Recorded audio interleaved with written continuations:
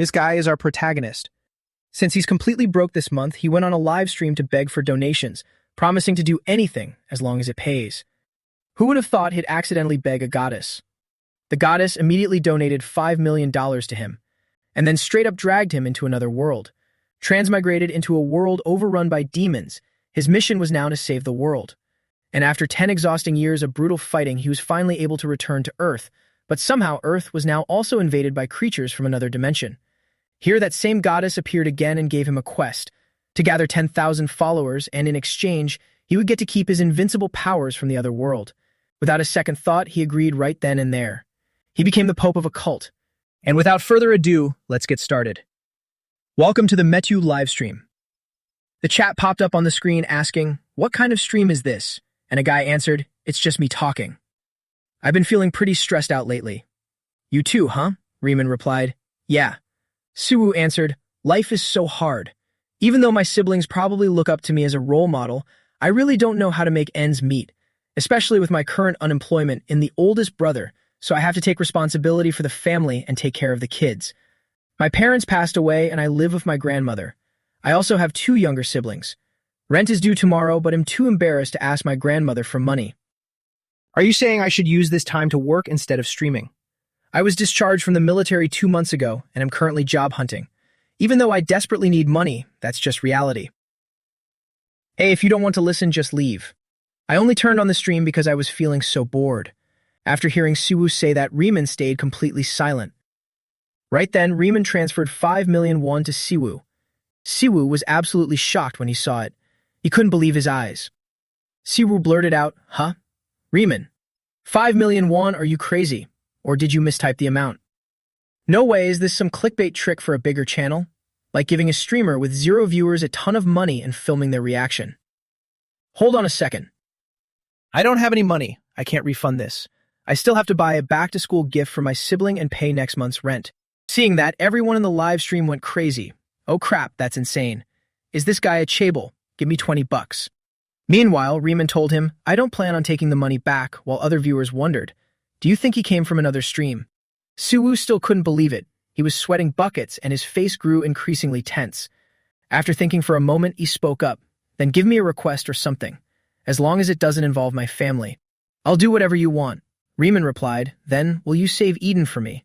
Hearing that, Suwoo was puzzled. "Eden? Is this a game advertisement?" "Yeah, I'll do it, no problem." She smiled, and at the same time, a bright light radiated from her hand. "Then, we have made a contract." Kim Siwoo, deeply confused, responded, "Huh, you already agreed to save Eden." Right as she finished speaking, the scene shifted, and a blood-soaked hand appeared. Kim Siwoo had become a completely different, much colder person. He was no longer the innocent and naive person he used to be. With a single strike, Siwoo destroyed the demon Lucifer and ripped out its heart. "Goodbye, Lucifer." Defeated, Lucifer's eyes glazed over as he slowly collapsed. Kim Siwoo wiped the blood from his face and thought, "Damn it. Just because I accepted the wrong donation, my entire life was turned upside down. Turns out I was the crazy one. The request for that massive donation was Riemann's scam, and I, the one summoned to Eden, had to fight for my life with just a mace in my hand. Riemann suddenly said she would give me power, and all I needed to do was defeat the enemies in front of me.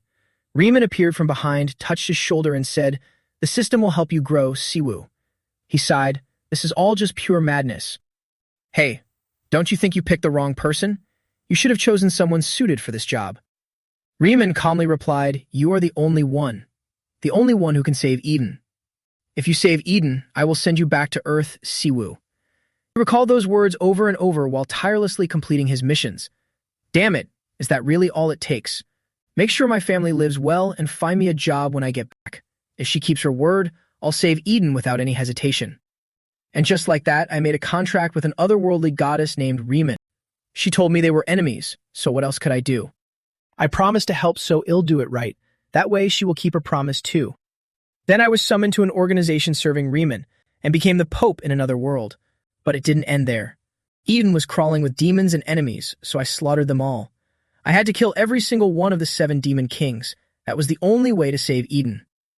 10 years passed. It was a really long time. I wonder how my siblings are doing. When I get back, will I be able to live a normal life? Riemann suddenly spoke up. "Siwoo, are you okay?" Siwoo replied, "Yeah, what's up? This is nothing." Riemann appeared beside him and said, "I'm sorry, Siwoo. Thank you. This is the end of our contract." Siwoo smiled. "Riemann, you said I'd have a job when I return, so I'll trust you and move forward. Man, I'm exhausted. This damn world wasn't worth living in." Riemann said, "Siwoo, this is the world you saved." Siwoo looked around this world for a moment and replied, "Yeah, I guess I might miss it a little." After that, Riemann disappeared, and Siwoo stood in silence looking forward to going home. "Oh, hey, Riemann. Next time you trick someone, just have some thick skin instead of constantly apologizing like this. Goodbye." Riemann replied, "Thank you, and I am truly sorry, Siwoo. I really am going back to the peaceful Earth, the green, vibrant Earth. I miss South Korea. Peaceful Seoul." Meanwhile, in Seoul, the sky was a scene of utter chaos the moment Siwoo returned. "Captain, reinforcements are on the way. Just hold out a little longer." "Are they expecting us to hold our ground inside the damn bellies of those wyverns? Tell the reinforcements to hurry the hell up." "Damn it." Siwoo watched the scene in confusion, thinking, "I miss the Korean language so much, and the very first thing I hear is cursing. I finally returned after 10 years. And this is my peaceful Earth. Earth is doomed. Maybe I'm still dreaming in Eden, or maybe I miss Korea so much that the Nightmare Queen is playing tricks on me. Even so, that couldn't be it because he had personally chopped her head off. My proud Pope. You look so charming doing that." Siwoo turned around to look at her. He said, "Riemann." Riemann wondered aloud, "You don't seem very happy. It seems bringing you back was pointless." Siwoo asked, "Didn't our contract end the moment I returned to Earth?" She said, "How sad. I'm still the goddess you once served, you know. You should show me at least a little affection and respect. Isn't it thanks to me that you made it back to Earth safe and sound?" Siwoo retorted, "If you hadn't dragged me to that damn world in the first place, I wouldn't have had to struggle so much." Hearing these words, Riemann just stayed completely silent. Then she finally spoke up and told him, "However, if you stay on Earth, you will definitely die." Siwoo frantically asked her, "How do you know that?" A light glowed in Riemann's hand as she replied, "Siwoo, no matter how you look at me, I am still a goddess." The system appeared. Warning: a deity from another dimension is interfering with the principles of Earth's dimension. A powerful causality is being forcibly applied. Due to a time paradox error, your time will be paused for 5 minutes. Siwoo grew incredibly panicked as the scenery around him began to vanish. "Riemann, what are you doing?" She replied, 5 minutes. This must be because this is the dimension where the main events are taking place. It seems this is the limit of causality, even when I intervene as an interdimensional goddess. I'll give it to you straight, Siwoo. Do you want to make another contract with me? Siwoo was absolutely furious. Are you talking about another exploitative slave contract? Riemann calmly explained, "No, this time, if you don't agree, I won't force it. This time, you must truly want this contract. If you forge a contract with me, you will be able to use the same divine power that you wielded in the other world. Of course, I don't have any followers here, so there will be some conditions, but..." Siwoo cut her off. "Hold on, wait. Isn't that holy power something I can naturally keep using?" Riemann smiled, gently tapped his nose, and said, "Not at all. Traveling across dimensions isn't that simple. It interferes with causality, so losing your power is a given." Siwoo furrowed his brow, thinking to himself, "This woman is seriously driving me crazy." Riemann looked at Siwoo's expression and thought, "I knew it. Of course, making another contract is a bit too much. He has already suffered so much in Eden." Seeing Riemann lost in thought, Siwoo quickly asked, "What are you doing?" Speechless, Riemann blankly blurted out, "Huh?" Siwoo urged her, "Hurry up and sign the contract." Deep down, Siwoo couldn't accept it. "Are you telling me to start over with holy power on this desolate Earth?" Riemann still couldn't believe it. The truth was different from what she had imagined. "Huh?" Siwoo thought resentfully, "I don't want to be some washed-up protagonist." The system appeared and announced, "Sanctus Ceti's contract complete. Goddess Riemann of the Eden dimension will support the human Kim Siwoo. Since this is a Sanctus Ceti's contract for a different dimension, the Earth dimension and the principle of causality will investigate the justification for this. Please wait." The investigation results found no issues. In 1 minute, the timeline will resume. Riemann spoke up, "Siwoo. Unfortunately, I have no infrastructure in this world, so I can't stay with you for long. I'm sure you have a lot of questions, but first, there's something you must do. Holy power is built on faith in another entity. Without faith, that power will dissipate. Therefore, to maintain your power, you must convert the people of Earth to believe in me. Simple, right? You used to be the Pope of the Church of Riemann, didn't you?" Siwoo, sweating awkwardly, spoke up, "The Church of Riemann." Then Riemann continued, "That's right. We will meet again soon. Don't cry because you miss me, my Pope." Siwoo anxiously said, seeming unprepared, "Wait, Riemann." Riemann said no more and immediately vanished. The timeline had resumed. A new quest was issued. Quest: establish a church. Type: main. Description: there are currently no followers of the God you serve in this world. To maintain your power, you must establish and expand a church. There are no restrictions on the methods used. The system will connect with the dimension's main events to automatically calculate the total number of believers. Time limit: 90 days. If you fail to complete this quest within the specified time, everything you own will be reset. The Church of Riemann in South Korea?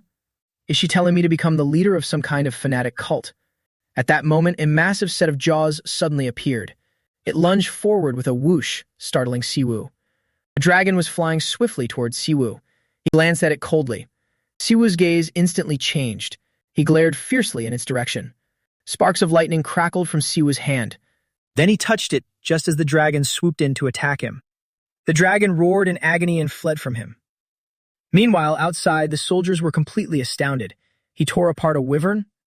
After obliterating that dragon, Siwoo turned around with a cold stare, his face splattered with blood. He silently observed without saying a word, merely letting out an humph. This left the onlookers completely baffled.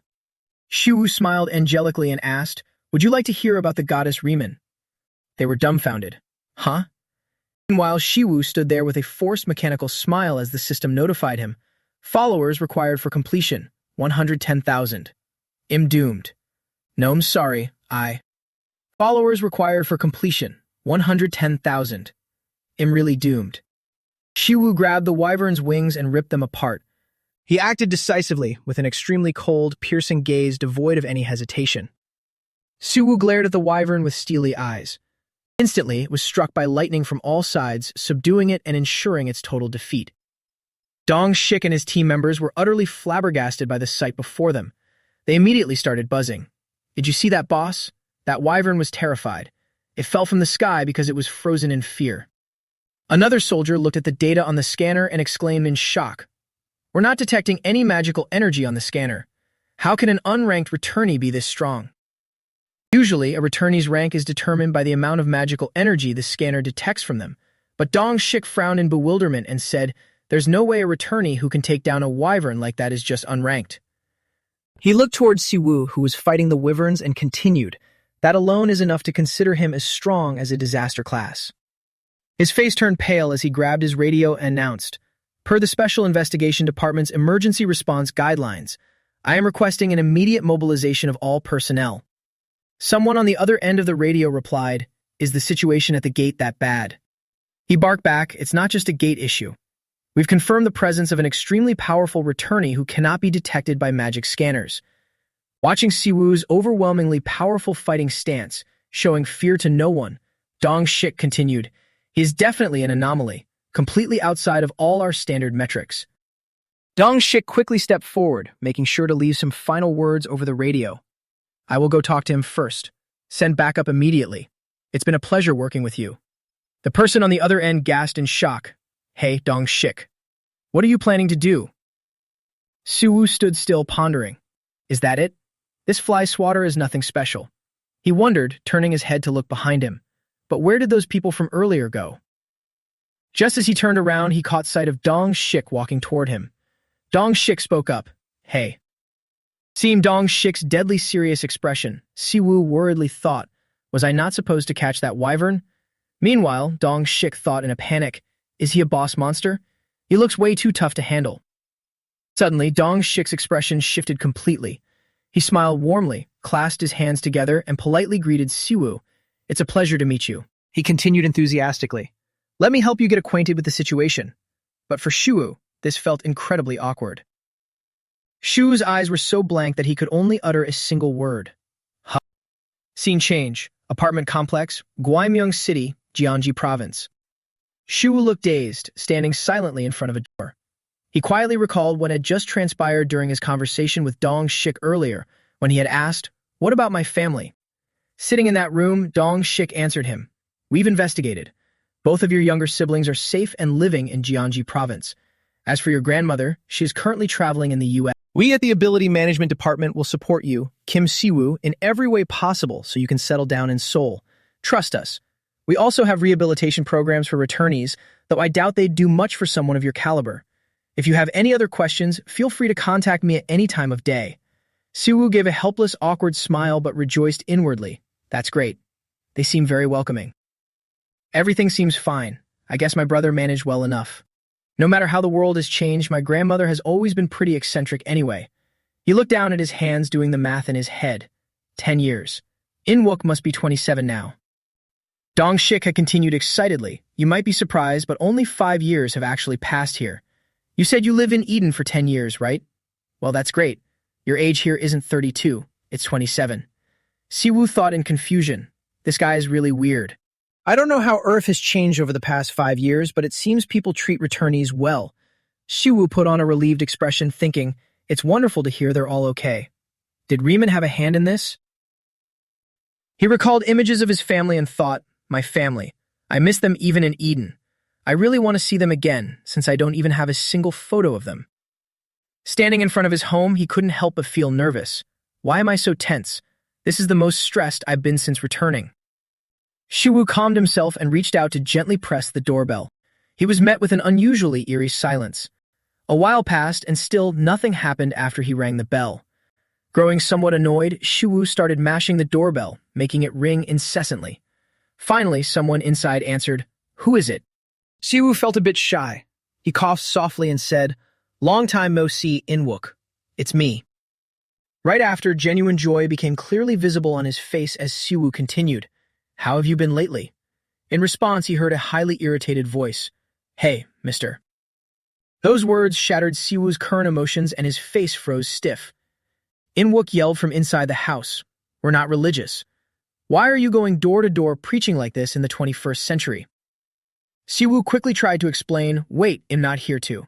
But before he could finish his sentence, In-wook cut him off and continued, You should change your clothes before denying it. If you don't leave, I'm calling the cops. Got it? He sighed in annoyance and muttered, I was having such a good sleep. That sentence struck Siwoo like lightning.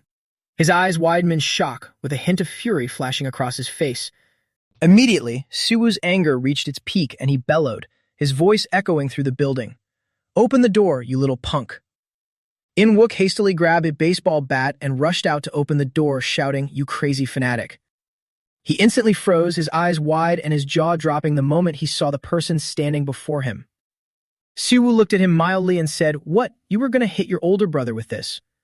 In-wook was still completely dumbfounded. He stood there frozen stiff, stammering, H-hyung? It wasn't exactly a touching reunion. Siwoo kept demanding, Make 3 more bowls, In-wook, but don't make the broth too watery. You know how I like it, right? In-wook, still diligently cooking ramen for his brother, sighed, Come on. Siwoo delightfully slurped down the ramen and kimchi his brother had made. But the food made him genuinely emotional. Looking at the table filled with ramen and radish kimchi, he said, My first bowl of ramen in 10 years. Korean food. Kimchi. I've missed this addictive taste so much. In-wook couldn't believe it. He scratched his head in disbelief and said, This is unbelievable. Siwoo replied calmly, What is? In-wook continued helplessly. You, the guy I thought was dead, come back after 5 years, eat 10 packs of ramen in one sitting, and you're dressed like some cult preacher on top of that. Siwoo remained silent, chewing loudly, glancing sideways at his still bewildered brother. He watched In-wook sit down beside him, then spoke up. Don't use those words with your older brother. You're just jealous that I'm eating without you, right? Let's eat together, okay? In-wook replied, No, that's not it at all. He handed a glass of water to his brother and asked, So, you were in some place called Eden for the last 10 years. Siwoo answered, All that matters is I came back safe. Why are you so curious? In-wook silently looked at his brother before speaking up. About everything. He recalled Siwoo's old room and computer setup, saying, What were you doing in that other world all this time? And how did you manage to come back? That's the most important part.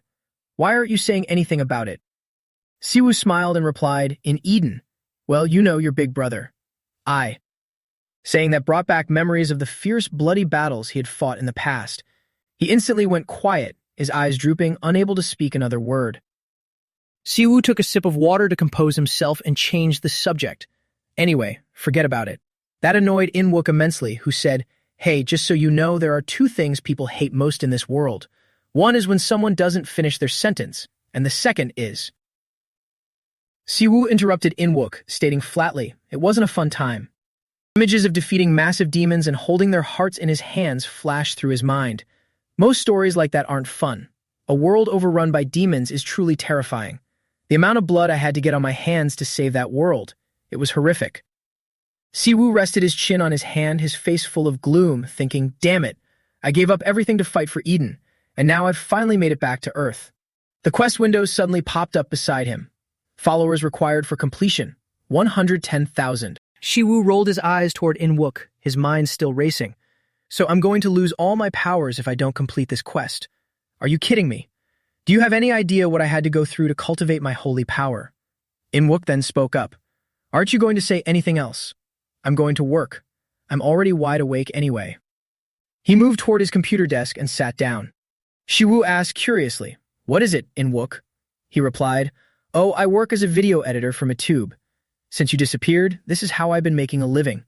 I'm really busy right now. I'm editing a video for a pretty famous Webtooner. Siwoo was quite surprised to hear this, thinking, that's pretty impressive. This kid loved editing videos since he was young, and now he's making a successful career out of it. After a moment of thought, he spoke up. That video looks incredibly realistic. Looking at the footage he was working on, In-wook said, you probably haven't seen this before. These guys are the most popular content right now. People call them players. Siwoo immediately asked, do they handle gates, monsters, and dungeons? He brought a hand to his chin, marveled, and continued. Yeah, they use system windows and skills. In-wook replied, oh right, you used to read a lot of web novels back in the day, so I guess you catch on pretty fast. Siwoo sat motionless as In-wook's voice echoed in his ears. The subscriber count just keeps going up. I think I'll always have work to do. His eyes were glued to the Webtoon screen. Realizing something incredible, Siwoo slapped his hand hard onto his brother's chair and shouted, that's it. In-wook jumped out of his skin and yelled back, you scared the crap out of me.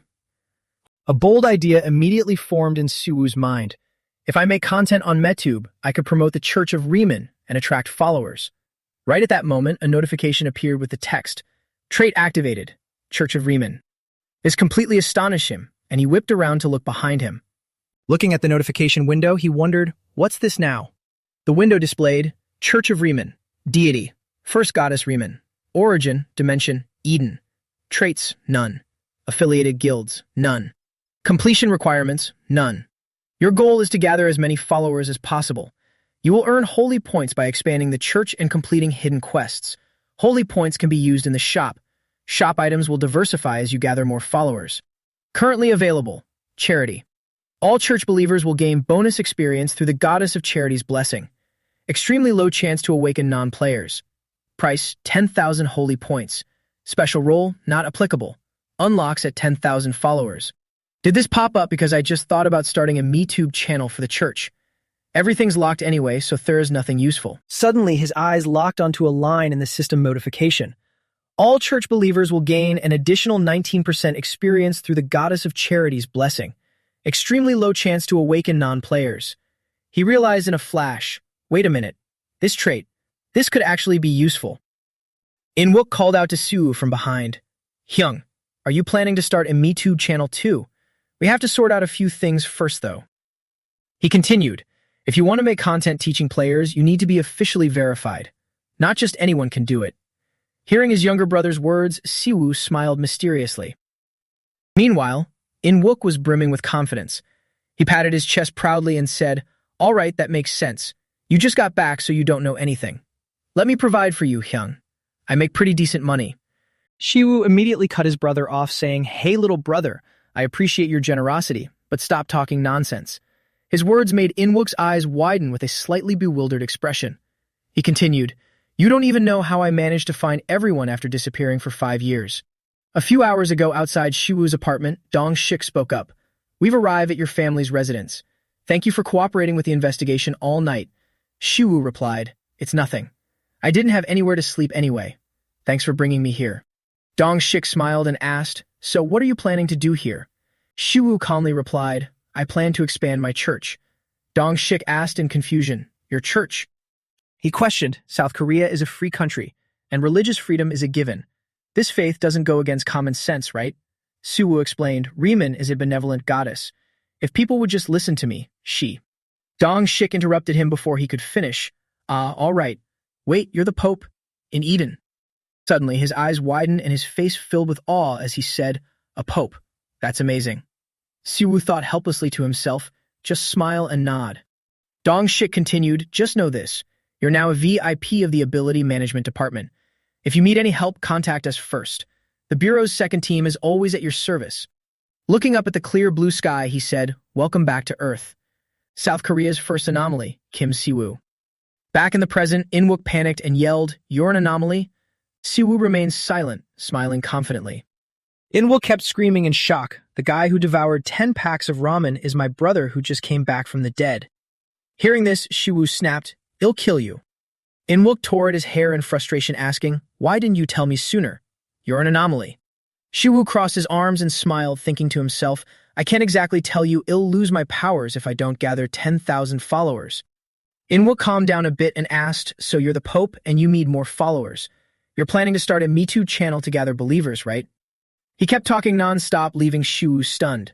Dressed like that, it won't be easy. Plus, no one on Earth has ever heard of Riemann. He slowly spoke up, listen to me. Thinking of his own image and inherent abilities, he said, what if I have an ability that can awaken normal people? Siwoo continued, an ability to turn them into players. If I have that power, powerful nations will fight over me immediately. Inwook instantly retorted, what are you talking about? There's no way an ability like that exists. You make a fortune. If given the chance, it'd be the first to sign up. A halo of light and the gentle grace of a pope radiated around Siwoo as he said, Riemann is the goddess of mercy and charity. The system window appeared before him. Available items, charity. All church believers gain an additional 10% experience through the goddess of charity's blessing. Extremely low chance to awaken non-players. Price, 1,000 points. Special role, not applicable. Unlocks at 10,000 followers. This left Inwook utterly stunned. He stammered, a player. I could become a player just by believing? Siwoo smiled affectionately and said, not right now, but if I gather more followers, I think I can buy this trait. When that happens, becoming a player won't be random anymore. It'll be something anyone can achieve. Looking at the system window that read completion requirement, followers 110,000, he continued, why don't we promote it based on this? What do you think? A moment later, the system window changed, completion requirement, followers 210,000. Siwoo said, no one would be able to refuse that. Inwook clasped his hands together, his face full of excitement and faith, and said, Hyung, I'm ready. His eyes sparkled as he continued, I'm ready with a burning passion to spread the good word. Siwoo was quite taken aback by his younger brother's sudden change of heart and blurted out, huh. Inwook's voice echoed loudly throughout the building, Goddess Riemann, I believe in you. Thrilled, Inwook looked at his brother with shining eyes and said, lead the way for me. Siwoo, a bit confused, replied, I thought you said you were an atheist before. He thought to himself, to become a believer just like that. Little brother, as expected of you. He rested his chin on his hand, thinking, and said, right now my plan is to create an online service using MeTube. I haven't figured out the specific details yet. Inwook cut in, his face brimming with confidence. Hyung, I have a plan. Don't worry. Siwoo replied, all right. Suddenly, a sound echoed continuously from out of nowhere. Beep, beep, beep, surprising Siwoo as he turned his head to look behind him in confusion. Inwook patted his older brother's shoulder and said, it's finally time. You know, right? You have to take responsibility, Hyung. Siwoo, still not understanding what was going on, asked, what is it? Siwoo called out after his younger brother, who had already run off. Inwook, wait, Inwook. Right at that moment, a young girl was waiting outside the door. His eyes shifted toward the girl, filled with shock as he stammered, Xian. Xian's eyes went wide with surprise as she also stammered, oldest brother. A bit nervous, Siwoo slowly walked over to her and said, Xian, you've grown so beautiful. You missed me, didn't you? You grew incredibly anxious hearing Xian's trembling words. I thought you were dead. He dropped to one knee, placed his hands on his sister's shoulders, and gently comforted her. Xian, I was wrong. I'm sorry for leaving without saying a word. But today is a good day since you get to see me again, right? Right after that, she burst into uncontrollable tears, making him panic as he said, Xian, that's enough. Sion's crying grew louder and louder, echoing throughout the entire building. Siwoo desperately called for help. "No, Kim In-wook, get out here and help me." In-wook ignored him and replied, "This is your karma, Hyung." The next day, at a certain school, Sion linked pinkies with Siwoo and said, "Appa, let's eat tteokbokki together today, okay?" He replied, "Okay, I promise." She turned and ran off, not forgetting to look back at her brother, waving goodbye as she excitedly said, "Great, I know a really delicious place, so you have to eat with me right away." "Well then, I'll be right back." Siwoo was also happy, smiling and waving goodbye to his younger sister. After an exhausting day that felt like a war ending, neighbors constantly interrogating his family about why Sion was crying, and after completing a round of apologies to the neighbors, peace had finally returned. The scenery right now was so peaceful. At a government building, Siwoo spoke up. "I talked to my younger brother, but for an Awaken to operate properly on MeTube, they need state authorization." Sitting together in the office, a man replied to Siwoo, "I understand. In that case, we will provide you with as much support as necessary." He placed a hand over his chest and continued, "I apologize for seeking you out so late, Returnee Kim Siwoo." He was the Minister of the Ability Management Department, Yoo Seon-ho. Siwoo picked up a steaming glass of water, deep in thought. A key figure, the mediator for the awakened, even though he wasn't an awakened himself. To think I get to meet Yoo Seon-ho. Wow, that's the power of connections, I guess. Since the Church of Riemann was the first religion in Eden, the leaders of all species had gathered together. Seon-ho asked, "Is missionary work the reason you'll be active?" Siwoo stammered in reply, "Yes, yes." Seon-ho immediately responded, "Ah, that's right. Yes, missionary work is very good." He continued, You can reveal that you're a returnee on MeTube, but please also disclose that you're an anomaly through a press conference organized by the Ability Management Department." Siwoo replied, "Of course." A video showing Siwoo fighting was played, and Seon-ho asked, "Have you seen this video?" Siwoo watched the video and said, "So this video has been released." Seon-ho replied, "We issued a ban, but we couldn't block it." Siwoo stared at the video thinking, then In-wook, who's good with MeTube, must have seen it. Seon-ho spoke again, "You might feel unhappy about this, but we'll be stationing some agents around you for a while. I promise you on my name that no one will harm you." He continued, "Since an anomaly has never appeared in South Korea before, our management is still lacking. I hope you can understand." Hearing that, Siwoo thought, come to think of it, that makes sense. He smiled and thought to himself, it's fine either way, no problem. Back home, Siwoo was talking to his grandmother on his phone. On the other end of the line, she scolded, "You little brat, you come back and don't even call your grandmother right away." Siwoo frantically apologized, "I'm sorry." "Yes." His grandmother continued from the other end, "It's okay, as long as you're back safely. They'll wrap up my trip. Make sure to take good care of Sion and In-wook." Siwoo replied, "Yes, Grandma. Have a safe trip back." After the conversation, she hung up first, leaving Siwoo silent for a moment.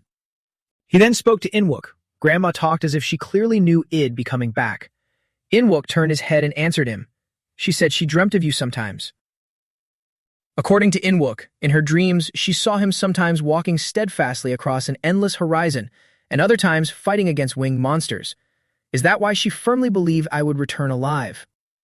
Siwoo sat silently staring at his phone screen, muttering, "How truly fascinating." In-wook focused on his work monitor and said over his shoulder, "I thought you were dead. The feeling of you being back, and as an anomaly, no less. It's really hard to believe." Hearing those words, Siwoo fell silent, lost in thought for a moment.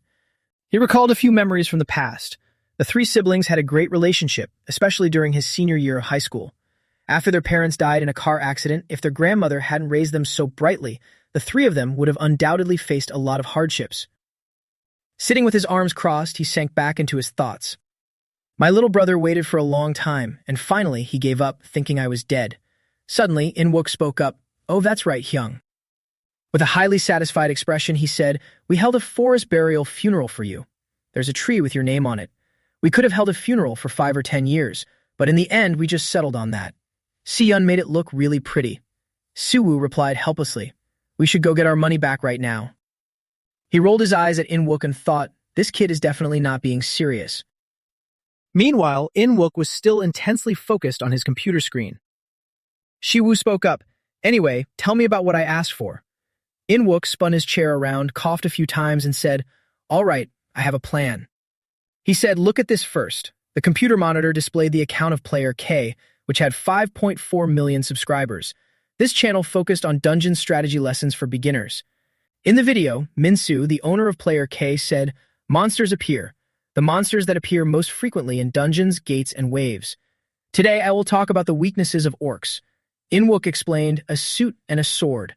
The reason is he has a massive number of subscribers." Shiwu walked closer to the monitor, rubbed his chin, and said, "Because he's handsome." Inwook replied, "You think so too, right? And he has a great personality, never had a single controversy, and is a genuinely awesome guy. He even pays me on time." Inwook switched to another channel and continued, "Currently, we only have one channel being set up. Making an account usually takes more than 2 weeks, which is quite impressive." The computer screen displayed the channel's information. "I believe in Riemann. You believe in Riemann. The official Me Too channel of the Church of Riemann. We believe in the goddess Riemann." He turned to look at his brother and went on.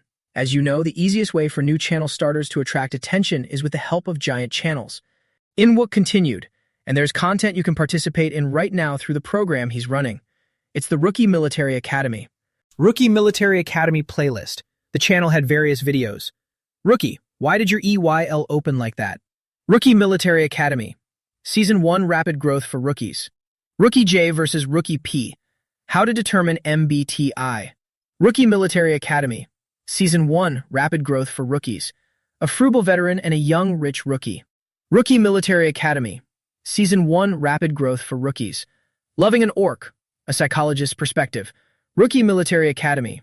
Season 1 Rapid Growth for Rookies. The food is delicious and the rookies are appetizing. Rookie Military Academy. Season 1 Rapid Growth for Rookies. They're great at grabbing attention. The arrival of an ENFP rookie. Rookie Military Academy. Season 1 Rapid Growth for Rookies. Inwook added, "Personal streams don't change much, so it'll be easier to grasp." Minsu makes content teaching newbies. Siwoo pondered thoughtfully. A lot of views. Staring at the video playing on the monitor, Inwook said again, "There's an opening because one of them got injured hunting a monster. When I mentioned you, he told you to come in for an interview." Siwoo rested his hands on his hips, smiled at his younger brother, and said, "Inwook, do I look like a rookie to you? The way I see it, he's the real rookie." A thought flashed through his mind, and Inwook blurted out, "That's it, Siwoo." The protagonist hiding his true strength. This newbie is actually a ridiculously overpowered anomaly. Planning, Kim In-wook. Directing, Kim In-wook. Script, Kim In-wook. In-wook leaned forward with incredible enthusiasm and said, "We can go with this concept. The protagonist hiding his power. What do you think, Hyung? My flawless channel plan." As soon as he finished speaking, he sat down, typing furiously on his keyboard while continuously babbling. "I haven't told Minsu the details yet, but if I do, I think he'll view it positively. Let's just do the interview. Minsu loves these kinds of concepts." Siwoo stood frozen, silently watching his brother. Silently watching Inwook's blatant enthusiasm, Siwoo thought to himself, "Have I awakened a capitalist monster?" Scene transition.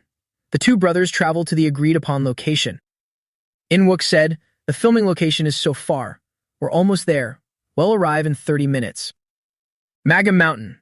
Gusts of wind swept past the two brothers in the quiet, mountainous forest. Siwoo looked around and said, "This is the perfect atmosphere for a smoke. Inwook, are you sure this is the place?" Inwook, who was calling someone on his phone, replied, "Yeah, this is the spot. But the vibe here is a bit weird." Inwook's phone screen showed that he was calling Gu Minsu, but couldn't reach him. He looked at his phone anxiously and said, "His phone is still off." Siwoo thought to himself, "The signal is bad. Is there still a place like this in South Korea?" He lowered his eyes with extreme caution. Looking at the gloomy space around him, he thought, something is wrong. He spoke up to Inwook, "Let's go back. Let's put the hidden, overpowered protagonist project on hold for now." Inwook turned around in surprise and said, "Huh? No, wait." Inwook tried to explain. He must have been filming for a long time and that's why he can't answer the phone. Let's go up and look for him first. Siwoo closed his eyes to sense his surroundings, thinking deep down, no. From the endless battles in Eden and his highly developed senses due to receiving Riemann's blessing. This is the amount of demonic energy that only monsters and demons can emit. He spoke up. "This Guminsu guy, is he really a good person? Are there any bad rumors about him, like him sacrificing people or worshipping a demon?" Inwook immediately denied it and said, "Not at all, no way, that's ridiculous. He's a famous Metuber. Siwoo interrupted Inwook. He said seriously, if I were a normal returnee, we would have been dead a long time ago. Do you understand? Inwook's face turned pale with worry as he stammered. No way, Minsu is a good guy. Siwoo pointed straight at his younger brother and exclaimed, a good guy? Don't talk nonsense. You're too gullible. If you keep this up, you'll get stabbed in the back sooner or later, got it? Inwook replied, why are you so angry? You sound like the victim of a contract scam. Siwoo felt exposed. He thought about Riemann's image and said, no way, that never happened. Inwook continued, 3 years ago when Grandma was in the hospital, Minsu came and paid all the hospital bills without saying a word. I didn't have any money back then because I had just paid rent, so. Hearing that, Siwoo replied, then he really is a very good person. Why didn't you say that from the start? He pondered in deep thought. Doubting someone willing to help others during financial difficulties is not easy. If it was 3 years ago, that must have been when I wasn't here. Maybe he really is a good guy.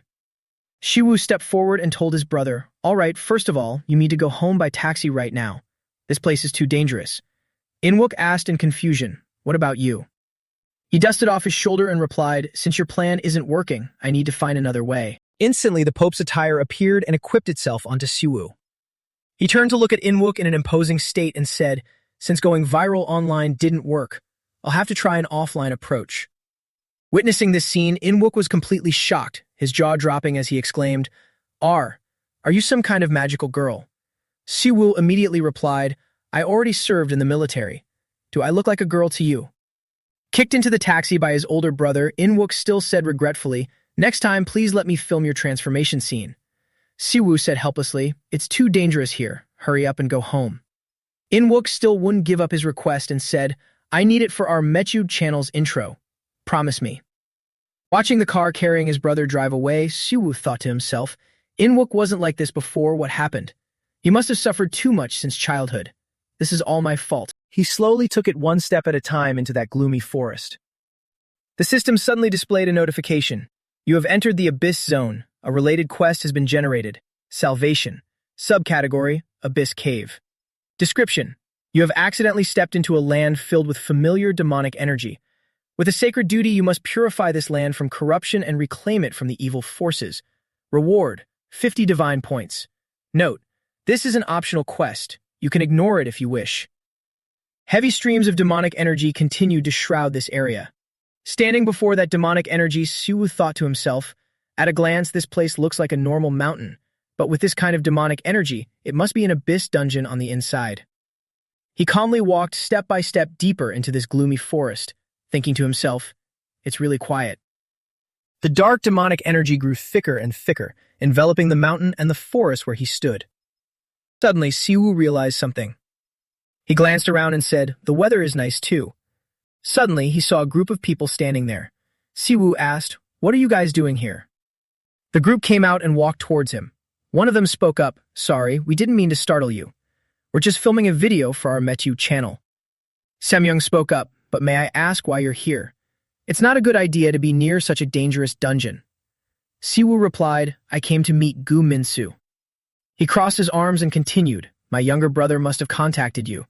Did you not receive anything? Semyoung replied, oh, you mean the returnee. I heard about him from Minsu. If you had called us first, we would have picked you up at the entrance.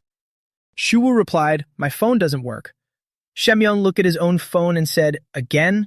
I can't believe there are still places in South Korea without a signal. In the gloomy mountain forest setting, he continued, anyway, it's really lucky to run into you here. We'll take you to meet Minsu. A moment later, while they were moving together, Semyoung turned to talk to Siwoo. We've planned a huge event on Gu Minsu's Metube channel, and he has quite a lot of viewers, so I am helping out a bit, along with Inwook.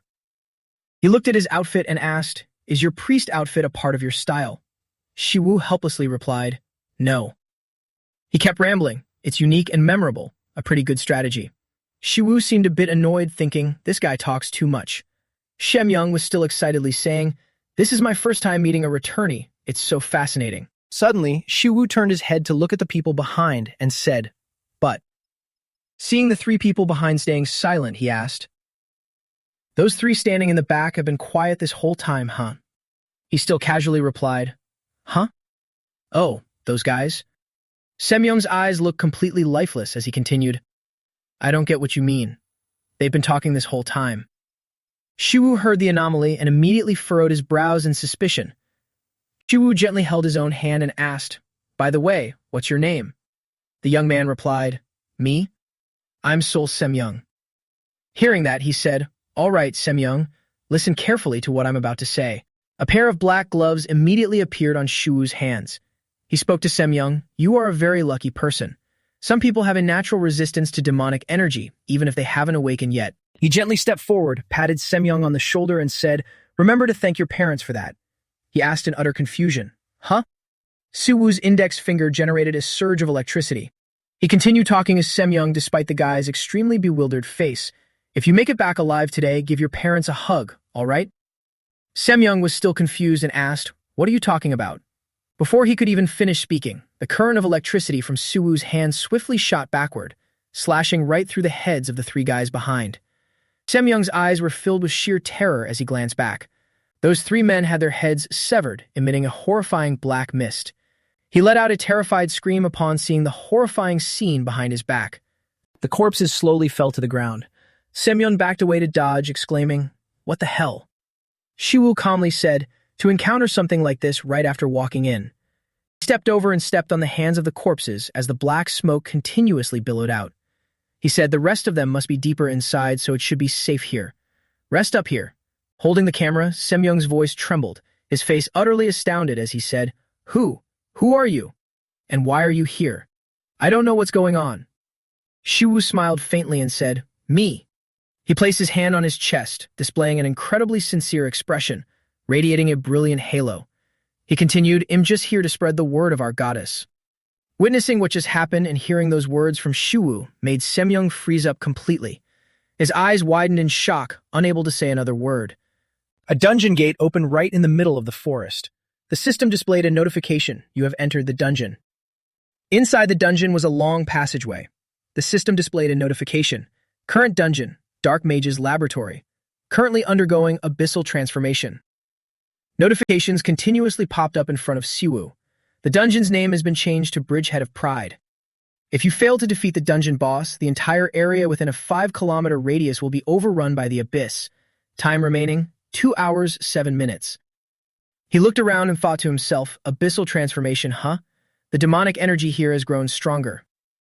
Siwu visualized the maze in his head, thinking, I can also feel the spiritual power of the players. There must still be some players trying to resist the demonic energy here. Siwu took step by step inside, thinking to himself, it's around here. By chance, he saw a few people sitting with their heads slumped down, making him stop in his tracks. Looking at the people sitting there, he thought, they seem to be still alive, but they don't have faces. This clears up the identity of the creatures I killed before entering the dungeon. They are mimics, a strange type of monster that knocks its victims unconscious, then shapeshifts and disguises themselves as them. Mimics knock their prey unconscious instead of killing them because they can't transform into dead people. Since mimics are low-level monsters, they don't have vocal cords and can't speak, so they can't exist independently. That means the boss must be the doppelganger of the prideful warrior. The system displayed a notification. You have confirmed the keyword, doppelganger. The boss of this abyss dungeon has been revealed to be a doppelganger. Siwu looked at the notification panel and said, as expected. Monsters like mimics that can transform into other people are a nightmare to deal with. Even if you know beforehand if they turn into your comrades, it truly becomes a living hell. Suddenly, a loud scream from somewhere made Siwu flinch. He turned his head toward the source of the sound, thinking, a survivor or a doppelganger? Whatever it is, it doesn't matter. Thinking that, Siwu sprinted straight toward the source of the sound. A light flashed ahead. Siwu thought, there's light over there. Are the monsters gathering around the plaza? He quickly dashed forward. Surrounding spotlights shone on his face. From behind a camera in the distance, someone called out, cut. The director stepped out, pointing right at Siwu's face and scolded, you can't just jump out of nowhere like that. People around murmured, what the hell? The take was going so well. Siwu looked a bit bewildered and blurted out, huh? In his mind, he thought, there are survivors, but there are this many of them. The crowd around immediately murmured, damn it, it's ruined. We have to shoot from the top. The director walked straight up to Siwu and asked, did our people let you in here? We rented this dungeon for filming. You can't just waltz in like that. Siwu sighed, put his hands on his hips, and replied, I heard a scream, so I reacted on instinct. I'm sorry. He gently tilted his head and continued, they let me in when I said I came to meet Gu Min-soo. You came to see him? He looked at the director and continued, that's right, I planned for this. I want to talk to him directly. The director seemed a bit surprised as he said, that returnee. You're that returnee, right? I was wondering why your clothes look so weird. Siwoo suppressed his anger, his voice trembling as he said, yes, it's me. Good Lord. The director immediately replied happily, you should have said so earlier. Then he turned to his assistant and said, hey, is the walkie-talkie broken or something? He pulled his assistant closer and said, take him to Min-soo, his In-wook's older brother. The assistant also happily replied, oh, really? Nice to meet you. You don't mind if I speak casually, right? Right this way. Siwoo responded, thank you. While walking, he glanced around, the sound of people talking to each other. So right, he thought to himself. Fortunately, there are still some people who haven't been corrupted by the demonic energy. Looking to another side, two people were talking to each other. Yeah, that's right. You want to go home right now? Siwoo thought again. But that. He lowered his eyes. There were whispering sounds. Even me. I want to go home too. The image of a veiny hand with sharp nails pulling strings from its hand to control the people below. The collective illusion of the doppelganger. It seems like a play with the doppelganger as the main character is unfolding. Even the players who haven't been corrupted by demonic energy are being affected by it. If the doppelganger is using a collective illusion, it means it has grown much stronger. Maybe that's why the demonic energy spilled out of the dungeon. The assistant leading him suddenly spoke up, startling him. Don't worry. Since we are inside a dungeon, this place is completely under our control. Siwoo asked, under control? What do you mean? The assistant replied, we've captured the dungeon boss. Siwoo was utterly stunned and asked again, you captured the dungeon boss. What the hell? The assistant laughed cheerfully and said, this is how we usually film inside dungeons. Recalling the image of many people surrounding the monster and tying it up, he continued, the dungeon will disappear if we kill the boss, but we can't let it roam free because it would be too dangerous. So we weaken the boss and tie it up. That way, the other monsters in the dungeon also weaken, making it very easy to film. Siwoo was incredibly surprised and said, so you push the dungeon boss to the brink of death and then keep it alive. The assistant replied, that's right, pretty efficient, isn't it? Siwoo thought to himself, maybe Satan should learn a thing or two from humans. So this is how they film in dungeons. They were just unlucky to encounter a mimic this time. Maybe this is karma. In-wook, this guy named Gu Min-soo has no idea what safety means. This is not going to end well. The assistant led him to a gate and said to Siwoo, we're here. This is the boss room and Min-soo is inside. See you later, hope we get to film together. Siwoo replied, yeah, see you later. Thanks for showing me the way. He silently watched the assistant walk away. Inside the room, everyone was having a meeting. Min-soo said, should we edit this part a bit differently? At that moment, Siwoo knocked lightly on the door from outside and said softly, excuse me.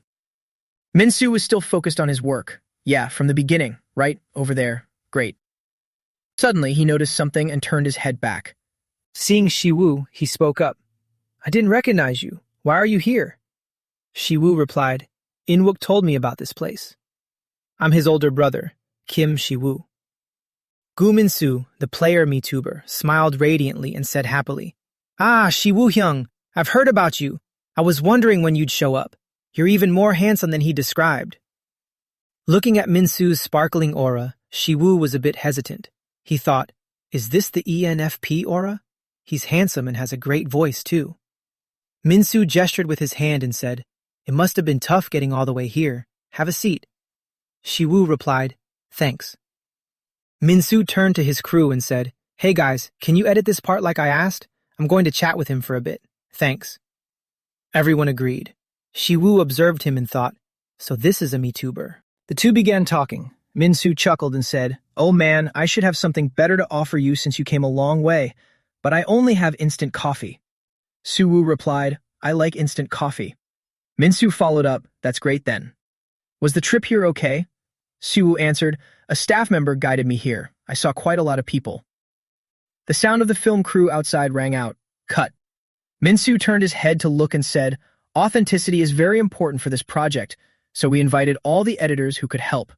Siwoo added, so those people are players? Min-soo winked, smiling as he said, that's right.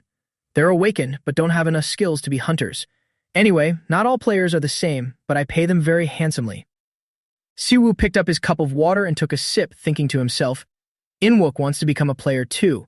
I wonder if it's because of him. Minsu asked curiously, By the way, I heard Inwook was coming too. Is he waiting outside the dungeon? Siwoo gave a faint smile and replied, He's not feeling well today, so I came alone. Hearing that, Minsu immediately said, Is he always this sickly? I'll send him something nourishing. He used to get sick often when he was editing videos for me. Hearing those words brought a reassuring smile to Siwoo's face. The most effective way to strike up a conversation with someone you don't know well is to talk about something you both know.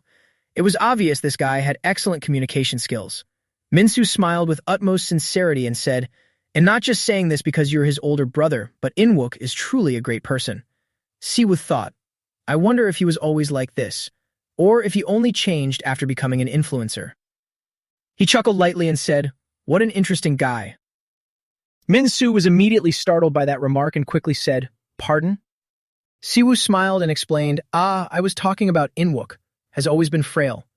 Minsu enthusiastically responded, I thought so too. Right after, he made a request to Siwoo, Since you're so handsome and a player, can I ask you a favor? Siwoo calmly replied, Sure, go ahead and ask. But I'm a bit of a worrier. Is it really safe to film here? This question made Minsu very happy. He immediately led Siwoo in front of a large curtain, pointed inside, and said, I understand. This is your first time in a dungeon, right? Why don't you take a look at this? Siwoo replied, All right. The two of them pulled back the curtain and stepped inside. Siwoo's gaze stopped, his eyes widening in absolute shock at the sight before him. In front of them was the dungeon boss, the mimic, bound in heavy chains. Minsu spoke up, As you can see, I always prioritize safety. With a very serious expression, he continued, There are quite a few dangers on Metube, but we always ensure safety before filming anything. The two stood right by the curtain, their shadows casting onto the room's floor. Siwoo asked, I heard someone had to leave the project for some reason. Minsu replied, They didn't get hurt while filming. They had a pre-existing condition that just got worse. His eyes filled with affection as he continued, If you're worried about safety, you can just observe for a bit before deciding to join the shoot. You're a returnee who just got back, so I completely understand. Siwoo shifted his eyes, looking at him with a hint of suspicion. Right after, he took a large gulp of water and said, All right. Minsu waved his hands and said, I have no intention of forcing you to participate. Siwoo extended his hand toward Minsu, smiling as he said, All right, let's do this then. Let's shake on it, since we're colleagues now, aren't we? Minsu stepped forward and shook Siwoo's hand. He smiled and replied, Sure. Welcome to the team, Siwoo Hyung. As their hands touched, an incredibly powerful surge of electricity suddenly erupted. Seeing that bizarre phenomenon, Minsu asked in surprise, What is this?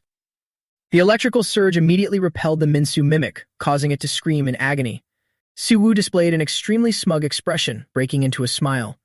The system displayed a notification. Passive skill Holy Fire has been synchronized. With a highly satisfied look, Siwoo provoked the mimic. It's no fun if you guys are the only ones deceiving us. A good play always needs a plot twist. Siwoo's grip was so strong that it twisted and deformed the mimic's hand. While using his strength to cause it excruciating pain and make it scream frantically, Siwoo said with excitement, Don't you agree? He let go of his hand, causing it to collapse to the ground. He stepped closer to the mimic and whispered softly in its ear, Well? Siwoo used his power to pin the mimic down as he continued, What do you think of my acting skills? When he realized the dungeon boss was a mimic, tears welled up in Minsu's eyes. He thought, I really thought this would be our team's final resting place. Minsu was gripped tightly by the neck by the mimic's massive hand, causing him immense pain. The mimic had taken Minsu's form. Deep down, he thought, when that monster incapacitated me and stole my appearance, everything was already set in stone. It swapped places with Minsu and trapped him inside the mimic's form. Soon after, Minsu's film crew captured him in the mimic's body. They cheered happily. We got the boss, Minsu. Minsu's consciousness desperately tried to speak up. I'm not the mimic, guys, please. But no one could hear him.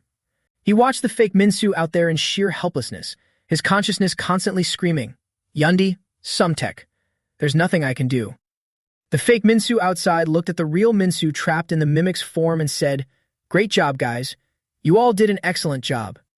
It walked out of the area where Minsu was detained with a highly triumphant look. and had stolen Minsu's form and was slowly going to steal the forms of everyone else in the crew, one by one. The mimic used its consciousness to communicate with the imprisoned Minsu, saying, "How does it feel to have the people you trust look at you like you're a monster?" Watching his crew members getting their identities stolen by mimics one after another, Minsu's consciousness screamed endlessly, "Why don't you just kill me? End this suffering. No, don't do this." Trapped within the mimic's body, Minsu cried and screamed in despair, "No, don't let them die. Please. I'm sorry." He fell to his knees in helplessness and cried out, "Someone, please help me. Please save them." Back in the present, the fake Minsu was being ruthlessly handled by Siwoo in sheer agony. Siwoo's figure looked incredibly majestic right in front of the real Minsu. Looking forward through the mimic's eyes, he cried out, "Save me." Immediately after those words, Siwoo turned his head to look at him. Minsu looked at the mimic screaming and writhing on the floor, thinking to himself, "Is this a dream?" Seeing Siwoo approaching him, Minsu spoke in his mind, "This fire is so warm. This dream feels just like a mother's embrace." Siwoo walked over, a radiant halo seemingly glowing around him, and said, "Hey, Gu Minsu." Minsu replied, "You can see me." Siwoo said, "That's right." Minsu asked in confusion, "How? Even my own team couldn't recognize me." Siwoo looked at him with gentle eyes and said, "I have very good eyesight." He stood facing Minsu and continued, "I haven't formally introduced myself. I'm Inwook's older brother." Minsu's consciousness inside the mimic replied, "Inwook. I really care for him." Siwoo listened silently as he spoke. He's truly hardworking. He's so young, yet he does everything to support his little sister and his grandmother. I heard his older brother went missing 5 years ago. Siwoo averted his eyes, looking a little troubled, and stayed silent for a moment. Then he shifted his gaze to the mimic dying on the floor and continued, "I'll give you a choice, Gu Minsu. You're the one who has suffered the most in this dungeon."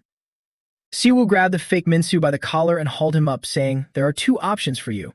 The real Minsu's consciousness inside the mimic's form immediately replied seriously, "That's right, I realized that the moment that monster stole my identity.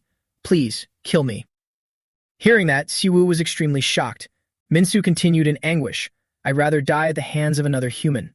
Siwoo immediately denied, "No, no, no." He looked at Minsu and continued, "Your imagination is running wild. You have to hear me out first." He put on an incredibly handsome and trustworthy expression, saying, "Now the first option is to smash his head in, or the second option is to burn him with his holy fire. I recommend the second option. It's a lot more painful." Minsu, inside the mimic's form, remained silent, thinking for a long time. After thinking it through, he boldly exclaimed, "Make him suffer. Make him endure it until his very last breath." Siwoo winked in agreement and said, "Of course. There's nothing like burning these demons. It'll roast him well done." The holy fire flared up, incinerating the disguised mimic. It shrieked furiously in excruciating pain. The chains wrapped around the real Minsu's body were slowly disappearing. He looked at them and whispered, "The chains are gone." Minsu slowly watched the chains that had bound him for so long fade away. The system displayed notifications. "You have received salvation through the holy fire. You have completed the hidden objective, redemption. A god from another world has answered your prayers." At that very moment, Riemann appeared with majestic authority right in front of Minsu.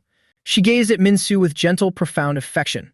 She softly placed her hand on his cheek and said, "Do not blame yourself. This was not your fault." This took Minsu quite by surprise. Minsu's eyes gradually relaxed as he thought to himself, "I've never believed in miracles." He closed his eyes, allowing himself to feel everything around him, and thought, "But what else can I call this, if not a miracle?" System notifications popped up one after another. "You have cleared the Abyss dungeon.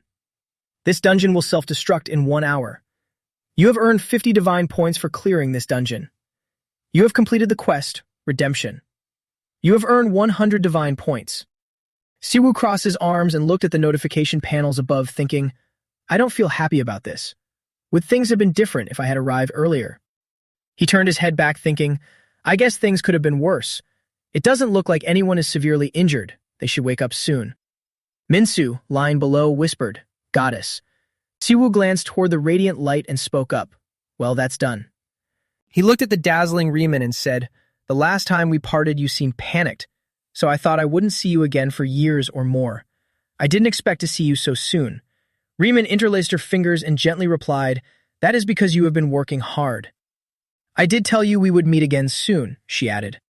Siwoo replied, I just didn't expect soon to mean 3 days. Siwoo sighed and replied, all right, how long will you stay this time? Riemann answered him, only for about 5 days. That's all I can manage because this place is quite strange. There's a spatial rift here, and I felt your presence through it, so I came immediately. Siwoo sat down deep in thought and asked, a spatial rift and this strange place. Does it all have to do with this being an abyss dungeon? I need to look into this further. Riemann looked at him with sparkling eyes and said, you act like you don't want to see me, but you actually do, right? You're always like this, Siwoo. Siwoo immediately retorted, stop talking nonsense. You don't like healing others directly, so how did you heal Minsu when you rarely even appear before people? He passed out because he was directly exposed to your divine power. Riemann glanced over at Minsu and said, I think he's a good person. She went to sit next to Minsu and continued, someone who blames themselves for their comrades getting hurt can't be a bad person. Besides, he's going to help you settle into this new world, right? I saw how hard you work to find followers for me in an unfamiliar land, so I have to help those who support you. She continued the conversation. Siwoo, how does your hometown feel after all this time? Siwoo then replied, everything about this place is weird. Riemann wrapped her arms around his arm and said, I didn't get to tell you something important because of the limited time, but do you remember when? She recalled the moment when Siwoo had just returned to Earth and said, when we formed our contract on Earth. Right then, a system warning popped up.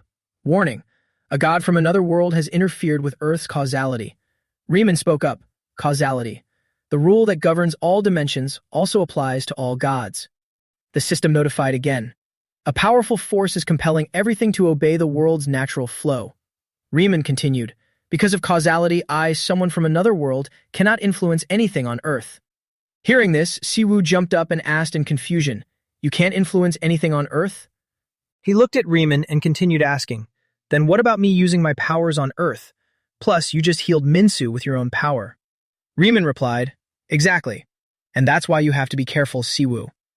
The image of a large scale appeared. Riemann continued, causality is like a scale. Earth allowed the contract between you and me, which means there will undoubtedly be something equally heavy on the other side of the scale. Siwoo couldn't help but feel bewildered. He said, and the heavy thing on the other side is? Riemann looked at him and smiled but didn't respond. He followed up, you can't say it. This made Siwoo fall silent too. He didn't know what to say next. There's something I don't know that transcends the rules of causality. Siwoo scratched his head, sighed, and continued, I can't even get a moment of rest. I guess monsters suddenly appearing on Earth is bizarre enough. All right then. Riemann looked sad as she asked, aren't you angry? Siwoo turned to look at her and said, why would I be angry at you? Seeing Riemann's puzzled face, he explained, it's not your fault that Earth turned out like this. I have no reason to be mad. I'm not that kind of person. Hearing Siwoo say that, Riemann cheerfully giggled aloud.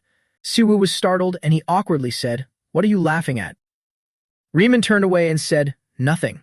Siwoo then asked, are you leaving? His face darkened with thought. Maybe I've grown attached to her over the last 10 years. I don't want her to leave. Siwoo looked at Riemann's back and spoke up. Let's take a picture together next time. Who knows, maybe believers will flock to us just by seeing your photo. Riemann glanced back and replied, I'll take that as a compliment. Thank you, Siwoo. I want to meet you in a brighter place next time. You know what to do, right? Siwoo was surprised, blurting out, wait, what do I have to do? Riemann clasped her hands together and prepared to leave, not forgetting her final words to Siwoo. You need to build a temple for me so I can manifest more easily, and also to attract more followers. See you later, Siwoo.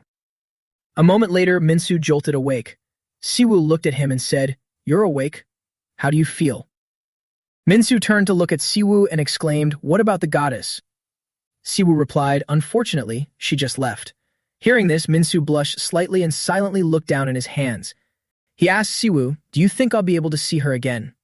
Siwoo smiled and replied, About that, do you want to learn more and hear the good news about our goddess? On a beautiful morning, traffic was bustling on the busy streets. A system notification suddenly appeared in front of Siwoo. He read the system's prompt. Quest completion requirement, number of believers, 410,000. Siwoo pondered for a moment and thought to himself, the doppelganger incident at the Manga Mountain dungeon in Yeoju 2 days ago ended with no casualties and only 12 people injured. None of them suffered physical injuries, but they all endured mental trauma from the doppelgangers and mimics brainwashing them. Gu Minsu, who was healed by Riemann after falling victim to the mimic, was hospitalized in Guro Gu's Seoul. Right now, Inwook and I are on our way to visit him. Then Inwook suddenly spoke up, interrupting his thoughts. It's a relief Minsu wasn't badly hurt. He'll be discharged in a few days. I wonder what would have happened if the mimic had succeeded. Hearing Inwook ask that, Siwoo immediately replied, well, if I had arrived a day later, it wouldn't be just a few injured people. Receiving Siwoo's answer, he panicked. Huh. Then Siwoo continued, they all would have disappeared or died. It seems demon gates aren't common here yet. Inwook asked again, demon gates. He answered, it's a type of dungeon that summons demons, ranked higher than an abyss gate. There's a reason why mimics are called the vanguard of pride. When I was in Eden, a mimic sacrificed an entire village to summon a massive demon gate, and the Legion of Pride invaded Eden through it. The mimic that appeared in South Korea probably intended to use the people in the dungeon as sacrifices to summon a high-level demon. We were lucky to stop it before that happened. Then Siwoo thought to himself, but there's one thing that bothers me. Why did a demon gate appear right in front of me? Was it just a coincidence, or is it related to the causality Riemann mentioned? It's hard to believe something like this happens so suddenly. I need to gather enough followers quickly. The plan to hide my main character powers and Inwook's abilities was ruined by that mimic incident anyway. Plus, I need an impactful debut.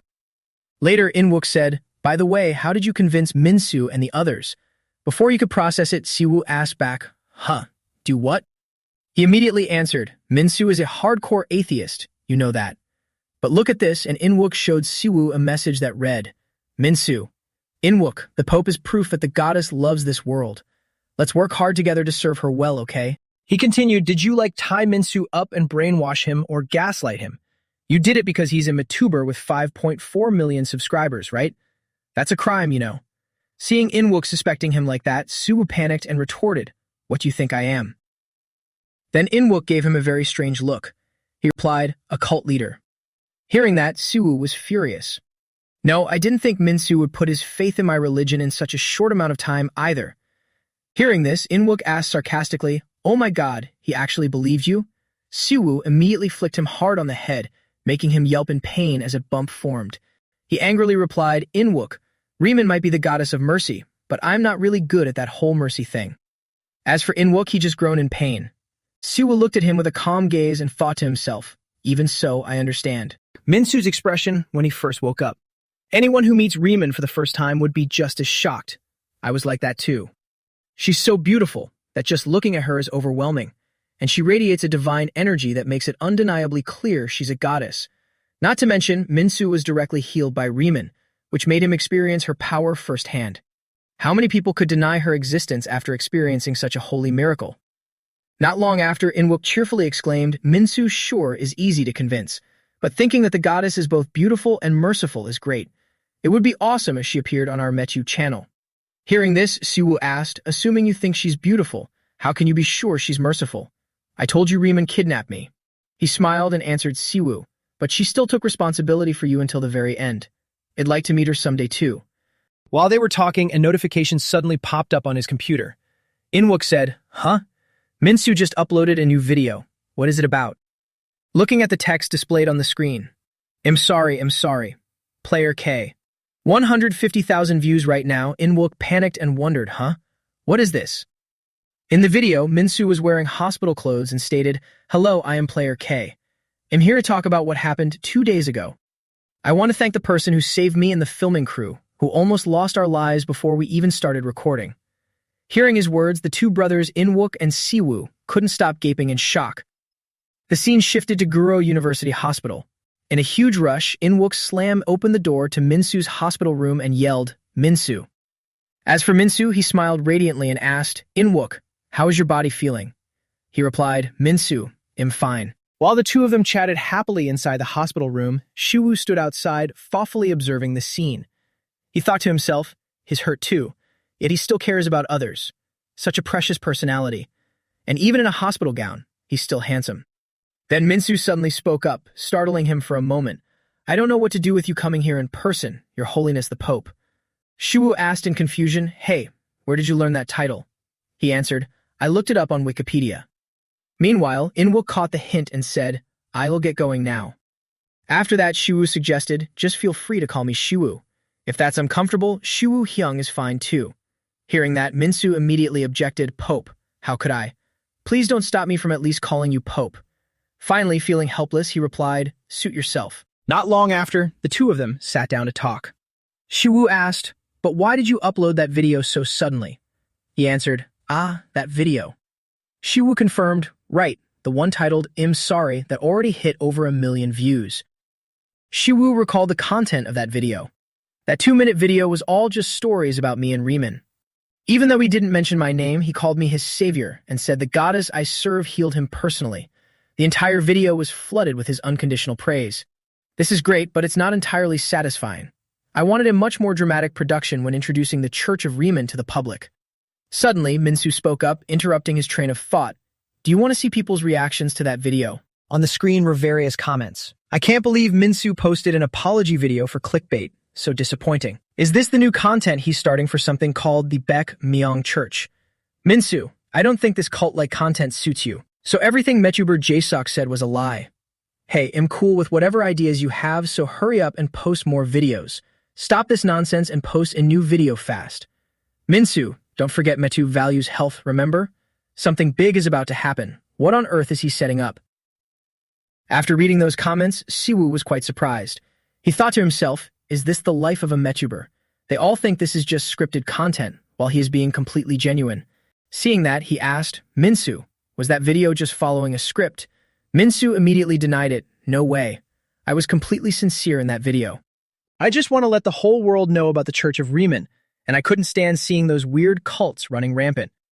All glory belongs to the goddess, and I am ready to devote everything I have at any moment.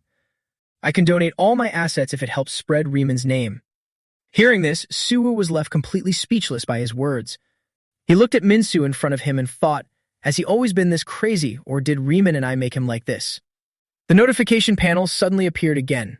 It read, the third believer of the Church of Riemann, Gu Minsu, has expressed his faith. Special achievement, Fanatic Believer acquired. You have received 20 divine points as a reward. Unlocking this achievement has added the special class Inquisitor to the DLC store. Reading that, Siwoo's face immediately darkened. He thought, an Inquisitor in modern-day South Korea? Isn't this class way too outdated? The system sent another notification. Inquisitor. Type, DLC class job. Condition, Special Achievement, Fanatic Believer. Signature ability, Judgment. When facing enemies of the church or demons, all stats increase by up to 10%. The boost rate depends on the special faith stat and will not activate against normal players or civilians unaffiliated with any religion. Cost, 500 divine points. Note, you can transfer this class to the church's believers after purchasing it. Siwoo sighed, I can't even buy it right now because I'm completely broke. Seeing this, Minsu excitedly said, don't worry too much. I have some experience as a Metuber. I figured this would be the reaction, so it's totally fine. Those who have witnessed your miracles won't have any doubts. Do you remember the guy named Sul Semyoung? I prepared a video with him. Seeing him like that, Siwoo wondered. I was wondering why I had 4 believers. Then it was as if he realized something new. Siwoo slowly stood up and said, Minsu, instead of doing that, let's try this. He replied, huh? Then Siwoo continued, come here, let me tell you. Hearing Siwoo's words, Minsu asked doubtfully, am I truly worthy of taking on such an important role? He smiled and affirmed, of course. Riemann will be very pleased. At a certain cult, countless people wearing dark robes with their hoods up were sitting in a circle as if performing some ritual. They chanted, receive the will of the Great One. The leader stepped forward, placed a hand on another member's head, and continued, I appoint you as a warrior. You shall use all your mind and soul to partake in his grand plan. For his glorious will, the scene shifts to an amusement park. It's a beautiful afternoon, and Siwoo asks his little sister, are you having fun? The little girl politely replies, yes, I like boating the most. He continues, this reminds me of the old days when we used to go together. The little girl asks in return, the old days? You still remember that? Siwoo replies, of course. Suddenly, his phone rings. Siwoo thinks to himself, calling me on a weekend like this. Seeing this, the little girl wonders, what's wrong? You should answer it. Siwoo reluctantly picks up the phone and says, sorry. Hello? Voice on the other end speaks up. Siwoo, this is Kim Dong-shik, team leader of the Ability Management Department. I have something urgent to discuss with you, so I am on my way to your place. Are you home? At a high-rise building in the city, a voice speaks up. We've made sure that Sion returned home safely. It turns out to be Siwoo and team leader Dong Shik sitting and discussing. Dong Shik starts, I apologize for visiting you all. Siwoo politely replies, it's fine. Thanks to the free passes you gave me, team leader Kim, I was able to spend time with Sion. Team leader Kim then responds, we want to thank you for what you did in the Abyss Dungeon. Too many things have happened that put the Ability Management Department on red alert. Hearing this, Siwoo asks, is that why you need to talk to me? He confirms, yes. Since we don't have much time, I'll get straight to the point. Here's a video that went viral on Metube. In the video Dong Shik opens, several people dressed in white are sitting in a circle, saying incredibly bizarre things. Accept the will of our great leader. You have been chosen to become a warrior. For our great faith, for our noble mission. Save us. Seeing him deep in thought while watching, Dong Shik asks Siwoo, what do you think about this? Siwoo remains silent and thinks. Then he replies. Hearing this, Dong Shik asks back, well, this is clearly an example of a cult. I knew it. You think so too, right? Siwoo answers, well, I guess they're colleagues in the industry. Dong Shik lets out a laugh and says, I like your straightforwardness, Siwoo. But then Siwoo replies, I was just kidding. Then he continues asking, and what's the purpose of showing me this? Is it to warn me not to turn my group into a crazy cult like that? That's it, right? Dong Shik quickly denies it. No, that's not what I meant at all. No way. Our government and country don't oppress religions. However, that changes when we talk about the White Light Church. Hearing this, Siwoo asks, the White Light Church. Team leader Kim answers, the organization in the video calls themselves the White Light Church. They are the main culprits behind all the incidents the Ability Management Department has had to deal with. He then hands Siwoo a map and continues, take a look at this map. The red areas indicate where outbreak gates suddenly appeared. I'm sure you already know what the purple areas are. Those are the Abyss Dungeons, like the one you went through. Outbreak gates and outbreak dungeons don't appear very often in South Korea. They are actually quite rare, but this phenomenon has happened 4 times in the past 2 days. In most cases, local guilds provide support, activating reserve forces that we can cooperate with when needed, but the White Light Church took care of them before we could even do anything. That happened at all the gates except for the one you handled. Hearing this, Siwoo wonders, how is that even possible? Dong Shik says the White Light Church was only established in the past 6 months. They claim they can clear the gates because their god granted them the power of prophecy. Due to their extremely high secrecy, the Ability Management Department couldn't find out more about them, but they've grown so large that we can't ignore them. This video is their first step in revealing themselves to the public. Siwoo wonders to himself, can a cult really grow this big in just 6 months? Then he speaks up, prophecy? Something's not right. Siwoo continues, I understand why you came to me. You want me to deal with the White Light Church, right? Seeming to have guessed right, Dong Shik awkwardly replies, no, not exactly dealing with them. We want your cooperation, Siwoo. They seem to have influence over both politics and the economy, making it difficult for the Ability Management Department to investigate. Getting outside help from someone like you, Siwoo, is incredibly important to us. Hearing him say that, Siwoo thinks to himself, seeing that the White Light Church is using new media, it's highly likely they'll try to encroach on our territory. However, the government is on my side. I'll make sure that church regrets ever coming above ground. He says, all right, I'll cooperate with you in investigating the White Light Church. Since the Abyss Dungeon, and they might be connected, I'll look into it myself. Seeing that Siwoo has agreed, Dong Shik cheers joyfully. Really? If you can help us with the White Light Church and the sudden outbreaks, we will fully support you. Even though we haven't completely figured out your abilities, your appearance in South Korea has given us hope once again. Thank you. Siwoo awkwardly replies, there's no need to thank me. Seeing Dong Shik act like that, Siwoo wonders, is this really something to be so happy about? It's hard for me to relate. Just what on earth has happened in South Korea during my 5-year absence? The scene shifts to where Siwoo lives. He seems to be reading something on his phone. The text reads, so you're saying it wasn't a specific skill, but an anonymous player using their passive skill to tear the wyvern apart. Then someone replies, I believe so too. There were no signs of magic or skill cooldown. I believe the flame in his hand is holy fire. Even normal monsters alongside the undead seem to take massive damage from it. Right now, I'm sure everyone is curious about who this person is. That's why we will invite the mysterious person from the video in the next episode. We will announce the broadcast date on our channel once everything is finalized. We hope you can wait patiently. Messages keep popping up continuously on Siwoo's phone. It's just nonsense. Now players are losing their appeal. If the ability management department can't figure out the anonymous player's identity, how could you? They'll just invite a cosplayer and pretend. Isn't that how all MTubers are? He wouldn't do that. Then suddenly, the system sends a notification. Thanks to the efforts of your follower Gu Minsu, many people have started taking an interest in you. As such, you have acquired 10 divine points. Seeing this, Siwoo wonders, really? It seems a MTuber with 5.4 million subscribers talking about this has actually caused a stir in the community. He thinks, my plan is very simple. After drawing attention to the anonymous player through Minsu, I'll let the ability management department hold a press conference about an unmeasurable, abnormal awakened, and then push the Church of Riemann into the public spotlight. When I capitalize on the traffic generated by a MTuber with 5.4 million subscribers, I'll start expanding and gathering new followers. Without him noticing, Inwook has appeared behind Siwoo and says, isn't that easier than those plots where the protagonist hides their powers? Meanwhile, Siwoo just keeps smiling with a sinister expression. Seeing this, Inwook tries his best to stop him. Hyung, do you really think this silly plan will work? It's neither perfect nor cool. Then, both of their phones simultaneously receive a notification. It's an emergency alert. He says an outbreak gate in Guro. Emergency Alert Ability Management Department, October 17th, 9:32 p.m. A medium-scale outbreak gate with a 1.5-kilometer radius has appeared near Korea University Guro Hospital. All residents in the following areas, please follow the instructions of nearby evacuation personnel and move to the nearest shelter.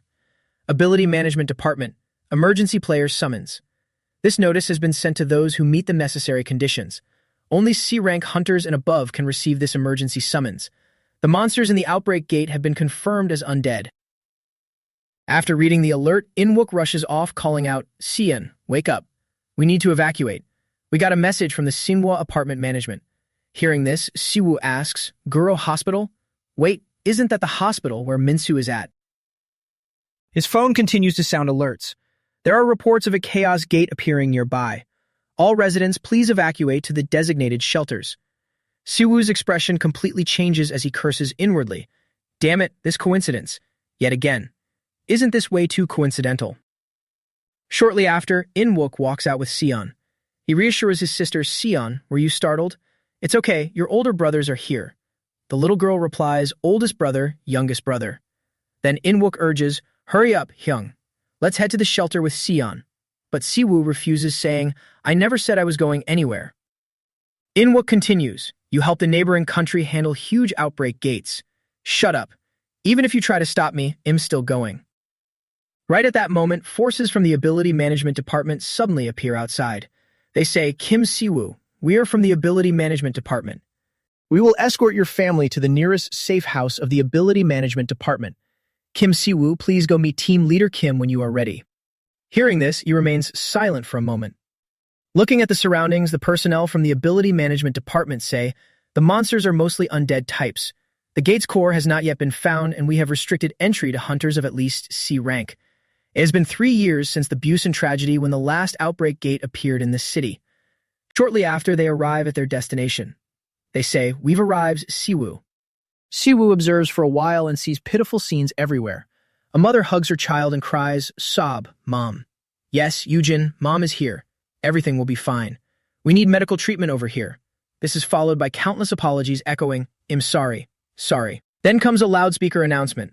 Warriors participating in the Outbreak Gate Suppression Operation, please follow along. Everyone else, thank you for your cooperation in the evacuation process. Currently, players have been assigned to rescue teams and are slated to enter immediately. As soon as the announcement ends, the crowd instantly falls into a panic. Professor, help me. Dad. Where are you, Dad? Seeing this, Siwoo thinks, this is the very embodiment of chaos. Then the system sends another notification. Warning. Dark energy has been detected near the back gate. Then he walks forward. The destination is a place where several groups of people are gathering. It doesn't seem as chaotic here as earlier. They see each other and smile happily. One person says, you're here? Long time no see. I had to cancel my date because of this outbreak gate.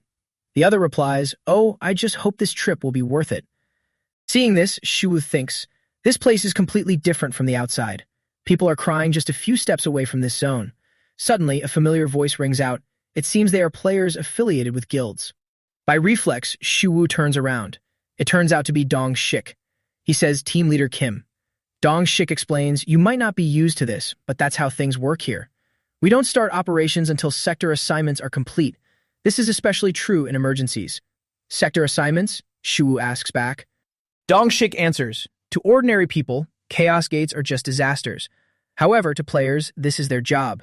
Right now, guild representatives must be dividing the suppression area into sectors. Siwoo responds, this world is getting more and more interesting. Hearing that, he denies it. No, honestly, it just makes me sick. Then Siwoo asks, remember our conversation yesterday about how you would support my decisions if I help with the White Light Church? Huh? He replies, yeah, I remember. Siwoo continues, I'll handle this gate alone. Seeing Siwoo's decision, Dong Shik is extremely shocked and blurts out, what? Siwoo adds, let everyone else focus on rescuing the victims. It'll take care of everything combat-related. But Siwoo. Not giving Dong Shik a chance to stop him, Siwoo springs into action. He places a hand on his shoulder. Then the clothes on his body suddenly transform into a neat black suit. His entire body radiates an aura that makes everyone around him exclaim, what? What the hell is that? A pillar of light surrounds Siwoo, reaching high into the sky. Everyone who looks at that beam of light marvels. Look, the sky is so beautiful. Mom, look. What the hell is that? Then the system continues to announce, active skill sanctification has altered Earth's conditions. Upon activation, the effects of sanctification will be applied to the surrounding area. Monsters and the undead will be weakened. Weaker undead will be instantly obliterated. The dimensional administrator, Fate, is observing you. Siwoo then kneels down and begins to pray, O Riemann, please bring divine punishment upon those who seek to destroy the peace of this land. For the duty of defeating those who stand as my equals, I shall offer up this body. Terrifying roars echo throughout the building. The undead ferociously swarm in, shrieking aggressively to show their might. Seeing this, the people in the building are utterly terrified and quickly flee. One person, seeing Minsu still in a daze, loudly warns him, Minsu, let's go. Minsu turns around and slashes hard at the undead to halt their advance. He turns his head and urgently asks, you still don't know where the dungeon boss is. The other replies, the youngest went to look for it, but he hasn't returned yet. Hearing that, Minsu understands and hurries after the person. We can't just sit here and wait. We have to find the boss ourselves. He can't help but feel tense, thinking to himself, it's hard enough already. If the gate's difficulty increases any further, we won't be able to do anything. The other person runs up alongside Minsu, crying out anxiously, damn it, is there no end to this? How much longer do we have to endure this? I bet those guild bastards are fighting over territory, and the ability management department is too incompetent to solve this. Is no one going to save us from these undead? Running and panting heavily in exhaustion, Minsu reassures him, just a little longer. We just have to hold on a bit more. I'm sure they will come to save us. The guy agrees, all right, but who? Minsu firmly states, I know a guy. Both of them sprint to a nearby emergency exit. Minsu quickly opens the door to take refuge in the next room. Before the two can catch their breath, a person rushes over and announces loudly, Player K, get to the roof right now. Hurry. Following his words, Minsu quickly heads up to the rooftop. A horrific scene unfolds before them, making them freeze in their tracks for a moment. On the rooftop, a massive horde of undead is lying in wait to attack them. Minsu stands stunned for a long while upon witnessing this sight. A nightmare is approaching you. Lich Lachias, a follower of pride, has appeared. You have found the core of the Chaos Gate. The Lich stares intently with great interest at the people who just appeared.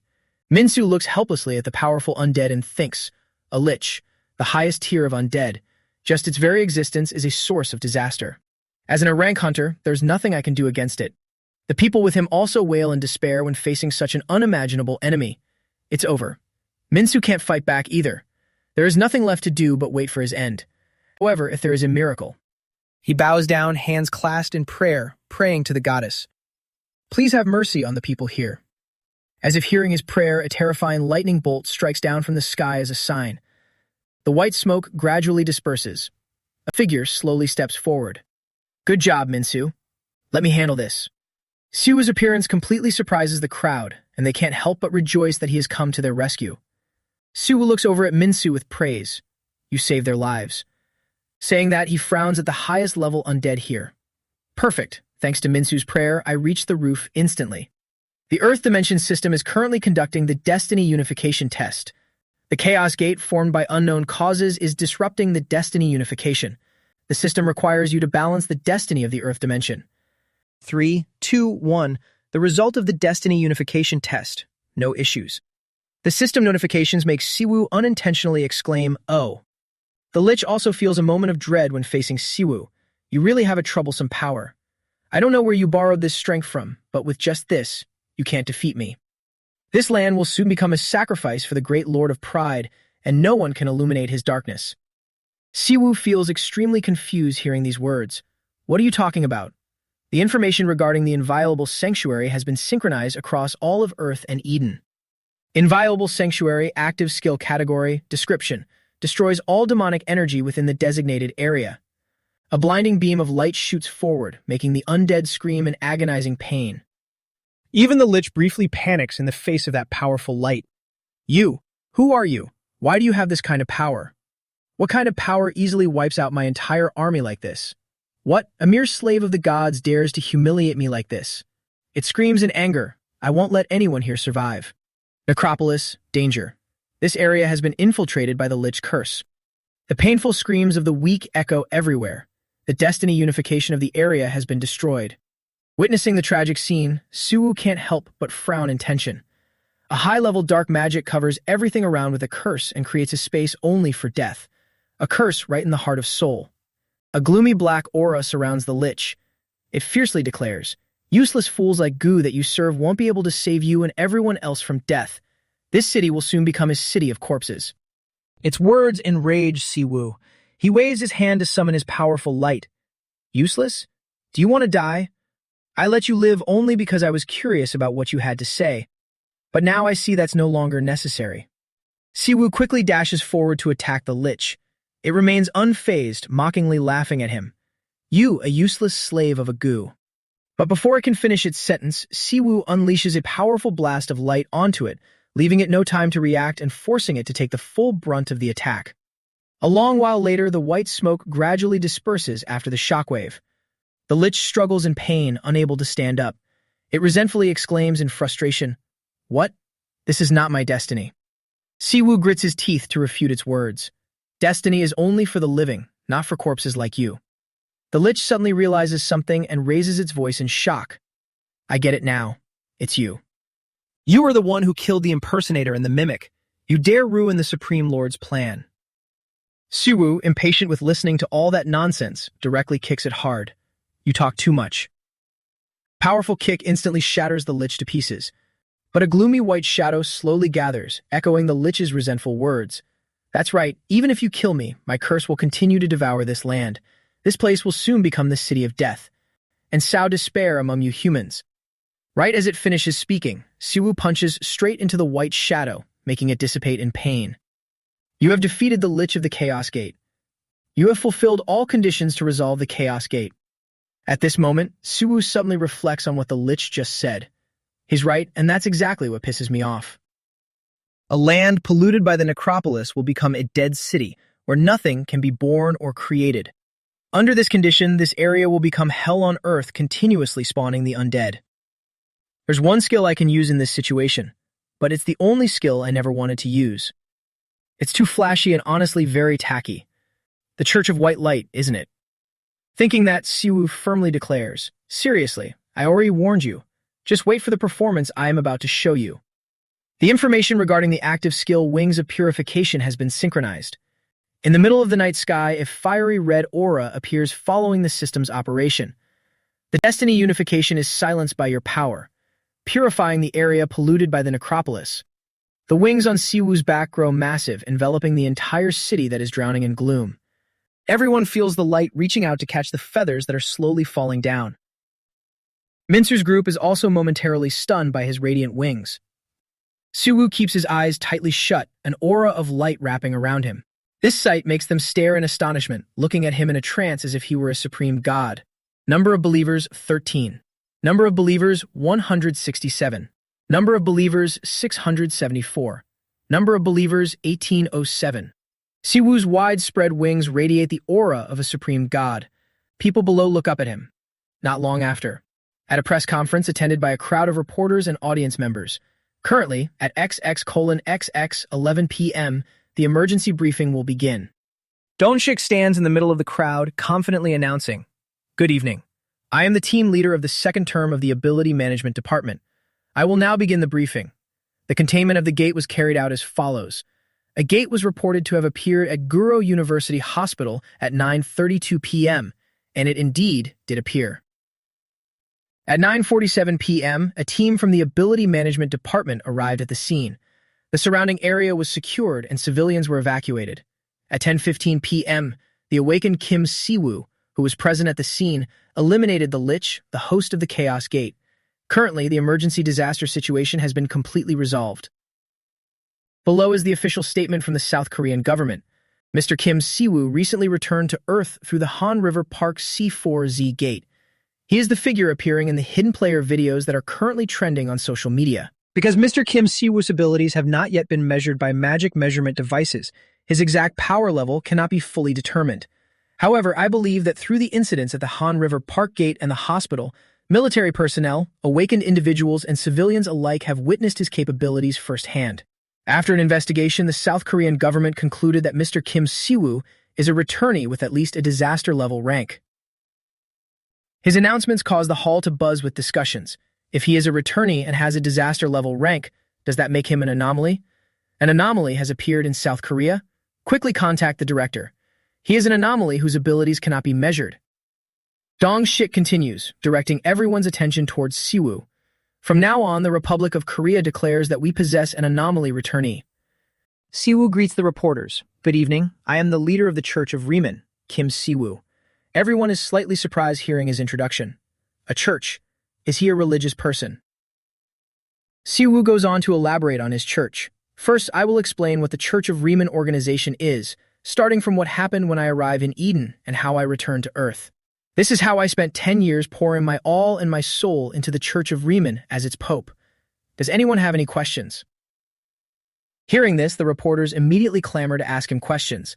Chu Sung-ha from Sala Daily News. Jong Ho-young from ZBC Broadcasting.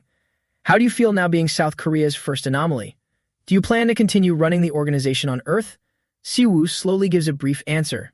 "Yes, I do." A reporter raises his hand and loudly voices his doubts. Are we to understand that South Korea's only anomaly is forcing citizens to join a church? Was this gate raid just a performance for your missionary work? What is the difference between an otherworldly religion and a cult? Do the South Korean government and the Ability Management Department plan to officially support the Church of Riemann? Hearing these questions, Siwoo breathes a sigh of relief and thinks to himself, "I was wondering why no one was asking these questions. I may have lived in Eden for 10 years, but as a South Korean citizen, I hate cults too." After thinking, he loudly replies to the questions. "Of course, I understand your skepticism. However, I will prove my strong faith through my actions. Whether you respect and believe in our doctrines is a personal choice. No one will be forced to join our church."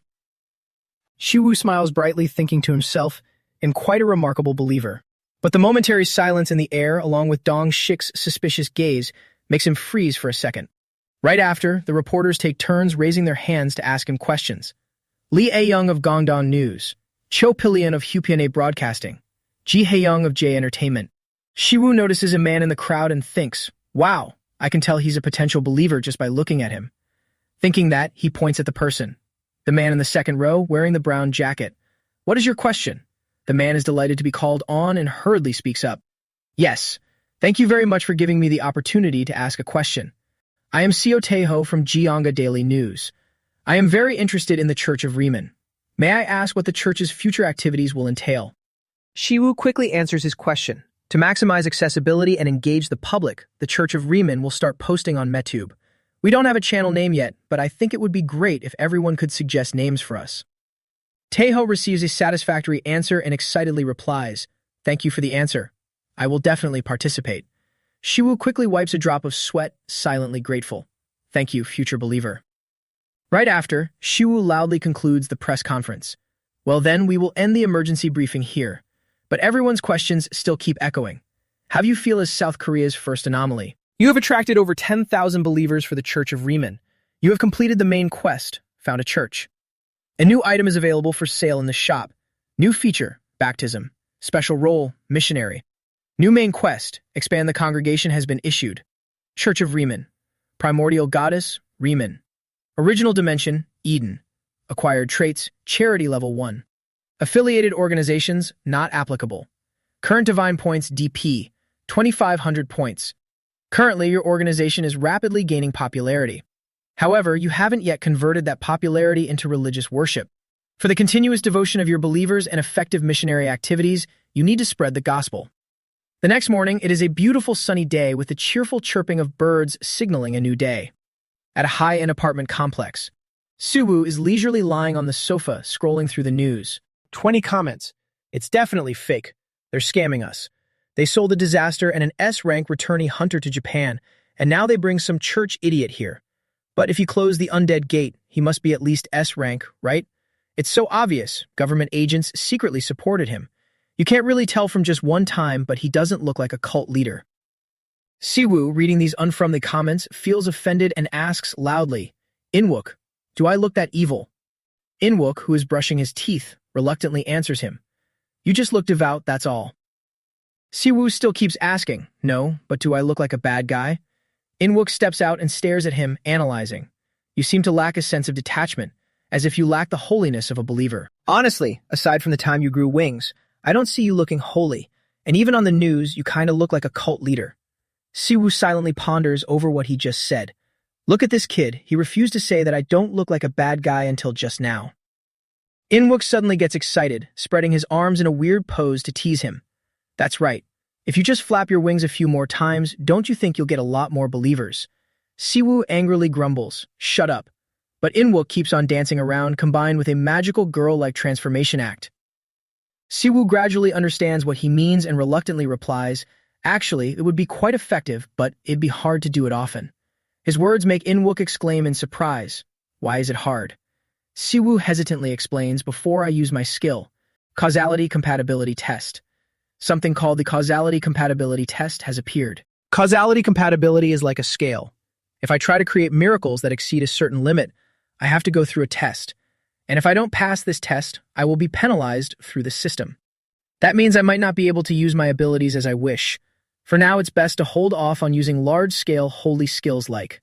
Inwook suddenly speaks up, interrupting his train of thought. "By the way, are you okay with those hate comments? You look calmer than I thought. Don't you feel disappointed when people don't believe you?" Suwoo immediately waves his hand, showing he doesn't mind, and replies to him, "It's because I was in a rush that I talked about the church so early. I wouldn't want to believe in a cult like church like this either. Through my activities as an anomaly, my credibility will increase, and there will come a day when the image of the Church of Riemann will improve to the point where people will view it as just a normal guild." Slowly but surely, South Korea's prejudice against religions from other worlds will disappear. Siwoo then gives a thumbs up, looking satisfied. If it's just this much, it's not a bad start. Actually, it's better than I thought. Inwook sweats and remarks, "Hyung, since you came back from the other world, you've become much more positive." The shop has been updated with new items.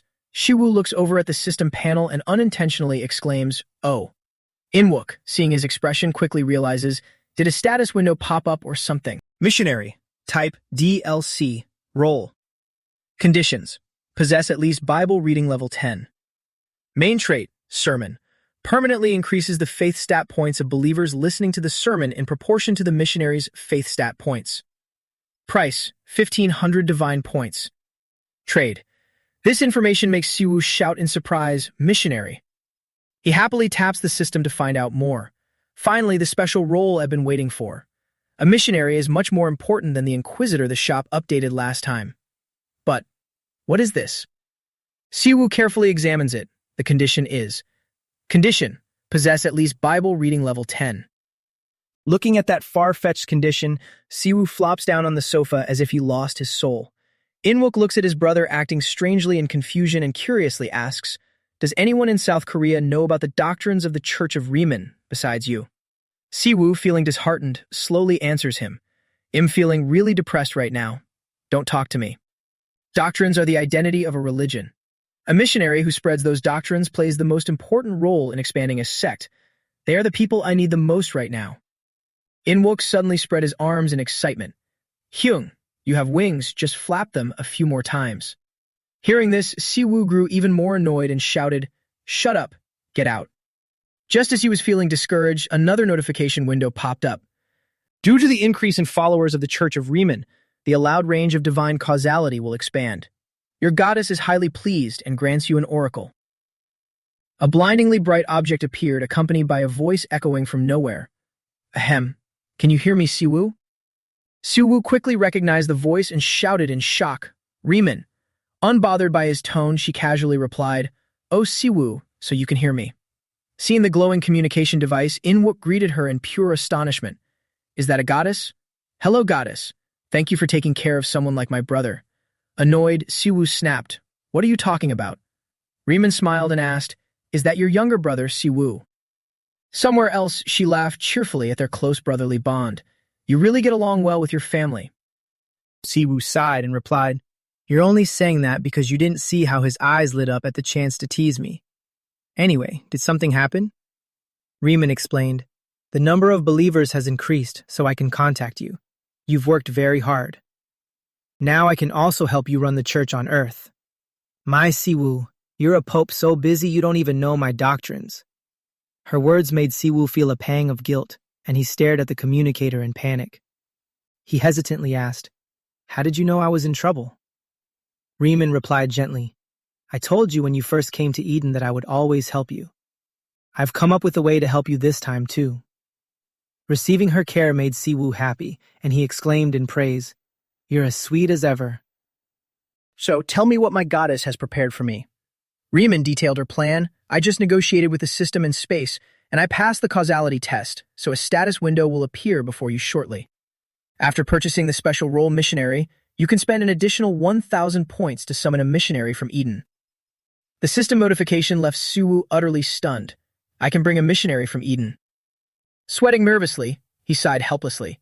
You want me to bring them to Korea the same way you kidnapped me to Eden?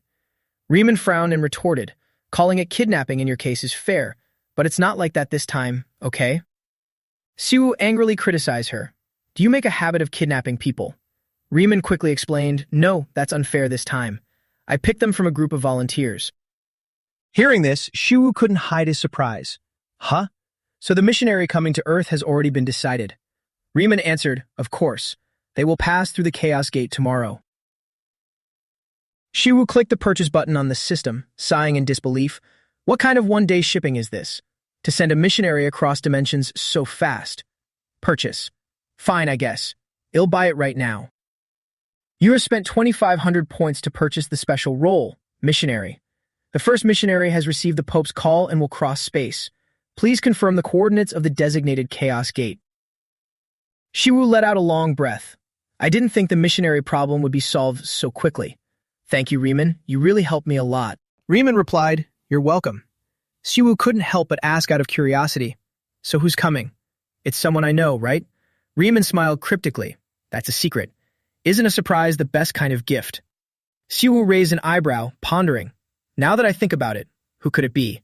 Who is coming to Earth? Well, no matter who it is, honestly. It's very, very concerning.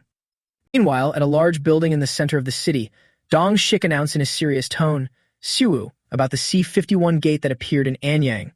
Siwoo replied knowingly, Yes. Dong Shik continued somewhat awkwardly. It has already been assigned. I don't think we can interfere in this matter. The Ability Management Department might face severe backlash from awakened coalitions nationwide. Hearing this, Siwoo felt deeply troubled and thought to himself, Wait, I thought everything would go smoothly once Riemann sent a missionary. Sweating, he forced a smile and asked, Isn't there anything you can do? Dong Shik coughed dryly before hesitatingly answering. About that, I might have been able to negotiate if it were assigned to a smaller guild. But the C-51 gate has been secured by the Goblin Guild, a major guild ranked 4th in Korea's power rankings. Since they are sponsored by Yusun, it will be very hard to persuade them with gate items or money. And since C-51 is only a C-rank gate, it seems the guild has decided to use it as a training ground. He couldn't help but ask curiously, May I ask why it has to be the C-51 gate? Siwoo turned away in annoyance, angrily biting his nails as he thought, Damn it, this is too complicated. Siwoo hesitated, trying to explain to Dong Shik. Well, to carry out our missionary work, the goddess is sending a missionary from Eden. Haha, they're planning to arrive through that gate. Hearing this, Dong Shik was utterly shocked. He shot up from his seat and exclaimed, A person. Not a returnee, but someone from the other side? Dong Shik frowned in distress. This is going to be messy. Siwoo, it will be a huge problem if an outsider runs into a guild. His words left Siwoo confused. Huh? Dong Shik elaborated on the monsters that had appeared so far. Up until now, all humanoid monsters that appeared in Korea have been extremely powerful and held clear hatred for humans, yielding massive rewards and experience.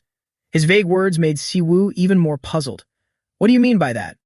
Dong Shik hesitated before continuing, I mean, even if that outsider isn't a monster, well...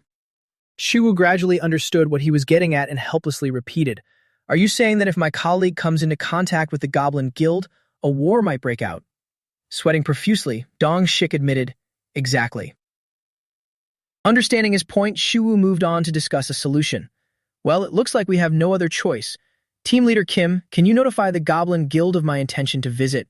Dong Shik replied, I think I'll have to handle this myself. A high school in Anyang City, C51 Gate. A gloomy atmosphere emanated everywhere amidst the chaotic scene of the people around. As soon as Siwoo arrived, he heard the urgent announcements from the commander. There isn't much time left, get ready. Make sure your armor is on properly and keep your potions within reach. He casually sat in a corner, observing the surroundings. The purple sky, a sign of a chaos gate, had appeared. It carried an apocalyptic vibe. Suddenly, someone approached him and greeted him. Thanks for waiting, I had to run off after giving some orders to our rookies. The man flashed a generous smile, reaching out his hand to introduce himself. Im Choi Sojin, leader of the Goblin Guild. Siwoo cautiously assessed the man before him. Incredible. I can feel his massive amount of mana. With that thought, he reached out and shook Sojin's hand in greeting. Nice to meet you, Im Kim Siwoo. Siwoo couldn't help but marvel at the astonishing power. He's the strongest player I've seen so far. Is this the level of S-rank hunters? He smiled amiably and continued, Thank you for agreeing to this meeting on such short notice. Sojin laughed loudly in response. It's an honor to meet an anomaly like you. Nice to meet you, Black Priest. Siwoo burst into cheerful laughter. The pleasure is mine. Suddenly, a window popped up in front of him. The opponent's mana is pressuring you. However, due to your high resistance, it has no effect. Siwoo blurted out, I think this greeting is a bit much for me. Sojin leaned in close to probe him. I'm quite interested in the Church of Riemann. Are you accepting new believers? I'm hoping to find someone to place my faith in. Siwoo maintained a polite smile and replied, We always welcome new believers, especially a famous one like you, Choi Sojin. Not getting what he wanted, Sojin loosened his grip. He forced a smile and chuckled. Ha, you're quite straightforward. I heard the story on my way here. It seems you're interested in this gate. All right, fine, I'll do everything to accommodate the request of an anomaly. It's just a C-rank gate anyway. However, this gate must have something truly special if someone like you came here personally. That's why I was a bit annoyed when I heard the news. Our guild might not look like much, but we are a top-tier, third-ranked guild. Did you really think we'd just give it up because you asked? Are you looking down on us? Do you think you can do whatever you want just because you're an anomaly? Sweating, Siwoo thought to himself in the face of the man's angry words. Oh, so that's what he wanted to say. At that moment, he recalled Dong Shik's earlier advice. By the way, Leader Choi Sojin is quite impulsive. Be careful of his sudden mood swings. I'll let you in on a secret to dealing with Choi Sojin. You're the only one I'm telling this to. I managed to survive 5 years with him using this tactic. Dong Shik's eyes had gleamed with pride, leaving Siwoo to helplessly think, this is the secret of veteran civil servants. Snapping back to the present, Siwoo suddenly clapped his hands together in a friendly manner. His voice softened considerably. He leaned closer to Sojin, trying to win him over. His sudden shift scared Sojin into stepping back. Not at all. I've heard all the stories about the Goblin Guild and their amazing combat skills. I've never experienced how Earthlings fight. Please allow me to witness the great Goblin Guild's combat style so I can learn from it. Please. Sojin stammered, I didn't expect this from a church member. Also at this location, not long before, a bizarre gate had appeared, surrounded by gloomy black aura. 10 minutes before the Chaos Gate appeared, black mana had begun to engulf the area. After being praised to the high heavens, Sojin cheerfully patted Siwoo on the shoulder in a friendly manner. If I had a choice, I'd want to fight you right now. I like your attitude and you've got talent. It looks like you're ready to fight anyone you want. Siwoo offered a forced smile, inwardly sighing, this guy really loves being flattered. Thanks, Team Leader Kim. I don't care as long as I can get into the gate. Once it's cleared, nothing ever goes exactly according to plan anyway. They prepared so thoroughly for a C-rank gate. This really means I can use this opportunity to understand how Earthlings handle gates. Awesome. However, I can tell who is experienced and who isn't. Hearing this, Seojin grew highly excited and proud of his subordinates. My kids have proven their skills. I'm sure they'll get used to everything soon enough. Suddenly, Siwoo frowned and probed. Choi Seojin, don't you have any players in charge of healing the others? Seojin didn't hide anything and answered him frankly. It seems you don't know, but healers aren't very common. Most hunters with healing abilities are ranked A, and even back alley doctors are ridiculously expensive. Hearing this, Siwoo thought to himself, it seems there's a shortage of healers on Earth. Maybe this is a good opportunity for the Church of Riemann to gain a foothold. At this very moment, the bizarre gate in the void slowly began to expand, making everyone go on high alert. It's opening. Get ready, everyone, to your positions. The Chaos Gate has appeared. A quest is starting. Welcome. Type, sub. Description. Under an agreement between Earth and Eden, a missionary from Eden has been dispatched to the Church of Riemann. Safely meet with the missionary and escort them out of the Chaos Gate. Clear condition. Survival of the missionary unknown. Reward. Token of Riemann's holy relic. Everyone uniformly tensed up, staring at the gate where ferocious monsters were stepping out. Here they come. Trolls. Siwoo quickly recognized them and muttered to himself, those are trolls. Everyone immediately shifted into a frantic combat stance. Aim for the troll's head. Hey, focus on the fight. What are you thinking about in the middle of a battle? You were the best at the academy. Huh? Did the academy only teach you how to stare at the enemy during a fight? Siwoo glanced at Seojin and asked curiously, don't you think you should observe and help them? Seojin remained completely nonchalant, exceedingly confident in their abilities. I'm sure my elites will overcome anything. Are you worried about the rookies? They joined us because they trust us. We won't let them die from an accident. Siwoo smiled, silently marveling at the man beside him. He seems very loyal. He would have made a perfect mercenary if he had been born in Eden. I thought he was just a wealthy guild leader, but it looks like I judged him too shallowly by his appearance. On the other side, everyone grew even more tense. The gate is expanding. The Chaos Gate is expanding. All troops switched to formation B, ready for combat. But as the trolls slowly walked out, they were shocked to see strange, deep red liquid splattered across their bodies. Huh? Blood? The people around quickly sensed something abnormal and shouted warnings. The trolls looked like they're being chased by something. Something's wrong, they looked too frantic. The trolls bolted in agony. They were panicking as if trying to escape something. Someone sensed the oddity and approached to report to Seojin. Sir, there's something wrong with the trolls. I think they're being chased by something. Siwoo seemed to realize something and looked suspiciously toward the gate. Oh, don't tell me. Seojin, now furious to the extreme, loudly demanded, Kim Siwoo, is that the thing you're looking for? Siwoo hesitated before admitting, I think so. Seojin felt the ferocious power approaching and got so excited that he released all his mana. What terrifying power. It's been a while. Unbelievable. Last time it was the Lich, but you were planning to face this thing alone. I'm sorry about this, but these things are mine. Siwoo quickly dodged to the side, hesitating to explain the situation clearly, but unable to speak up. Wait a minute, they aren't enemies. It looks like he's not planning to listen to me. Suddenly, he remembered something and froze for a moment. During this time, a miserable troll was finished off by someone. Following that, the rest met the same fate. Seojin suddenly shouted, Rookies, fall back. A strange person stepped out from the gate. Leo Riemann, leader of the doctrinal research group of the Church of Riemann, and the man who secured the position of Archbishop at the age of 29. He is extremely straightforward, but the title that best represents him is the Mad Dog of the Church, who will enforce the principles he sets. The Mad Dog of the Church. Leo recognized Siwoo and politely bowed to greet him. Recognizing him, Siwoo instantly felt like turning into stone. Why did it have to be him? Thrilled by such a powerful opponent, Seojin dashed forward like a blur, eager for a clash. Hey, you're perfect. You're mine. I won't let anyone else have you. Excite me right now. Leo and Seojin clash head-on in mid-air. Leo slightly frowned at the sudden attack. Leo's hands blocking Seojin's punch faintly trembled under the formidable power of his opponent. Suddenly, Seojin sensed something unusual and briefly froze. Leo used all his might to throw him aside.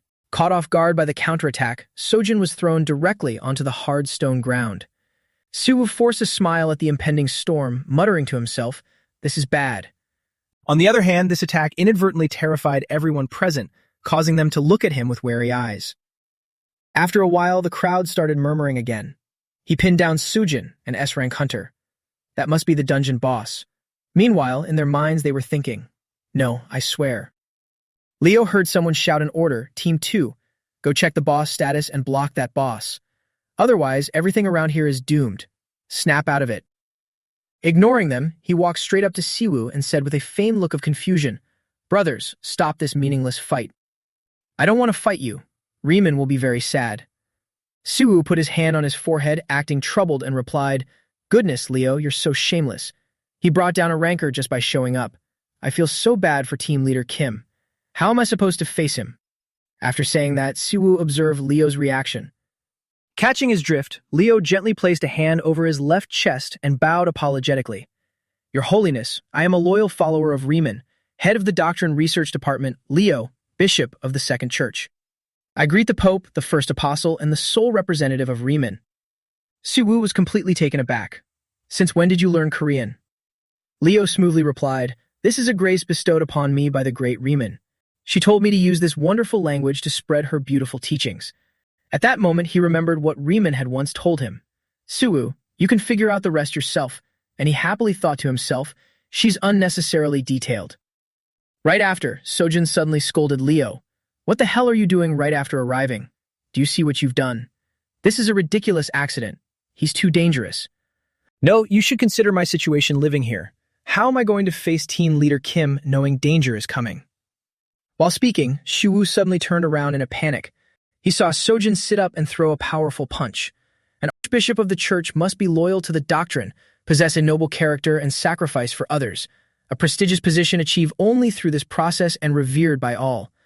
However, Leo was an exception within the two armed organizations representing the church, the combat priests and the holy knights. Leo was the head of the combat priests and a hero who had brought victory in countless battles against demons. Knowing Sojin would pose a threat to Leo, Siwoo stood in front to protect him. But Leo said, Your Holiness, step aside. There's no need to waste energy on such a thing. I will. Before Leo could finish, Siwoo interrupted, Leo, shut up. Sujin, I'm truly sorry for not warning you. This. Sujin refused to let Leo go. Siwoo, step aside. Things are about to get interesting. Don't stop me. Saying that, he ignored everything and charged at them. Siwoo panicked. This is Leo, a bishop in our church. I think there's a misunderstanding. But he wouldn't listen to his explanation. Siwoo, I know that monster-like bastard isn't an enemy. However, a man's dream is realized by clashing with the strong. Hearing this, he replied in astonishment, What? Sujin raised his voice. Sometimes, dreams are more precious than life itself. Siwoo nervously thought to himself, Is he crazy? Right then, Leo spoke up, Dreams. What a wonderful word. Seeing warriors like you makes me excited about this world called Earth. If your holiness permits, let me show an Earth warrior the power of the great Riemann. Seeing a fight about to break out right before his eyes, he loudly stopped Leo. No, you're crazy too. He simply replied, We're not children anymore. Why do we need permission to fight? At this point, Siwoo didn't bother stopping them. Instead, he felt excited. This is so interesting. Just like that, Siwoo stood on the sidelines watching them fight. Unable to bear it any longer, he reached out and grabbed Seojin's collar. Then he unexpectedly grabbed Leo's clothes as well. Before the two could figure out what was happening, Siwoo didn't hesitate to twist their arms and slam them hard onto the ground. He stood up straight, brushing the dust off his clothes while mocking them. So, how does your dream taste? A second later, the system's information panel appeared. Then it announced, the Chaos Gate has been completely destroyed. The greeting quest is complete. You have received a reward from Leo. At this time, Dong Shik came looking for him. Siwoo, didn't you say you were going to talk to Sujin? Siwoo nonchalantly replied, I tried. But Dong Shik quickly regained his composure and said, It's fine. Anyway, let's pretend today never happened and everything from this gate will belong to the Goblin Guild. Do we both agree? Hearing that, Sujin laughed heartily and replied, What's wrong with two men trading a few blows? Meanwhile, he looked tense and said, With just 2 strikes, you guys can destroy an A-rank gate. Not stopping there, he made a proposal. I, Sujin, have a proposal for Kim. An alliance between the Goblin Guild and the Church of Riemann. With a surprised look, he asked Sojin back, An alliance agreement. We're not a guild, we're a church. He quickly explained to him, You are a church with 2 awakened who can overpower an S rank. Don't forget that many eyes are watching you, Siwoo. What's more, some of them have already started to act. It's been a long time since I felt such a fiery passion because of you two. Take all the time you need to think about the alliance. I, Sojin, shall take my leave. Dong Shik also shared his thoughts with Siwoo. Well, start registering Leo as an awakened and verify his identity. Siwoo, you can head home too. However, he looked apologetic. I'm always causing trouble for you. He didn't avoid it and replied, "Thanks for realizing that." In his heart, Dong Shik was thinking, once I make some money, I should buy team leader Kim some nutritious food. That evening at Siwoo's house, Siwoo and Leo had dinner with Inwook and Seon. Thank you for the meal. Glossy, sticky rice with rustic soybean paste stew, beef, zucchini, tofu, and Grandma's lightly pan-fried dishes. Soy sauce with thinly sliced chili, alongside crisp and refreshing white kimchi. Leo couldn't help but marvel. So impressive. Thank you for the meal. He excitedly replied, yes, yes, enjoy. Then he turned and whispered to his older brother, if I knew this missionary was coming straight to our house, ordering chicken might have been better. Foreign soup for the first meeting, and then traditional Korean soybean paste stew too. But Siwoo nonchalantly said while eating, what a wonderful feast, and white kimchi this time. Leo quickly chimed in, yes, it smells so good. I heard a lot about you from His Holiness, including that you're a great cook. Suddenly praised by a stranger like him, Inwook awkwardly replied, ah, thank you. Seon acted friendly and told him, Leo, eat up. Inwook is a great cook. You've heard a lot about me too, right? Even though I've never met you. He was quite open when talking to her. Of course, I heard a lot about you. He often mentioned having a very cute younger sister. Seon also complimented Leo. You're tall and look so cool. Hearing that, he politely said, thank you for the compliment. I look forward to seeing you from now on, Seon. Seeing his younger brother and sister getting along so well with Leo, Siwoo muttered to himself, when it comes to Leo's physique, such a reaction is more than expected. Then he slowly brought a spoonful of soup to his mouth to taste it. As soon as he tasted how delicious it was, Leo's face showed astonishment, and he urgently said, oh, Riemann, this tastes. Seeing his reaction, Inwook panicked and replied, what is it? Is the food not to your taste? Let's order chicken. However, Leo explained, sorry, it's just so delicious. Inwook, your cooking is number one. Can I learn to cook from you in the future? He was completely surprised by his request. Really? Thank goodness. Eat a lot. I'll teach you everything. I'm really good at cooking Korean food. What do you like? Meat, fish, vegetables? I'm great at seasoning vegetables and making all kinds of stews. Leo also smiled and said, sounds great. And just like that, they had a meal filled with laughter and conversation. My family from Eden and Korea have met. It feels so surreal. Since it's hard to find a place in Korea, Leo decided to stay in Grandma's empty room. I contacted her for permission, and she said she made friends in the US and will stay there a bit longer. I wanted to introduce Leo to her too. The next morning, Riemann's token, a necklace with a memorable chestnut-colored stone. This was one of the exemplary holy relics blessed by Riemann herself. Siwoo was a bit puzzled and muttered in his mind, this is the holy relic Leo brought to Earth. Riemann's intention in giving it to me through Leo has become clear. The system provided more information to Siwoo, revealing further details about the main quest to expand the church. Church expansion. The temple. Type. Main. Description. You have received a new holy relic imbued with the goddess's power through the missionary. Pope, please build a temple for those who have become believers of the church. The temple is a place where the precious faith of believers can build devotion together. Requirement. Complete the construction of the temple. Reward. 500 DP. Baptism trait level 1. At this moment, though slightly conflicted, he was still very excited. Building a temple. It's finally time. To solidify a church's position, a temple is a crucial element. It's a place where people pray to the divine, where believers gather to connect and gain a deeper understanding of the gospel. The fact that this is a main quest shows that the Church of Riemann is on the right track in taking root on Earth. While Siwoo held Riemann's token and was lost in thought, Leo was vacuuming. He said, Your Holiness, the Pope, could you please lift your feet? Startled, he lifted his feet and confusingly replied, Huh? Okay. Thank you. As soon as he walked past, Siwoo suddenly realized something and thought to himself, Wait, something's not right. The next second, he asked Leo, How do you know how to use a vacuum cleaner? He quickly pulled out a notebook and replied, Sian taught me before she left. She even gave me this notebook. Furthermore, seeing the pile of clean laundry, Siwoo was startled and asked Leo, You folded the laundry too? Yes. Meanwhile, he answered very casually, Inwook took the time to teach me. He even taught me how to use those machines called the washer and dryer.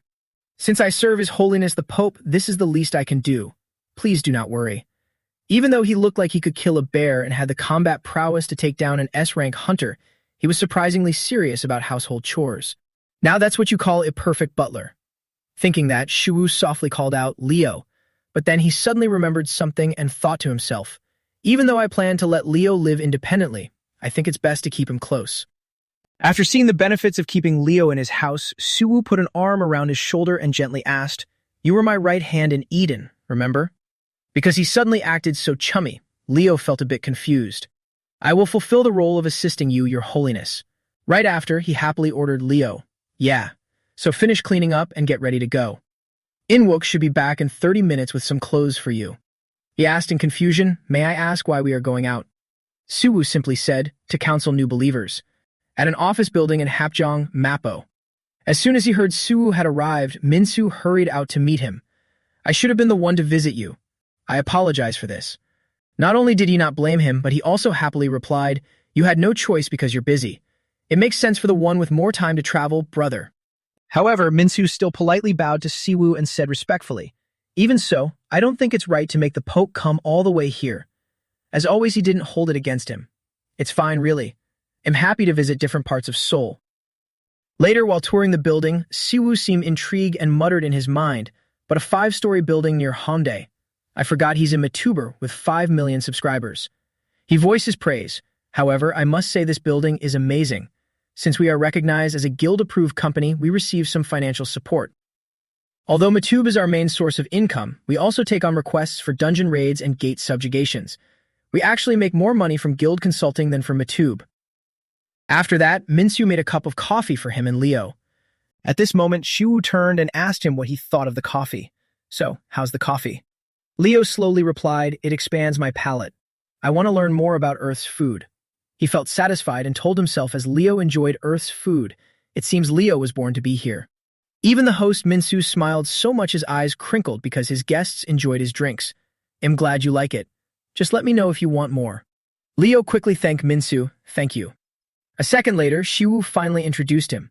This is the person I mentioned before, the missionary from Eden sent to spread the goddess word, Archbishop Leo. Hearing this, Minsu got so excited that he jumped up from his chair and shouted, Oh, this person. He also bowed in greeting. To meet a brother on earth, thank the goddess Riemann. Nice to meet you, brother Minsu. I am Leo. The other man immediately introduced himself, I'm Minsu. In a flash, he replied with a single word to express his agreement. It seems you have met Riemann. I can see her mark around your heart. At this point, you can only play along with Leo. Yes, although I couldn't meet the goddess Riemann in person, she healed my illness and blessed me with her warm light. Shiwu could also see the halo around Minsu. However, he only said in his mind, He's on the verge of developing holy power. It seems Minsu's faith is more serious than I thought. But then Shiwu spoke up to interrupt their conversation. All right, Minsu. Now that everyone has met, why don't we get to the main point? While saying these words, he reached inside his jacket to pull something out. Very quickly, Shiwu brought out Riemann's token to show him. According to the obtained information, Riemann's token. Type, Holy Relic of the Church of Riemann. Origin, Eden. Description, a necklace imbued with Riemann's power, capable of creating a sanctuary. It can only be used on land legally owned by the church on earth. Effect, declares the surrounding land as a sanctuary. The church's temple must be built within this sanctuary. Less than greater than.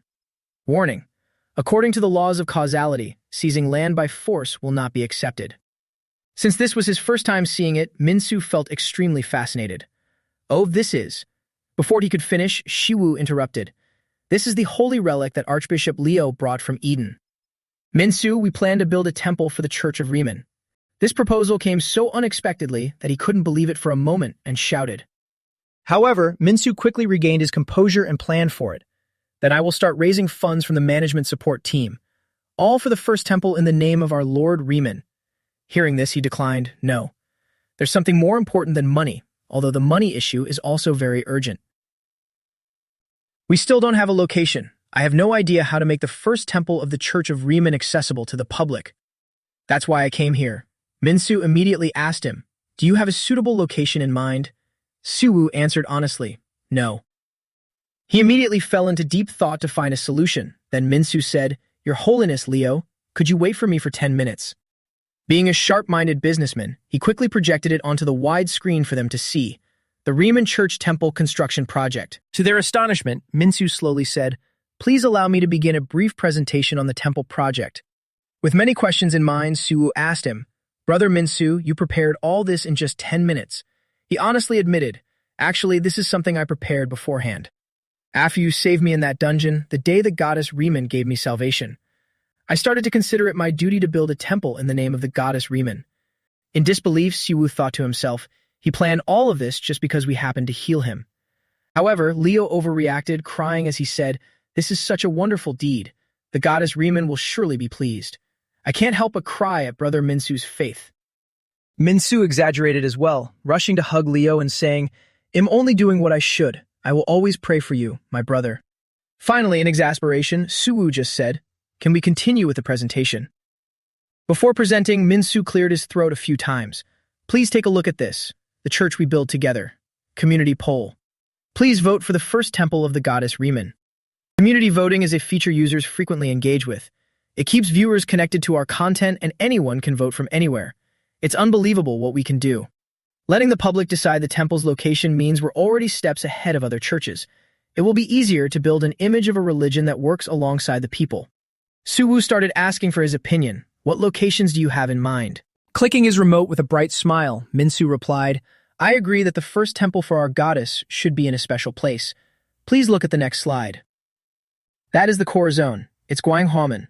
Seeing the blue wall, Suwoo asked in surprise, "What is that blue wall?" He quickly explained, "Since you returned after 5 long years, that wall must look very unfamiliar." This is what most people call the core zone. 5 years ago, this place became the site where a dimensional gate appeared, a phenomenon where another dimension opens and monsters start pouring out. Taking photos inside is strictly prohibited, so these pictures are from the past. Even though we managed to exterminate them, it came with countless sacrifices. During that process, those at the center of the gate couldn't escape the magical pollution it caused. Afterwards, multiple gates began opening rapidly. Even though we requested help from foreign allied nations, the current government still couldn't resolve this issue, leaving the area to fend for itself. He hadn't expected something like this to happen here, and his face showed utter shock. Something like this happened in Seoul. Minsu didn't stop there and provided more information. The wall consists of 5 layers in total, including a mithril layer that can absorb magic. Only a rank hunters or higher can withstand the pollution and enter the area inside the wall. Less than greater than. The intense accumulation of magic goes against the laws of this world, causing the pollution to destroy the status quo. The result, of course, is sheer destruction. The land polluted by magic can no longer sustain life, just like a ruined city. He also mentioned 2 other areas. There are 2 more core zones in Daejeon and Busan. However, since this area is considered South Korea's first core zone, it remains a painful chapter in our history. Surely everyone remembers the day it happened. Being a smart person, upon hearing this, Suwoo quickly confirmed, "You mean we should build the temple here, right?" Not keeping him waiting, Minsu replied, "Exactly. If we can build a temple in the core zone, the Riemann Church will reap many benefits. For example, salvation, hope, comfort, symbols like that." However, Suwoo still had a concern and asked him frankly, "But is it possible to build a temple on polluted land? I thought they said we couldn't." Minsu then excitedly proposed a solution. "We will need to purify it first. Just like how you purified the Lich's curse in Guro. Please, we must beg the goddess Riemann for help, and I will prove to you that this is possible." At this point, it was Leo's turn to excitedly reply, "Oh. Yes, I believe in you, brother." Suwoo felt displeased that Leo was overstepping his authority.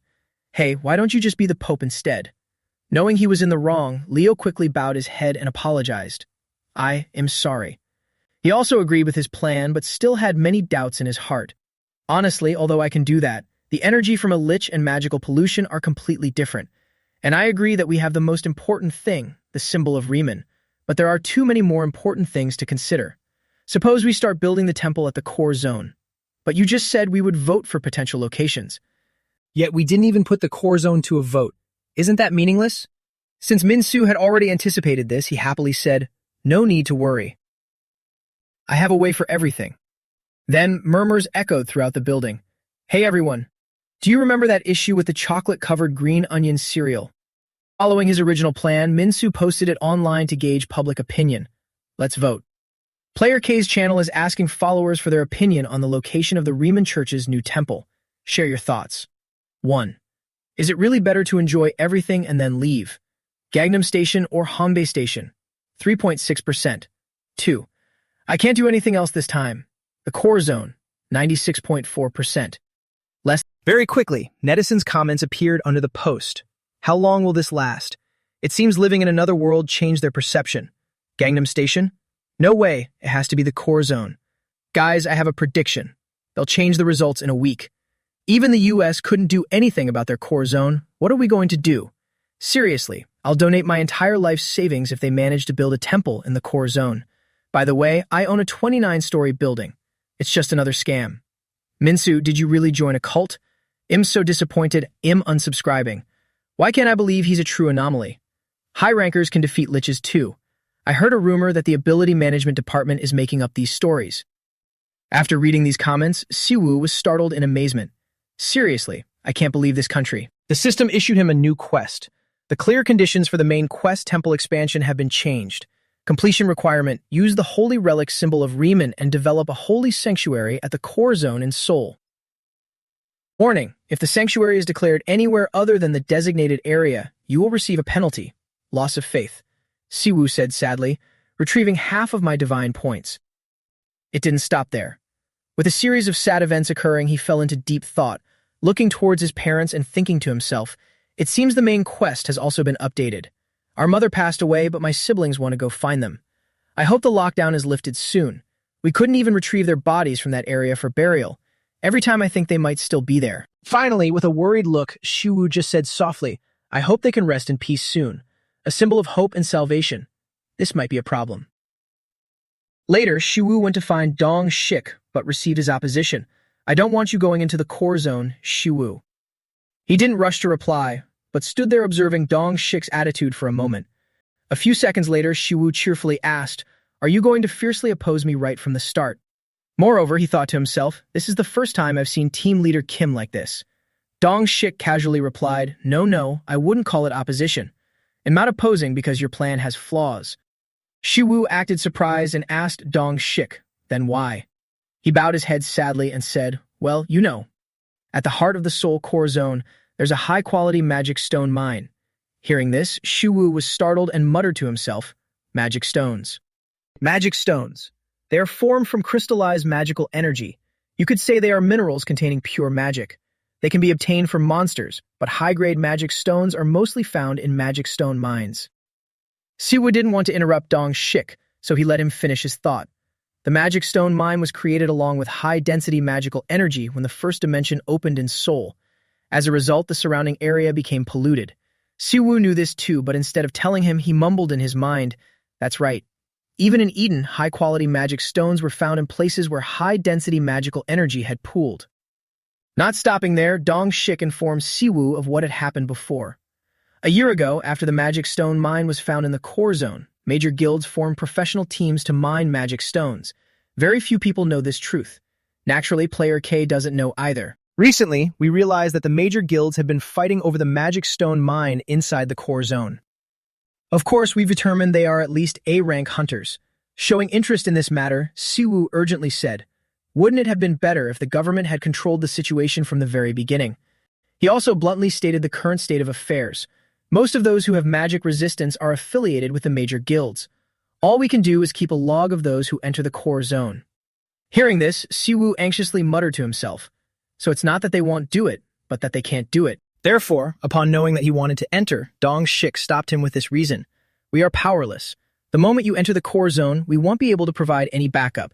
You could get caught in the conflict between the major conglomerates and the major guilds, as well as get boycotted by guild-affiliated awakened. Siwoo chuckled inwardly at his foolishness. Man, this is so silly. So he's only opposing my plan because he's worried about me.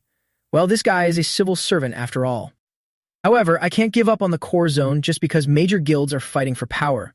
The community poll results from Metuber player K, our new believer with 5 million subscribers. Gangnam Station or Hongdae Station, 3.6%. The core zone, 96.4%. I've already drawn a lot of attention with everything, so I can't back out of the poll now. Knowing that Dong Shik meant well, he made a proposal. Then let me solve this troublesome situation for you. Surprised, Dong Shik turned to ask him, huh? How? Siwoo slowly sat down on the steps and replied, isn't the government struggling because the core zone is lawless? Dong Shik didn't hide anything and immediately told him the truth. That's right. Then he cheerfully said, when in Rome, do as the Romans do. In a lawless zone, I just need to be even more lawless. After Dong Shik brought Leo and Siwoo to the location, Siwoo showed him Seonho's letter. With 2 hunters of at least S rank, refusing entry on the grounds of safety is unreasonable. Minister of the Ability Management Department, Seonho. Reading these lines, Dong Shik's face became tense. Seeing this, Siwoo happily said, you don't look very happy, Team Leader Kim. He sighed and said, yeah, well, I guess I just have to accept it. Anyway, this wall is really high. This wall is called the Ark of the Covenant. Just like Noah's Ark, this is the last bastion of civilization. But are just the two of you really going in alone? What if a fight breaks out by chance? Siwoo quickly explained to him, we will never be the ones to start a fight, I swear, in the name of Riemann.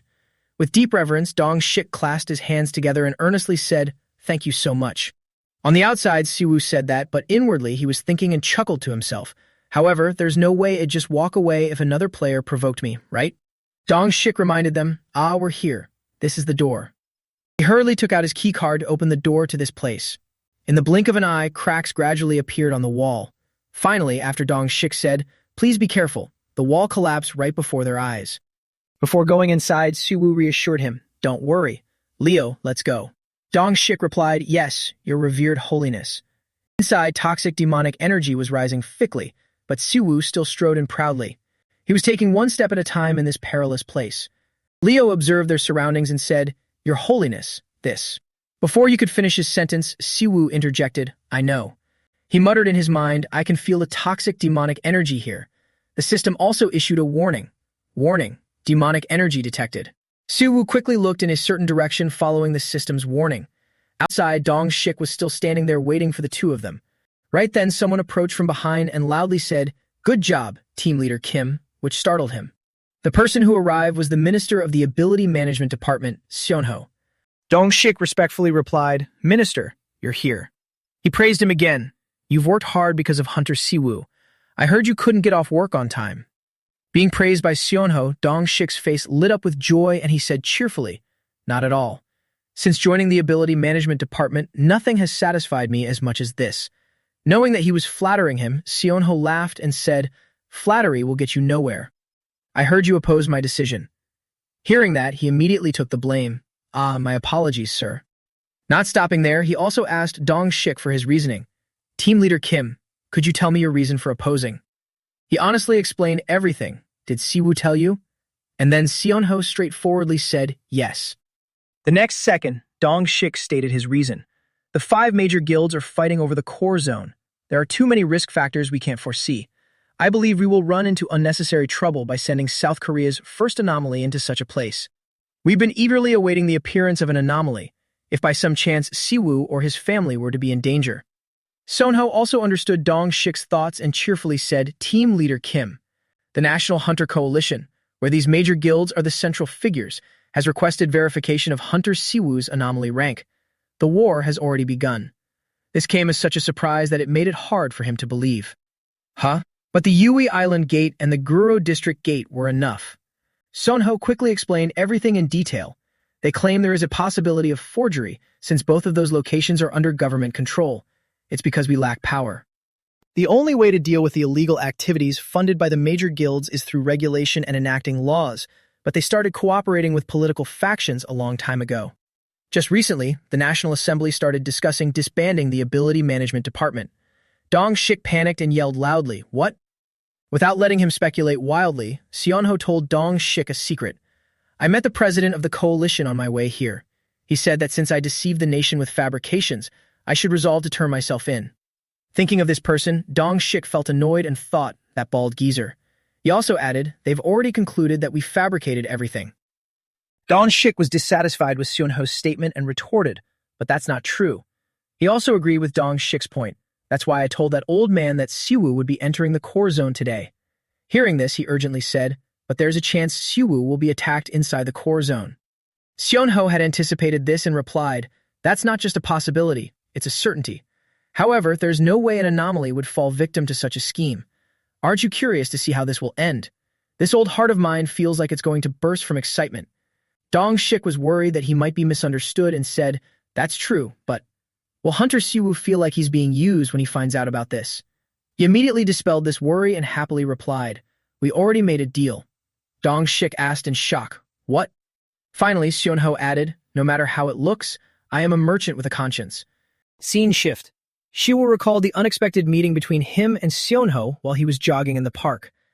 As soon as he saw him, Siwoo stopped and asked in surprise, "What is someone in your position doing here?" Then both of them sat down on a nearby bench and Seonho explained everything clearly to him. There is a magic stone mine inside the core zone and the major guilds are fighting over it. I heard that from team leader Kim. I realized the government has less power than I thought. It seems hunters will follow whoever pays the most. Siwoo also guessed the reason why Seonho came to find him. "So, what is your proposal for me, minister?" He was keeping an eye on his attitude, and he was also looking at Siwoo, so their eyes accidentally met. However, without hesitation, Seonho seriously said, "For everything you earn in the core zone, the ability management department will act as your guarantor. In return, could you lend us a bit of your strength?" Siwoo quickly asked him back, "Then allow me to speak frankly with you. I will purify the core zone for you."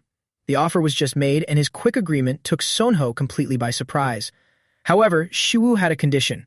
In exchange, "I want ownership of a piece of land in the core zone. Please allow the Church of Riemann to build a temple there." Of course. I'll make sure people can freely come and go. Many people have beautiful memories of that place after all. The Church of Riemann will solidify its position as a timely supporter of the Ability Management Department. Unlike before, the department will be able to handle anomalies and have the power to stand against the major guilds. At this moment, he spoke sincerely to him. That area is already out of our control. You could say it's completely lawless. No matter what happens, the government can't do anything about it. If you manage to purify the land of despair that is the core zone, no one can object to the legitimacy of your claiming a piece of land there. It's a deal then. Just like that, both sides shook hands. Now that they had entered the core zone, toxic demonic energy was rising everywhere. A second later, the system issued a notification. "Clear hostility directed at you has been detected." Siwoo also sensed the danger and thought to himself, "About 30 people. I really feel like I'm at a disadvantage here." He immediately raised his voice and asked, "Leo, I wasn't informed my life would be blatantly targeted like this. What do you think we should do?" Leo offered his opinion. "I think it's best to try solving this through dialogue." Siwoo felt confused hearing this and said, "It's a bit strange coming from you." However, it was Leo who changed his attitude. Violence must always be the last resort. He looked puzzled and replied, "Hey, all right then. Let's try talking to them like you said. Guys, let's talk for a bit, shall we?" But then no one spoke up to answer him, so Siwoo cheerfully raised one of his legs high. Just like that, he stomped hard on the ground, creating a massive explosion right after. Eventually, choking on the dust and smoke, everyone stumbled out. Seeing this, Siwoo excitedly said, "Wouldn't it have been nice if you came out while I was still talking nicely? It's a win-win for both of us, right? Maybe you guys are just shy since you're all wearing masks. We only came here to survey the land to build a temple. Goddess Riemann truly loves peace. Therefore, it'd be very happy if you could get out of the way, my dear brothers." Amidst the thick rising dust, the masked men suddenly heard someone shout from behind, "Everyone, move away," which startled and worried them. Siwoo laughed out loud and said, "Did my pleas for peace actually work?" Leo, standing beside him, chimed in, "Are you being serious, Your Holiness?" Finally, annoyed by the disturbance, one of the masked men named Seppel took off his mask and arrogantly said, "I expected a lot more when I was asked to take down a cult leader. Turns out it's just a kid." Knowing the other party was mocking him, Siwoo wasn't angry but instead smiled with narrowed eyes and replied, "Just a kid. Wow, you must feel so proud being older, brother." Meanwhile, he was whispering in his heart, "He's underestimating me. Anyway, Sojin of the Goblin Guild and this guy too. Are S ranks really that common?" He immediately threatened Siwoo, "I hope you can still talk like that when your limbs are chopped off. We were asked to do exactly that." So he turned to joke with Leo, "Oh, look at that, Leo. Do you still think dialogue is the best way?" At this moment, he became serious, raised a hand to adjust his glasses, and said, "Your Holiness, I think." Saying this, in the blink of an eye, Leo had left his spot, and of course, Siwoo wouldn't stop him. He was moving at such a fast speed that they panicked and screamed, "Ah, what the hell?" The next second, Leo lightly hoisted a guy onto his shoulder. Just like that, he bent the man's body, making his opponent scream in agony. After doling out the punishment, Leo gently tossed him down. Seeing this, Shiwu joked, "Leo, are you giving him a chance to repent? People die when they get folded in half, you know." He simply replied casually, "I still left their mouths intact to allow them to beg for forgiveness." And then Sepple angrily cursed at Leo, "You're insane." Followed by the screams of the others, Songo got hit. Damn it, everyone attack at once. At this moment, the butcher and assassin Sepple felt puzzled and thought to himself, where did he even come from? While his men were rushing to attack Leo and endlessly screaming, "Die, you monster!" he observed and muttered in his head. They said their Matu channel was all fake. Did they trick me? There was nothing in the report about that huge guy. That monster is at least an S rank and a high tier 1 at that. Was he secretly trained by the government? Did that monster just bow his head to Siwoo? If I can grab that defenseless guy as a hostage, I can definitely figure something out. Thinking so, he immediately took action and lunged toward him. His speed was no less than Leo's. Very quickly, Siwoo saw the opponent flying in his direction, and as he got close to his position, Sepple flashed a smug smile and told himself, "Gotcha." However, just a moment later, both his eyes and mouth were bleeding. Sepple ended up like that because Siwoo had used his special skill, Will to Annihilate Evil, detecting malicious intent. While he was continuously vomiting blood and groaning in pain, the system also provided information. These are the wicked deeds of player Sepple: murder, kidnapping, looting, killing minors, and various other crimes. 582 crimes in total. Based on this information, Siwoo stepped forward and questioned him. "How many people did you kill to become an S rank? You're even worse than I thought." At this point, Sepple crawled to his feet and yelled loudly. Finally, he pleaded, "Please, spare my life." Siwoo looked angry and asked Sepple, "You want a quick death?" "No can do, that's completely unfair. One of my skills is the will to annihilate evil, which exposes all the crimes of those who enter the domain of my divine presence. It activates when the one who enters is a true villain." Siwoo stepped on Sepple's hand, making him scream and honestly tell him everything. "He'll talk. It's the Jonggak Guild. They paid me too." However, he still angrily scolded him. "It's obvious they sent you here to test me first. You must have realized that too.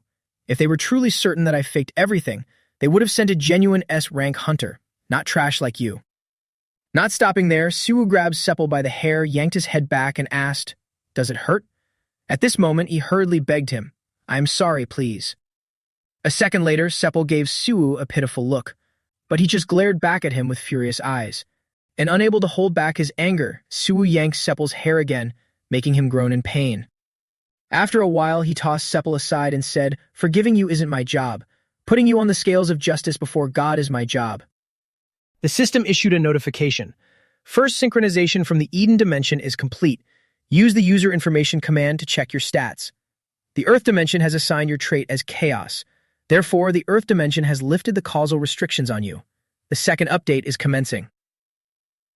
Siwoo belongs to the first goddess, Riemann. Trait, Chaos. Class, Apostle, Black Pope, and 32 others. Stats, player stats. Strength, level. Agility, level. Endurance, level. Faith, level 7. Magic, level 0. Special stats, level. Evil resistance, level. Possess skills. Passive skills. Enemy of beasts, level. Riemann's blessing, level. Holy fire, level. Doctrine interpretation, level. Active skills, level. And 42 other skills. Wings of purification, level. Sanctification, level. Will to vanquish evil, level. And 92 other skills. This means current stats exceed the system's limits. The second synchronization will cover the system. After glancing through it, Siwoo felt confused and said, "What?" So nothing changed at all. It just added a dashboard for my traits. Less than, greater than. Maybe lifting the causal restriction is a good thing too. Saying this, he pointed at the text. Sanctification, will to vanquish evil, level, and 92 other skills. This means current stats exceed the system's limits. The second synchronization will cover. So Siwoo fell deep in thought. This second update is confusing me. Seeing people approaching, Leo said to him, "The weaklings have arrived." Siwoo teased him. "You're so mean, you know that? They don't look like they want to fight." And when asked, "You guys were sent by the government, right? Why are you here?" Siwoo turned back looking surprised. He slightly raised an eyebrow. "The mineral mine is in this direction? Then I don't need to search anymore. With magic this strong, there must be around 7 tons buried under there." Leo also followed up on Siwoo's words. A magic tower uses about 700 kilograms of magic stones a year. 7 tons of high-quality magic stones would be an incredible resource. He stated how he felt. Right now, I can sense both magic and demonic energy coming from there. Magic stones are the crystallization of the purest mana. Magic stones are like pure water, so if combined with divine power, they turn into holy stones. Similarly, if combined with demonic energy, they turn into demonic stones. He was looking toward it and secretly calculating. I can sense demonic energy similar to a lich from this mineral mine. This energy, it belongs to the demon lord of pride. The corruption hasn't been here for long. The demonic energy I felt in the core zone is exactly this. Has anyone gone into this mineral mine recently? Immediately, a few people answered, I don't know, and not sure about that. But some adults followed up and said, don't answer him. Very quickly, he spotted Ji-yoon, who had just stopped everyone from answering him, and cheerfully said, you must be busy with power struggles, but that guy is very dangerous. Being stared at by his opponent, Ji-yoon got a bit anxious. Next, he also said, you must have overlooked this while fighting among yourselves. That's right, I heard this area has no laws whatsoever. If I defeat you guys, I can have this mineral mine, right? In his heart, Siwoo thought, that person must be in this group. Are they white light? In panic, Ji-yoon bowed his head in silence. Right after that, he took out Rieman's token and smiled brightly as he challenged. I don't plan to fight. This lawless land just makes me feel amused. I'm just curious. I just want to test if I can actually do anything here. At this moment, Rieman's token suddenly started glowing. Siwoo also noticed this unusual sign and looked worried. Rieman's token is reacting to the demonic energy. In the end, he decided to use his spiritual power, so a light flashed from Rieman's token resting right on Siwoo's chest, making them ask in a panic, what are you going to do? A second later, the system issued a notification. You can declare a holy land using the item Rieman's token. Do you wish to declare a holy land? Next, he raised it high and loudly declared, I declare a holy land. And then the system confirmed this. This area is now a holy land. Just like that, a halo suddenly appeared in the sky. Then, streaks of white light cascaded down below. So down below, someone reached out their hand to catch it. Meanwhile, Leo was focused on praying. The entire area they were currently standing in was bathed in multicolored magical lights. Siwoo was feeling satisfied with what he had just accomplished. Finally, he happily said to Leo, I've decided to dedicate this land to Riemann. Riemann wants this land. As her servant, I cannot sit still. The system displayed some information. A holy land has been declared using the holy relic Riemann's token piece. The Earth Dimension system has accepted the holy relic from the Eden Dimension as a miracle. With the declaration of the Holy Land, this area has been purified of corrupting demonic energy. Knowing all this, Siwoo breathed a sigh of relief. As he walked, he had a thought. It's much easier to breathe now, thanks to the demonic energy being cleared out. Just a few seconds later, Riemann appeared again and told him, this is a truly sorrowful place. I never thought a place like this existed on Earth. He softly called her name, Riemann. Siwoo agreed with Riemann's previous statement. Yeah, it really is sad. In addition, he carefully observed Leo's expression, and when he saw him looking quite nonchalant, Siwoo muttered in his heart, seeing Leo so calm, it seems I am the only one who can see Riemann. Right after that, with a worried look, she sadly said to him, I can vaguely see it. The dreams that have been buried in this land. Siwoo, thank you for taking good care of the gift I sent through that boy. She was implicitly referring to Leo to Siwoo, and he understood Riemann's intention. However, Siwoo mocked him. You're the only one who calls that mad dog a child. But then she cheerfully replied, to me, he's still a child. Do you know how adorable Leo was when he was little? Siwoo wasn't very interested in this, so he indifferently said, I'd rather not know. The next second, Riemann grabbed his hand and sincerely said, even so, I still like you more. However, unfortunately, Siwoo wasn't moved at all and figured her presence had another reason. Cut it out, stop acting. Why did you show up without any prior notice? Riemann quickly replied, I wanted to come personally to give you a gift because you did such a great job. There are things I can only do when I am here. Hearing those words, Siwoo spoke in confusion. A gift. As soon as she finished speaking, Riemann quickly cast a spell right in front of him. Just like that, she gathered some stones from the nearby pond and brought them all together in one place. Seeing this, Siwoo was completely baffled, having no idea what she was trying to do. After creating a tombstone, Riemann said softly, It feels warmer now, doesn't it, Siwoo? He made a sound of agreement. Meanwhile, he was thinking to himself, this place can't be seen as just a normal gift. I can feel Riemann's love and sincerity. Shiwu fixed his gaze on the tombstone in front of him. Not stopping there, she said, I just hope the dreams that remain here will have a warmer place to reside. I'm sure those who remember this place will see this event as a miracle. At this moment, he secretly compared it in his heart, just like Eden. Riemann gave Siwoo another surprise that left him utterly confused. With miraculous magic, she created a small shrine in the holy sanctuary. While he felt both disbelief and surprise, Riemann smiled as brightly as a flower and asked, How is it? This is my real gift. So, what do you think? He immediately praised it. It's amazing. I'm sure everyone will love it. I can already imagine Leo crying, Goddess Riemann. After thinking things through, he said to her, There's something I want to say, Riemann. However, she was smart enough to guess what he wanted to say just by looking at his face. It seems you already know. Siwoo, listen carefully to what I'm about to say. The last demon king you defeated, Lucifer, transferred the soul fragments of the demon kings to the nearest dimension. The dimension closest to Eden is Earth. The reason why Earth's system agreed to a contract with an outsider like you might be related to Lucifer. Less than greater than. Hearing this, Siwoo pondered deeply. She's talking about causality. On the other hand, Riemann showed a worried expression and said, Because Earth isn't under my jurisdiction, there's not much I can do. You'll have to figure out the details yourself, Siwoo. I'm sorry for making such difficult requests, but please take care of this world. Siwoo knew that saying these words meant she was leaving, so he asked, Are you leaving already? Without another word, Riemann just left, leaving him to tell himself, Well, I guess I should get used to that. Siwoo turned back to look at the shrine and muttered to himself, What a surprise. Still, it seems I've completed all my urgent goals. In his eyes, the shrine looked incredibly beautiful and majestic. There was one more thing Siwoo felt extremely satisfied about. Leo is here to translate the Bible for us, and now there's a shrine for the believers to pray in. After completing the quest, the system confirmed this to him. You have completed the main quest to expand the church. Completion reward, baptism attribute has leveled up, and you have received 500 DP. Congratulations.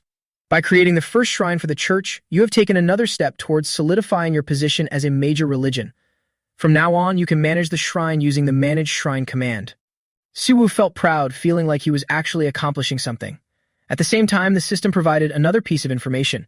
Through the interdimensional contract, you can purchase various facilities using divine points. The facility DLC shop category has been updated. In order to make the shrine known to the public, they decided to do a little broadcast for it. Just like that, Minsu hosted a live stream with Leo and Siwoo present. On the live broadcast, he happily said, We are at the Dead Zone for a special episode. It's an honor to be the first to introduce everyone to the new Dead Zone. You probably already know who I am with today. Mr. Siwoo, South Korea's first irregular, and the head of the Church of Riemann. He quickly placed his right hand on his left chest, bowed in greeting, and said with a bright smile, Nice to meet you all. I am Siwoo from the Church of Riemann. It's a great honor to introduce everyone to our church's very first shrine. Within seconds, several netizens left comments about them. I thought they were filming in the Dead Zone. Looks like they are at a movie set. Player K, even if you need money, at least try to scam more smoothly, damn it.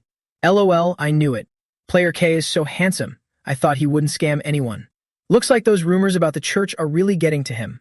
I'm unfollowing. Good luck. Seeing this, Siwoo cheerfully muttered to himself, This is the true essence of K-Chat. Then came another surprise. Mr. Kwaka donated 1,000 won with a comment. Who is that behind you? Don't tell me you hired a mercenary. Player K, if you got kidnapped by a cult and are being forced to film this, wave a carrot. Since he wasn't an earthling, Leo didn't understand internet slang, so he whispered in Siwoo's ear, Holy Father, why are they asking Mr. Minsu to wave a carrot? This question left him unsure of how to answer, only able to say in his heart, It's because of you. After a while, Minsu also expressed his gratitude before ending the broadcast. Thanks to your active participation, we've managed to build the first shrine in the Dead Zone. Thank you, everyone. However, at that moment, negative comments from netizens started pouring in. He should just admit he's lying. Unbelievable. But what movie set is this? It's so pretty. I'm an expert. The Dead Zone is an area polluted by demonic energy, making it impossible for life to grow. Yet this area is full of flowers and grass. So I bet the rest of my hair that this is definitely not the Dead Zone. Seeing this comment, Siwoo immediately prayed, Goddess, you saw that, right? Please take away that man's hair. Next, he held up his phone and guided everyone. From now on, anyone can use the Seoul City app or register through their local community center to enter the Dead Zone in Seoul. You can find more details on the Ability Management Department's website or through our Webtoon channel soon. In addition, they also controlled a drone to film from above. The drone circled around to capture the best angles. And then netizens suddenly commented, "Why is player K so handsome even when looked at from above? Hut is flying higher. Are you crazy? Aren't those the walls surrounding the dead zone? What is that? Everyone, isn't this live on KBC? Notice, Minister Seon-ho of the Ability Management Department announced that awakened Shiwoo has successfully purified a part of the soul dead zone. Article link. This is real." Wait, is this really the dead zone? Is this for real? I'm coming here for a pilgrimage. If we want to go on a pilgrimage, do we really just need to register? Please give me good luck. Please give me a girlfriend. Please let me pass the Hunter Academy exam. Please let me pass the Hunter Academy exam. Please let me pass the Hunter Academy exam. Please let me pass the Hunter Academy exam. Please let me pass the Hunter Academy exam. Please let me pass this interview. Go study, stop spamming. A moment later, someone else walked over to Siwoo carrying a bouquet of flowers in their hands, and this person was Minister Seon-ho. As soon as he saw him, he said, "Minister, everyone has already left. Do you still have business here?" Seon-ho honestly replied, "I've always wanted to come back here. I never thought I'd be able to return. Even though I agreed to this idea, I still couldn't believe it." What is that small tombstone?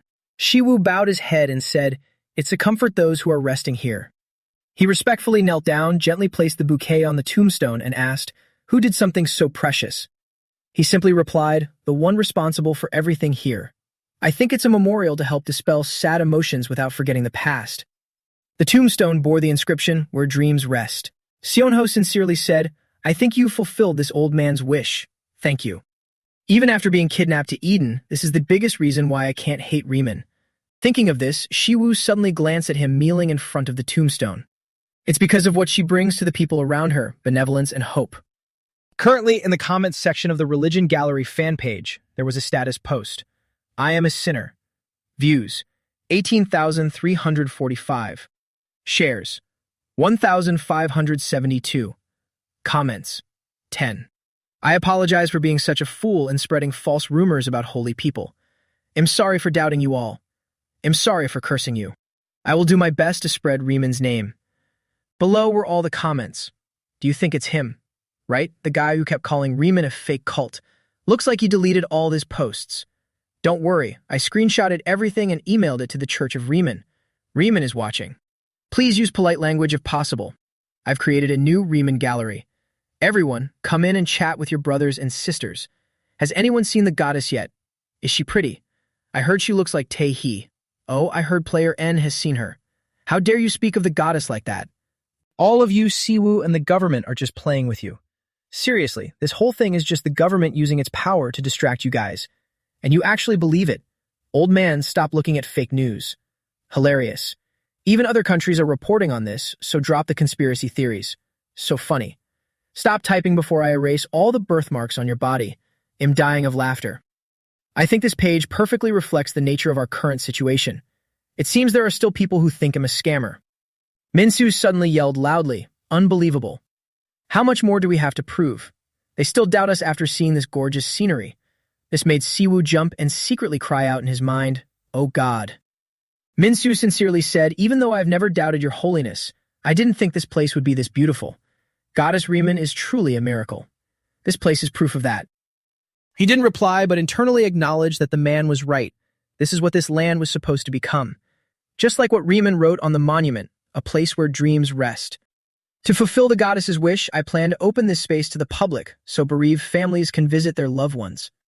Later, while taking a walk, Minsu told Siwoo, "I'm sure everyone is sincerely grateful to you all and Goddess Riemann."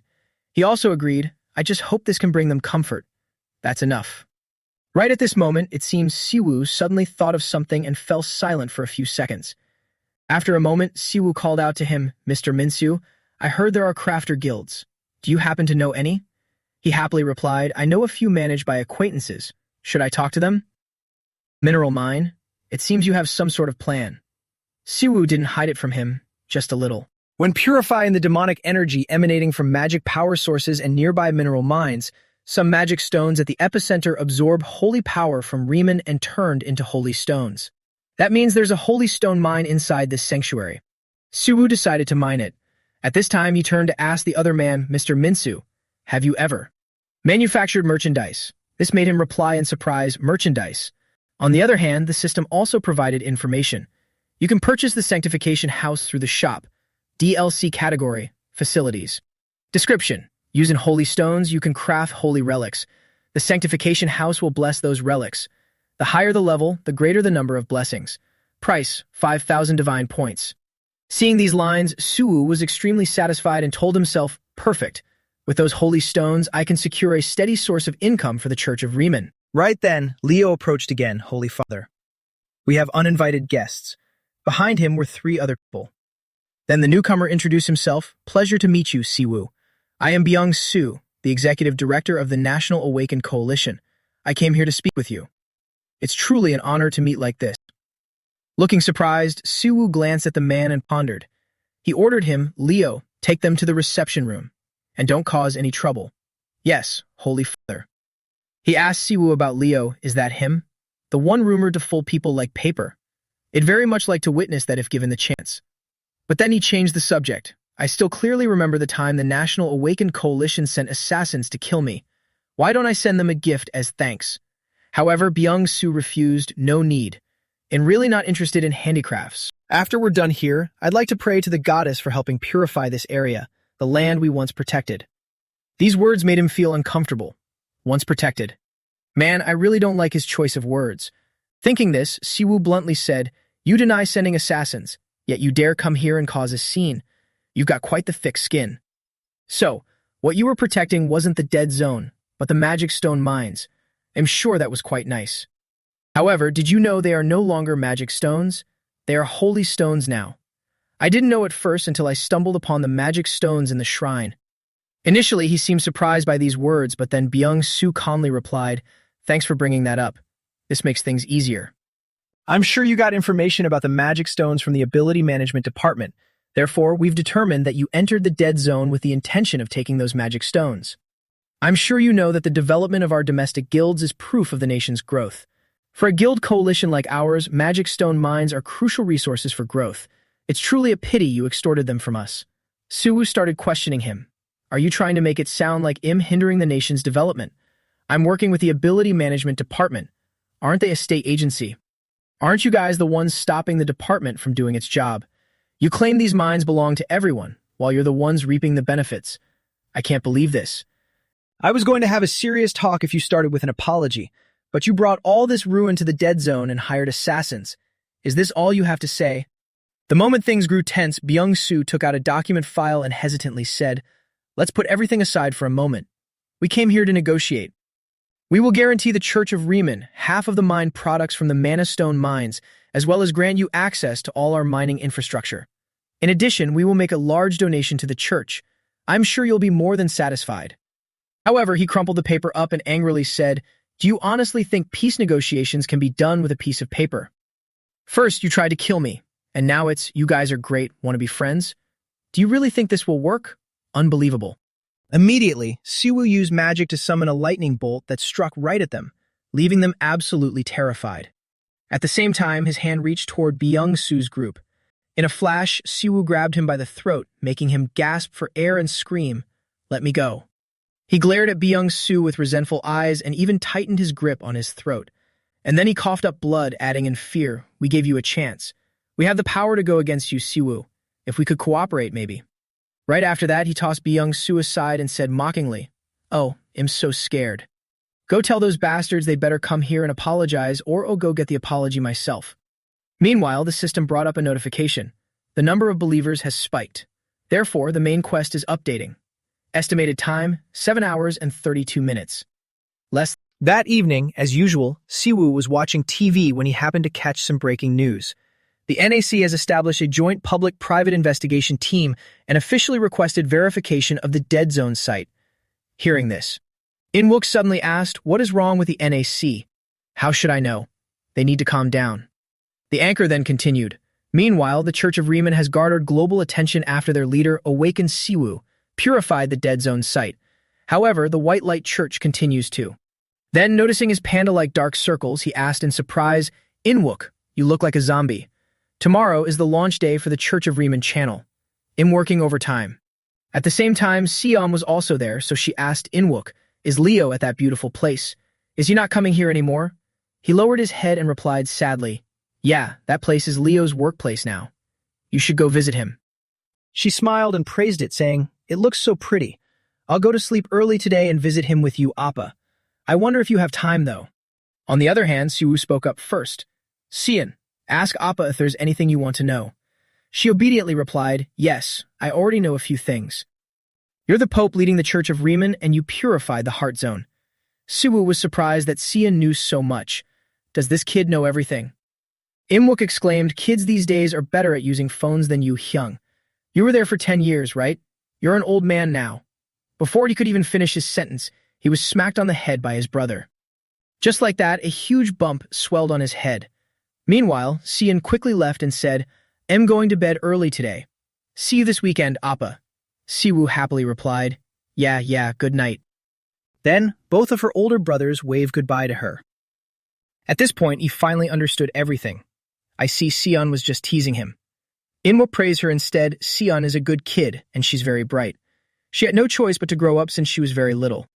Next, Siwoo comfortably admitted his fault. Maybe that's my fault. Seeing his slightly strange attitude, he silently looked at him. A moment later, Inwook suddenly remembered something. "I almost forgot Grandma called us. She said the department is preparing a private jet to bring her over here in 2 weeks." Siwoo was startled and asked, "Huh? A private jet? Why?" He quickly explained to his brother. "She said something about being a family member of an anomaly.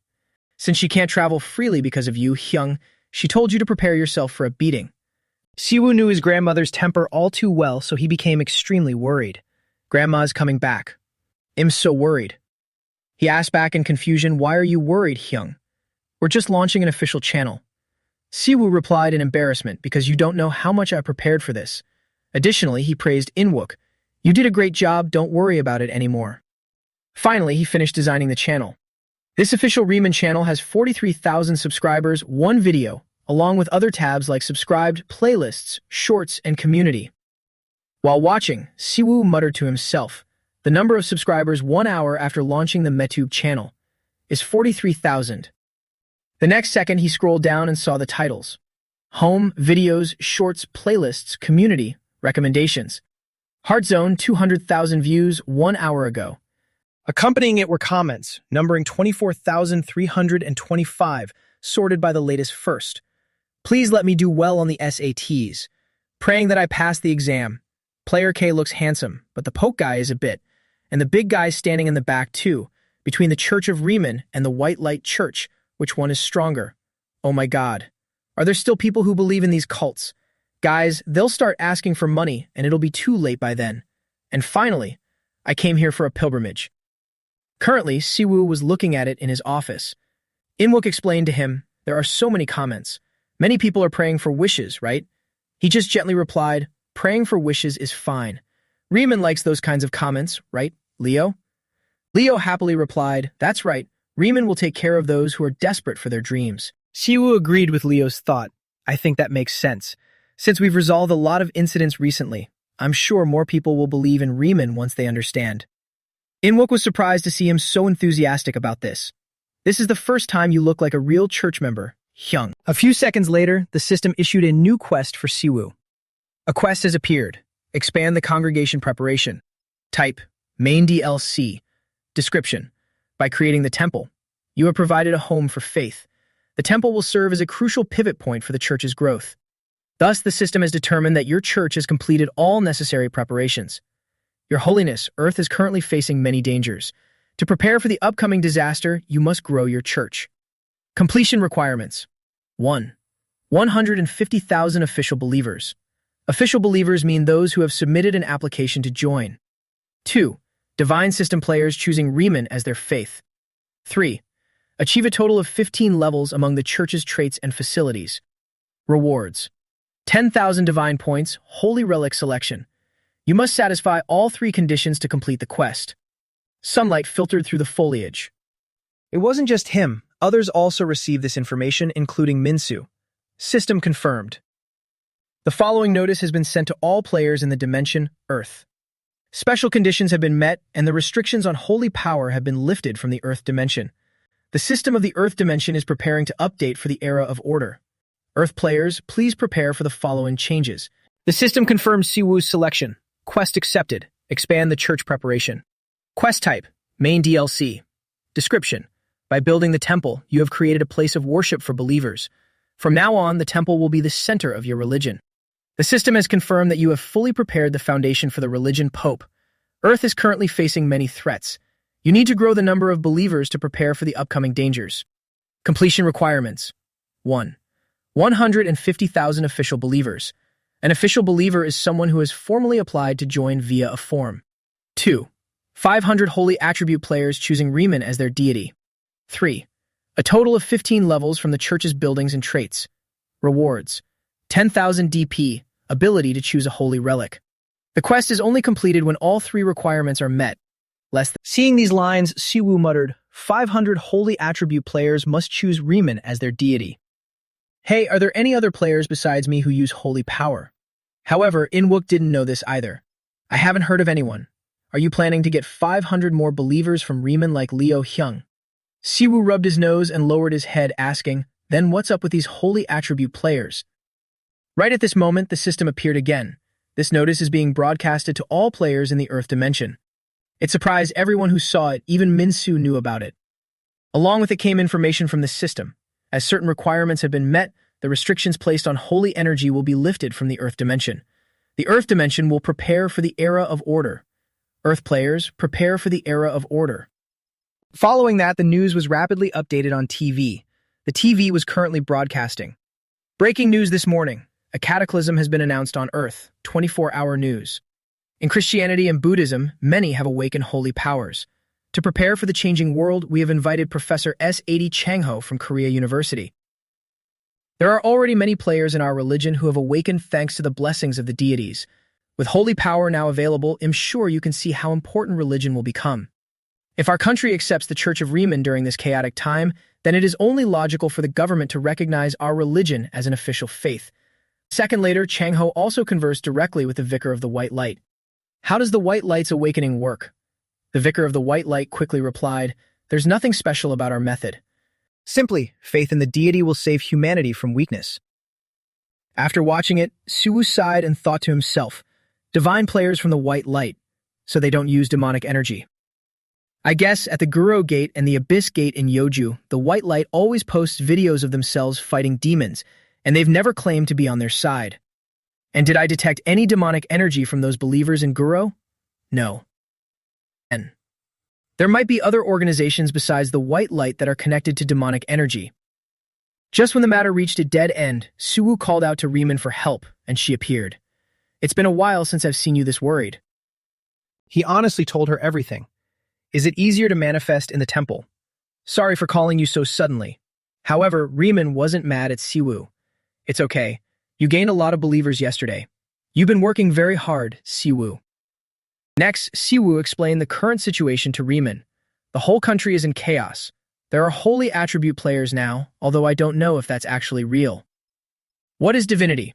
It's a power that not only Riemann's believers can use, but the ability to create miracles by anyone who has faith. The stronger the faith, the stronger the deity, and in return the deity can bless the believers with more power. Based on this premise, a moment later, Riemann began to explain to him in great detail. Just as a player's will is directly linked to their magical abilities, divinity is closely tied to the power of faith in believers. The awakened, in turn, uses that power to create miracles. A deity's worth depends on the level of faith they can inspire in their believers. A deity without believers will disappear. There were still things you didn't fully understand. So the era of order is all about the gods. Then why was there no holy power on Earth before? She also honestly replied, just like the reason why Earth wasn't blessed with manna, the system had placed restrictions on the potential of Earth's humans. Less than greater than. Hearing this, Siwoo felt a bit of regret. They should have lifted all restrictions 5 years ago, along with manna. At this time, Riemann could only smile and say in embarrassment, I want to tell you everything, Siwoo, but... Before she could even finish, he cut in, causality doesn't allow it, right? Riemann said nothing, but just looked at Siwoo with affectionate eyes. And then she began to bless Siwoo. The system also quickly confirmed this to him. Your goddess has blessed you. All traits have been increased by 1 level for 90 days. After completing the ritual, Riemann gently said, at least I can do this much. However, he smiled brightly and cheered for this. Before leaving, Riemann had one wish. Make me even stronger, Siwoo. Now what will my little pope do for me? He firmly replied, What do you think? I just have to preach to get more believers. Hey Riemann, can you summon more people from Eden here? The major guilds are already trying to monopolize the holy attribute players. She was a bit hesitant and replied, I don't think so, let me look into it.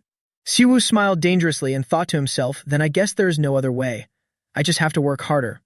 Meanwhile, Riemann looked worried seeing this expression on his face. Siwoo, why are you smiling like that? Siwoo ignored her worry and muttered in his heart, It's fine. He can still sleep when he's dead. Just like that, Riemann advised again, Calm down, Siwoo. Because Leo couldn't see Riemann, he felt confused by Siwoo's current expression. After she returned to Eden, he looked out the window, deep in thought. The era of the church. If that message was broadcasted to all players, then perhaps the Earth dimension will truly undergo major changes. The only thing I can do right now is maintain the temple well and continue preaching, but I don't know where to go next. Right at that moment, his phone vibrated again, making Siwoo slightly anxious. Immediately after, he read the newly arrived message. Emergency alert. Ability Management Department, February 1st, 2028. The orc tribes near Pyongyang have started moving south. Alert Level 2 at the former DMZ area. Ability Management Department. Discovered a massive spatial gate near Busan. Estimated Class A or higher. Analysis Department. Abnormal mana flow near Wang City. After reading it, Siwoo recalled the past. 5 years ago when I disappeared, North Korea basically ceased to exist as a nation due to the appearance of dimensional gates. The northern part of the Korean peninsula is now an unconquerable monster land, according to Inwook. After that, he also went to find Sujin and attended a meeting with many others. Have those damn pigs gone completely crazy? It's so funny. They're all flocking here, right? Right, Pope Kim? Meanwhile, Siwoo looked worried and muttered to himself, This guy is standing too close. While everyone remained silent, Sojin laughed out loud, very naturally. Siwoo whispered to him, Sojin, the Goblin Guild is quite a large guild. Wouldn't it be more appropriate for you to sit next to the National Awakened Coalition? Associating with thugs isn't my style. We don't belong to the National Awakened Coalition. I already told you that. Immediately, Sojin made the pastry disappear right before Siwoo's eyes, making his jaw drop and screaming in his mind, My snack disappeared. He smiled and said, Hey Pope Kim, do you want to grab a coffee with me after this meeting? I have a lot of questions about holy power. That's what you used to subdue me last time, right?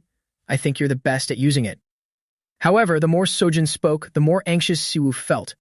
But since he couldn't let anyone else know, he could only scream in his heart, Wait, why is he calling me Pope Kim? Finally, unable to bear it, Byung-soo pointed a finger at him and yelled, Hey Choi, you're not the only two in this room. Keep your voice down.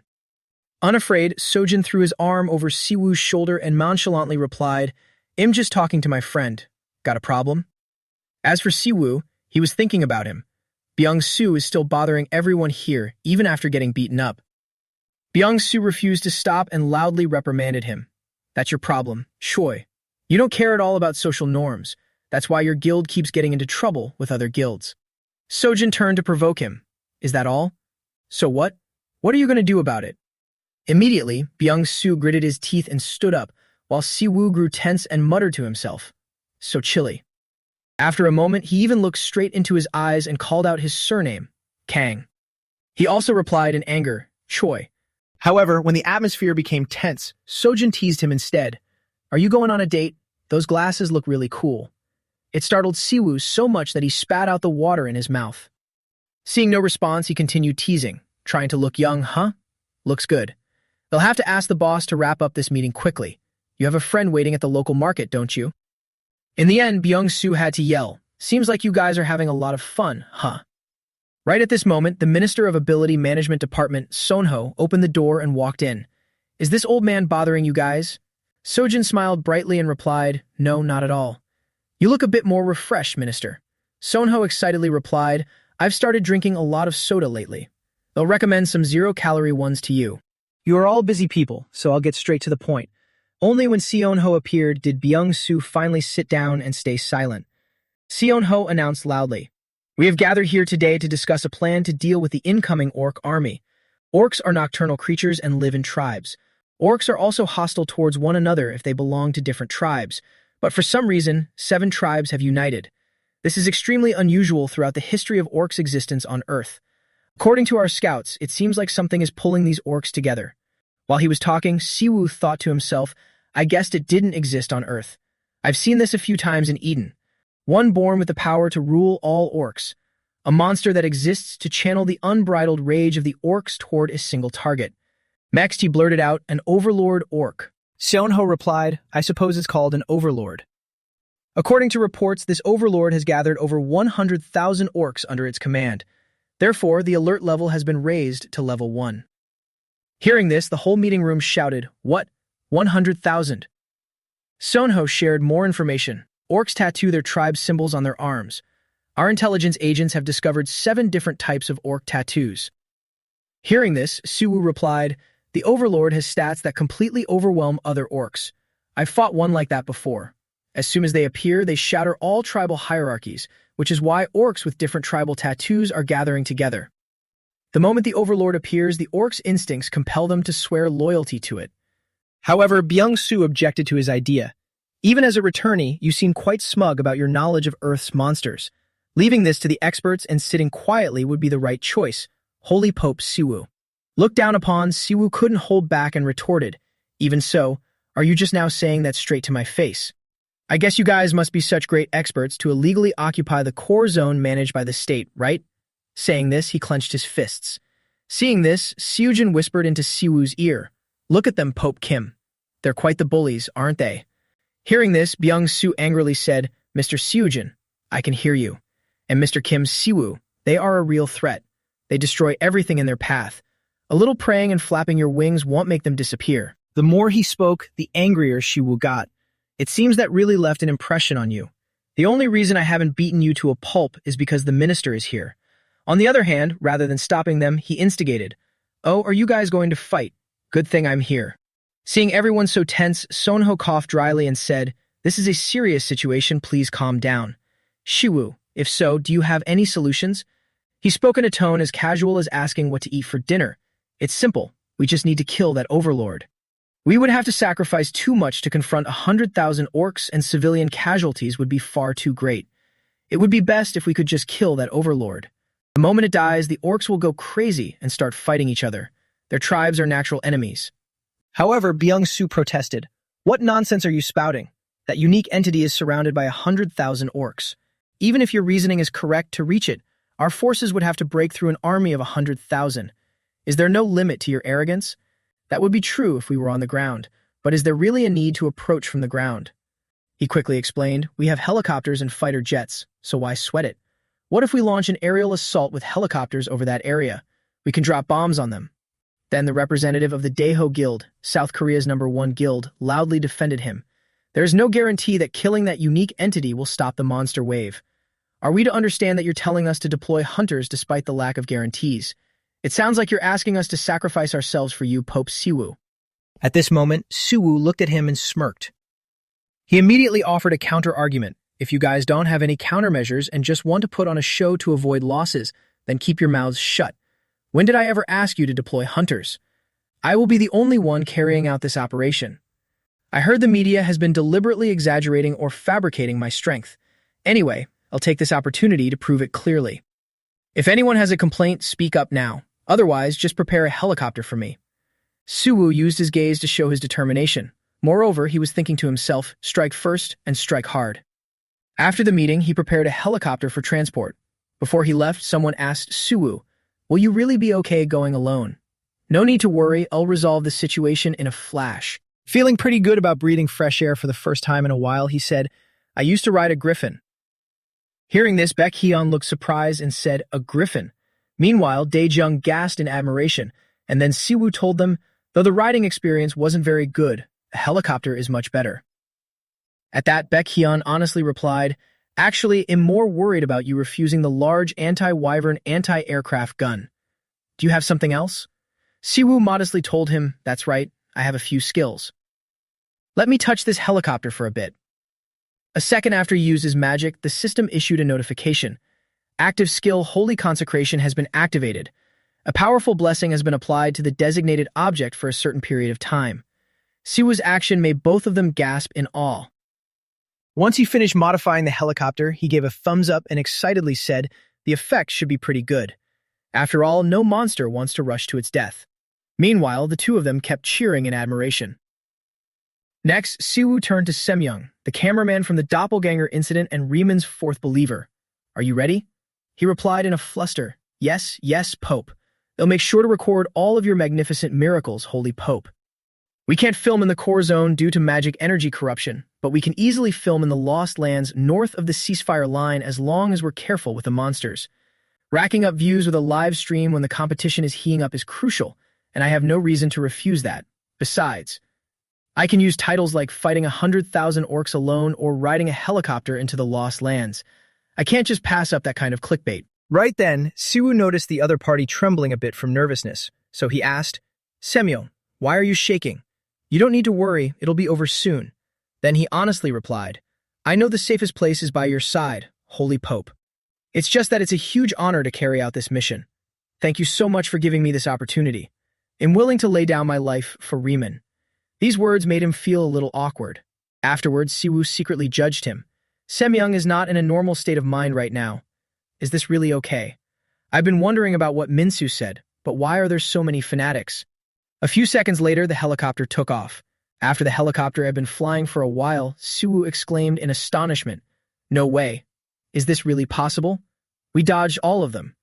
In addition, Semyoung called Sunho to report the situation reached the designated location in 5 minutes.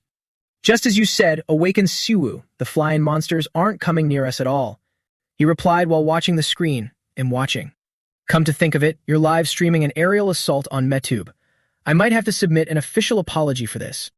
Knowing he was in a tough spot, Semyoung said, "Minister, if you're worried, I can turn off the broadcast right now." Once he turned off the broadcast, Sunho turned to Dong Shik and said, "I wonder." He stopped mid-sentence and stared up at the plan displayed on the screen, which read, "Plan A. An aerial assault will be carried out under the command of awakened Siwoo.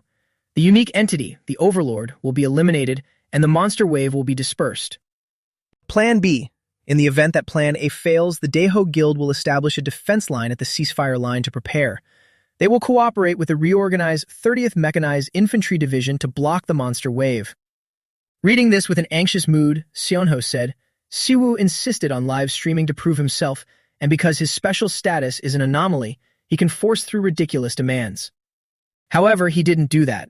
Last time he even led us to the bad guys the Ability Management Department was chasing, calling it a gift."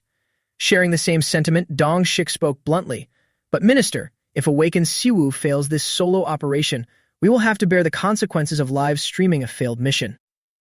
This will make the Ability Management Department even more." Regarding this issue, he was quite optimistic and simply replied calmly, "If he can't stop it, there's nothing we can do about the monster wave either. Who cares about our usefulness then? We're useless whether we broadcast or not. If Awakened Kim Siwoo fails, the end result will be the same. In that case, wouldn't it be better to raise the stakes? It's been a long time since the awakened forces belonging to large-scale private guilds surpassed the state's awakened forces. The nation lacks the power to control the awakened coalition, and it absolutely lacks the power to protect itself from being controlled. Many large-scale guilds affiliated with the NAC are involved in illegal territories. Upon hearing this, Dong Shik brought up another issue. Awakened Siwoo is not affiliated with the Ability Management Department. However, he replied, is not affiliated with the NAC either. Do you know why every country separately categorizes returnees, especially disaster class ones, even though they could just classify them like we classify S-rank hunters? He honestly said, "No, I don't know." Seonho began to explain in detail to Dong Shik. Disaster class returnees are those who left a remarkable legacy in their worlds before returning to Earth. Whether they are good or bad, they are beings capable of affecting the order of an entire world. If these people return to their home planet Earth, what do you think the probability is that they'll submit to the current government? Of course, there will be individual differences, and conflict is inevitable. That's why they are called a disaster. Among the disaster class returnees, the power of those we can measure is at that level. So what do you think would happen with the class above that, the anomaly class? Conflict is inevitable. Our job is to navigate that conflict so it aligns with our interests as much as possible. Dong Shik gradually understood a bit and said, "You mean to use Awakened Siwoo to keep the NAC in check?" He disagreed with this phrasing. Use him. Didn't Awaken Suwu himself say that he would help us, not the NAC? As weak as we are, we can only do our best. Do you think we have the option to refuse? Because Seonho was completely right, Dong Shik fell silent. And then they also read the comments online. Is this really live? Is this a monster wave? What do we do if they head straight down to the ceasefire line like that? I heard the Paju area has prepared for the worst and started evacuating. They wouldn't just make things up. It's fine, the NAC heroes will take care of it. Nothing to worry about. Everyone have faith, the goddess Riemann will grant us all salvation. Don't be fooled by these fanatics, everyone. Loro still loves you all. We're doomed. We're doomed. We're doomed. After reading them, feeling a bit bewildered, he asked, Team Leader Kim, did you see? They're saying we're doomed. Since it was a tough question, Dong Shik answered uncertainly, Minister, we've already rolled the dice. So all we can do is humbly accept the outcome, whatever it may be. At the same time, having arrived, Siwoo started the broadcast again. We've reached the helicopter's operation area. The unique entity known as the Overlord is in sight. Can everyone hear me? That huge guy over there is the Overlord. He's very dangerous and different from normal orcs. I'm going down now, and as Siwoo said these words, he stood at the door of the helicopter and pointed the camera downward. On the other hand, while jumping down, Siwoo casually filmed and said, This is the official MeTube channel of the Church of Riemann, so please like, comment, subscribe, and hit the notification bell. Thank you so much, bye. Meanwhile, Semyoung shouted loudly, Pope Pope, you're your parachute. Siwoo was flying through the high sky like a shooting star. The orcs quickly spotted the strange object in the sky, feeling baffled in their minds. Right after, he used his magic to create a massive explosion. Siwoo used magic to create a massive explosion, sending clouds of dust and smoke high into the air. Then he stepped out from the thick cloud of dust. After taking a few steps, Siwoo grumbled in pain. My knees hurt so much. Maybe I'm getting old. When I was younger. Right then, he heard an orc roar. A second later, Siwoo came face to face with the Overlord orc. Hey, is this the first time you've met? You're bigger than I thought. You look really familiar too. Hearing this, it replied angrily, I don't understand. In the future I was told of, there was nothing about a human warrior like you. I sense a disgusting energy coming from you, an energy that is the antithesis of ours. Siwoo resolutely shot back. I've heard this before. It seems overlords like you didn't appear naturally, but were created through the demonic energy of another. There was the wyvern before, along with the doppelganger and the lich. Now I understand. All of your demonic energy comes from Lucifer. Last time it was the demon lord of pride. Now it's the demon lord of wrath. Why are the demon lords trying so hard to come to Earth? Pressed by his tough question, the Overlord orc bellowed. I don't need to answer your questions. All that must happen is the fate that has been chosen. I will kill you right here. As soon as it finished speaking, it swung the hammer in its hand towards Siwoo. At this moment, he locked his gaze onto his opponent. Right after, Siwoo leaped high into the air to dodge the Overlord orc's attack.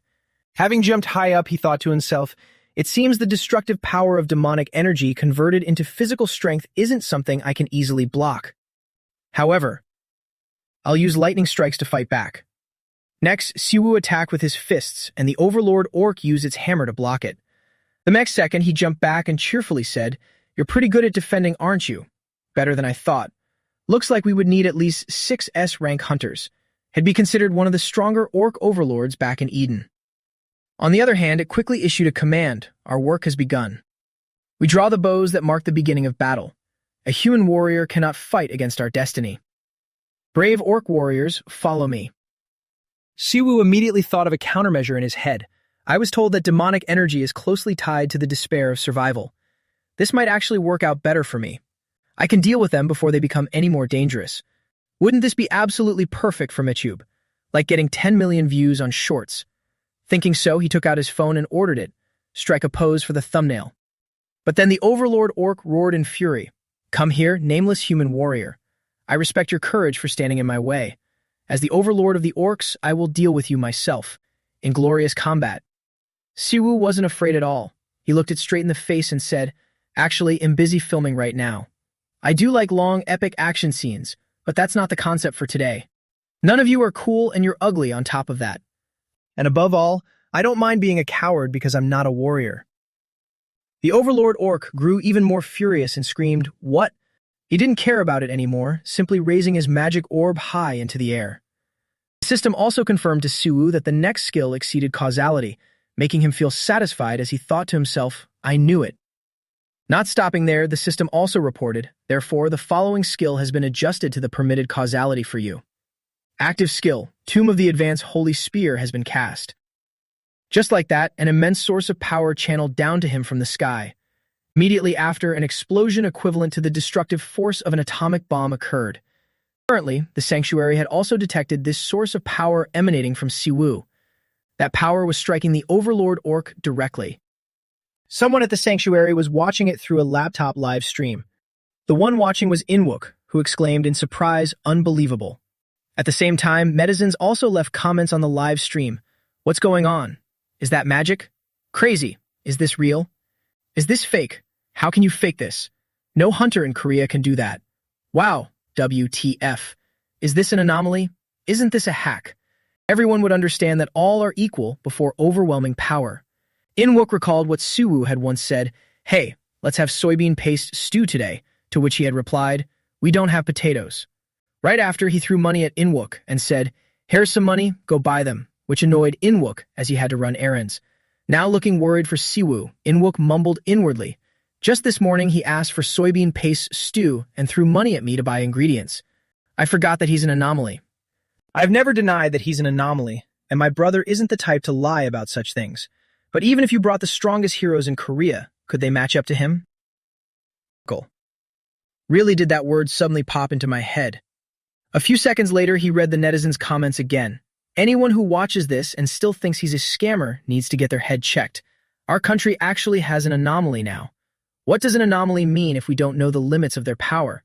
I'm signing up for the Church of Riemann. Am I the only one who feels scared? Right at this moment, the entire internet saw the Overlord Orc's arm move. Because everyone thought it was dead, netizens immediately commented, did he just move? Is that orc still alive? He survived that hit. Seeing this, Inwook screamed in shock. They weren't the only ones. Siwoo was also surprised that the Overlord Orc was still moving. However, as soon as it sat up, he used magic to strike it on the head. Siwoo focused his mind, waiting for the result. In the end, when the Overlord Orc had completely fallen, and he stood with hands on his hips looking annoyed, Inwook thought to himself, he's annoyed because it didn't die in one hit. I knew it, that's the brother I know. After returning to the sanctuary, Siwoo angrily yelled, damn it, who would have thought he could survive that hit? The ending was a bit disappointing. It wasn't cool at all, absolutely not. However, Minsu and Semyoung said in unison, that's not true. Your Holiness, you showed an incredible spectacle. You even showed your human side. I don't think it could be any more perfect. Meanwhile, Inwook felt annoyed and called their names Semyoung, Minsu. Siwoo couldn't stop being angry, so he yelled at their faces, hey, you fanatics. Wouldn't it have been better if the first attack? Seeing him like that, Inwook had a sudden thought. Seems like he cares too much about looking cool. Minsu took out his phone, looked at it, and said after the Overlord was defeated, the remaining orcs started fighting each other. The monster wave has dispersed. Thanks to you, it seems everything is fine. The Ability Management Department is thanking you, and the NAC hasn't said anything. However, at this point, Inwook took out his phone, handed it to Siwoo, and said, Hyung. He quickly read the news about himself. News, daily news, politics, economy, society, life, world, IT. The massive Chaos Gate in Busan has been upgraded from rank B to A+. Mobilization order for all hunters in the Gyeongnam region. Players from the Giant Guild in Paju and Munsan have started moving. Korea's first anomaly, Siwoo. Why isn't he doing anything in this situation? A few seconds later, he said in a shocked voice, did you know you even made the news? Unbelievable. Besides that, he was in the news with the headline, Korea in danger, where is the leadership? Siwoo held his head and stared at the newspaper, thinking to himself, it's not that I don't want to help, I want to go too. However, just as he thought this, the system issued a warning. A danger warning. The warning read, due to reaching your causality limit, the use of holy power has been restricted for the next 24 Earth hours. Suddenly, a massive beam of intense magic poured down from the sky. It struck straight into the ground, causing the Earth to explode. Looking at the strange phenomenon before them, everyone in the server room was so terrified they couldn't speak. Even Dong Shik couldn't form a proper sentence. What is this?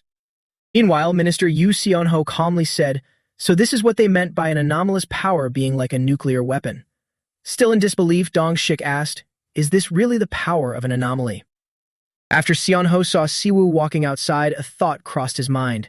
The power of an anomaly was vague in our imagination, but now it's clear through this video. Siwoo aimed for this. Everyone who watched the livestream must have felt it. Then, when the words subscribing, commenting, liking, and turning on notifications will greatly help the goddess appeared on the screen, he suddenly gave a thumbs up and cheerfully said, "Minister, regarding the live broadcast, I don't think we need an apology letter anymore." But the minister replied, "I won the bet, but the level of destruction was far more than expected. Perhaps my luck will be better in the coming years." While driving back, Dong Shik called Siwoo. Yes, Siwoo. "Team leader, did you watch the live broadcast?" Dong Shik said honestly, "Siwoo, I was very surprised. I watched it from start to finish without missing a single second. We projected it on the main screen, and all 250 employees at headquarters watched it together." A moment later, Siwoo made a proposal. "Since I've resolved this issue, can I leave the rest to you? I have some things to take care of." Dong Shik gladly agreed, "Of course." "Thanks to you, we were able to stop the monster wave. Thank you very much. I'm currently on my way to China to negotiate the issue of the orcs moving north. I'll contact you again after we resolve the situation as best as we can." Hearing this, Siwoo muttered inwardly, he must be very busy. So he quickly said, "Yes, good job. I'll take care of the rest." As soon as he hung up, Siwoo thought to himself, he really is busy. On the other hand, he also checked the news online. Local news, breaking news. A group of orcs who lost their leader revealed that the awakened, Siwoo, is moving north past the old Pyongyang with their final destination being China. The danger level of the Chaos Gate is rank B. Notice to all Gyeongnam players. The large player group in Paju and Munsen has started an emergency mobilization. Korea's first anomaly, Siwoo. Why isn't he moving in such a dangerous situation? Reading up to this point, Siwoo suddenly stopped, staring at the text and pondering. The first anomaly left right after promoting his religion without resolving the situation, only ended after promoting the religion. Pope Siwoo's YouTube channel is just a show. The meeting of his Zen master, Buddha, and Jesus. Right at this moment, In-wook suddenly walked over, and upon seeing it, he said in surprise, "Oh my god, you're falling for their clickbait titles." Startled by his sudden appearance, Siwoo denied it. "How could I not read them?" Although he said that, his hands were very honest as Siwoo kept scrolling down to the comments section. 7 comments. Newest, oldest, most liked. 1 hour ago. What a relief, the orc group won't head our way. 1 hour ago. Where is Kim Siwoo hiding? 15 minutes ago. That was more than enough. Is he planning to? 7 minutes ago. I heard the NAC guys are being deployed. 5 minutes ago. Bad-mouthing the person who did the most? What the hell is wrong with you guys? 5 minutes ago. Why don't you guys try it? 1 minute ago. That was you, right, Pope? So exaggerated. I left right after I built the temple. I saw the biggest problem, you bastards. And then once again, In-wook startled Siwoo as he was intently reading the comments by bringing out money and saying, "You're just a normal person right now, right? Go buy potatoes." Immediately after, Siwoo warned him by raising a fist and saying, "In-wook, I told you to watch your words. Only some of my divine power is restricted. I can still beat you up. And I already bought potatoes yesterday. Let's make potato pancakes today." At this point, he had no choice but to reluctantly agree. Fine. While cooking, In-wook brought it up again. "You were heavily cursed at in the articles I read earlier. You'll probably live a long life." But then Siwoo cheerfully replied, "Those guys playing politics need to solve their problems their own way. They have to save face, so they'll try to do my share of the work." Out of curiosity, he continued, I heard the gate that the Daeho Guild bid on also had a monster wave. They must be busy dealing with that." However, Siwoo was very indifferent about this matter. He just fed a piece of potato pancake to Sion and replied, "It's not like they didn't do anything. At least they could hold it off." Right then, Siwoo suddenly realized a positive aspect and thought to himself, "Actually, this is a good thing. I should go prepare the temple." The system also gave him a quest. Hidden quest. Monster wave completed. Monster wave type hidden. Description. You have protected the Allied forces from hundreds of thousands of orcs while Earth, prior to an update, was in danger. You will receive a hidden quest reward. Reward. 5,000 DP. Even though there was a lot to do and everything was busy, the good thing was that the hidden quest was completed. A day had passed since the penalty, but there was still plenty of time. At the same time, the system issued a red warning. Due to reaching the causality limit, the use of your divine power has been restricted for the next 24 Earth hours. Anxious, Suwu calculated inwardly. I should check the church's status window. Good thing I earned DP before the restructuring. Has anything changed? His question was answered by the system. Church of Riemann. Main deity, primordial goddess Riemann. Birth dimension, Eden. Official believers. Own traits, charity. Level 2. Baptism, level 2. Affiliated organizations, none yet. Own divine points, 12,700. Seeing this, Suwu looked tense and muttered to himself, still far from the main quest's goal of 50,000. But given I neglected it, 255. A lot of believers joined while I was away. Inwook Submit called out to him, Suwu, look at that. Following his directions, Suwu looked straight ahead. Then he saw Leo talking to a lot of people and quickly called out, Leo. He immediately turned around and replied, Your Holiness, welcome. Many people applied to become official believers because of the monster wave. And very proud that we now have brothers and sisters on Earth. Suwu said straightforwardly to Leo, I'm here because of that. A few seconds later, he walked up to them while people were chattering among themselves. Oh, it's the Pope. Pope, I watched your Metube livestream yesterday. You were truly extraordinary. I'm a relative of the deceased who was helped in the disaster area. I owe my life to Riemann. Seeing that everyone had a good impression of him, Suwu clasped his hands in front of his chest and excitedly said, Thank you for choosing us. From now on, I entrust myself to you, brothers and sisters. Riemann will be very happy. He turned to look at Leo with satisfaction, thinking to himself, That's right, Leo. This is exactly why I brought you to Earth. And not good at teaching others, but we have someone who will become the perfect missionary. So Suwu introduced Leo to everyone. As you all know, this person is Leo, and he is an archbishop of the Church of Riemann. From now on, he will teach the doctrines to all of you, brothers and sisters. If there's anything you don't know, please ask him, okay? I have great faith in Archbishop Leo. This sudden proposal made him slightly flustered. He whispered into Leo's ear, You know you have to teach them the doctrine, right? And then he agreed, Yes, Your Holiness, but there are so many people. Surprised upon hearing this, Suwu asked back, Many? You'll have to teach this number 200 more times. This statement left Leo both confused and shocked. So he analyzed it for Siwoo, Your Holiness. According to Korean labor laws, it's usually 8 hours a day, 5 days a week. Before Leo could even finish his thought, he interrupted by making a promise. Riemann said she'll send more people from Eden to help teach the new believers, so just try a little harder. At this point, Leo had to reluctantly agree. Yes, yes. I hope they arrive soon. Siwoo built trust with him by saying, I said I'd guarantee reinforcements. You trust me, right? At this moment, Leo could only reply, it would be great if they actually came. Meanwhile, Inwook thought to himself, I think my brother is truly a bad person. When it was just the two of them left, Inwook asked him seriously, but Siwoo, are we short on money? There are more and more people. With living expenses and church management costs, we'll need a lot of money. Metube won't be enough.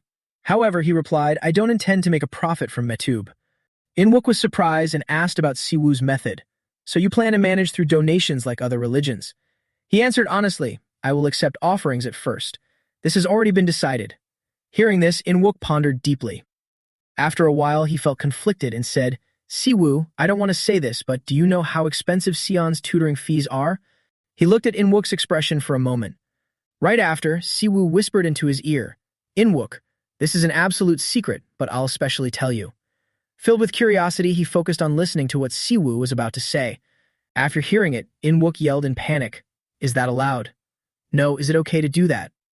That's not evangelism, that's just a business. No, it's like a cult. Immediately, he stopped him, Hey, you're being blasphemous. I'll split you in half if Leo catches you, so shut up. Currently, both were standing in a very beautiful garden. Right after, the system provided information. You can purchase at Consecration House from the shop. Consecration House Level 1. Type. PLC facility. Description. Using holy stones, you can craft holy relics items. The consecration house will bless those relics. The higher the level of the consecration house, the more blessings it can bestow. Cost. Divine points 5,000 DP. So Siwoo began building the consecration house and the system recognized it. Constructing consecration house. You have consumed 5,000 DP. Level 1 consecration house. You have entered the Level 1 consecration house belonging to your temple. Displays the list of holy relics that can currently be crafted in your consecration house. Displays the list of holy relics that can currently be crafted in your consecration house. As soon as he saw it, Inwook said in amazement, This is where you craft them. He also felt satisfied and thought to himself, the church's health bracelets. On the other hand, Siwoo collected holy stones and brought them to CEO Kang. As soon as he saw them, he felt very excited. Holy stones, I've never seen these before. Because it's a new mineral, we are very curious about it, the production guild master said. He cleverly replied, I got to meet a great person thanks to Minsu, and holy stones don't cause mana explosions like magic stones, so they're very safe. Hearing this news, CEO Kang became even more thrilled. That's wonderful. So you want me to craft what you requested from these stones, right? Yes, make this round design and place the stone here. In addition, he was confident in his skills, saying, with my skills, it will be a piece of cake. And we can produce 100, 200 of them a day. It is an honor to be the first production guild to collaborate with the famous Church of Riemann. I will show you amazing results since you trusted us. Very quickly, the Holy Stone mining contract between Siwoo and CEO Kang was successfully signed. Everything was proceeding so smoothly that he laughed and said, everything is going very well.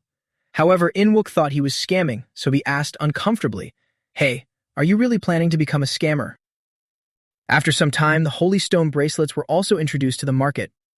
Holy Stone bracelet, a bracelet with holy stones embedded in its grooves. Depending on the grade of the holy stone used in production, they have different effects, and it's very useful for the wearer's natural recovery. The number of relics that can be produced can be increased through purchases in the OLC shop or by upgrading the consecration house. And when it sold well, Siwoo excitedly said, the Church of Riemann's best-selling product, the Holy Stone bracelet. We won't have to worry about church management with this. See that, Inwook? Made in the form of a bracelet, beneficial to the wearer's health and reasonably priced, this was a highly favored holy relic.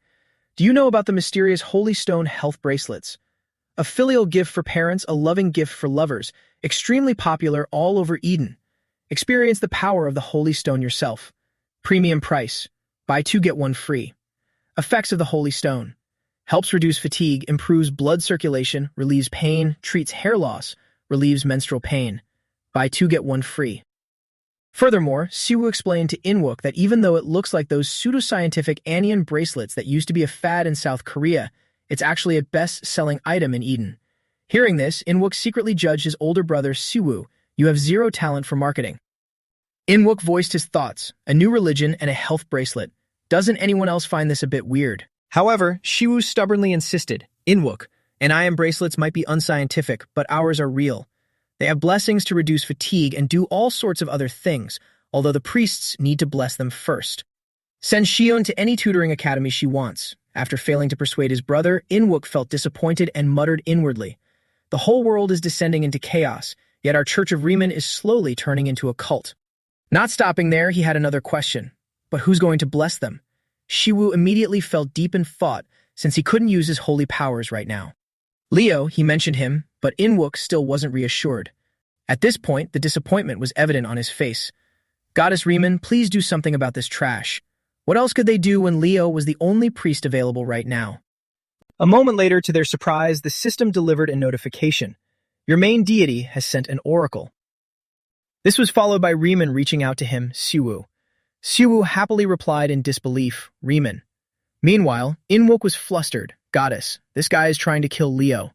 But she casually replied, oh my, it seems I arrived at the perfect time, right, Siwoo? What I was preparing has been resolved. Like I said, I'll send someone from the Holy Knights using the exact same method as Leo. Siwoo replied in surprise, like Leo.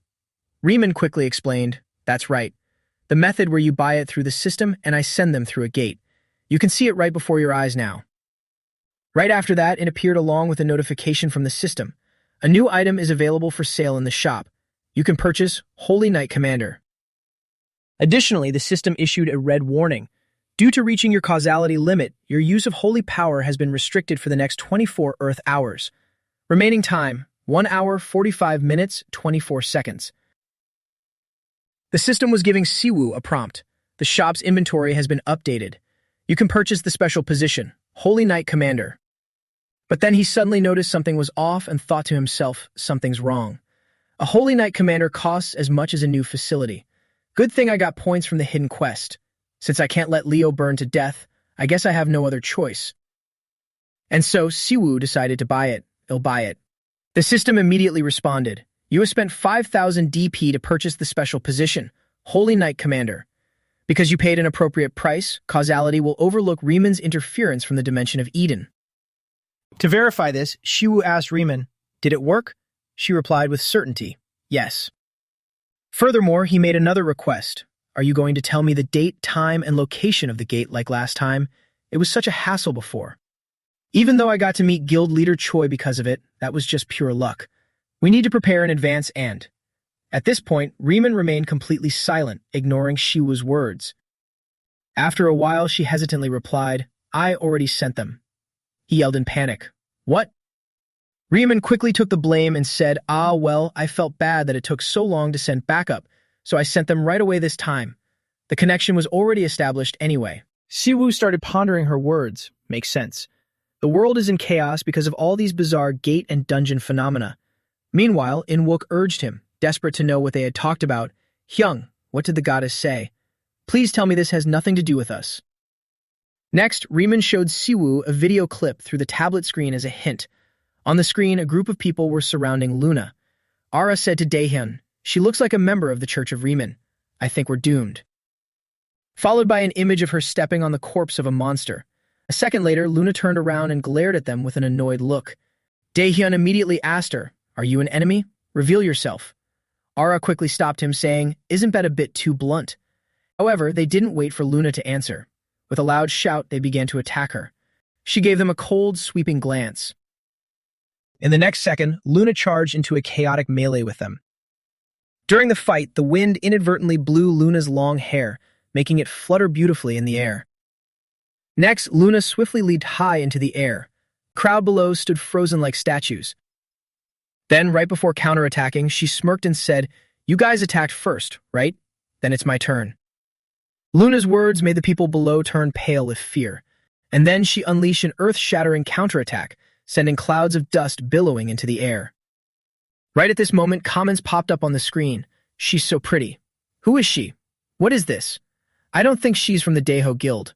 Why are the attackers running away? Where's the explanation guy?" Explanation guy.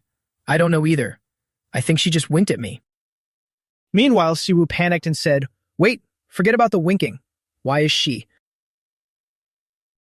chasing all of our guild members away while winking at them?" As soon as he finished speaking, Siwoo angrily asked, "Riemann, what is the meaning of this?"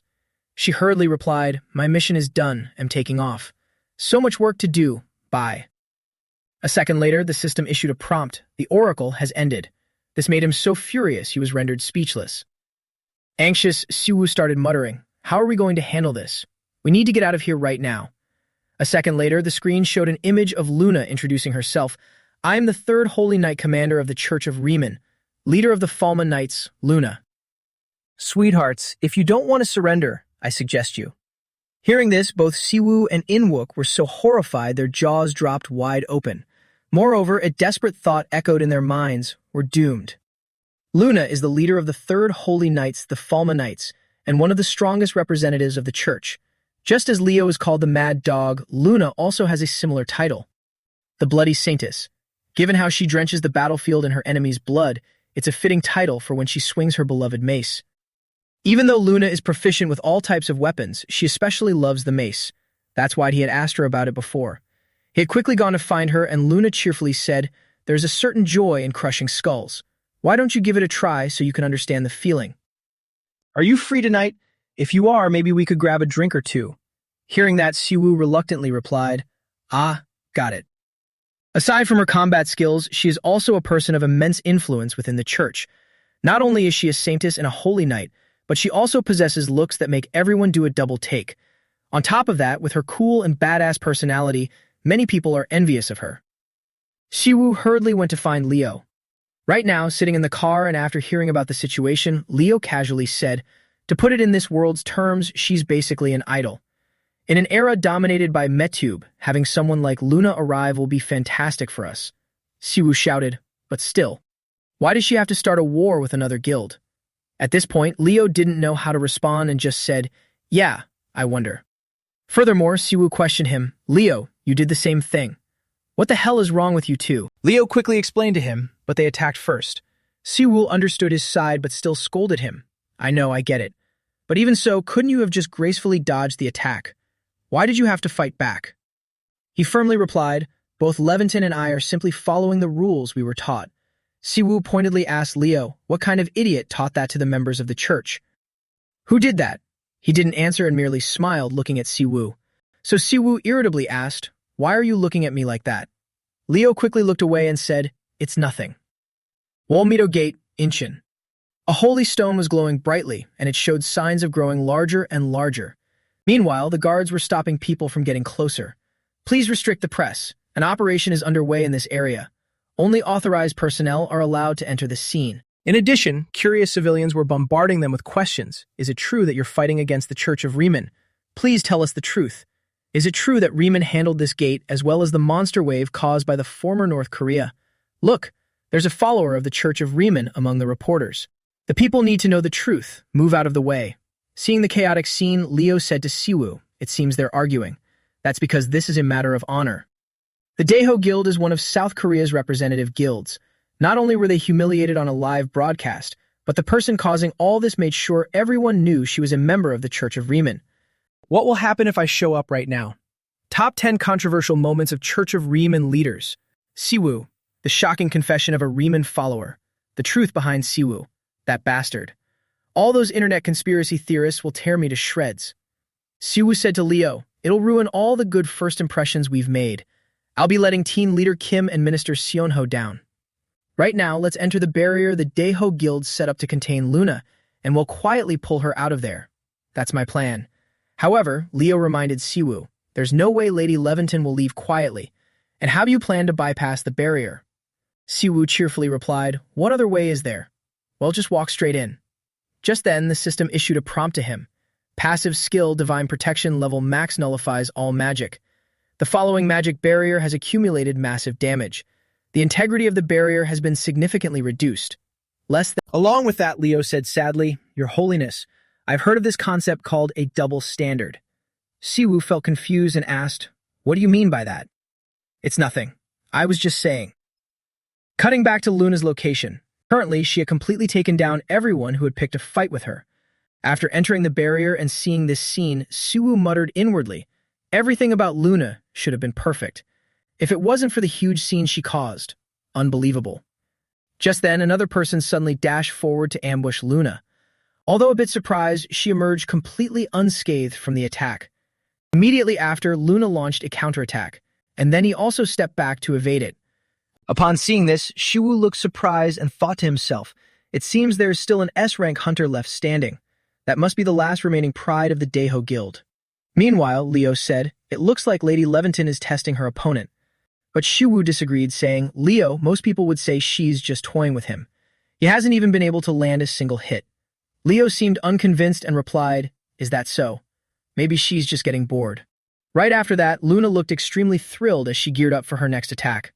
At the same time, Junwoo was also sprinting rapidly toward his opponent. Just as the two were about to clash, Siwoo appeared in the nick of time and pushed them apart. He raised his voice and said, we can stop right here. I believe there's been a misunderstanding. The man was extremely surprised when he saw Siwoo. Meanwhile, Luna excitedly screamed, Your Holiness. Very quickly, she turned her back to tidy up her clothes. Then Luna turned around smiling and said, Your Holiness, it's been so long. I missed you so much. Siwoo replied in embarrassment, It hasn't been that long. It's only been 2 months since I came to Earth. She quickly introduced herself. I am Luna. I have received the call from our goddess Riemann and have come to Earth to assist you, Your Holiness. Siwoo immediately felt guilty and quickly explained to her, Luna, I know it's my fault you arrived late, but how am I supposed to clean up this mess? Why did you blow things so out of proportion? He said this because right in front of them, bodies were lying scattered everywhere.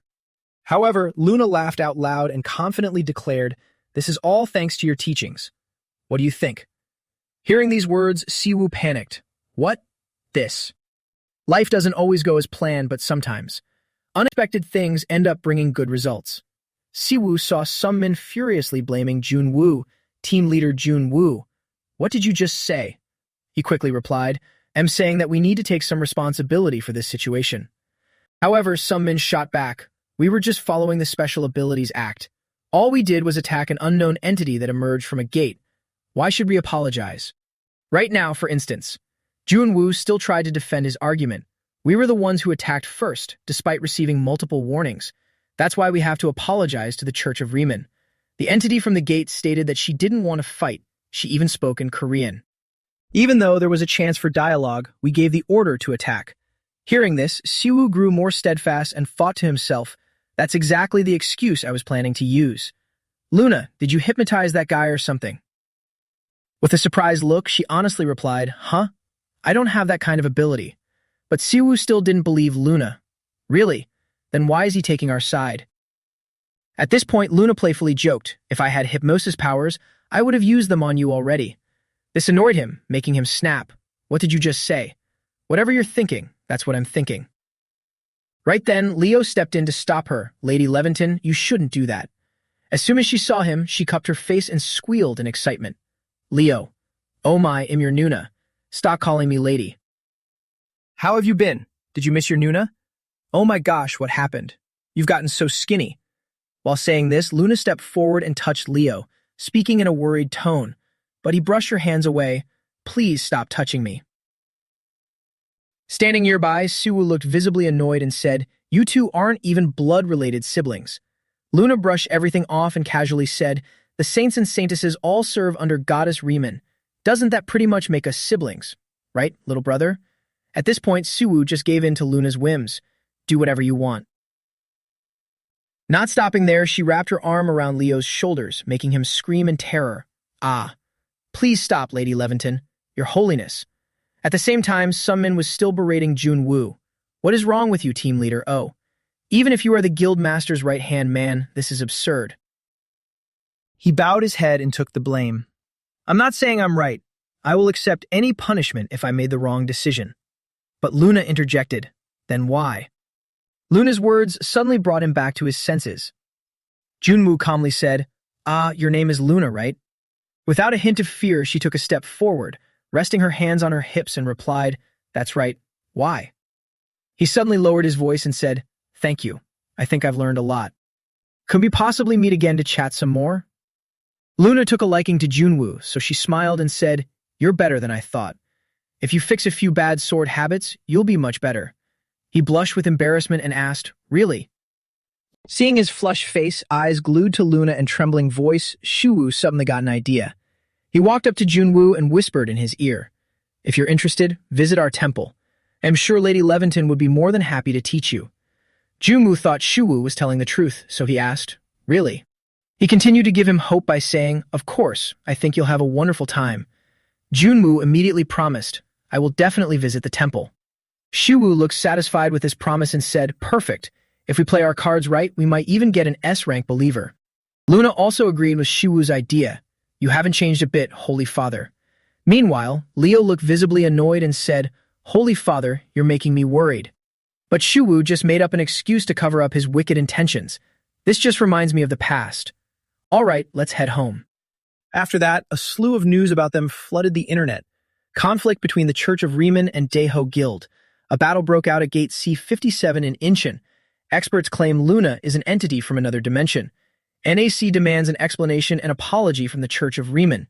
Daeho Guild attacked. How much will the compensation be? S-rank hunter Junwoo attacked. Announces visit to the Church of Riemann. We are prepared for the arrival of friendly entities from other dimensions. According to an official report from the Ability Management Department, South Korea will lead the new generation. Even though the video from the Daeho Guild was taken down, it spread virally in a short amount of time. The official YouTube channel was flooded with comments asking when Luna would make her debut. Even the comment sections on news broadcasts exploded with people's reactions. Soon after, he also saw more news about Luna titled, New Member of the Church of Riemann, Luna, along with netizens' comments. Why is she so pretty? If she hit me, how far would I fly? She's an entity from another dimension, right? If she stepped out of a gate, Espa's concept is kind of similar, isn't it? With an undeniable beauty and the strength to face the Daeho Guild's strongest members, she was once considered an idol in Eden despite her lack of communication. How famous will she become on Earth? He rolled his eyes slightly. Actually, the Daeho Guild's livestream worked to our advantage. Since Metube is our main source of promotion, an attractive person like Luna is a huge plus. However, there is one downside. Thinking this, he walked into the living room and accidentally saw Luna scrolling through her phone, laughing heartily. She cheerfully said, Earth is so fun. If I had known, I would have come sooner. Siwoo silently stated Luna's downside in his head.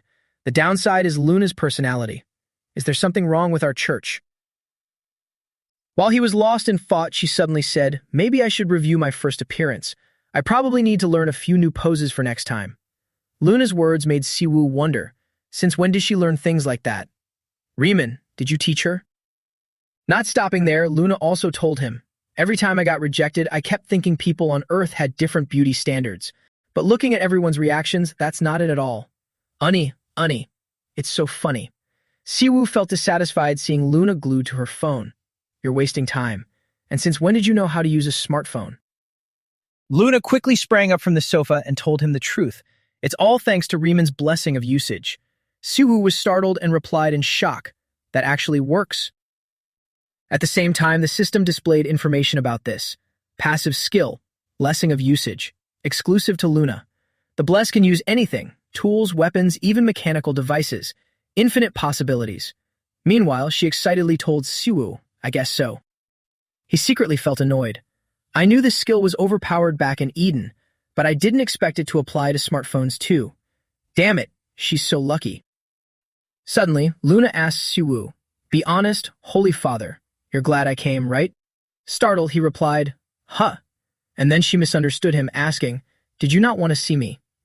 Siwoo didn't say it out loud, but silently answered Luna in his heart, maybe seeing her isn't so bad after all. But if I try to dodge the question, she'll just waste my time again. Thinking this, he cheerfully made a suggestion. Of course, why don't we visit a military base when we get the chance? Let's see if your blessing works on helicopters and fighter jets. Luna laughed and said, don't be shy, you're as cute as ever. Seeing her so excited, Siwoo quickly thought, I need to get out of here. Just then, Leo walked up and asked, Lady Leventon, is there a problem at the Holy Land? Luna thought for a moment before answering him. We ran into some trouble. Siwoo felt worried and asked her, what trouble? Without beating around the bush, Luna quickly explained, after the Holy Father returned to Earth, the demonic beasts hiding in the northern continent started appearing again. We even received word that a demon king is somewhere in the southern archipelago. We've been really busy because of that. Siwoo looked tense when this was brought up. He began to think seriously. I thought I wiped out all those beasts. Turns out there's a reason Riemann has looked so busy lately. Siwoo offered an idea to Luna. If that's the case, shouldn't you have stayed behind?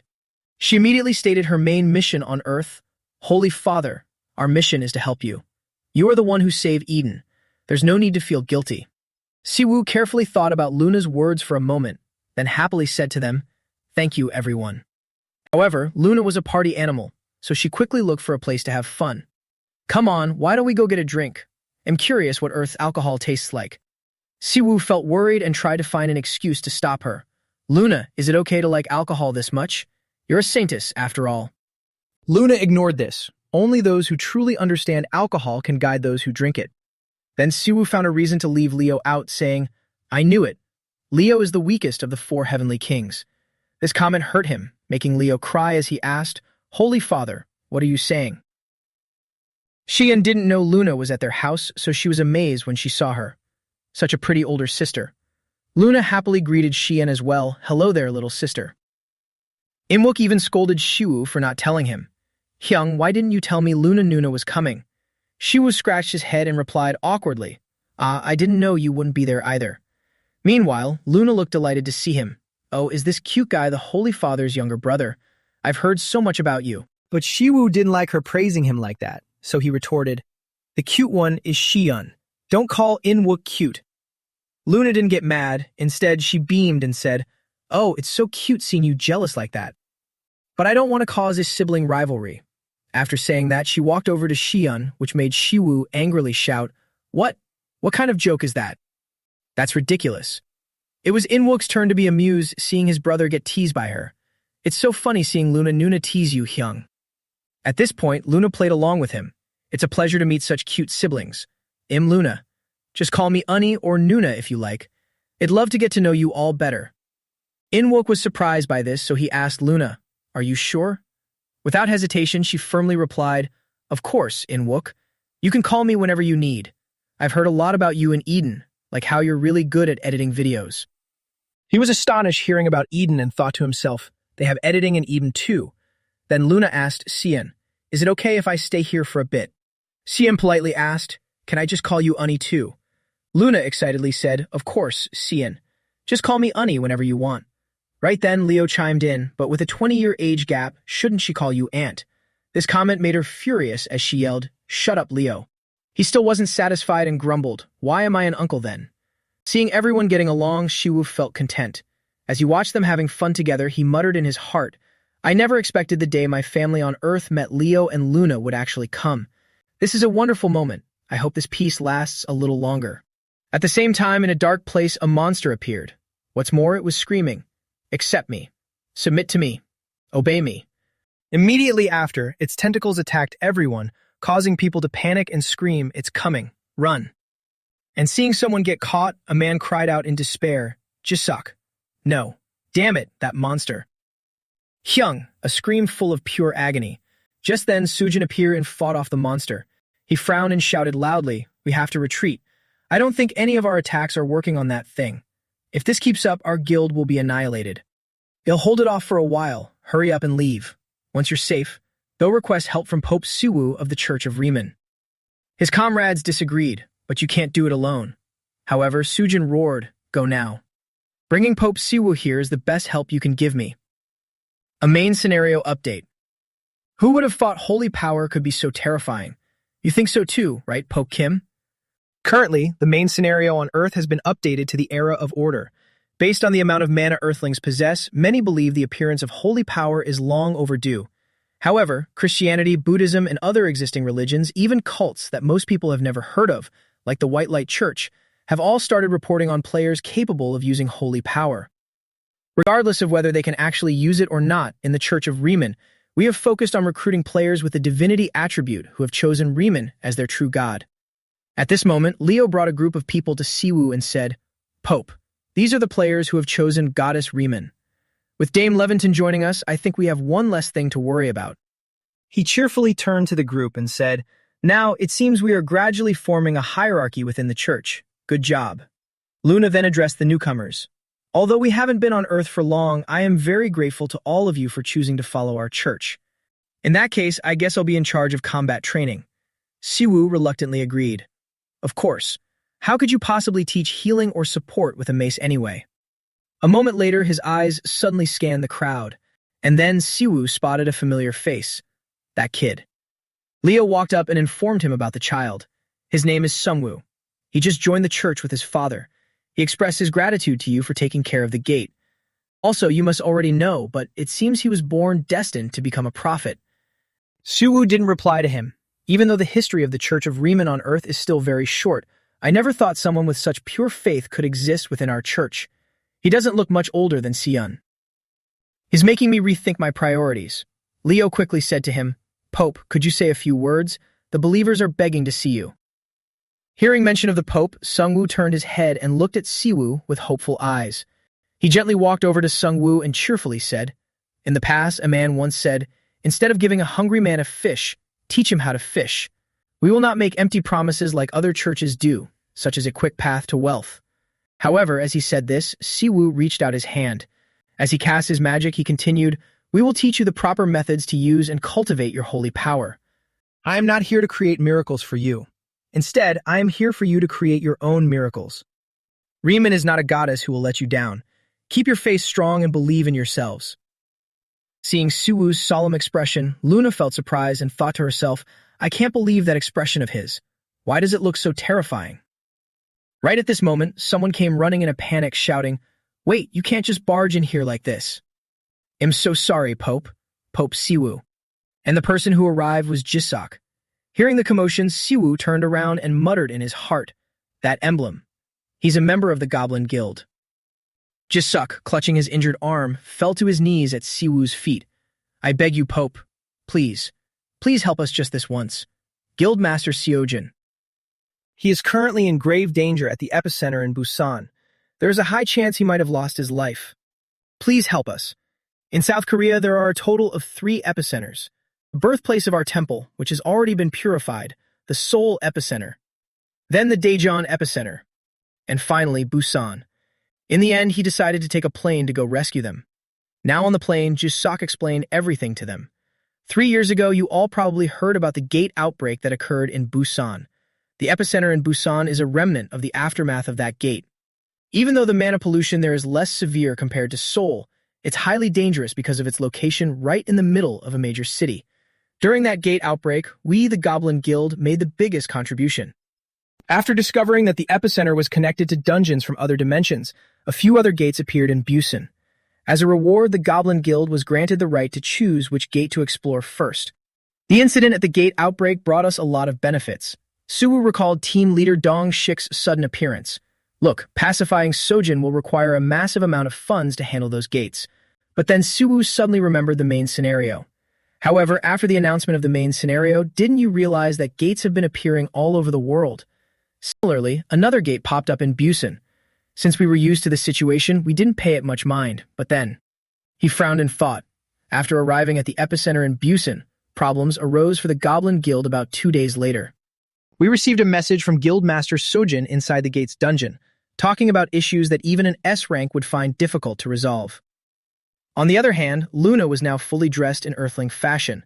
As soon as she got off the plane, she delightedly said, "Do Earthlings really ride in those strange metal carriages? It's nothing like using magic.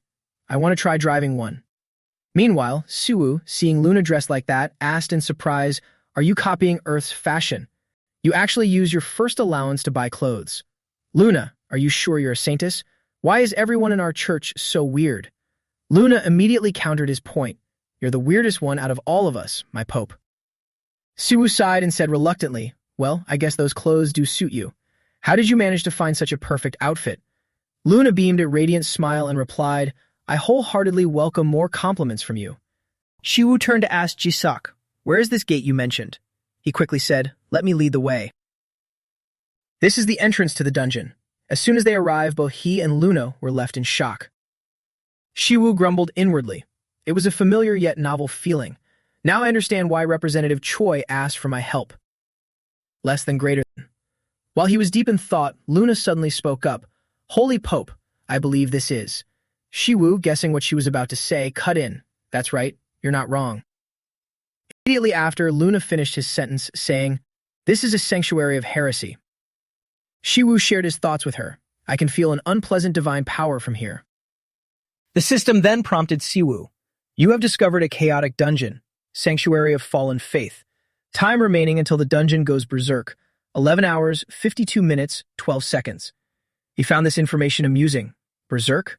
Looks like we have a long night ahead of us. Let's go. Before entering, the system issued a quest to Siwoo.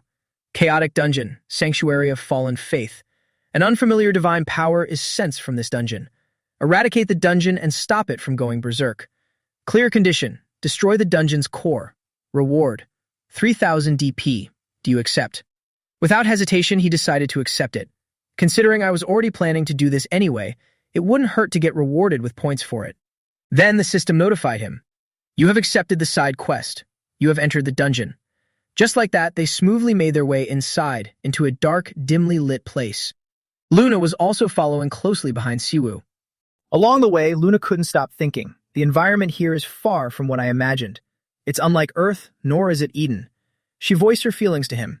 This place feels like a completely different world. How interesting. Suwoo agreed with Luna's thoughts. That's right. It's as if we stepped into an entirely different dimension. On the other hand, a thought lingered in his mind. I wonder if this is what a world would look like if someone only thought of the word devastation. Jisak also told Siwoo, this is a characteristic of dungeons owned by open guilds. Since it's a spatial type, the area here is much larger than you'd imagine.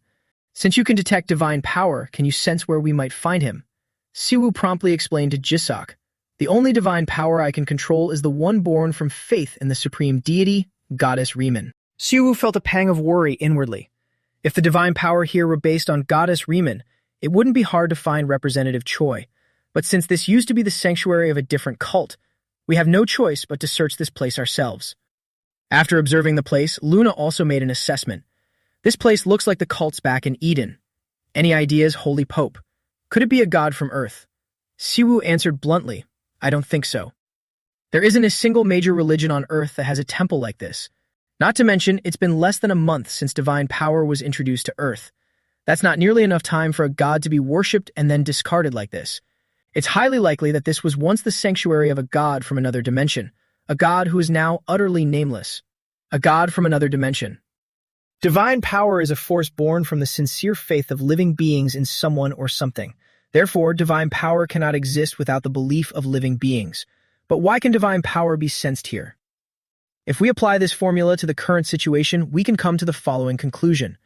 There is a living being here who believes in that God from another dimension. As soon as he finished speaking, they looked astonished upon hearing a loud noise. Turning around to look, they discovered a rift nearby. Following that, monsters suddenly appeared, causing everyone to scream in panic. Holy Pope, why are there monsters here? Immediately, Luna switched into her battle gear and laughed joyfully, saying, I told you so, Holy Pope. Meanwhile, Siwoo was startled to see her change outfits and yelled, What the? Both of them looked toward the tower ahead, where numerous monsters were swarming. Luna said to Siwoo half-jokingly, You always bring the absolute worst troubles upon us. It had been 3 years since I set foot in Eden. The endless battles and homesickness began to weigh heavily on me. That was the moment I hit rock bottom. At that time, when everything felt hopeless for him, Siwoo asked loudly, Can an entity like a god even die? Just like that, a bolt of lightning suddenly struck down the flying dragon right before his eyes. And the one who summoned that lightning was Riemann. After hearing Siwoo's words, she looked at him in surprise for a moment. Riemann gently placed a hand on his shoulder from behind and asked, Do you want to kill me, Siwoo? This question flustered him so much that he was at a loss for words. It seems you still hold resentment toward me. Gods like us exist thanks to the faith of humans, and we will disappear once forgotten. Siwoo quickly asked Riemann directly, Then what happens when you're forgotten? She simply replied calmly, That is precisely when we truly become gods. The day will come when you understand what I mean. Now, after recalling Riemann's words from back then, Siwoo murmured in his mind, 7 years have passed since that day, yet I still can't fully grasp the meaning of a god's perfection. However, just like Riemann said, I can tell that these entities have failed in their perfection. Currently, all the monsters had realized the illegal intrusion and began preparing to attack. Right after, Luna, clad in her battle gear, declared, Holy Pope, in the name of Goddess Riemann, I have never seen such suspicious entities in Eden. The fact that they look so hideous, yet possess divine power, pisses me off. Siwoo quickly corrected her mindset. Judging a book by its cover is a bad habit. At this, Luna brought up his past words, but you were the one who said the orcs looked ugly, leaving him momentarily speechless. Soon after, Luna asked Siwoo, Don't you think Riemann would shake her head in disgust if she saw them? He answered her honestly, I don't think so. Riemann might be angry, but ultimately, she would feel pity for these entities. This temple has existed long enough to turn into such ruins, yet the souls that should have passed on to the afterlife are still trapped here. They are imprisoned by the chains of divine power created by their god. Another thought lingered in his heart. How dare they torment the very people who believed in them? This can no longer be considered divine. Is it even right to call the energy they possess divine power? Luna dashed forward quickly, yelling, How disgusting! Obviously, if these things appear on Earth, everything will turn to shit. After a loud battle cry, they saw her soaring right above their heads. With eyes full of unwavering resolve and not a hint of fear, Luna raised the mace in her hand high. Before bringing it down on the orcs, she let out a roar to boost her morale. Immediately after, the souls of the orcs began floating in mid-air. Luna turned to ask Siwoo, All right, Holy Pope, do I have your permission to purify these deceased souls as I see fit? At first, he was a bit reluctant, but then he agreed, It looks like you're already doing whatever you want anyway. Fine, I'll leave this to you. I'm going to look for Captain Choi. This was accompanied by a promise from their companions. We will support the battle. However, Siwoo objected. No, follow me. Luna doesn't like it when people interfere in her fights. Jisuk shouted indignantly, What? But... Just then, he heard a massive explosion echoing from behind. Instantly, Jisuk changed his mind and said, Ah, understood, making Siwoo burst into laughter. Siwoo then added, Let's start searching for Captain Seojin. I think we'll have a better chance if we head to the center of the dungeon. They arrive at another ruined tower. However, they couldn't see a single orc around. So Jisuk asked Siwoo, Something's not right, Holy Pope. He quickly asked back, What is it? The boy stated bluntly, There are no traces of Captain Choi past this crater. I can sense Captain Choi's mana from this crater, but... Hearing this, Siwoo fell into deep thought. The battle here must have been incredibly fierce to leave such a massive crater. But the trail stops right here. He crouched down to examine the crater. With that, Siwoo used his spiritual power to inspect the surroundings. After discovering an anomaly, he said loudly, "I will go alone from here." Jisak, feeling surprised, asked Siwoo, "Why do you want to fight alone when we're all looking for the captain? We'll help you." But Siwoo refused. "I appreciate it, but I think it would be best if you all stay here. Ordinary hunters usually get brainwashed if they step into this area." As soon as he finished speaking, he quickly cast a spell into the crater. Siwoo was using all his strength to locate Seojin's whereabouts. Right after, the system announced, "Passive skill. Max has disabled the holy barrier." At that, the people present also noticed the change and exclaimed, "That is, there's a spatial barrier inside the gate." Siwoo immediately jumped into it, but didn't forget to reassure them, "Don't worry, I'll take care of everything and bring Captain Choi back." However, still worried for him, they called out loudly, "Holy Pope." Just as Siwoo was nearing the bottom of the crater, he received a notification. "You have entered the holy barrier." The space was murky and steeped in gloom. Your divine power is resisting the distortion. At the same time, he also spotted Seojin. "He's over there. Looks like he's still alive." Without hesitation, Siwoo decided to jump straight into the center of it. The moment he saw him, Seojin laughed and said, "You're late, Pope Kim. I was starting to worry you'd never show up. A superhero landing. I knew you had a bit of romance in you." "Truly, there really is a reason why I acknowledge you." Seeing him so optimistic, Siwoo praised, "You're pretty amazing yourself. How can you still smile in this situation? You could have died if I was even a little bit later. Not to mention, it seems you haven't trained your members well enough. Those idiots look like they want to murder you." Seojin nonchalantly replied, "For some of the members, this is their first time entering a dungeon. How could I bring myself to hurt them? Letting them turn into heretics following some god I don't even know. Not unless I'm dead. If you want to end up bruised and battered like me, I suggest you treat Miss Luna and Mr. Leo well." At that, Siwoo chuckled and said, "I always try to keep them under control." On the other hand, he was still feeling concerned inwardly. He possesses an incredible willpower. Everyone here has been brainwashed, but he remains completely normal. If he were alone, you could easily escape this dungeon without breaking a sweat. Thinking that, Siwoo turned and asked him, "Do you know who we're up against?" Seojin quickly answered. I heard his voice. He was saying things like, "Accept me, submit to me, obey me." While I ignored it because it was annoying, it seems they couldn't do the same. Siwoo honestly stated his condition as well. "So you want me to help you save them, but it's going to cost you a steep price." Without hesitation, Seojin told him resolutely, "I will offer my entire life." Siwoo thought to himself, "Hey, that's way too dramatic." Right after, Seojin stepped closer to him and declared, "If you need a hunting dog, I will become your hunting dog." Siwoo raised a hand to stop him and stammered, "But I prefer cats." However, Seojin still bowed a full 90 degrees and pleaded, "Please, save my comrades." Hearing this, Siwoo let out a sigh and murmured to himself, "Personally, I don't hate guys like Captain Seojin." With that, he set off to eradicate the orcs, saying, "Captain Choi, we can discuss the compensation later."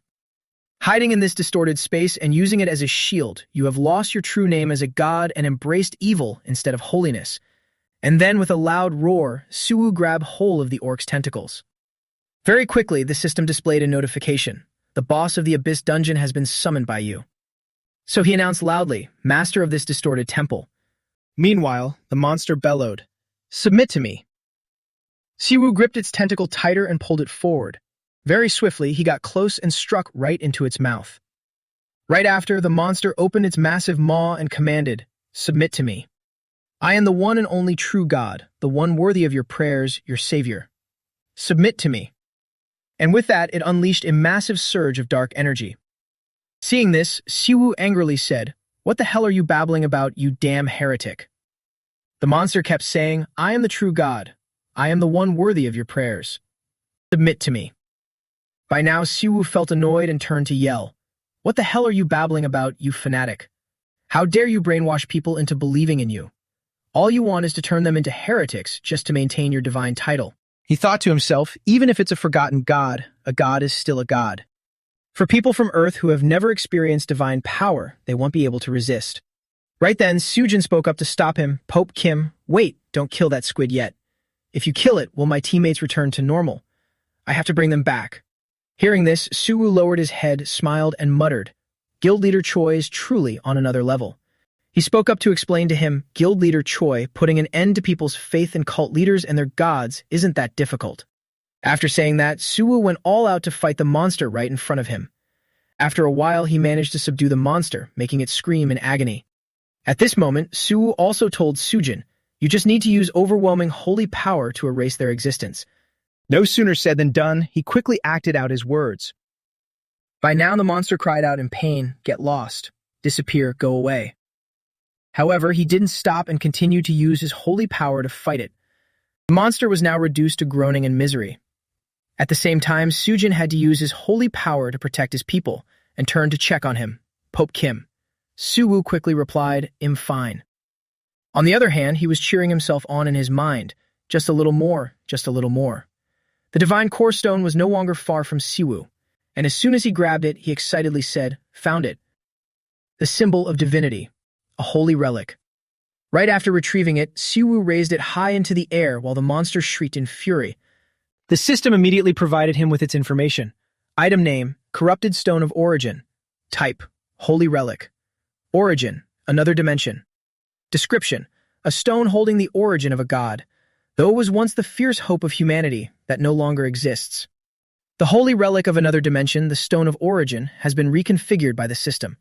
You have found the core of the dungeon, the sacred ground of a fallen faith. With the corrupted Stone of Origin in his hand, Suwoo stared at it for a moment. Finally, he crushed it, saying, "No need to hesitate." A few seconds later, the system announced, "With the destruction of the core, the dungeon's sacred ground of a fallen faith has been eradicated. Dungeon quest completed. You have received the quest rewards. Poke content, Holy Relics, has been updated. Poke content, you can now use Holy Relic points. Holy Relics has been updated. You will earn points every time you collect a Holy Relic from other dimensions, and you can summon Holy Relics of the Church of Riemann using these points." However, at this moment, Siwoo noticed a change. "I've never seen this status window before. Does this mean I can exchange Holy Relics from other dimensions for Holy Relics of the Church of Riemann?" Next, Sujin looked at his teammates who were being mind-controlled. He anxiously shouted at his people, "Wake up." Even Siwoo was observing him to see if Sujin's abilities were strong enough to handle this. In the end, this place was no longer shrouded in darkness as light began to pour in. Scene transition.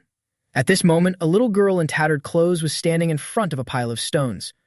A moment later, she slowly placed a stone on top. Just like that, she prayed, "May everyone be happy." The girl stood there looking at the stones for a while. Then she turned her head and ran away.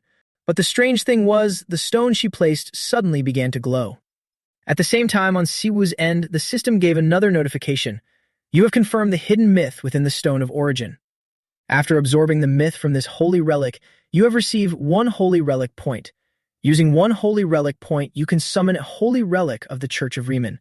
You need 5 points to unlock the next holy relic of the Church of Riemann." At this moment, he also realized something. That little girl's prayer must have been the exact moment her god was born. Additionally, Sojin's men were extremely panicked upon waking up, pointing their swords at him, causing Sojin to ask in horror, "Huh? Guys?" His men asked in confusion, "Why am I pointing my sword at everyone?" "Your face. Are you okay?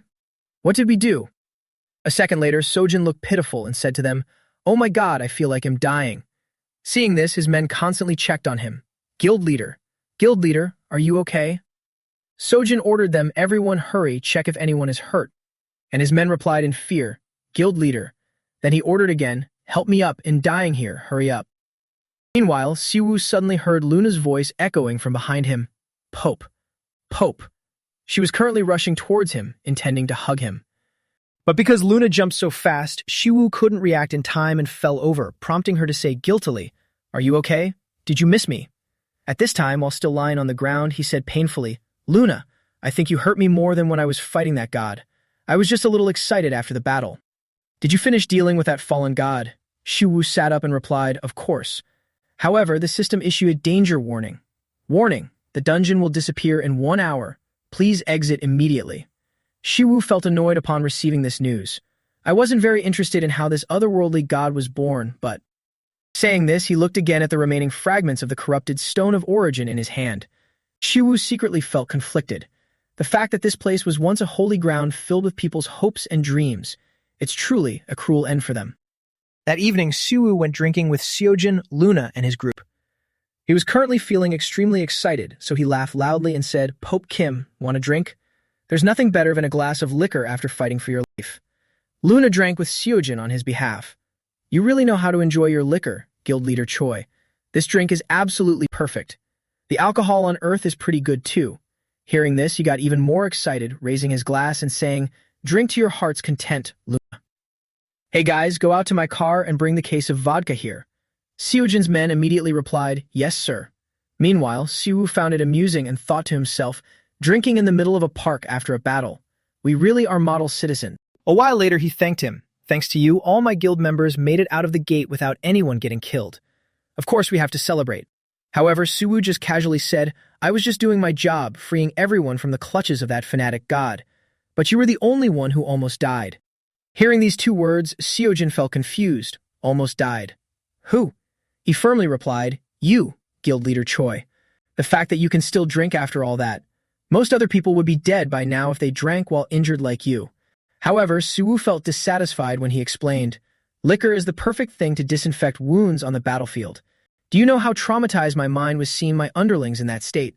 Consider this the medicine to heal my mental wounds." Finally, he annoyedly held his head and yelled, "Good lord." Meanwhile, Luna teased, "Disinfecting mental wounds? Huh." I agree with you. Many people often drink when they're mentally exhausted. You're not wrong. Siwoo angrily yelled back at her. "Why are you agreeing with him?" The two of them ignored him, screaming in anger, and just clinked their glasses again. Then they happily talked to each other. First, Luna. "You should have a drink too." Sujin excitedly said, "You should drink too, Ms. Luna." Very quickly, Siwoo calmed down. Watching the two having fun, he said in his heart, "Both Leo and Luna. It seems everyone from Eden gets along well with guild leader Choi. Seriously, I can't believe them. This is no time to be drinking." At that moment, the system issued a notification. Main quest has just appeared. The era of order has arrived. Quest type, main. Description, the era of order has come. Countless gods will appear on Earth. Though some will favor humanity, that won't be the case for all. The mythological powers they possess will play a crucial role in strengthening your church. Absorb those powers and expand the church's influence. Completion condition. Absorb 3 holy relics from other dimensions. Rewards. Special skill myth detection, 10,000 DP. Evil gods can be summarized as gods who bring harm to humans. The main difference between them and demon lords is that even fallen evil gods possess holy power. Holy power and demonic energy cannot be mixed. I was surprised enough hearing that demon lords had appeared on Earth, but I can't believe other gods will soon follow. I'm worried about what might happen on this planet. Right then, a frantic figure ran in and cried out, "Sir." It was a member of the Goblin Guild, reporting in a panic, "I think you should see this. The people of the White Light Church have arrived." At that same time, just outside the base, a group of people were arguing with each other. The Goblin Guild group questioned them first. "Explain why you're trespassing in another guild's dungeon area without prior notice." The White Light Church side quickly replied, "We will explain once we meet your leader. Please let us see guild leader Choi Sujin. Although we don't know how you managed to clear the dungeon, but if you try to attack us, we'll be forced to retaliate." Hearing the other side's threat, the Goblin Guild member angrily shouted, "How dare you!" At their most tense moment, Sojin walked over from a distance. "Why have you come to this area at this time?" The leader of the White Light Church immediately stepped forward to greet him. "It's a pleasure to meet you, guild leader Choi Sojin." He reached up to pull down his cloak's hood and introduced himself. "I am Shim Jingyu, a vicar of the White Light Church from the Busan Parish. Apologies for causing a ruckus, but we came here to prevent a disaster. I hope you will lower your hostility." Hearing his words, Sojin cracked his knuckles in dissatisfaction and replied, "First you trespass into our area of operations, and now you ask us to lower our hostility. I don't think you're being reasonable at all." Having said that, he called out to ask Siwoo, "What do you think, Pope Kim?" Following Sojin's words, Jingyu was slightly startled as he realized there was someone else. "I didn't sense his presence." Immediately, he placed a hand over his chest to express, "I see. It seems the leader of the Church of Riemann has assisted you. I'm glad to see that."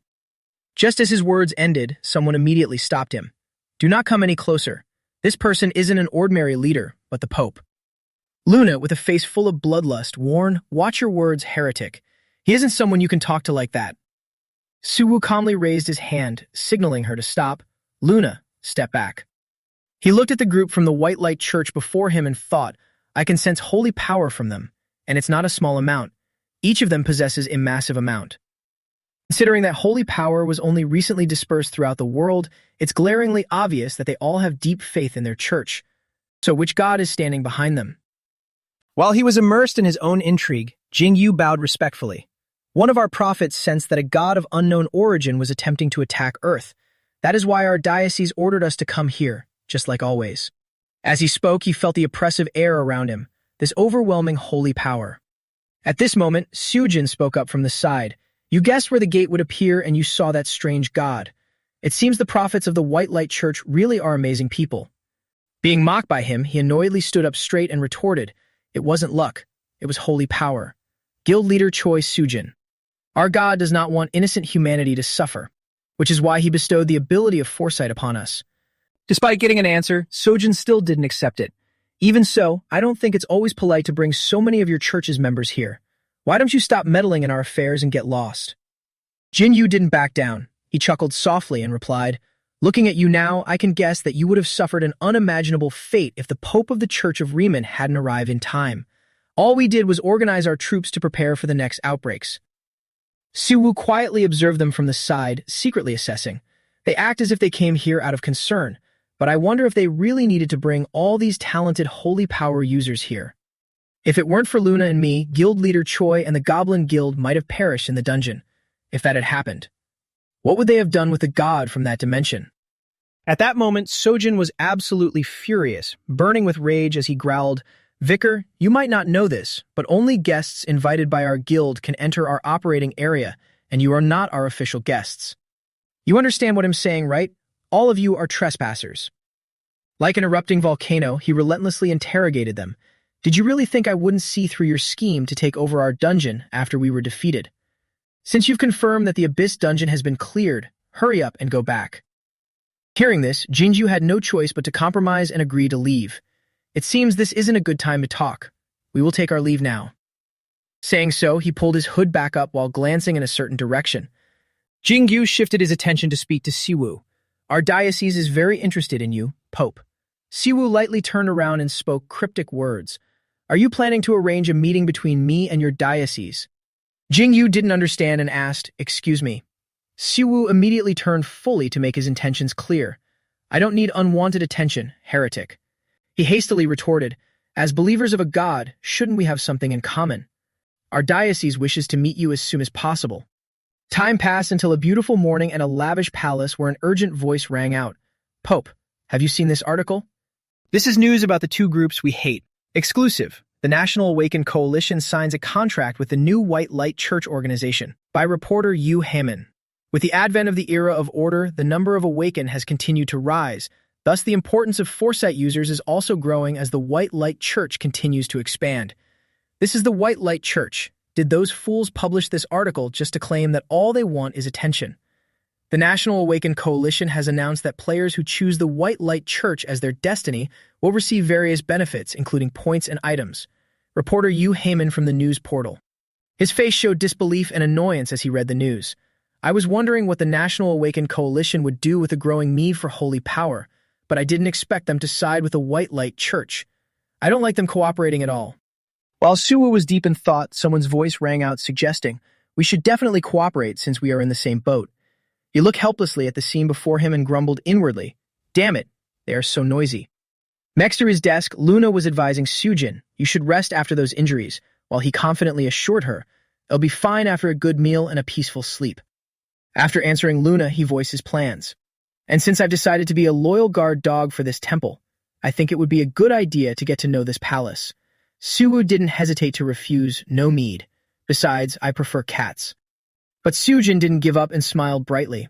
But dogs are loyal animals. They don't betray their masters, and aren't they super cool? Seeing him so stubborn, Suwoo sighed helplessly. This old man is so annoying. Honestly, I never intended to form an alliance with the Goblin Guild. Last night, on the way home after everything, Guild Leader Choi. In the car speeding down the road, a conversation echoed. Tomorrow, I will visit the temple of the Riemann Church. Shu asked with a surprised face, why? Sojin immediately replied, what do you mean, why? We need to discuss how to optimize the alliance between the Goblin Guild and the Riemann Church. Hearing his answer, Shiwu panicked and cried out, wait, what? Sojin crossed his arms and firmly declared, I already told you I will be a loyal guard dog protecting the temple. And of course, feeling thoroughly helpless, Shiwu blurted out, why are you so obsessed with dogs? Ending the flashback, he initiated a conversation with the person in front of him.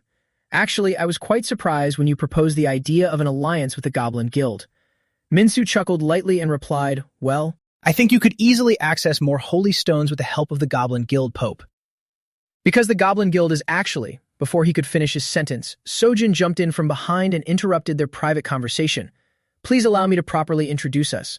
His sudden action made Siwoo scream in shock while he laughed out loud in amusement.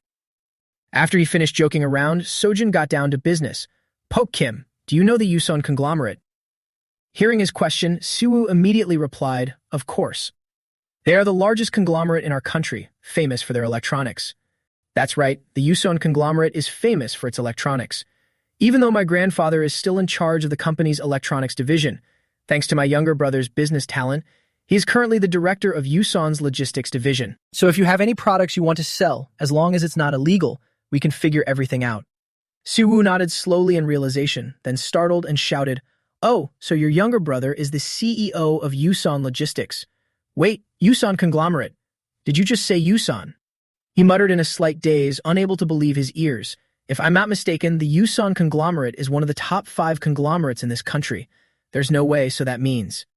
This muscular dog is a member of a chaebol family. Really? While he was stunned, someone spoke up. Guild leader Choi Sojin, leader of the Goblin Guild and a 4th-generation member of the Yuson family.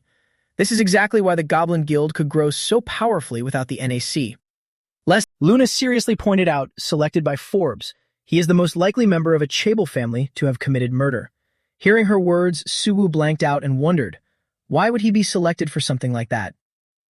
Immediately, Sojin boldly declared, I'm not saying my family didn't help me, but the Goblin Guild is something my boys and I built from the very beginning.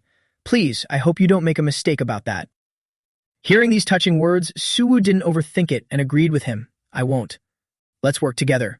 Whether as a guard dog or a friend, let's maintain a good relationship. No human can resist the temptation of money, and of course, neither could Siwoo. Rich people are truly amazing. I will stick close to him. Sojin looked at the fickle person in front of him, barely able to force a smile. I know I've already said this, but this really isn't holy at all. A moment later, Leo pushed the door open from the outside and entered. Did you need me, Pope?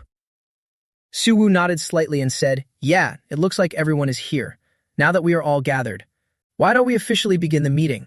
Saying that, he adjusted his expression to a serious one and declared, I, as the Pope of the Riemann Church, intend to declare the White Light Church as an enemy. Hearing this, the others were completely surprised and gasped in unison. An enemy. Heresy, just as the word implies, refers to those whose faith goes against ours.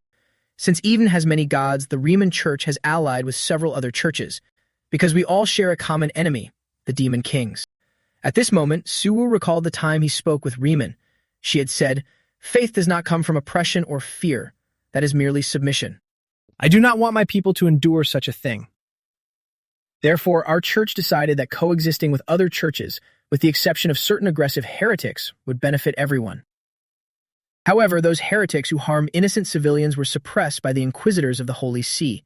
Even so, there is a reason for me to bring this up again. Turning to the small meeting, Luna angrily questioned, why didn't you tell me the headquarters of those heretics was located here? Leo and I could have wiped them out ourselves. Leo calmly spoke up to restrain her, Luna Levinton. Those words go against our doctrines. Riemann teaches that to be respected, we must first learn to respect others. Therefore, in the name of Riemann, but without letting him finish, Luna immediately cut him off. You can still say that after those bastard white light cultists tried to kill the Pope and guild leader Choi. And her words successfully unleashed his dark side. Those devils. Pope, please declare a holy war. I, Archbishop Leo Riemann, vow to dedicate all my strength to annihilating those heretics on the battlefield. Siwoo quickly shot down their idea. Stop it right now. Don't make me lose face in front of guild leader Choi. But he never expected Sojin to cheer even more enthusiastically than the two of them. Amazing. Can you let me join this holy war? This is a chance to exterminate those ignorant fools. Minsu felt somewhat helpless and reminded him, the Riemann Church is a religious organization too. Hearing his reminder, Sojin realized he had made a slip of the tongue. Ah, right.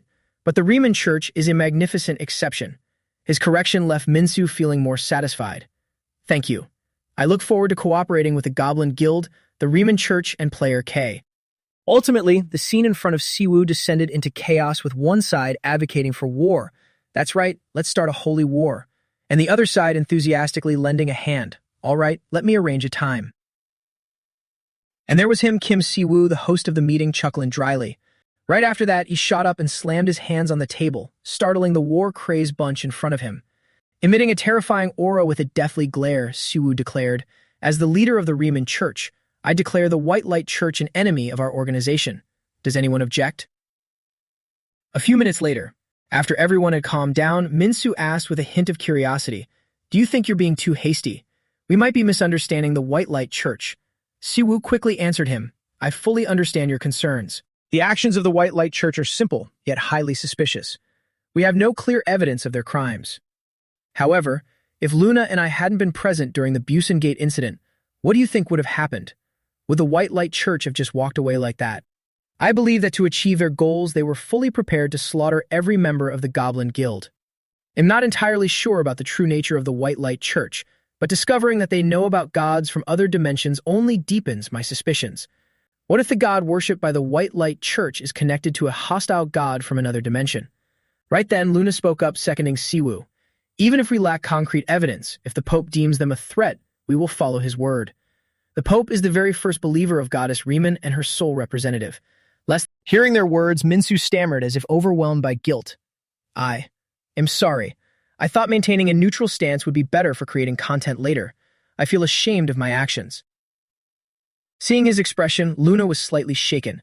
Before her eyes, it was as if spring flowers were blooming just for him. She immediately grabbed Minsu's hands to comfort him. "There's no need to be ashamed. Your caution will sooner or later become a great asset to us, brother Minsu. Besides, less than greater than. Since you're handsome, all is forgiven. It doesn't matter if you don't know all the doctrines. We can teach you from now on, so what's there to worry about?" Watching the scene unfold, Suwoo silently swore to himself, "I swear I will never hold a meeting with these people ever again." Then he tried to rein in his emotions to bring the meeting back on track. To make it clear once more, the White Light Church is our enemy. All ties, including commerce, will be completely severed. Any organization that sides with the White Light Church will share their fate. That is all. Keep this firmly in mind. Upon hearing his declaration, the four of them, Luna, Leo, Minsu, and Seojin, stood at attention and answered in unison, "Understood." With that said, Suwoo started to secretly calculate in his head. The Riemann Church needs to aggressively expand our followers to keep up with the White Light Church. This is the perfect time to discuss the batch of bracelets with guild leader Choi. This expansion will also help improve the church's finances. As he thought, he spoke up to assign tasks. "Leo, how many bracelets do we have from the previous sanctification?" He quickly replied, 500. Receiving the answer, Suwoo exclaimed in satisfaction, "Perfect." Second topic. A box containing a sparkling bracelet was instantly presented amidst questions. "Pope, is this what you want to sell?" Leo, Luna, and Minsu waited outside. Siwoo nodded slightly and replied, "That's right, this is a bracelet crafted from the temple's high-grade holy stones." Outwardly, he was introducing it, while inwardly, he was secretly praising it. The finished product is much more beautiful than I imagined. This item can help cure chronic illnesses. In addition, Siwoo smiled brightly as he revealed a surprisingly unexpected function. It seems it can also prevent hair loss. But to those suffering from hair loss, faith far surpasses science. Hearing his sales pitch, Seojin grew somewhat interested and asked, "Oh, Pope Kim, would you mind if I tried one?" He didn't think much of it and agreed, "Be my guest." Right after that, Sojin pulled out a small knife and made a shallow slash across his own arm. Then Sojin observed the freshly made wound, waiting with a hint of doubt. This thing. Just when it seemed like nothing would happen, surprisingly, the wound on his arm miraculously stitched itself back together. Sojin was thoroughly surprised and excitedly exclaimed, "Compared to those cheap potions from the alchemists, this is on a completely different level. It's truly amazing." Suwoo quickly stepped forward to explain, "It only amplifies the user's natural healing abilities. The credit goes to you, Guild Leader Choi. Once the holy power is depleted, it will return to being a normal bracelet." Regardless of its limitations, Sojin remained immensely delighted and praised it. Even so, this is still an incredible item. However, the very next second his expression turned grave as he said, "Pope Kim, however, I'm afraid it will be very difficult to help you distribute these bracelets." Hearing this, Suwoo panicked and cried out, "Really?" But he didn't stop there. Sujin proposed, "If you don't have a specific clientele, we will buy the entire batch." This surprised Suwoo even more. "What?" Sujin smiled brightly and intently examined the bracelet, analyzing. "This is an item that can help players survive longer. A healing ability like this is extremely rare. Not to mention, players with holy attributes have only been around for a week. Increasing the survival rate of players is a major concern for many guilds. Even if you have potential players, if they die right on the battlefield, it's completely meaningless. Furthermore, not only is it rare, but it's also hard to secure enough quantity for multiple people to use. Hearing his words, Shiwu was in disbelief. I never thought it was that important, since most of the people in Eden have self-healing abilities. With that thought, he looked at Sujin and asked, "How many do you want?" He quickly answered, "I can't just take them for free." Hearing this, Shiwu snapped back to reality and rubbed his chin, thinking, "Free. Now that I think about it, I've never priced them.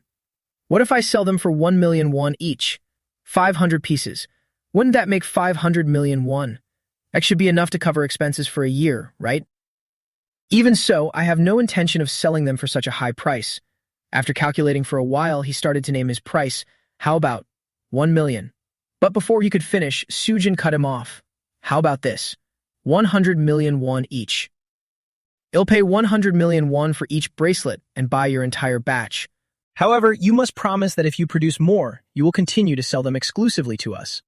It took a moment for Siwoo to process what he had just heard, and he replied in confusion, "But we only have 500 of them." But Seojin didn't mind much and said, "That's fine. Once the contract is signed, I will transfer the funds directly into your church's account." Siwoo still seemed unconvinced and hesitantly asked, "You're not just buying them at a high price because I saved you in the dungeon, right?" Hearing this, he lifted the box in his hand. "As a guild leader, I can guarantee this. These bracelets are worth far more than you think. I'm certain there are countless people willing to spend 100 million won if it increases their chances of survival." Under his firm assertion, Siwoo didn't know what else to say, aside from the chaotic thoughts flooding his mind. "So that means 50 billion won. I've never even seen that kind of number in reality. Why didn't I think of selling to corporations sooner? The treasure was right in front of my eyes, yet I was looking everywhere else." With those thoughts in mind, his eyes sparkled as he expressed, "Guild Leader Choi, thank you once again for doing business with the Riemann Church. All right, let me get a calculator. Oh no, let's solidify our friendship." A business partnership was formed just like that. Sujin laughed enthusiastically. "Perfect. Let me go gather the funds." The morning quickly passed by, and the sunset gradually cast its light over the temple. Minsu stood before Siwoo's desk to report. "It seems Guild Leader Choi has left." He immediately replied. He said he'll need some time to arrange the 50 billion won. Luna looked at the bracelet on her wrist with admiration. "It seems we've unexpectedly solved our financial problems. If this keeps up, won't crafting these bracelets take up all our time?" At this moment, Leo voiced his opinion. "Pope, we should have kept some high-grade holy stones. As long as gods from other dimensions exist, I believe stockpiling high-quality holy stones is a wise choice." Siwoo looked at the two of them shining brightly and helplessly scolded. All right, why couldn't you two be this calm from the beginning? Anyway, I think it's time to find someone more financially savvy than us. The White Light Church has far surpassed us in expanding their influence. With their alliance with the NAC, they are our biggest threat. However, right now we still hold the upper hand. We have an advantage they don't." Saying that, he asked about the situation. "Brother Minsu, how is the Church of Riemann's Matube channel doing?" He immediately reported the situation. "It's truly amazing. Ever since Miss Luna appeared and clashed with the Daeho Guild, online traffic has skyrocketed. A lot of people are searching for information about Miss Luna." Hearing this report, Siwoo felt overjoyed. Luna's debut was a real feast for the eyes. She completely overwhelmed the Daeho Guild. With Luna Levinton and player K, we have it all: brains, brawn, and looks. Thinking of this, his expression grew increasingly intimidating as he declared, "We won't just be more popular than the White Light Church. We'll crush them on the internet." Minsu agreed with him. All that's left is turning this attention into recruiting new believers. Immediately after, Shiwa's expression returned to normal as he proposed a plan. "I plan to host a live stream on the Church of Riemann's official channel and use that opportunity to introduce Leo and Luna. We can also post videos of us training with the Ability Management Department, showcasing our holy powers and combat skills. That might attract even more interested people." Hearing his plan, Minsu agreed, "Great idea. I'll call team leader Kim right away." Shiwoo enthusiastically encouraged, "Riemann, we must keep pushing while the momentum is still growing." While they were chatting, an explosion occurred at the Ability Management Department's second building in Yongsan District, Seoul. Witnessing this, Shiwoo, Luna, and Leo were so shocked their jaws dropped. completely speechless. Luna immediately asked, "That looked like magic. Do you think it was an attack?" One of the two men quickly answered her. Would they really light a giant campfire right in the middle of the city? Of course, it's an attack. Luna followed Siwoo as they ran forward, smiling brightly and praising him. It's impossible to get bored when I'm with you. Despite the compliment, he wasn't happy at all and replied, I can't believe my luck. This is clearly a terrorist attack. Below the scene from earlier, chaotic voices were crying out, there are people inside. Someone save them. The scene shifted to the rooftop of a building where someone ran up and spoke to the person there. You called for me? The mysterious man replied, yes. He smirked, a smile forming as he continued, it seems the situation in Busan has been resolved. They must have also realized the existence of divine beings from other dimensions. On the 38th floor of the Ability Management Department's second building, there is someone who seems capable of becoming the vessel for the Demon Lord. You must bring him to me. Saying that, the mysterious figure looked at the person behind him and said, I will grant you power far greater than what you currently possess. You will reach a realm you could never touch on your own. If the White Light Church has already approached Kim Siwoo, shouldn't we make our move too? The scene transitioned back to the explosion at the Ability Management Department's second building in Yongsan District, Seoul. The chat forum was currently buzzing with excitement. I just tuned in. What's going on? Is this a show? Isn't that the Ability Management Department's second building in Yongsan? I'm in Yongsan and just got an alert from the government. An unidentified terrorist organization has attacked the vicinity. All citizens please move to the designated shelters immediately. Is this real? Damn, it looks real. Look at the news. The broadcasting stations are live streaming the scene. It's only been 5 minutes since the live stream started. Did they know this beforehand? Siwoo looked up at the building, forcing a smile and cursing inwardly. Damn it, it looks like we accidentally live streamed a terrorist attack before we even started. If this isn't a coincidence, is it some sick joke of fate? Thinking this, he called out to the person next to him, Minsu, about that. Does this happen often? Has the Ability Management Department ever been attacked? Minsu beside him was currently so shocked his jaw was wide open as he replied, Of course not. Nothing like this has ever happened. Seeing his expression, Siwoo silently confirmed, it seems even Minsu is shocked by this. He took out his constantly ringing phone, forcing a laugh as he said, I just wanted to make sure. As soon as he answered the call, the person on the other end reported, Siwoo, the second building is currently being attacked by an unidentified organization. It'll probably be very difficult to continue the live stream. Not caring about the live stream, he immediately asked, Huh? Forget the shoot, Team Leader Kim. Are you okay? Dong Shik replied hesitantly, Fine. He was inside the building where the explosion happened, trying to analyze the situation for Siwoo. It seems multiple high-ranking mages are involved in this attack. Siwoo, if possible, please help evacuate the nearby civilians. But ignoring that, he hurriedly asked, Team Leader Kim, where are you? Are you okay? Before he could even answer, a hand reached out and grabbed his head. Don't worry about me. Don Shik's phone fell to the ground accompanied by a panicked cry, Team Leader. On Siwoo's side, he was listening with extreme tension to the sound coming from the phone. Huh? Saying your last words to your wife? I didn't expect to find a romantic here. What a pity. As soon as the person on the other end finished speaking, the phone screen showed the call had ended. Team Leader Dong Shik. Siwoo looked toward the building as another explosion occurred. Then he spoke up. Minsu, I think Team Leader Kim was just attacked by a woman. Following his words, Minsu watched the second explosion and assessed. A high-ranking awakened using blue fire. Could it be Lee Si-hee of the Purifiers? She's a monster who reached S rank 3 years ago.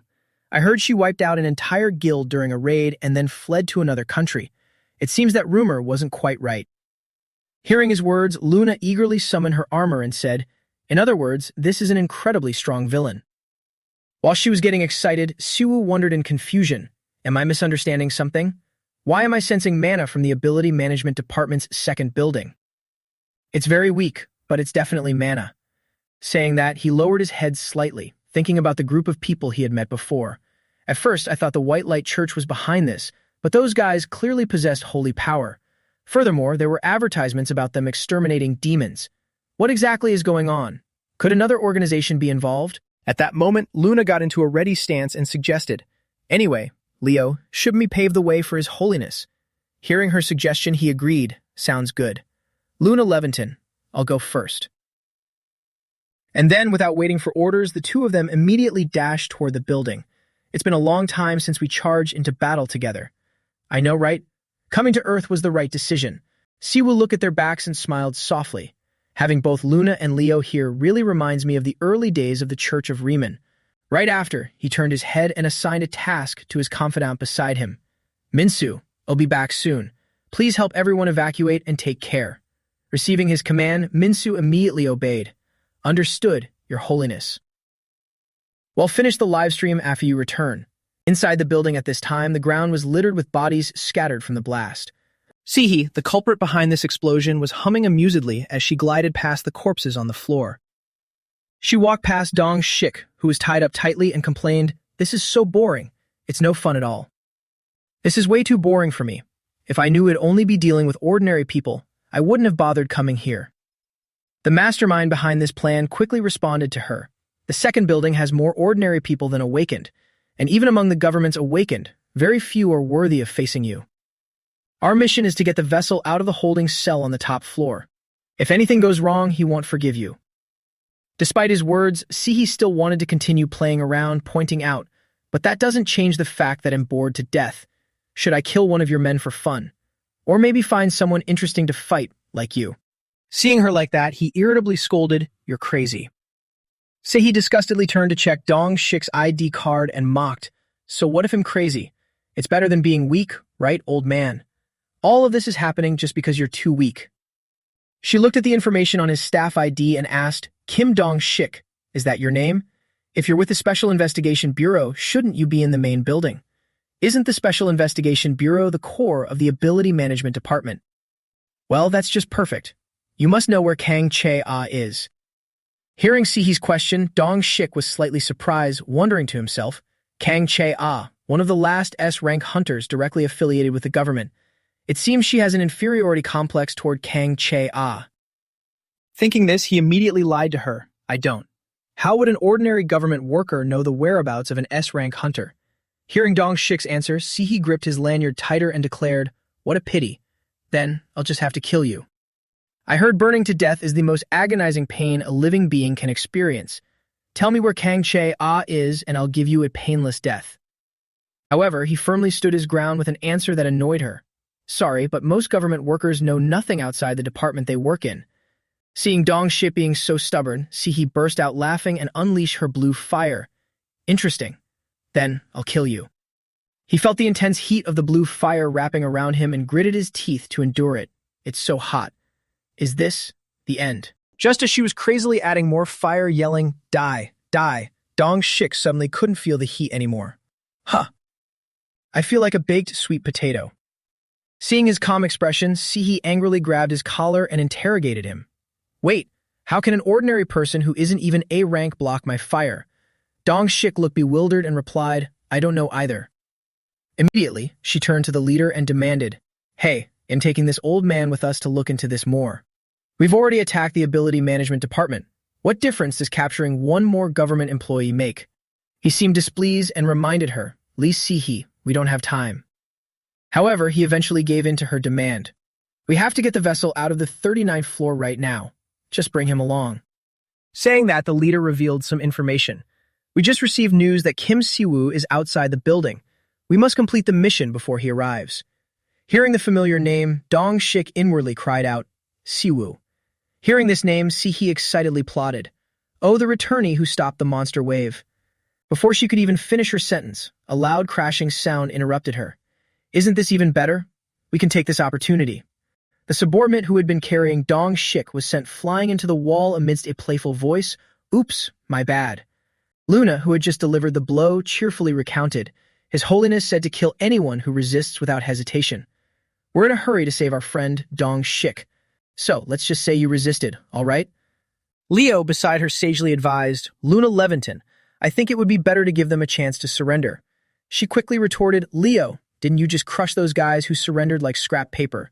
He feigned innocence and replied, "I didn't hear what they were saying."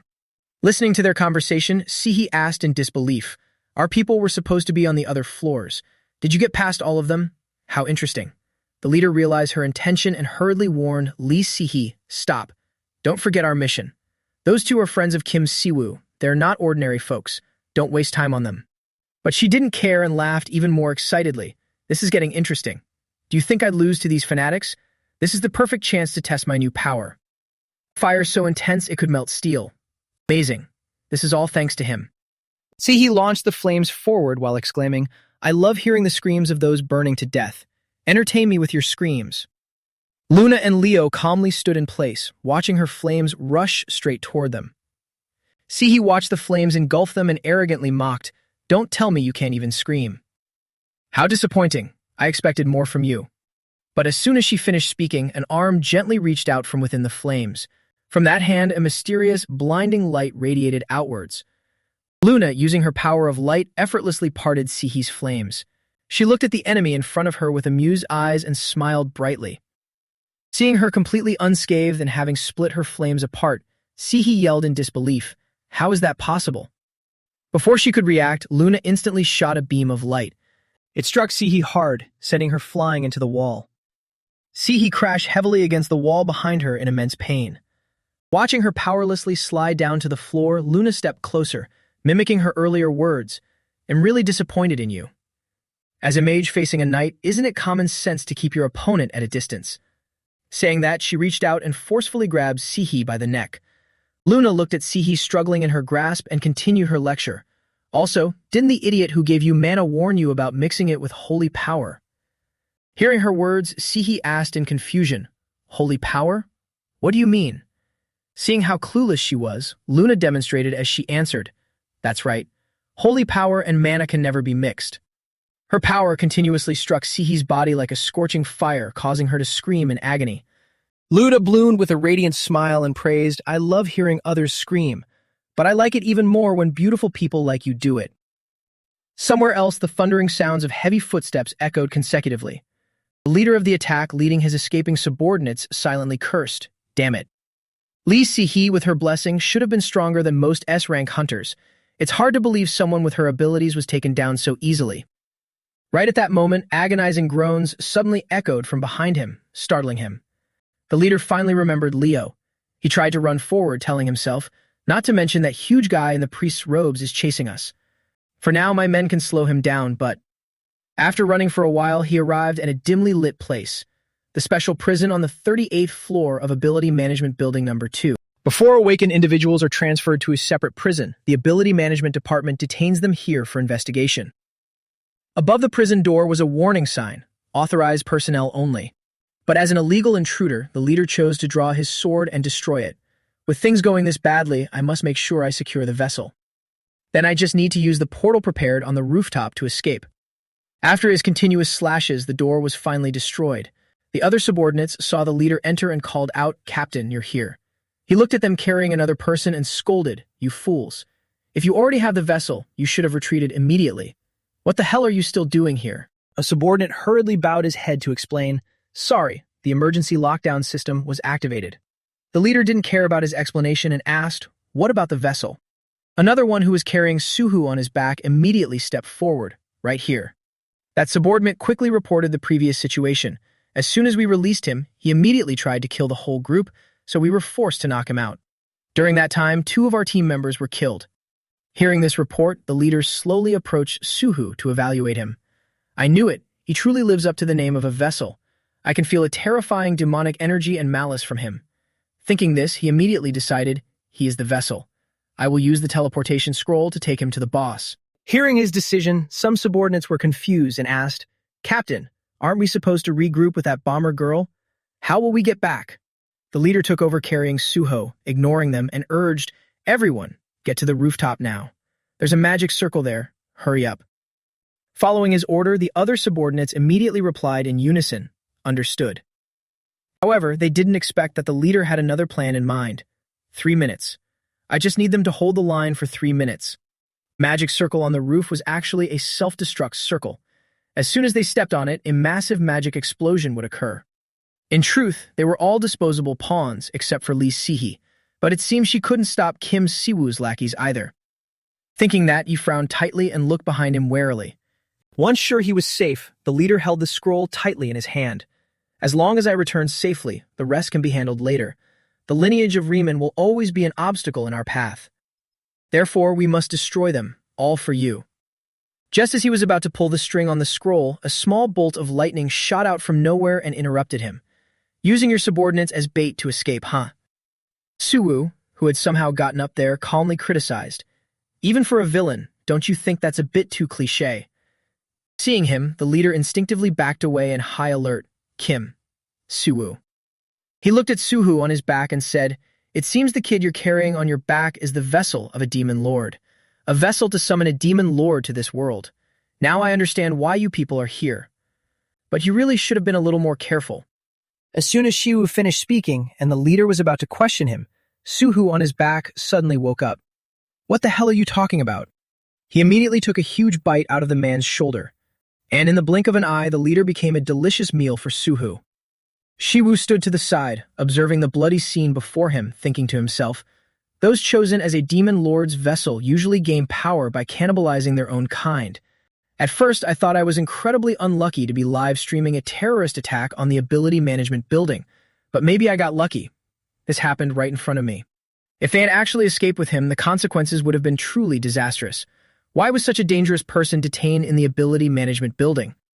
After taking care of the leader, Suwoo quickly switched targets and lunged toward Shiwoo. He calmly stood still, intently watching him rush madly toward him. Without any hesitation, Suwoo reached out and grabbed Suho's arm, and with a gentle pull, he ripped off his arm, making him scream in agony. Suho's screams echoed out along with the sound of the building's third explosion. The reincarnation of a demon lord, a mortal who has nearly turned into a demon, manipulated by the demon lord. He is the vessel that allows the demon lord to set foot in this world. To begin the reincarnation process, he must show signs of gradually losing his humanity. One of those signs is cannibalism. The more crimes he commits, the stronger he becomes. Thinking this, Suwoo looked at Suwoo before him, just like him right now. At this moment, blood cells began to writhe at his severed arm. Immediately after, a complete arm was formed. Witnessing this, Suwoo softly remarked, "Is it because you just had a full meal? Even though you haven't fully awakened, your regeneration ability is quite formidable." By now, Suwoo was no longer just growling. He could speak complete words. Die. Die. Before he could react, he grabbed his head with one hand. "However, you haven't killed enough people to become a true demon yet. No, maybe this is only the first time. Judging by your state, it seems you can't even control your power yet." As soon as he finished speaking, the system sound rang out. Passive skill Will of Destruction has identified the target as evil. The crimes of Player Park Suwoo were listed: assault, murder, cannibalism, leading school violence, along with 17 other charges. Looking at the information provided by the system, Suwoo calmly said, "You were a scumbag right from the start. I wouldn't be surprised if you got a life sentence." He began to release his power, questioning the sinner in front of him. "I wonder if you're the son of some high-ranking official in the department." The hand on Suho's head released bolts of lightning, making him cower. "What's wrong? Scared now." Suwoo gave him a deadly glare and judged, "It looks like you still have a little bit of sanity left. My holy power is always stronger when facing evil. Because of that, you really should have run away while you had the chance, kid." Suho's eyes widened, revealing his sharp fangs. Suwoo continued to cast magic on him. "That's more like it." Then he clenched his fist. He gathered his momentum to lunge forward. Suwoo jumped into the air, ready to throw a punch at Suwoo. "You're smarter than I thought." His punch flew forward but was blocked by a barrier conjured by Suwoo. However, he still took quite a bit of damage from the punch. Suwoo's punch quickly tore through his barrier. Suwoo was knocked back, but he quickly regained his footing. Suwoo added, "Looks like being a demon lord's vessel is quite helpful to you." As soon as he finished speaking, Suwoo quickly charged up to attack him. Then he raised his claws, intending to scratch him. But he suddenly froze in shock. Suwoo looked at him confidently and said, "Your weak claws can't leave even a single scratch on my holy barrier." Immediately, Suwoo was zapped numb by his magic power.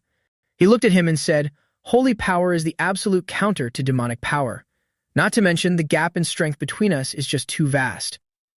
The next second, he tightly gripped his neck, exerting power that left his entire body paralyzed. Suwoo said coldly, "Perhaps you need a little re-education. How about it?" Suddenly, a cluster of purple energy gathered together. Then it formed a squishy substance resembling tentacles. These dark tentacles quickly rushed towards Suwoo. This bizarre energy entered his body, looking like it wanted to drain his power away. Suwoo couldn't help but be surprised. What? The tentacles were still tightly wrapped around Suwoo. Suwoo wondered, are you just stripping away his ability as a vessel? He kept his tight grip on his neck. You really should have chosen a more worthy opponent. Haven't you learned your lesson after I defeated you in Eden? Demon Lord of Wrath, Satan. Hey, hold on. I really should be doing this to the one who brought you down to earth. Then he wrapped things up. Well then, it'll end everything right here. A notification screen popped up. With the increase in holy power, the passive skill Holy Fire has been activated. Suhu was gradually disintegrating. He screamed in despair and agony. A moment later, Suhu completely dissolved into nothingness. Outside the building, an incredibly intense beam of light shone out from it. Leo stood outside looking at the building. The mana is fading. As for Siwoo, he was sensing the last remnants of mana. As the strange pieces of matter fell to the ground, he declared, all those who are evil will ultimately bring upon their own destruction. Suddenly, a voice called out to him, Pope, I was looking for you. It was Leo's voice. He approached Siwoo and said, we stopped the intruders heading for the main hall and deactivated the dark magic circles. Siwoo turned and replied, Leo, you're here. Leo thought of a magic circle drawn on the ground and told Siwoo, this magic circle used a human body as a catalyst to trigger a massive explosion. If it had been activated, this entire building could have collapsed. Siwoo thanked him. Great job, Leo. You saved countless lives. Leo looked at the remaining traces on the ground and asked, however, Pope, who is this person? Siwoo asked him back, Leo, do you remember the Demon Lord of Wrath, Satan? He replied, of course. How could I forget the battle with the Demon Lord in Eden? Siwoo looked at the ashes in his hand and said, these ashes contain a fragment of the Demon Lord's reincarnated soul, a method to summon Satan to this world. The reason the Ability Management Department's second building was attacked was exactly because of this. The reincarnation of the Demon Lord. Leo said in a highly serious tone, Pope, if the reincarnation of a Demon Lord has appeared, then... He cut him off. Exactly. That means there are quite a few followers of the Demon Lord hiding in the mortal realm. Siwoo thought back to Suhu, whom he had just defeated. This reincarnation acts like a prophet in a cult. He scratched his chin and said, there are 7 Demon Lords, and Satan is just one of them. First it was the White Light Church. Now it's the Demon Lord's followers. Unbelievable. In any case, we need to investigate these people who follow the Demon Lord. Therefore, Leo, tell me the truth. Leo's name was called, making him feel a bit guilty. How many of them are still alive? We need to gather information from them. He pushed up his glasses, turned his head away, and said, I managed to capture 70% of them. The rest perished because their bodies were too weak. Siwoo asked loudly, did you snap them in half again? Leo jumped up, what do you mean? They sold their souls to demons. They're just paying the price for it. Siwoo was speechless. All right, at least some of them are still alive. I hope Luna caught a few breathing ones too. I wonder where she is right now. As he was speaking, he was interrupted by a voice. Pope. Luna carried a girl on her shoulder and ran over to him gleefully, and back. Then she threw the person on her shoulder to the ground. A gift for you. Is this what you were looking for? Siwoo told her, Luna, don't throw people around like objects. He scratched his chin, looking at the person lying on the floor. Anyway, is this the person we're looking for? Is it Lee Si-hee? Looks like she's a mage. I'm surprised you didn't kill her. At this point, he thought to himself, since Luna lost her parents at the hands of mages, if she had been mediocre in combat, Luna would have probably killed her. She suddenly stuck out her tongue, looking at the person on the ground with an extremely dangerous gaze. I spare her life because she's pretty. He yelled, Luna, you're a saintess. Put your tongue away. Anyway, good job. Are you hurt? Siwoo looked at her and thought, a saintess who loves booze and women? Luna answered with immense excitement, oh my, are you worried about me, Pope? I'm so glad to hear that. Those words would only mean something if you said them shyly. How could I face you if I got hurt by those underlings? He retorted immediately, to be honest, I was never worried about you. But I am worried about Team Leader Kim and his comrades. Then he turned and asked, Team Leader Kim, are you okay? Team Leader Kim replied, ah yes, thank you, even though I was attacked by Lee Si-hee. He said in confusion, for some reason, I am completely unscathed. Siwoo immediately radiated the brilliant aura of the Pope and told him, that's good then. Goddess Riemann truly favors you. The last time we met, I bestowed a blessing upon you. Team Leader Kim exclaimed in astonishment, oh, I see, so that's why. Then you bowed his head, profusely thanking him. Thank you. Thank you so much. Siwoo waved his hand and said, there's no need to thank me. Without your strong faith, my blessing wouldn't have had much of an effect.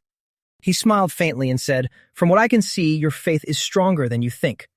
Suddenly, a shout rang out. I knew it. I was wondering why I was still alive. Sihi, lying flat on the floor, screamed in twisted joy, so it was all thanks to that holy barrier. There's no way a weak civil servant like him could have blocked my attack. She widened her eyes and screamed loudly. The weak deserve to die. She made him and team leader Kim turn to look. The useless and incompetent should have been wiped from this world, yet you keep stopping us, Kim Siwoo. She turned to scold Luna too, and this little bitch as well. Sihi screamed frantically. How much longer are you going to get in our way? The purifiers. Sooner or later when he arrives, you won't stand a chance. Siwoo stepped closer to her. The purifiers? He leaned down and said cheerfully, "That's a nice-sounding name for a bunch of criminals like you." As soon as he finished speaking, someone kicked her, sending her flying several meters away. Siwoo was speechless, seeing Luna kick someone like a football, and said, "Luna, I haven't even had time to ask anything." She didn't care. "Pope, I just had a feeling you'd order her thrown away, so I just did it in advance." Luna smiled brightly. "Anyway, this kid belongs to me." Siwoo immediately thought of a certain figure. "Strange, she reminds me of someone, but who could it be?" He returned to the main topic. "Anyway, you just mentioned the purifiers. What is their goal?" Sihi said helplessly, "Ordinary citizens without abilities and even players are no different. Their goal is to eliminate them all." She lay there, resting her head on her hand, looking completely reckless. "Why do we need the incapable? They are weak and all of them need to be protected. In the current world, they are meaningless. We will create an oasis exclusively for the awakened." She crawled up. "We were chosen, therefore we are stronger. To build a better future on this land, we need to cleanse the world of these inferior beings." Hearing her say that, he couldn't help but exclaim, "Oh, so that's why you call yourselves the purifiers." Sihi continued, "That's right. We can sacrifice the powerless to propel the evolution of humanity." Hearing this made his ears itch, so he promptly stomped on her hand. Siwoo began using his magic and said, "You lot couldn't even cause the slightest trouble for Leo and Luna, so what are you blabbering about? I can't believe I have to deal with a demon-worshipping cult suffering from a superiority complex. They must be giving you a huge headache, Team Leader Kim. Not to mention the fact that they know about the reincarnation of the Demon Lord means." Team Leader Kim averted his eyes and said, "There is a spy in the Ability Management Department. We realized that early on." The prisoner on the 38th floor was Park Soo-hoo. He awakened as a player around March of last year when he was only 16. At that time, he attacked and murdered 2 other awakened students. This kid was already suspected of being involved in multiple other cases.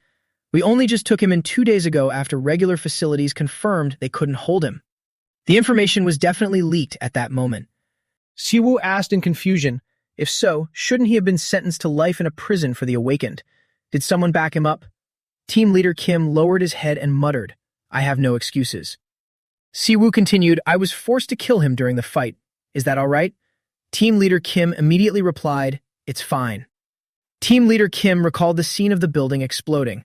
"We plan to inform the public that the prisoner on the 38th floor was one of the victims of the attack and simultaneously release other relevant information regarding this incident. They all deserve to be punished." Siwoo spoke up. There was no turning back since he became the vessel of the Demon Lord. "I believe Team Leader Kim can handle the rest neatly." Team Leader Kim replied, "Perhaps it's for the best that he died. I wouldn't have known what to do if things had taken a different turn. If that kid had truly become the Demon Lord, who knows what would have happened." Luna squatted down and played with Sihi's hair. "Pope," she fainted. "How should I handle her?" He replied, "Do you even need to ask? She's a valuable hostage. We will bring her back to the sanctuary for interrogation." Shifting to another scene, Seonho made a video call to him. "Mr. Siwoo, according to what you said, you believe that demons or forces influenced by them are behind this incident." Sitting in his office, he said thoughtfully, "Although it seems hard to believe, I think so." He followed up, "That's not as hard to imagine as you think, Mr. Siwoo. 5 years ago, after the dimensional gates opened, everything in this world became possible.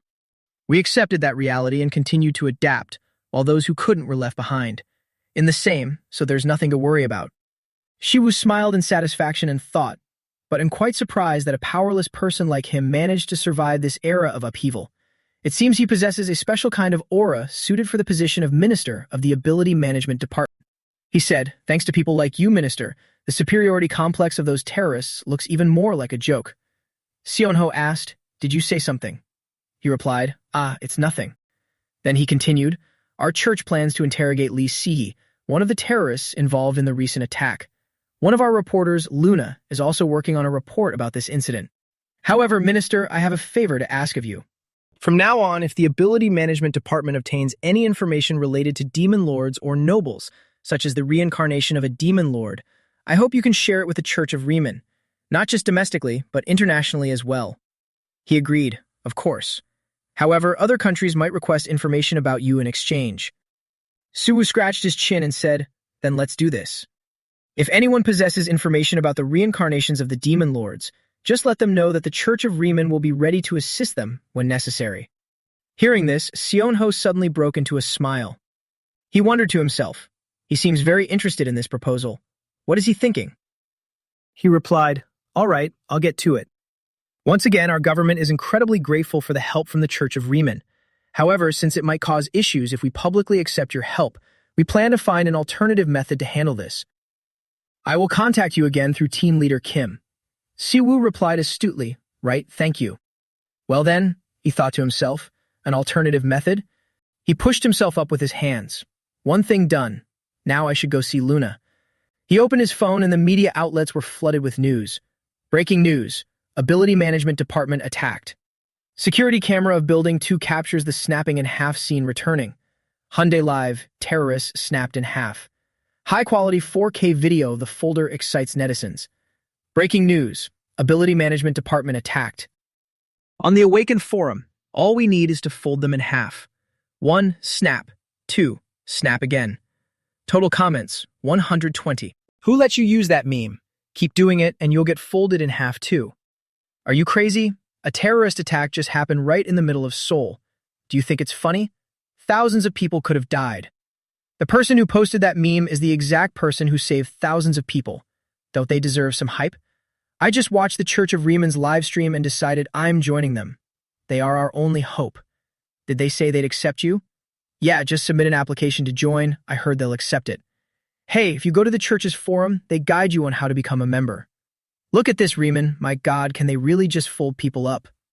What the hell is the NAC doing? Are they all dead or did they all pass out? At least they suffered spinal cord injuries. Hey, can someone check my back? I bet this will attract a lot more people to the Church of Riemann. Riemann is not a cult. Riemann is so beautiful. As he read, he thought, they leaked the CCTV footage recording the path to the interrogation room. It seems this is exactly what Minister Yoo Seon-ho wanted. Siwoo suddenly looked away. He thought to himself, the recent terrorist attack left 12 dead and 52 injured. Less than greater than. We were really lucky the broadcast continued the whole time. It's astonishing they managed to minimize the casualties to this extent. He walked and thought, I wonder if the Church of Riemann knows about this yet. Siwoo closed his eyes gently. Riemann, we managed to stop a major disaster. Are you listening? He paused for a moment. No response. Seems like she's busy in Eden. Shifting to the interrogation room. Pope. Siwoo asked everyone there, how did the interrogation go? Luna replied, we didn't do much. You could say we earned a little bit of her trust. She continued, even though she knows how to use mana enhancement magic, she refuses to reveal any useful information. As for the guy who came with her, the one wearing the black mask claiming to be a captain or something, have you seen him anywhere? He spoke up. Oh, I have. He was devoured by the demon lord's incarnation. Hearing this, Luna gasped and let out a surprised noise. See, he was tied tightly to a chair. Luna continued, at the very least, we found out she has the ability to draw mana from abroad. He asked skeptically, abroad? From where? She answered, she mentioned Shanghai, China. Within Chinese territory, there is a predecessor group to the Purifiers. Their identities remain unconfirmed and they possess superhuman abilities. So that means she was receiving mana from someone. Luna went on, however, it seems even the branch managers don't know much about their location. I heard China is quite close to South Korea. Should we go over there and take care of them? Siwoo asked her, have you ever seen anyone be kind to strangers in Eden? Have you ever tried crossing a border while carrying weapons? Luna answered innocently, no. He continued, the 3 East Asian countries are always wary of one another. We can't go. It's not that we don't want to, it's that we can't. She replied casually, then it's the same thing. Siwoo said seriously, as long as they don't request it, we have no reason to intervene. Do you know that anomalies are treated like nuclear weapons? Just crossing the border would mean war. Besides, if we destroy their stronghold, our image as peacekeepers will crumble, right? Luna rubbed her head. Why can't we just flatten everything? Dame Levinton, perhaps we need to talk. Leo pushed up his glasses and said seriously, a physical conversation. Suwoo looked away and thought, but seriously speaking, our church is peace-loving.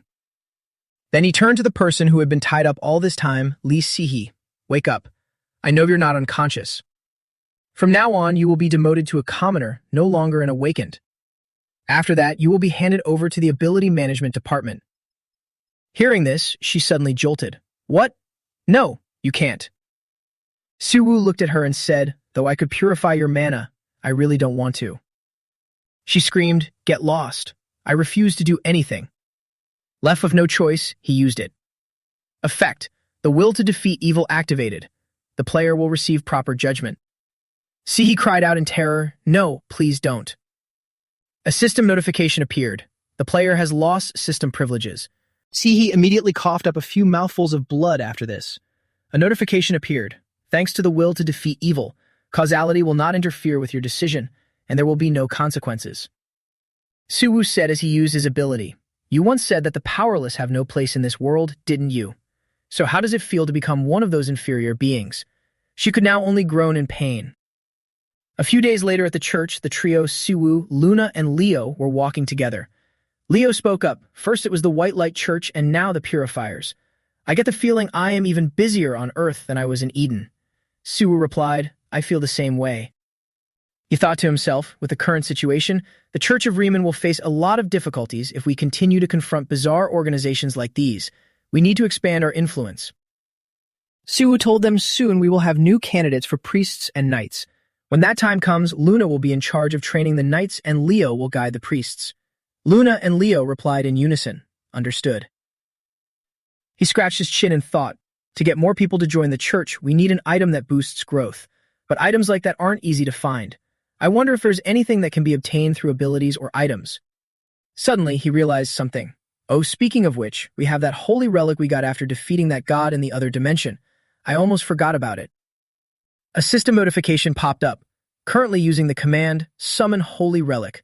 The Church of Riemann can summon a random holy relic to Earth. He exclaimed in surprise, what the heck? Suwoo stared at the system in confusion. The holy relic is chosen at random. The system issued a notification, currently using the command, Summon Holy Relic. Summoning a specific holy relic is determined to impact causality, therefore randomness is necessary. He silently cursed the system. Are you serious? Stop explaining everything with notification windows. The Church of Riemann has countless holy relics. Then the system listed a bunch of items like Saint XXS Dusting Brush, Holy Maiden OOS Back Scratcher, Holy Knight XXS Training Dumbbells. He thought to himself, I have to admit, there are a lot of questionable holy relics here.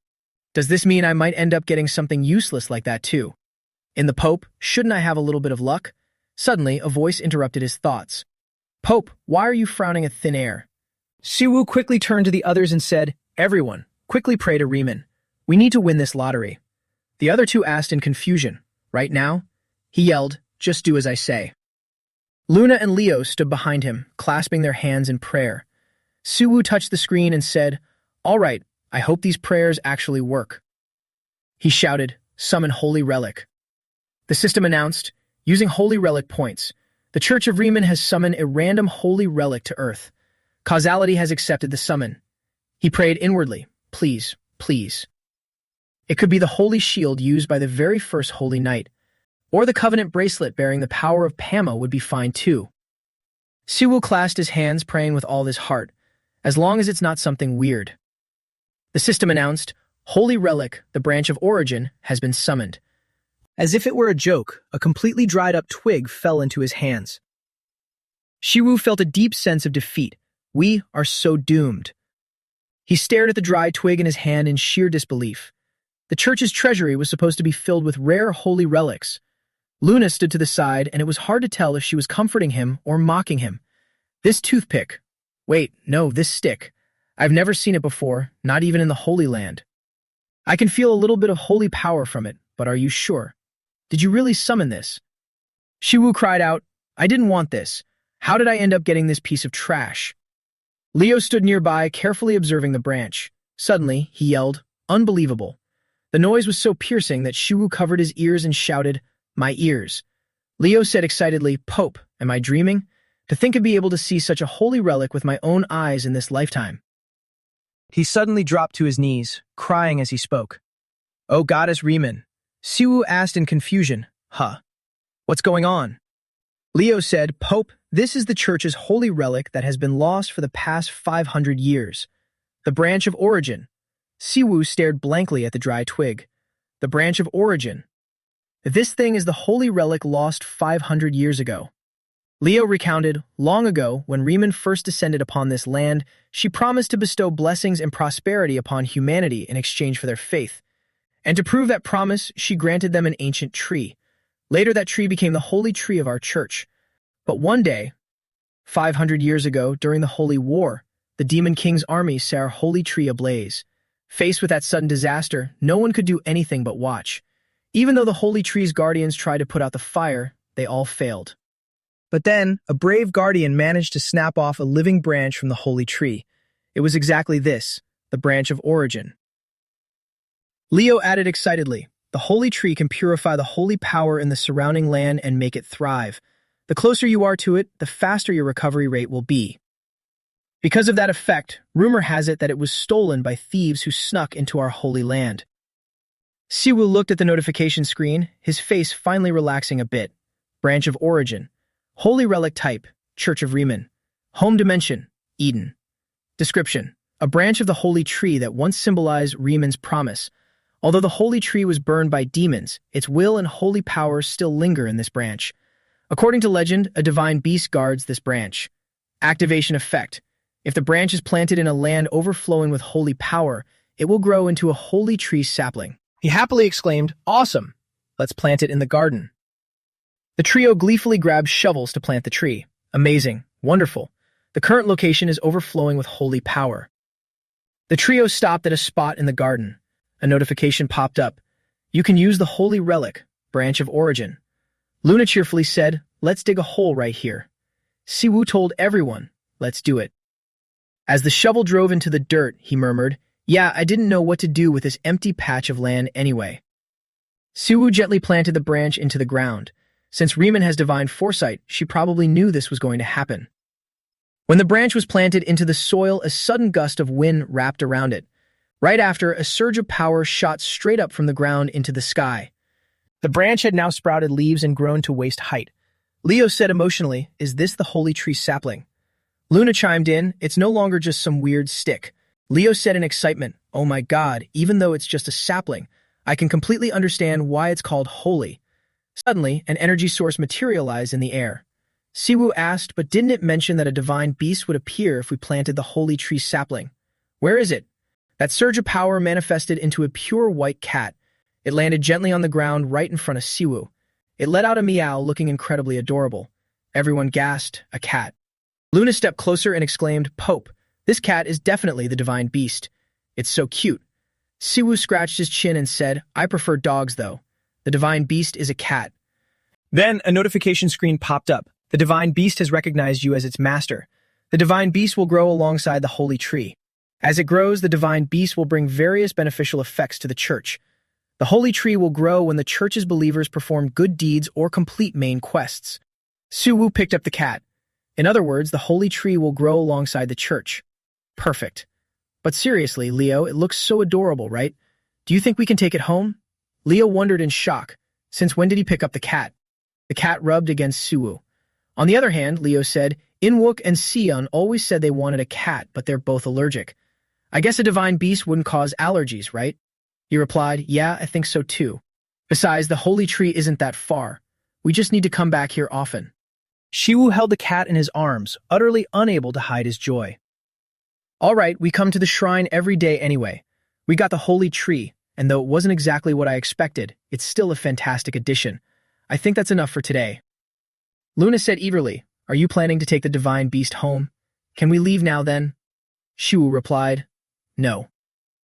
System announced, "There are still unused divine points and holy relic points. We recommend using them for smoother progress." After that, he turned to the other two and said, "Luna, Leo, Make sure everything around the shrine is stable. The two were confused and blurted out, "Huh?" He raised his hand and used his power. The system announced, "You have spent 10,000 divine points to purchase a structure.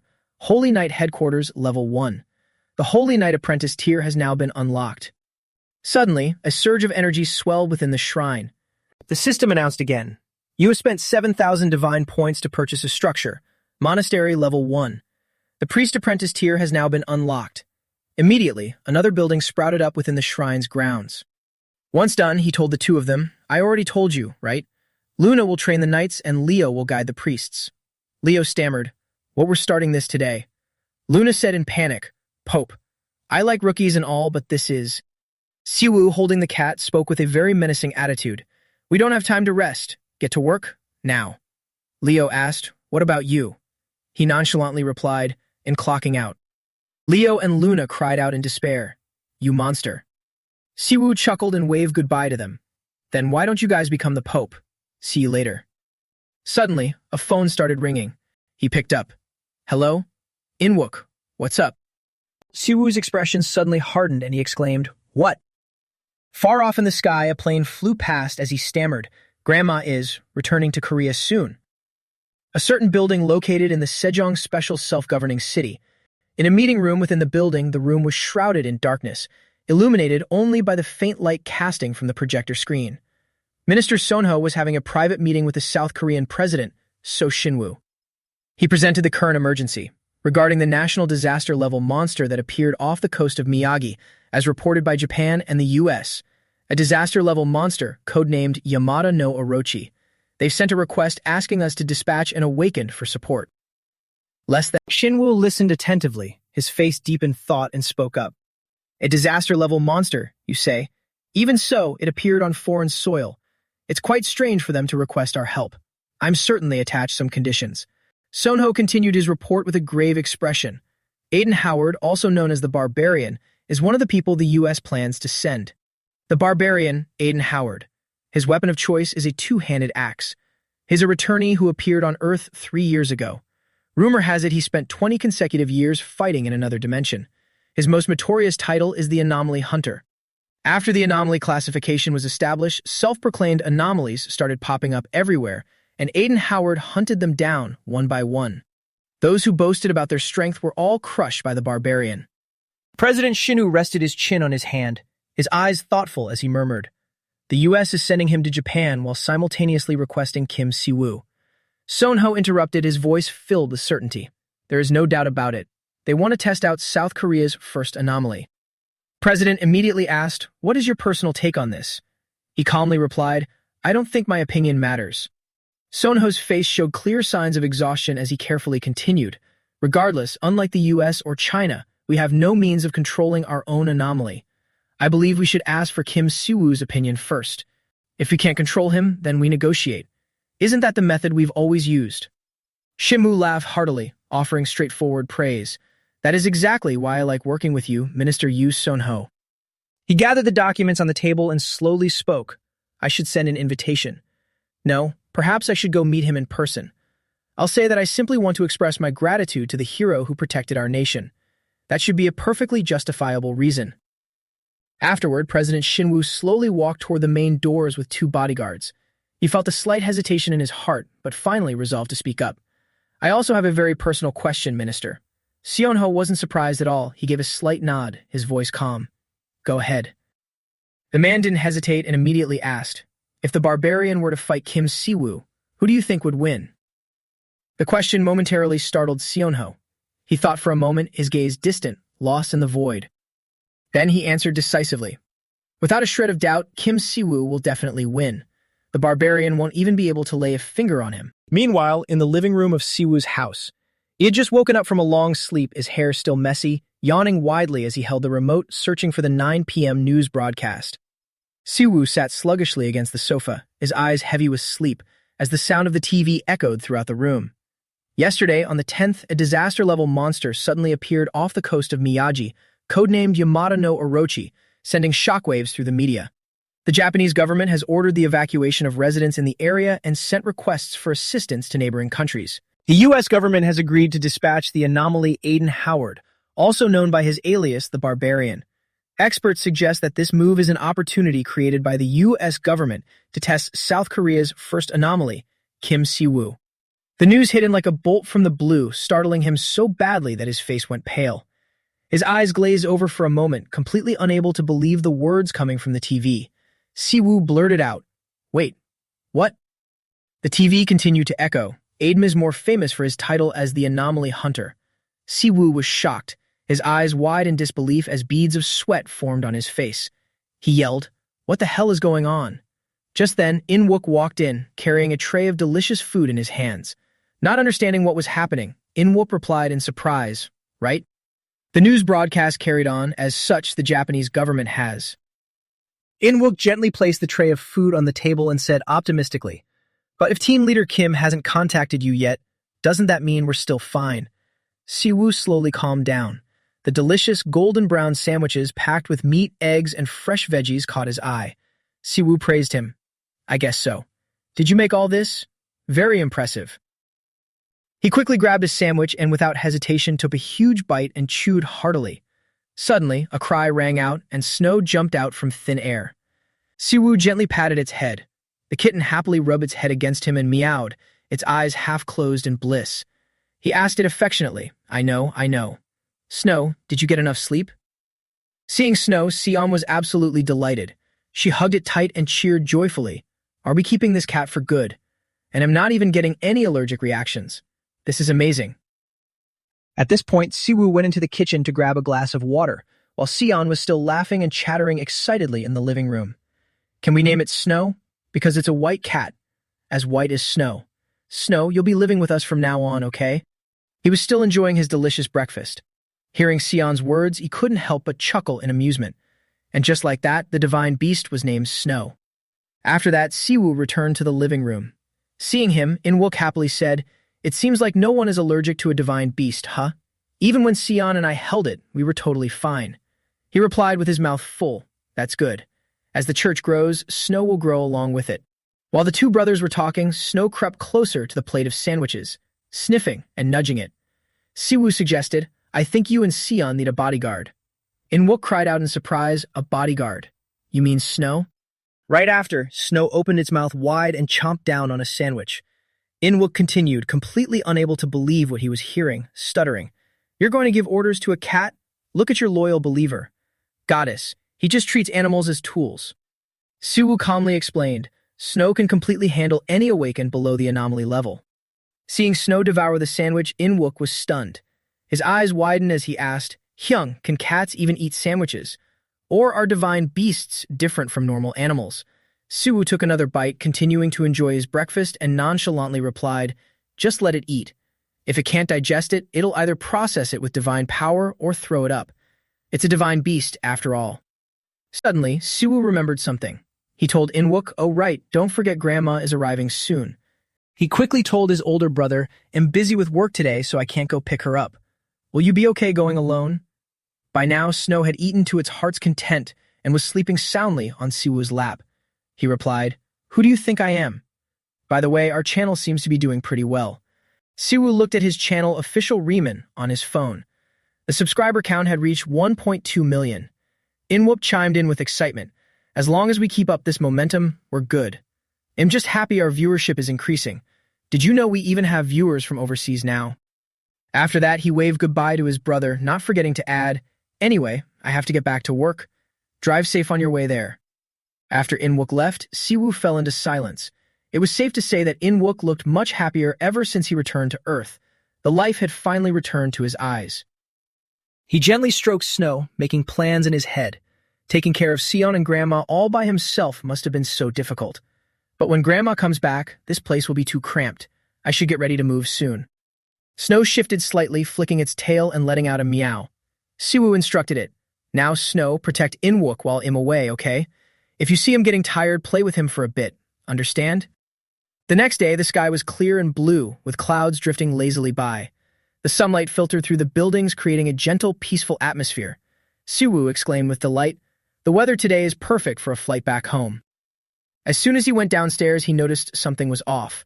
There were so many bodyguards standing guard around the building. He wondered suspiciously, "What's this? Did something happen? Is someone here? Suddenly, there was a loud shout. Siwoo.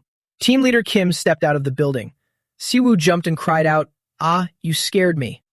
Dong Shik, followed by his bodyguards, enthusiastically offered, "If you're on your way to pick up your grandmother, let us help." Siwoo clenched his fists and refused. "No need, it's too much of a hassle. I just need to catch a taxi."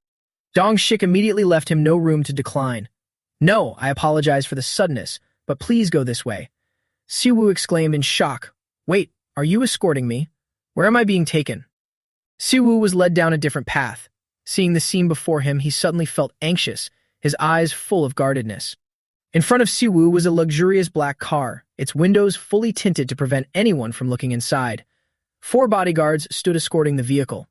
He thought to himself, there's something suspicious about this car. Siwoo approached the car, muttering softly, "It would be hilarious if the president was in here or something." The person sitting inside was dressed formally. He asked in surprise, "How did you know?" "I personally asked team leader Kim to reduce my security detail to the absolute minimum." The person speaking was the president of South Korea, Seo Shinwoo. He greeted politely, "It's a pleasure to meet you, awakened Siwoo. I am Seo Shinwoo, the current president of this country." Siwoo was speechless with shock. His eyes widened and his jaw dropped as countless thoughts raced through his mind. What is a president?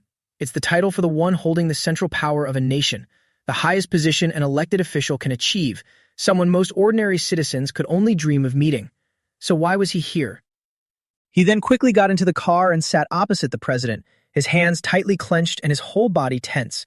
Siwoo said tremblingly, "I was on my way to the airport to pick up my grandmother." Shinwoo, a seasoned old fox, quickly read his thoughts and replied politely, "Coincidentally, I also have business at the airport. Let's just consider this carpooling." Siwoo thought to himself, carpooling with a president? Is this for real? He definitely has an ulterior motive. Then he hesitantly asked, "But is it okay for a president to act like this?"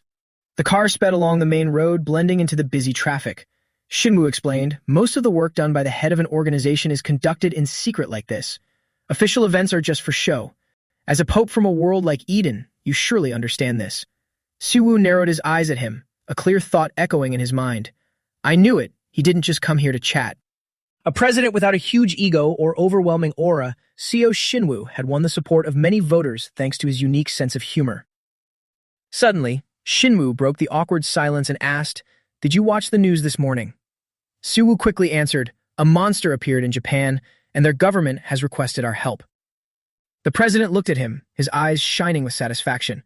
He didn't beat around the bush and went straight to the point. "Exactly. Since you're aware of the situation, I'll get straight to the point. The United States has requested us to send you awakened Kim Siwoo to join the relief forces." Siwoo froze for a few seconds and asked in surprise, "Is this why you came to see me? Couldn't you just give me the order?" Shinwoo calmly clarified.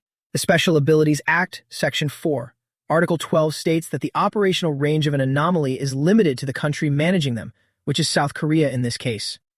At this, he gripped the armrest tightly and said hesitantly, "Therefore, you have absolutely no obligation to help Japan."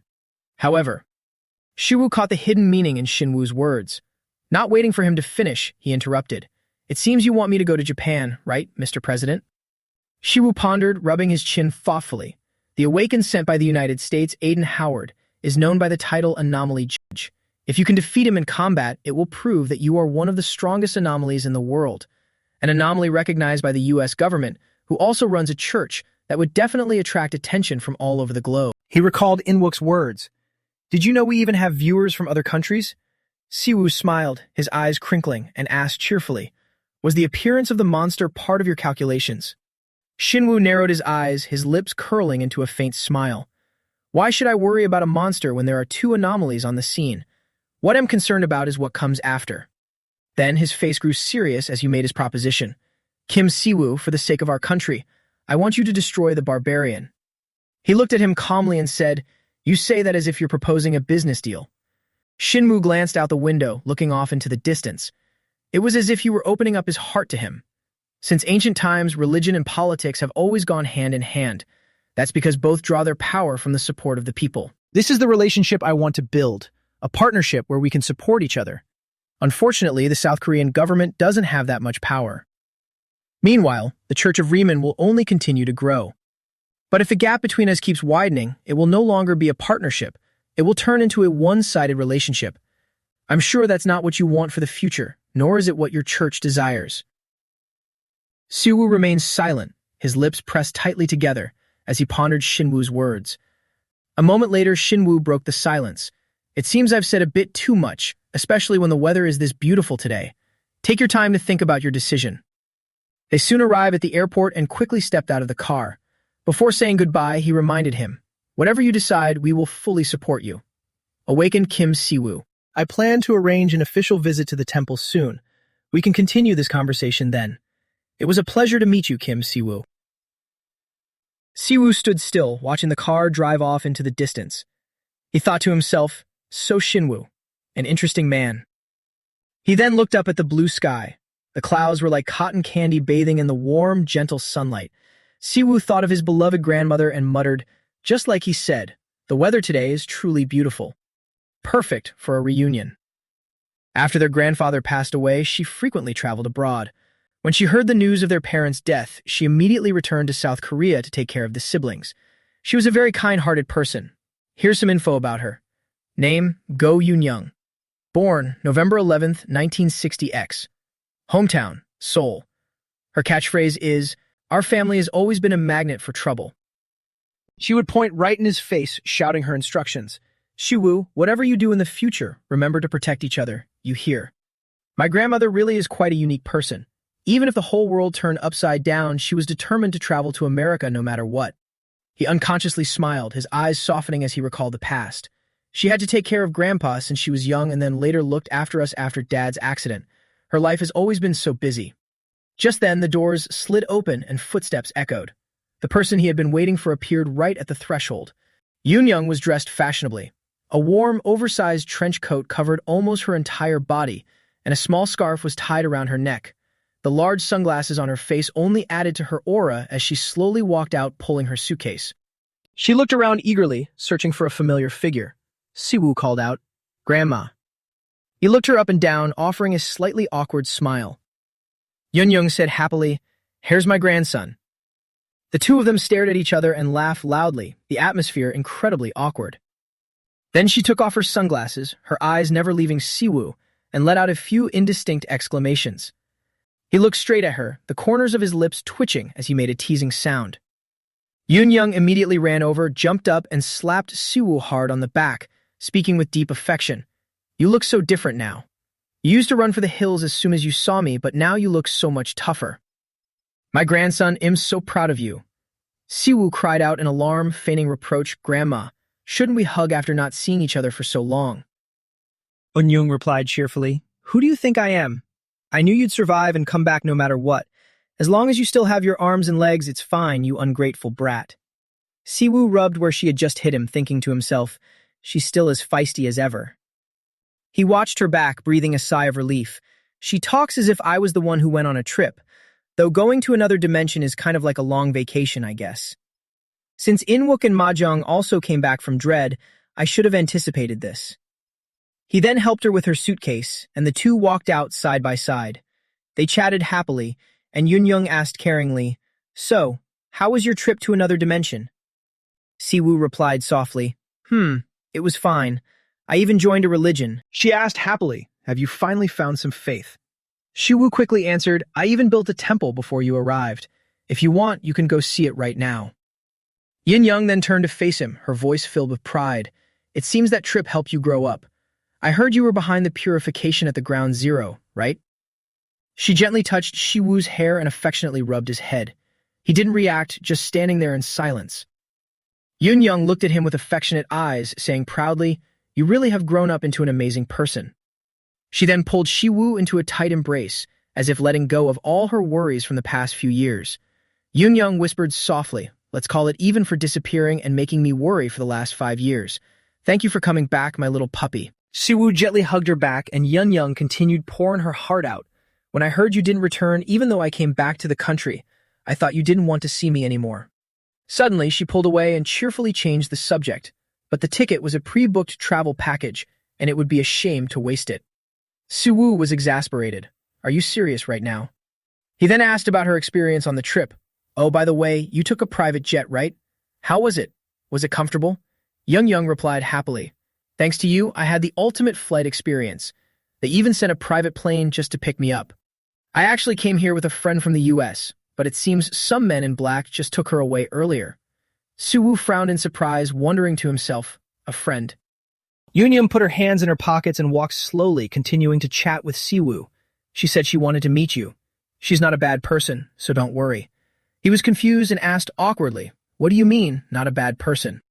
Siwoo recalled President Shinwoo's words. Coincidentally, I also have business at the airport. Let's just consider this carpooling.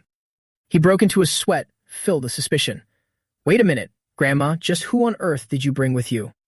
The two of them then headed to the temple of Riemann. It was a lavish white temple with unique architecture and meticulously carved patterns. Yunyang's voice echoed throughout the temple.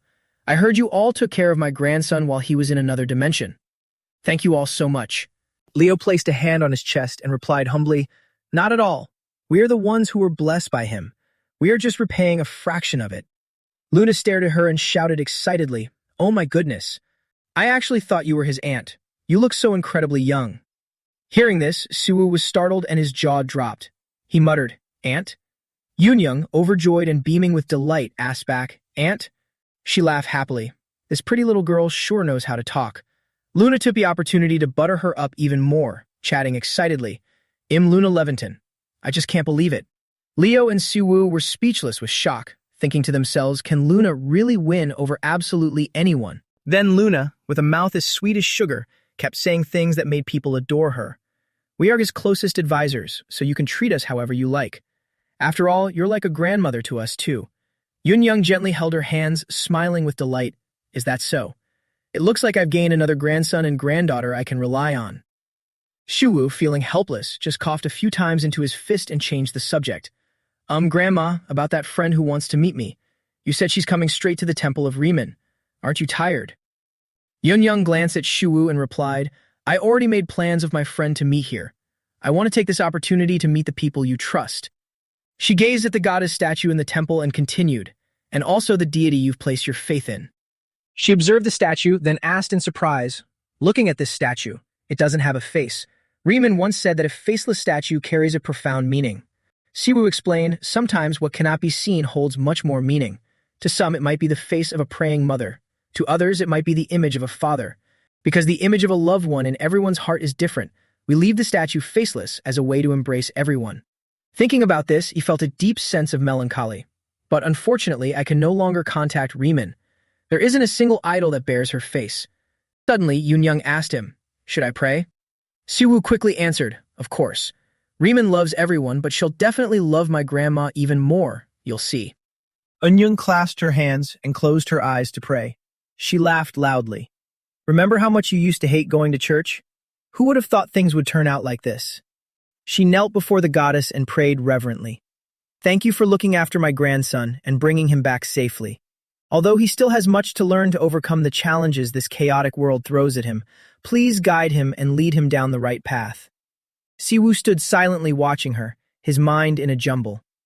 Leo approached him, bowing respectfully, and reminded him, the acting priest needs to bless her. Siwoo blurted out, oh, I almost forgot. I'm the temporary priest here. He then quickly used his holy power. Shimmering blue lights filled the air, and in an instant, Siwoo's clothes were swapped for priest vestments. He knelt in front of her.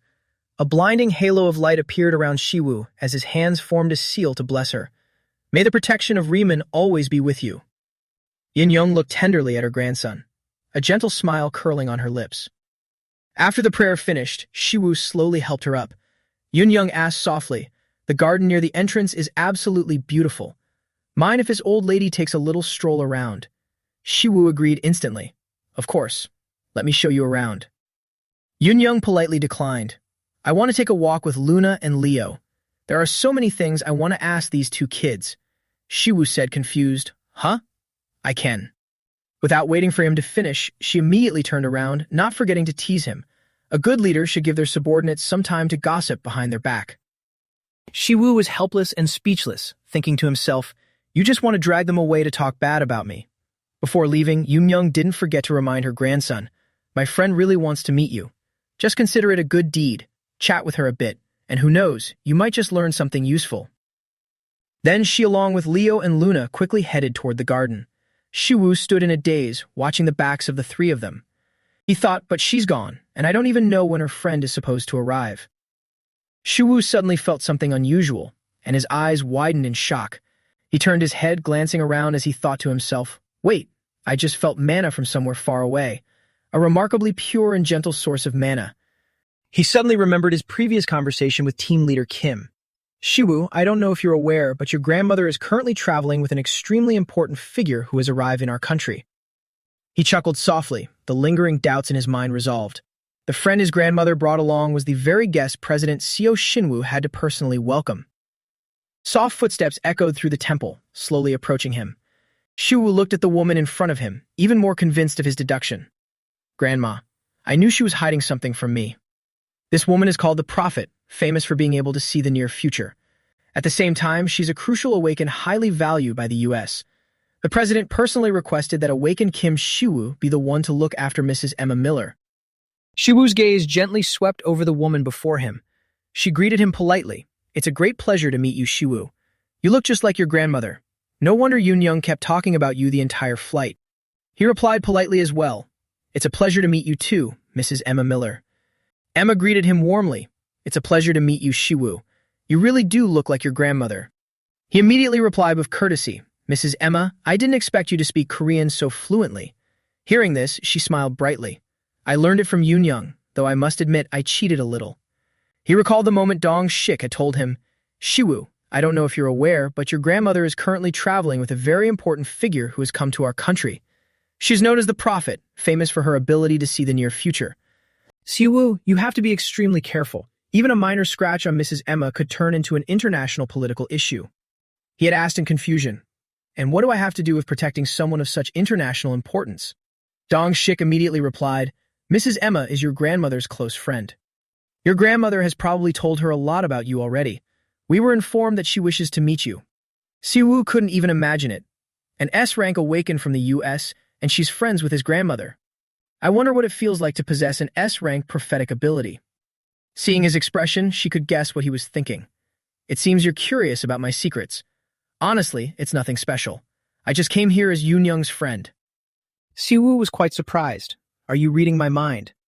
Just by looking at his face, Emma understood enough. Not reading it exactly. Just the intuition of an old woman, or something along those lines. Questions kept swirling in his mind. How do those two even know each other? First, the president. I really can't figure out the true intentions of anyone I've met today. They're on a whole different level. Shiwu finally remembered. I heard you wanted to see me. Is that why you approached my grandmother? Did you use your prophetic powers to set up this meeting? She explained calmly. Don't misunderstand the bond I've built with Yoon. I became her friend simply because the opportunity presented itself. Even so, some might call it destiny. Shiwu was taken aback by this realization after hearing her words. He had probably figured it out, Emma's ability. Does it have something to do with the system? Shiwu could hear her words clearly. Just as you are the representative of Riemann, I am the representative of the system observing Earth. My prophetic ability was granted to me by the system when I was chosen as its representative. This power is strictly limited to those who belong to the system. Anyone outside those boundaries cannot use it, including the unawakened, or those who carry different standards like you, Shiwu. He finally understood it all. Different standards. She's talking about anomalies like me. That's why these warning windows aren't showing anything. She explained, her gaze drifting far away. It's because even though they have returned to Earth and operate under the same rules, the source of their power comes from other dimensions. Therefore, even if I reveal my ability, there is nothing I can share with you. To be honest, it would be more accurate to call me an observer rather than a prophet. I merely observe the flow of this world on behalf of the system and share what I see. In the endlessly intertwined flow of events in this world, the God you serve and the entity I represent share a certain connection. That is why I wanted to meet you, to see exactly what kind of person you are. Shiwu asked seriously, so now that you've met me, what do you think? She seemed quite satisfied. The temple you've built is truly beautiful. After meeting you in person, I've come to my own conclusion. At the very least, I can affirm that you still love this world. The surge of power spread out and then vanished. He had gotten the answers to his questions. Now I get it. She might not look at me with entirely friendly eyes, but that doesn't mean she's hostile toward me either. Siwoo chatted comfortably. Out of all the awakened I've met on Earth, you're the one I find most intriguing. Did you really come all this way just to see me?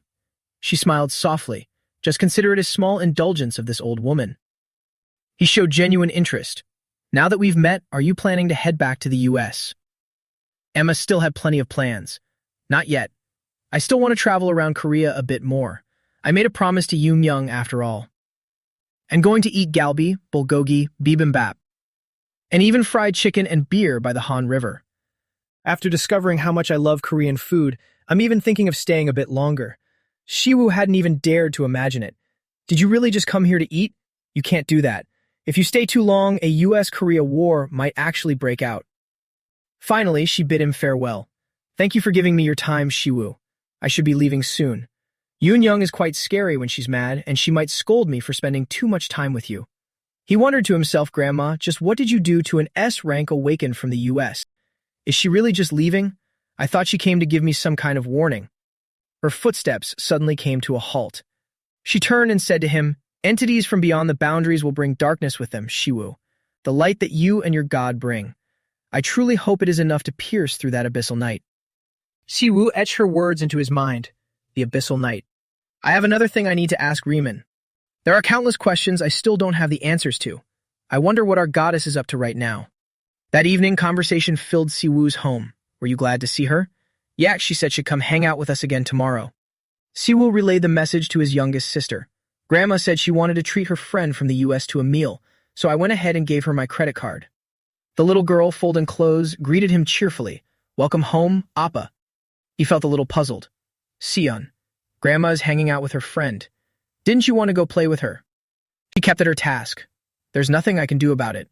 Whether you're an adult or a kid, you want to spend time with your friends, just like how I have to fold clothes even when I don't want to. But it's fine, because Grandma promised she'd spend time with me later, right? All done. I'm going upstairs to play with Snow. Let's go, Snow. This truly amazed him. Did Sion regress in time too? Where did she even learn all that? As soon as Siwoo entered his office, he asked, Inwook, do you have any idea who Grandma's friend is? Inwook, busy folding clothes, couldn't care less. No, how would I know? He threw out another question. Then do you know who the prophet of the US is? Inwook immediately recalled the figure. Who wouldn't know? The great prophet of the US, Emma, right? She's constantly on the cover of Week magazine. Siwoo dropped a bombshell. Don't freak out, but that's her. The close friend visiting Grandma from abroad. Inwook still looked completely unconvinced. Inwook even started scolding him. Come on, at least put some effort into your jokes. Do you know the US is 43 times larger than South Korea?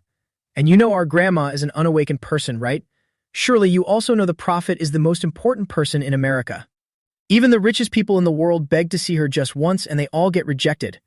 I thought you'd be better at keeping your mouth in check, considering you're a pope. Siwoo was annoyed that his younger brother didn't believe a word he said. Hold on, I'm telling the truth. He thought this was all too extraordinary. Our grandma is actually friends with Emma Miller. Unbelievable. Even so, he tried to explain. Inwook, I even rode in the same car as the president. He personally asked me to go help out in Japan, so I'm planning to take a quick trip there. What do you think? This only made Inwook scoff even more. I can already see tomorrow's headlines.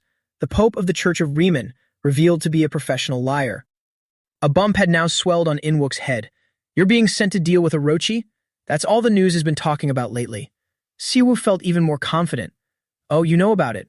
So, what do you think I should do? Inwook shared his thoughts. If a national disaster-level monster has appeared, sending support to Japan is a given, but inviting you, an anomaly with the destructive power of a nuclear bomb, might not be the wisest choice. However, South Korea's international influence has waned following recent events involving the Gates. If you step up, our country has a chance to restore its prestige. Did you think only a few people felt a sense of national pride because of you on MeTube? Siwoo crossed his arms and reminded him, You're exaggerating. I'm not that important. Inwook was a little surprised. Why so modest all of a sudden?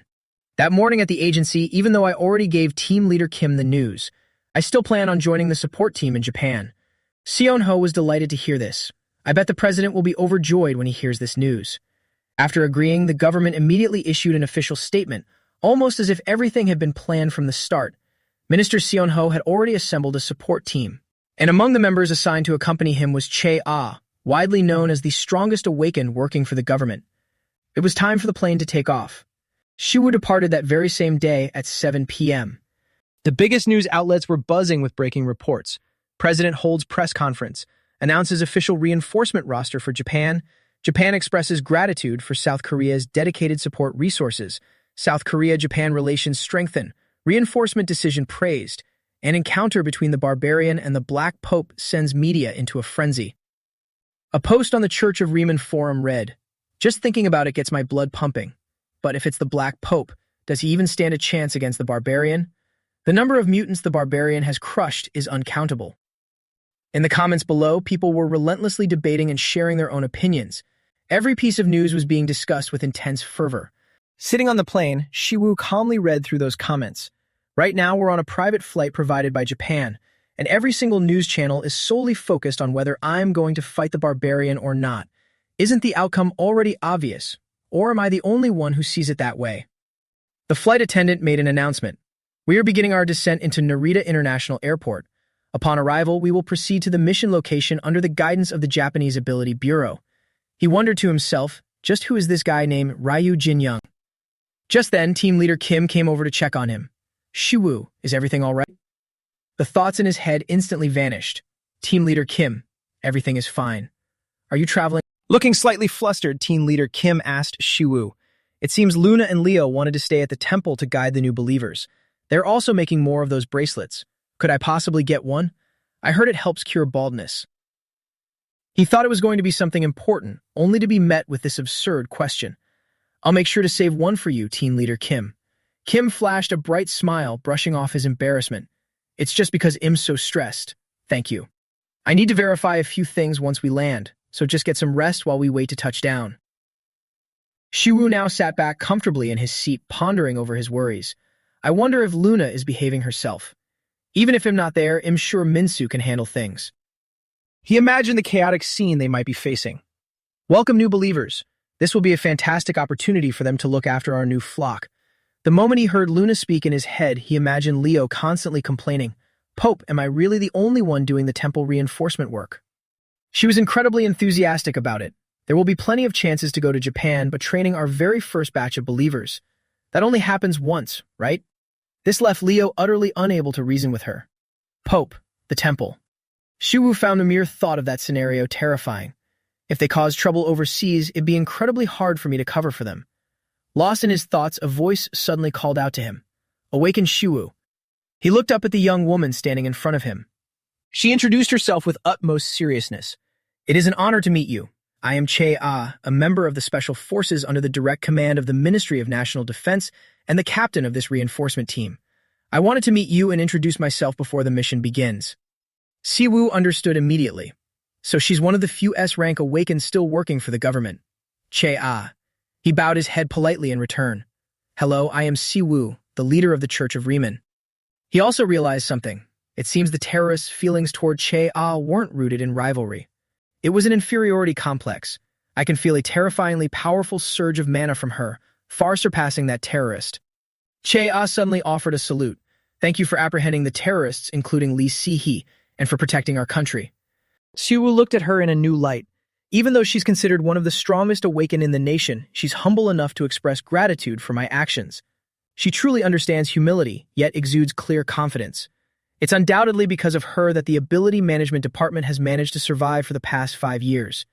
Che-Ah didn't just offer empty words of thanks. During this mission, I will provide my utmost support when you engage in combat. This made him even more intrigued. She has the aura of a true warrior rather than just a typical awakened. Yes, thank you. Even though I've been to other dimensions, I've never actually been abroad. Che-Ah asked in astonishment.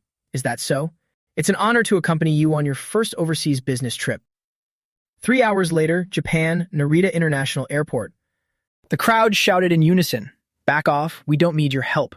Shiwu and Che-Ah were both dumbfounded. What is going on? An assistant came out to inform them. Reinforcements from South Korea have arrived, please make way. Hearing this, they began to argue back. Whether you're from the US or South Korea, please retreat. The Japanese can and will defeat Japan's monsters on their own. Watching their behavior, Shiwu understood the situation well enough.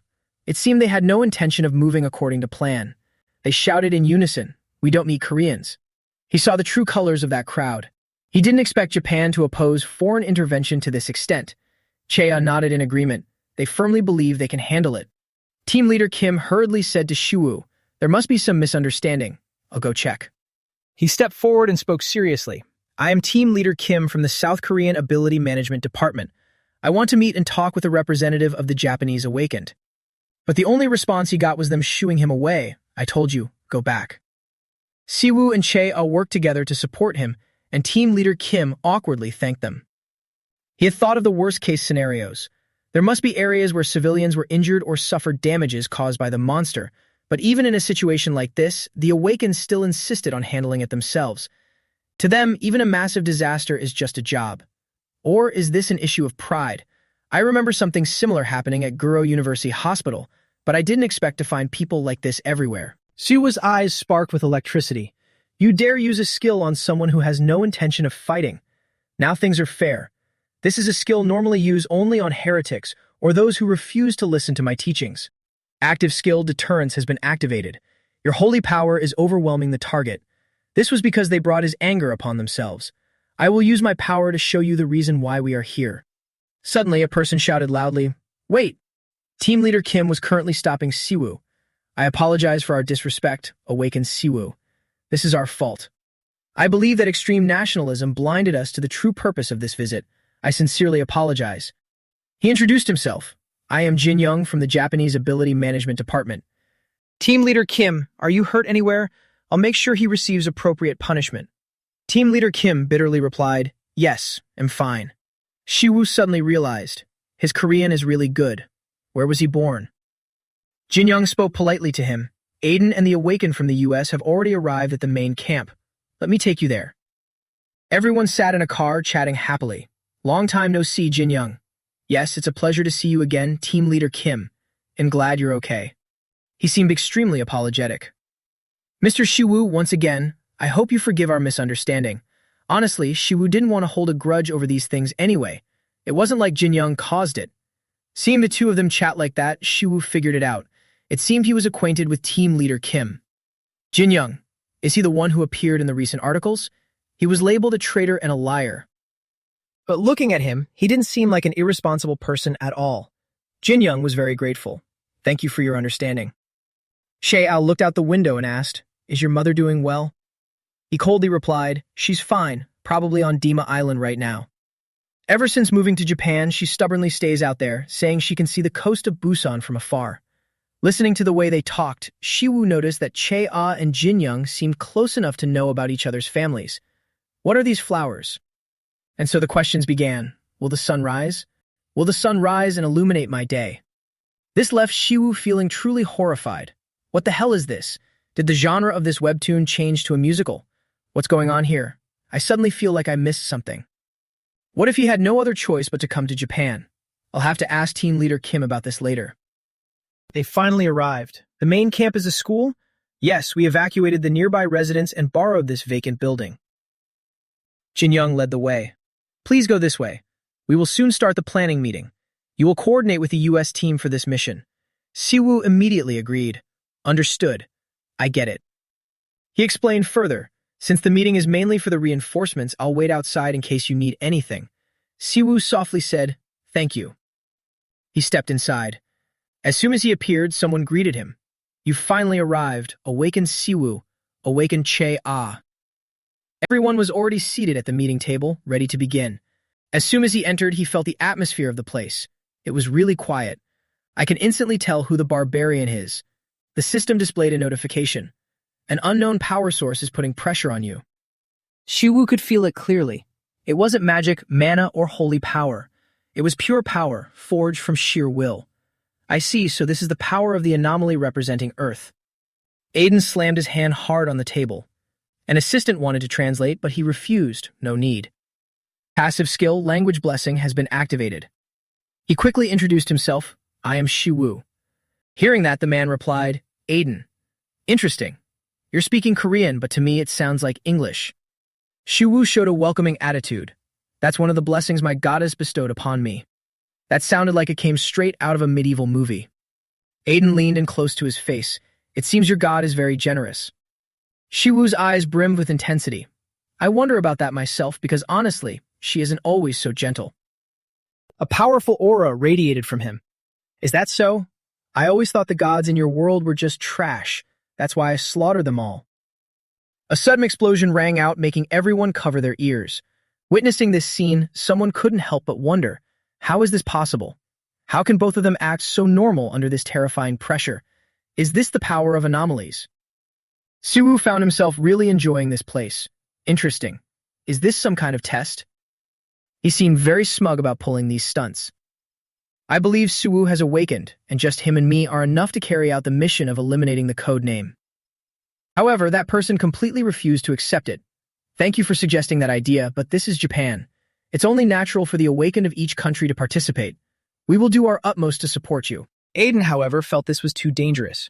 But I wonder, is there a need to sacrifice the lives of others when we already have enough firepower to annihilate the enemy? I don't want to carry the guilt if the Japanese awakened die unnecessarily. So he proposed another plan. If the U.S. representative remains adamant about this plan, I won't interfere further. We can resolve other issues through diplomacy. Just proceed with your plan. He had no objections at all. Of course, we basically have 2 weapons of mass destruction right here. Bringing weaker awakened to the battlefield is just a waste. You've made the right decision. We can continue the meeting. He watched the man's silhouette. Why did he speak for me? And yet, I didn't object either. Killing an entity on the threshold of divinity is no easy feat, especially those like Riemann, who have reached a certain divine tier. It's practically impossible for a mortal. However, similar to gods from other dimensions, those who are nearly divine can still be killed when they are on the verge of fading away. It's highly likely that he slaughtered the fallen gods in his own dimension. Regardless, among all the awakened I've met on Earth, he is unquestionably the strongest. The sky is starting to get light. I'll volunteer for the task. I'll tell them to prepare a helicopter so you two can coordinate with each other. All right. She turned to ask him one more time, are you sure you don't need any more intel on Orochi? Siwoo knew that was more than enough. The briefing just now had provided all the necessary details. Codename, Orochi. It first appeared in Japan and has not yet been recorded in the International Monster Database. The codename is taken from a monster in Japanese mythology. Like all national disaster-level monsters, it has caused catastrophic damage. Reports state that it resembles a dragon and it's said to control wyvern-like flying monsters. 5 hours ago, it stopped moving and entered a state of hibernation. Thanks to that, we gained more time to evacuate civilians. Shae'al wanted to help even more. Awaken Siwoo, are you sure you don't need backup? He had considered this very carefully. Yes, please don't worry. Focus on saving as many people as possible. Siwoo didn't forget to offer reassurance. Hey, you shouldn't worry about me either, Team Leader Kim. He cried miserably, begging, Siwoo, please don't smash that barbarian's head into the ground anymore, please. She replied dryly, I understand. The helicopter took off. I heard those flying monsters make navigating the surrounding airspace incredibly difficult. It seems this mission won't be a walk in the park. Aiden even gave Siwoo a compliment. You possess a lot of useful abilities. He looked nervously outside. We'll be fine as long as I reinforce the helicopter. He suddenly remembered something. Besides, I heard some reporters wanted to tag along to film the battle. Most anomalies don't like exposing their combat style to the public. You're a rare case. Hearing this, Siwoo remembered a close reporter. Those reporters had the exact same expression as Semyoung when he begged me to cooperate with them. He's a passionate guy. I will definitely record your badass battle with this camera. I can't pass up such a golden opportunity. Seeing his cheerful smile, Aiden seemed to be harboring some internal anxiety. Siwoo deliberately mocked him. Only the weak or insecure are afraid of revealing their abilities, right? Or are you scared? He didn't dare to look him straight in the eyes. I just realized, you're even more arrogant than I thought. He used a deterrent gaze to warn him. It would be better if you knew how to hide that ambition of yours. Anyway, I never hide anything to begin with, so there's no need to keep up pleasantries with each other. He didn't dare to utter a single word in protest. I see. We are approaching the target. System warning, passive skill, max level divine protection, has neutralized the dense poisonous gas in the air. You are consuming a massive amount of holy power. Siwoo finally got a direct look at the monster. Now everything made sense. Why was this monster classified as a national disaster? It was due to the black flames and the colossal amount of toxic gas it produced. This dense poison wouldn't just harm the awakened, but it would also make it nearly impossible for ordinary people to inhabit the area afterward. A toxin like this is incredibly difficult to purify with ordinary holy power, especially on Earth, where holy power has only recently begun to awaken. He observed everything firsthand. If I hadn't come, it would have been a catastrophe. Since the helicopter is reinforced, the pilot should be fine for a short while. Aiden shared a story from his past. In the past, I once fell into a trap set by an enemy tribe. It was a tribe that specialized in using poison as weapons. I was once locked in a cauldron full of lethal venom. That happened 20 years ago. Ever since then, most poisons have zero effect on me. A toxin like this is no different from fresh air to me. Shiwu shattered that nonsense mindset. Most people would call that trauma. That archaic way of thinking of yours is quite effective. Anyway, an anomaly is still an anomaly. It seemed the poison didn't affect him at all. How fortunate. Sitting in the helicopter from afar, it was clearly visible. It's awake. The monster had been enraged because someone woke it up. The monsters also began to swarm in. Aiden quickly opened the helicopter door. I was once disappointed that my world didn't have dragons. Does your world have dragons? How does this compare to them? Shiwu calmly replied, I don't think there's any need for comparison. If a black smoke-spewing lizard like this is stronger than the demon dragon king, then I wouldn't have even needed to go to Eden. His laughter echoed across the sky. I knew it. People from other worlds are truly built different. I'm actually looking forward to fighting you more after we're done dealing with this thing. He considered it understood. So that's how it is. That was his true intention all along. Aiden held his axe tightly. Watch closely, you dinosaur chicken nugget. This is my true combat power. Siwoo was surprised to hear that name. Dinosaur chicken nugget? A blinding light radiated from the helicopter. A mystical blue light also converged. The monster was carrying out its sinister plot. The blue aura surged toward the helicopter. A relentless barrage of power was unleashed. He quickly charged out. I'll strike first. Now Aiden was facing it head-on, standing at point-blank range. The fury within its heart erupted. Aiden confidently gripped his weapon in hand. Both of them have their own strengths. Siwoo stood above, observing the situation. Good job, you anomaly. This battle is truly dramatic. Perhaps thanks to the growing number of believers, there are no status windows, and causality doesn't seem to interfere. If you think I'll jump down again like before, you're dead wrong. He once again used his mystical power. Active skill Holy Spear Evlax has been activated. Orochi is lying motionless below. I hope you can dodge out of the way in time. Siwoo's power had it under control. Monster agonized as it was tortured by the electric current. Its body seemed unable to withstand any more. Siwoo snapped his fingers, signaling his power. Everything shattered under this mystical divine power. The sound of helicopters in the sky rang out. Orochi, no vital signs detected. Total combat time, 1 minute 12 seconds. National disaster level monster, codename Orochi, has been eliminated. No allied casualties. Thanks to the skills of the Korean anomaly, Siwoo, the situation is under control. Japanese Prime Minister Sasaki was filled with anxiety. Prime Minister, what do we do? What the hell did we just witness? What did that anomaly just do? Prime Minister, the battle has begun. The anomalies are fighting each other. He shouted angrily, those fools. Siwoo snapped his fingers to signal his attack. Everything was destroyed. The blinding light made it hard to look directly at it. Aiden kept complaining. You coward! How dare you use long-range attacks? Don't you have a shred of warrior's honor? He stood above, amused, observing the situation. I feel like I've heard those words somewhere before. Could he be related to the orcs? A warrior's honor. Siwoo decided to go down there and face him. He just couldn't understand this guy. Why don't you just use long-range attacks too? All right then, you want a melee fight, right? Then why don't we settle this right now? Aiden immediately stopped him. Wait. All I needed to do was confirm whether you were truly an anomaly. My orders were to verify your identity and get a closer look. Now I'm certain you are one, so we don't need to fight anymore. Siwoo felt this guy was such a coward. I thought you were dying to fight me. He quickly explained, I only said that because I believe a genuine spar is the fastest way to understand each other, but it's no longer necessary. Although the gods in my world are all pathetic, I can sense that the god you serve is truly a magnificent being. Please allow me to express my respect to your goddess. I firmly believe she is a true god. And I, Aiden, the U.S. anomaly, officially acknowledge you, Siwoo, the Korean anomaly. I'm certain we'll become great friends. I can feel our potential. Hearing this, he felt it was so bizarre. Did his personality do a complete 180? He happily looked at the weapon in Siwoo's hand. So, my new friend, why don't you drop the spear and join me in my tribe's traditional spring bathing ritual? His voice sounded a bit dangerous. Sure, let's be friends. Of course, if you can survive this.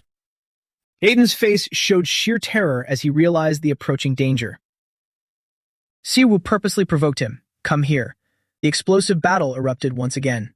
The observer monitoring the screen reported to the Prime Minister. The anomalies started fighting. No, to be exact, one is beating the crap out of the other. Sasaki couldn't keep his composure witnessing this. Those damn fools. Unbelievable. America wants to test a guy like that, using Japan as their testing ground. In the end, only one person was involved in defeating Orochi. Not only did our awakened hunters do nothing, but Siwoo also took it down with a single strike. In a way, we inadvertently gave Siwoo his international debut. Not just Japan, but the whole world witnessed this on live broadcast. The South Korean president obviously foresaw this. That's why he proposed the live broadcast. A Korean anomaly, even stronger than Aiden. This is bad. Anyway, at least we've seen his abilities with our own eyes, so we must act quickly. He ordered everyone, call President Shinwoo right away, and also prepare the best possible conditions before Pope Siwoo arrives. Watching this fight, people couldn't stop talking. Aiden is getting beaten to a pulp by the gloomy Pope. Who knew our Pope was this strong? Your Holiness, please don't hit that barbarian too hard, you might break him. I never thought I'd see the day and worry about a barbarian. If he actually breaks the barbarian, would it cause diplomatic issues? Everyone was cheering for Siwoo. His gaze turned upwards. He closed his eyes as if feeling something. Such a pleasant atmosphere. It feels like angel wings have descended here. Aiden also seemed to enjoy this. The helicopter was still flying across the vast sky. Reporters had swarmed the shelter from earlier. Did you spread those wings to purify the surrounding corrupted land? Is the skill you used against the monster one from the Church of Riemann? The mission only required eliminating the monster, so why did you decide to purify the surrounding area? Was this an additional request from the Japanese government? Please share your thoughts. Why did you suddenly decide to fight Aiden? He eagerly stepped forward to answer. Oh, that. I, Aiden, along with the Korean anomaly, Siwoo, have decided to become best friends. From now on, my friend's enemies are my enemies, and I am also planning to visit Pope Kim in South Korea, in the name of building trust between us. He leaned in and whispered to him, I thought you won your tribe's chieftain position with sheer muscle. Turns out you climbed to the top through politics. Aiden signaled him to stop talking.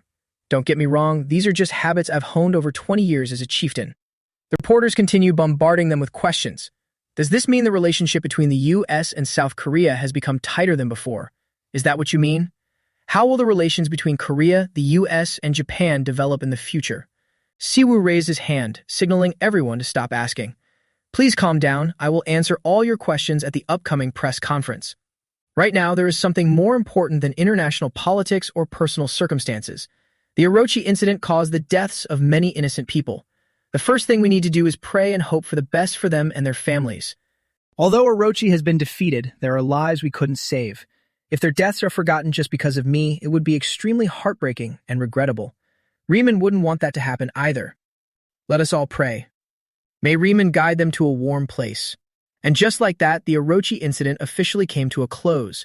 The system men issued a warning. If you continue to meddle in this world, causality will punish you. You are approaching the limit that causality allows. Siwoo tried to calm down. That was close. Probably because I was abroad and on live broadcast, I went a bit overboard. The corrupted land was also much larger than I thought. Team leader Kim's voice rang out, Siwoo, I'm happy for you. Thanks for not burying Aiden in the ground like you did with Sojin. When you fought Aiden, it was truly impressive. Che-ah realized everything. Now I understand why you didn't need reinforcements. Once again, on behalf of South Korea and the Ability Management Department, I sincerely thank you for your support this time. After this incident, South Korea has significantly elevated its influence on the international stage. You must be exhausted, please get some rest. It'll be in my room, find me if you need anything. Siwoo nodded and softly said, Thank you, I'll rest for a while. Talking to Che-ah always feels like interacting with a true soldier. Team leader Kim remembered something. Oh right, I just received news that Jin Young and another guest will come see you in 30 minutes. While waiting, do you want some coffee? He quickly replied, sure, preferably with sugar. Just as Che-ah mentioned, the weakening of South Korea's Ability Management Department, Jin Young transferring to Japan, and the relationship between Che-ah and Jin Young. Come to think of it, wasn't Jin Young a member of the department before? Why is he working for Japan now? I remember seeing news about him swearing to protect South Korea to the end. yet now he left us. Even so, he doesn't seem like the type to betray us so easily. He poured the coffee and replied, "Your intuition is absolutely correct. Jin Young is a very focused and responsible person. He would absolutely never lie just to cover up the truth. Jin Young, from the past until now, has never once betrayed his homeland, South Korea. Jin Young is a disaster-level returnee.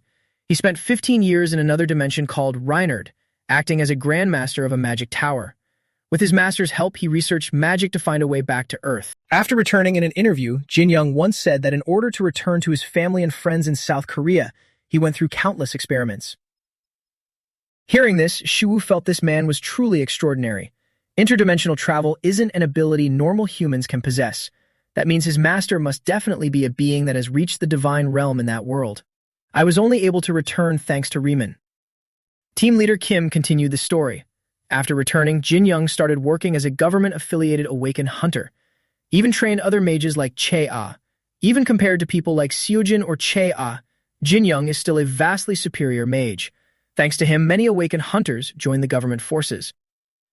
At that time, Jin Young was seen as a hero. Whenever gates opened in South Korea, the awakened hunters were united under one belief: help Jin Young.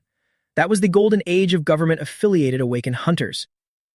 Jerusalem moving to Japan actually wasn't his choice. On June 12th, a massive chaos gate opened in Busan.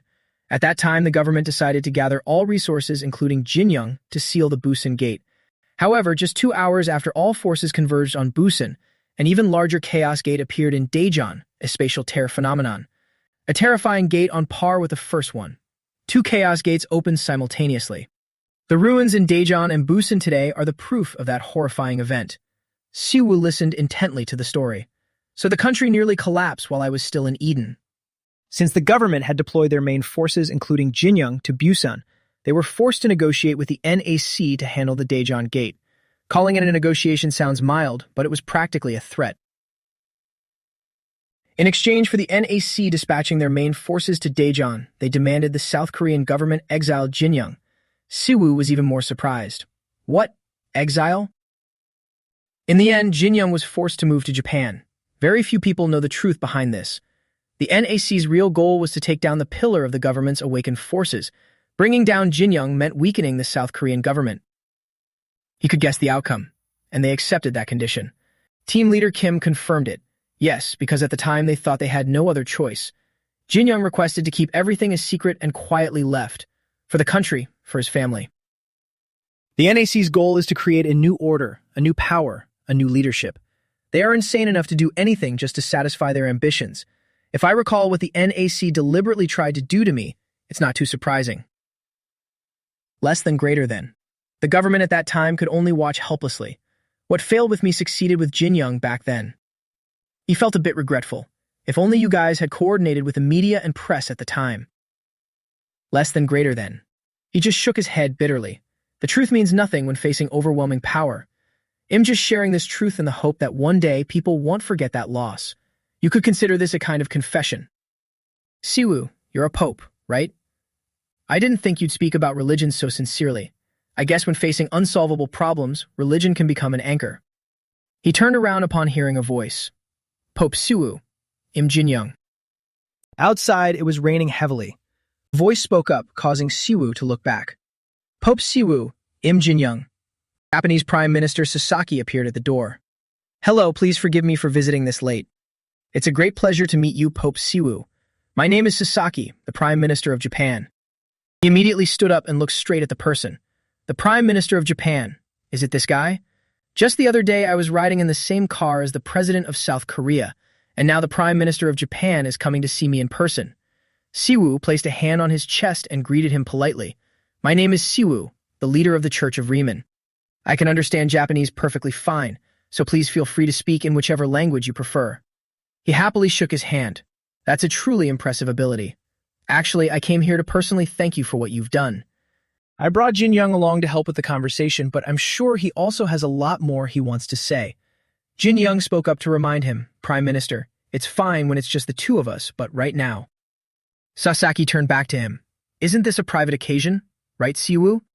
From what he could see, Jin Young seemed closer to Prime Minister Sasaki than he thought. He even felt like the Prime Minister treated him like a son. But it was nice to see the Prime Minister show so much affection for Jin Young. He warmly turned to him. I apologize, it seems we got a bit carried away with personal matters. Please allow us to converse with you here. Jin Young also spoke up, sorry for the sudden intrusion. He wasn't a difficult person either. It's fine, I didn't mean to rush you or anything. Since the Prime Minister came to visit personally, Team Leader Kim had already run back to his room. Sasaki spoke politely regarding his sudden visit. I apologize for disturbing your rest. Siwoo didn't mind it. It's completely fine. He bowed and spoke respectfully. Pope Siwoo, on behalf of Japan, I want to thank you for eliminating Orochi. Thanks to you, we were able to take down that monster with minimal casualties. You even purified the contaminated area. I don't know how to properly repay you. Siwoo crossed his arms and smiled faintly. There's no need. Whether it's South Korea or Japan, I can't just stand by and watch unawakened people get hurt for no reason.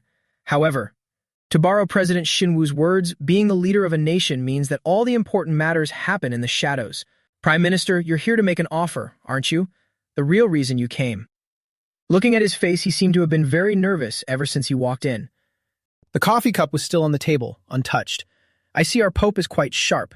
First of all, Jin Young told me what happened at the airport, and I want to apologize for that. His gaze was a bit displeased. Although no one was hurt, the situation back then was quite dangerous. I'm sure you realized it at the airport as well. Just a few extreme awakens speaking out was enough to quickly worsen the relationship between Japan and South Korea. Jin Young coming to Japan was the starting point of everything.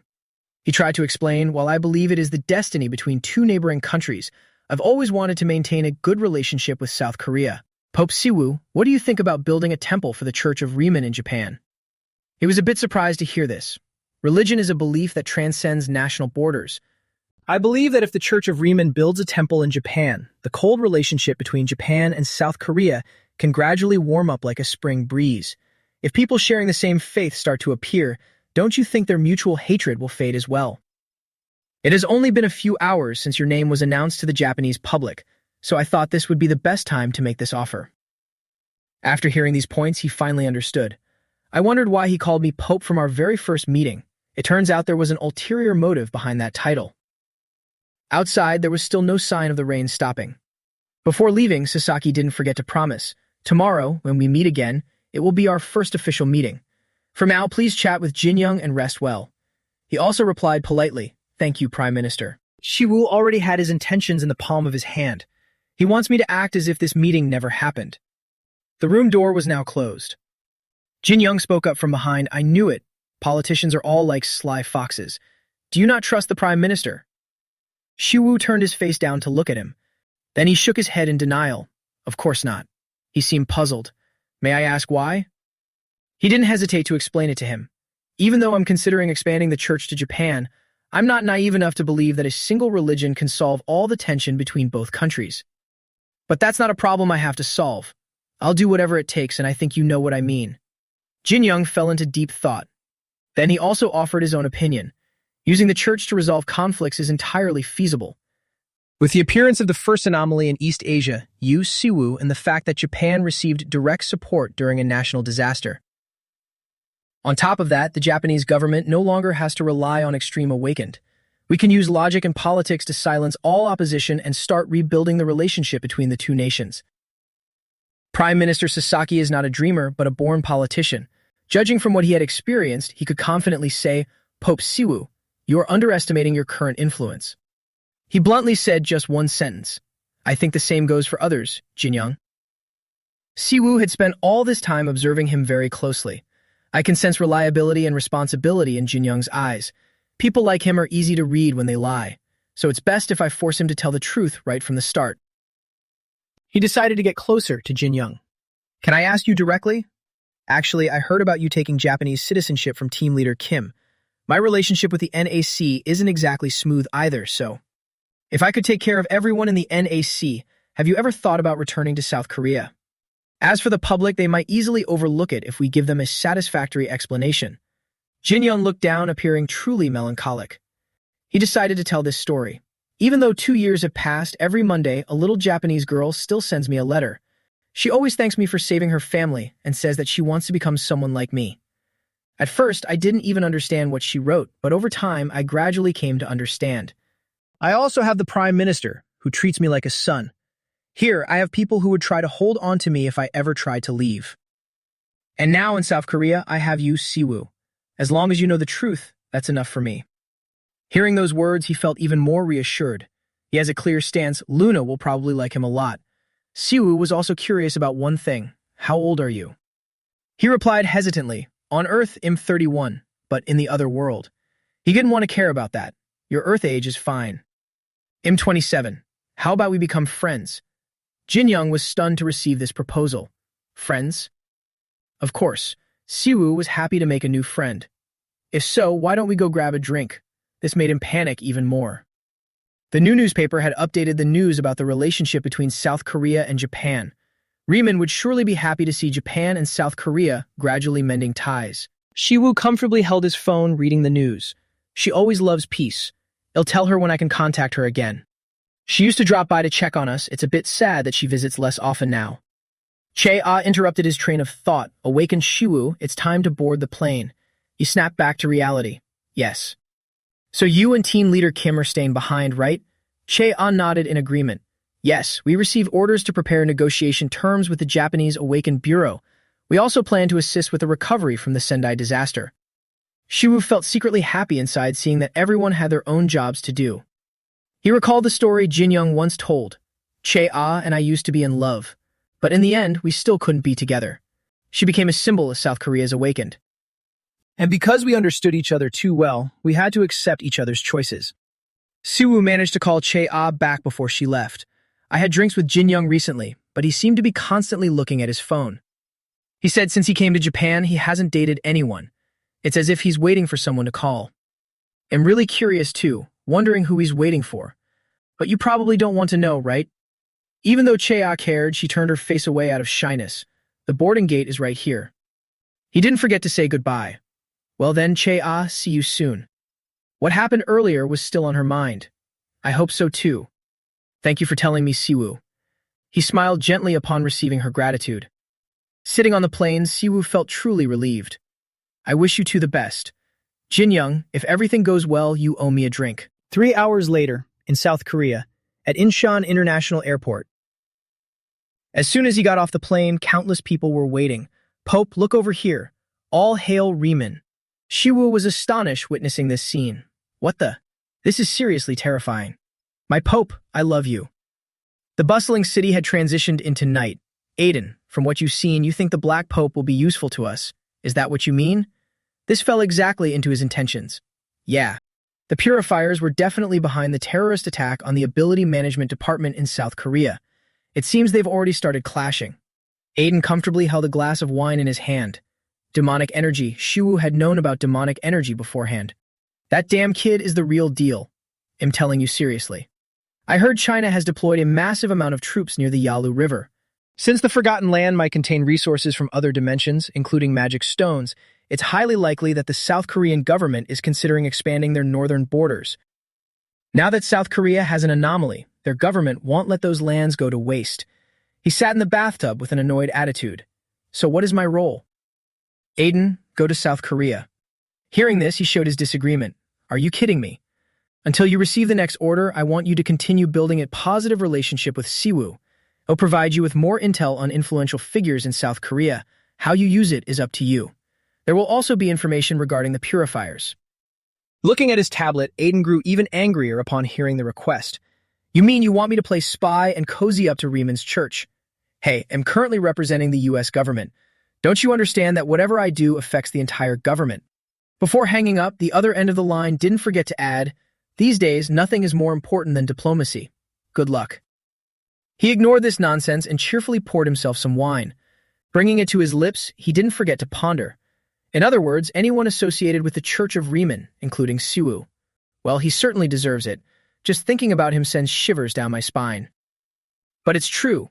Like-minded people easily attract each other. I will be your friend. At Incheon International Airport, everyone was already waiting for Siwoo here. They were all fans. Pope, please look over here.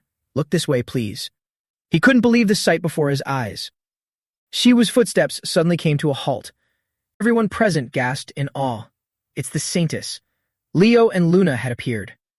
Siwoo's attitude could no longer remain calm when he saw the two of them. Everyone bowed in unison. Welcome back, Pope. Shiwu was still in a daze. Is this really South Korea? I wouldn't be surprised if they started calling me Master next. The only person who could come up with something like this. He was screaming internally.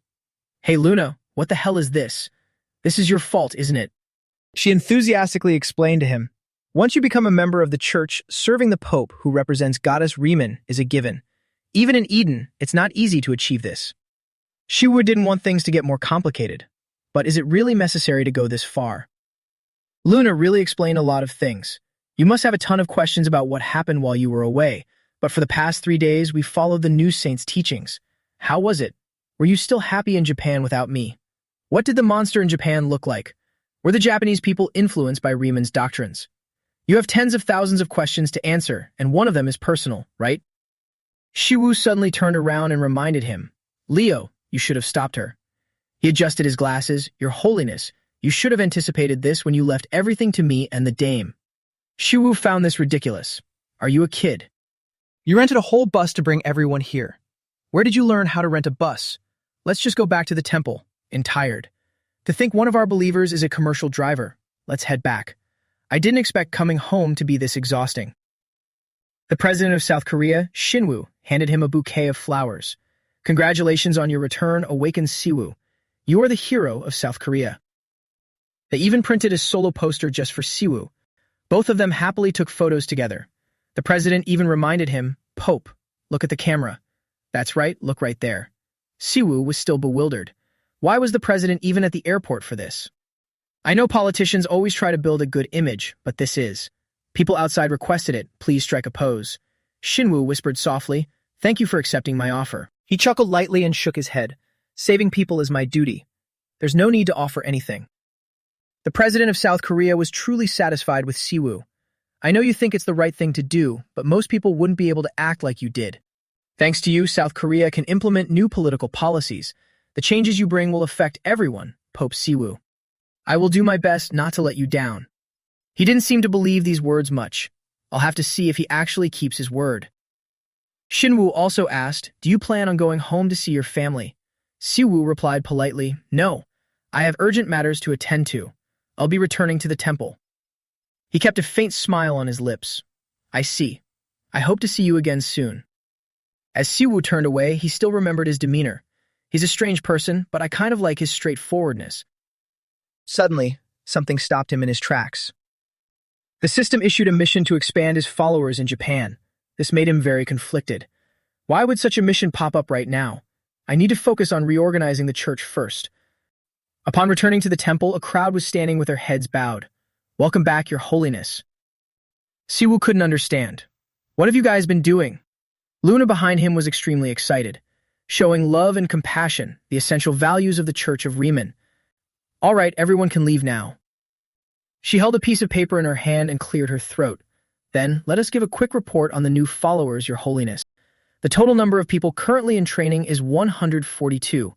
All of them are being taught about the responsibilities and rights of an awakened. And thanks to the Bible I translated, they are learning about the church's ideals. Shiwu thought this sounded reasonable. 142 people isn't too many, nor too few. I believe the numbers will increase even more, but this is a very good start. His joy didn't last long before he heard the news. Surprisingly, the White Light Church currently has up to 190 awakened. Shiwu was astonished by this. They have 48 more people than us. Did they join hands with the NAC to recruit? Luna maintained her confident attitude. There will definitely be a wave of newcomers once the news of your heroic deeds spreads. We just need to wait and see. Since the growth of the Church of Riemann also depends on you, the new followers will grow stronger under your guidance. So what do you plan to teach them? Shiwu pondered quietly. Let's see. A new category for the Pope had been unlocked. From now on, he could use the education menu. This menu allowed him to control the development path of the Church's followers, choosing between the Bible and combat paths. It feels like playing a strategy game now. The stat screens are even more detailed than when I was in Eden. Siwoo chose his option without a hint of hesitation. No need to even think about it. I choose combat. Choosing the Bible would be suitable if this world were peaceful, but it clearly isn't. Wait, does that mean the entire church will be full of holy knights?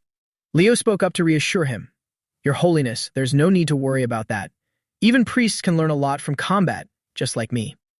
His thoughts became clearer. Come to think of it, that's true. Luna added, even so, they're all just a bunch of bookworms. Leo retorted angrily. Better than those idiotic shield huggers who can't even memorize Riemann's commandments. Both sides started a heated argument again. Want to taste my shield for a bit? You should remember that the Pope is also a priest. He also holds the titles of Holy Cavalry Commander and Holy Crusader. Siwoo suddenly remembered something. Oh right, archbishops and knight commanders have always been at each other's throats since the old days, haven't they? I forgot. Since Leo and Luna were both considered oracles, I didn't pay it much mind. Their voices snapped him out of his train of thought. Your Holiness. Both of them turned their eyes towards Siwoo in unison. He really wanted to run away from this place. I don't know anymore, I want to go home. She tugged on his shirt. Where do you think you're going? You still have work to do. Your Holiness, our church is currently short on funds. Even though he had made a deal with guild leader Sujin, they still had to pay for the training of 140 people. And with the increasing number of followers, finances would be a huge issue. Siwoo spoke softly in fear about that. We've already signed a contract with Japan. Luna's face was even more terrifying when she was serious. Nothing purifies evil energy and monster toxins better than holy stones, right? They agreed to buy all of our inventory, and Representative Choi has already started thinking about making even more bracelets. He'll probably call us soon. Siwoo turned to Leo. How are the low-grade bracelets coming along? He quickly reported, we started making them with the recruits. See, our finances are perfectly fine. You must be tired after everything in Japan. Everyone should get some rest too. I want to take a break too. Just as he finished speaking, someone came in to announce, Your Holiness, we have a guest. They say there's someone important. He turned around, unable to hide his confusion. Who could it be? I don't think there's anyone I forgot who dare call themselves important. It turned out to be that guy, Aiden. Hey, my friend from over there, I brought a gift. Siwoo was incredibly surprised. Why is he here? His eyes lit up brilliantly. Who would have thought there'd be such a beauty here? You should have told me beforehand. If I knew, I wouldn't have dressed like this. Luna asked in annoyance, Your Holiness, who is this tactless muscle pig? Aiden was totally captivated by her beauty and kept praising her.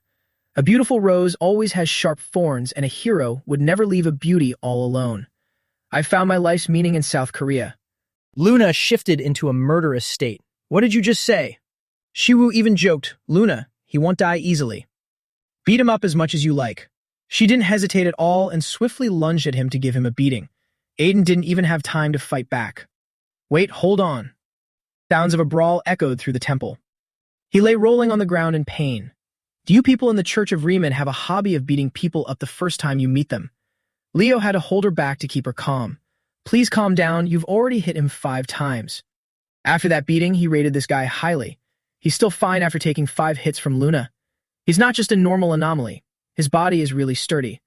Aiden struggled to get up. Wait, Pope Siwoo. I told you I brought a gift. I came here as the representative of the U.S. Siwoo whispered into Luna's ear, let's hear him out. But if the gift is awful, you can beat him some more. He immediately complained, couldn't you whisper a little quieter? He immediately ordered, you two step outside for a bit. I'll talk to him.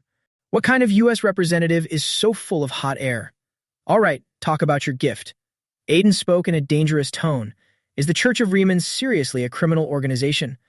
A voice chimed in from outside. Watch out, his gift might be completely useless. Hearing this, he became terrified. This is something you guys really need, I swear. Information about the purifiers, the ones who caused the terrorist attack at the South Korean Ability Management Department. The spatial gates opened. Ever since the spatial gates opened on Earth, gods and demons from other dimensions have started coming here. But you probably already knew that, right?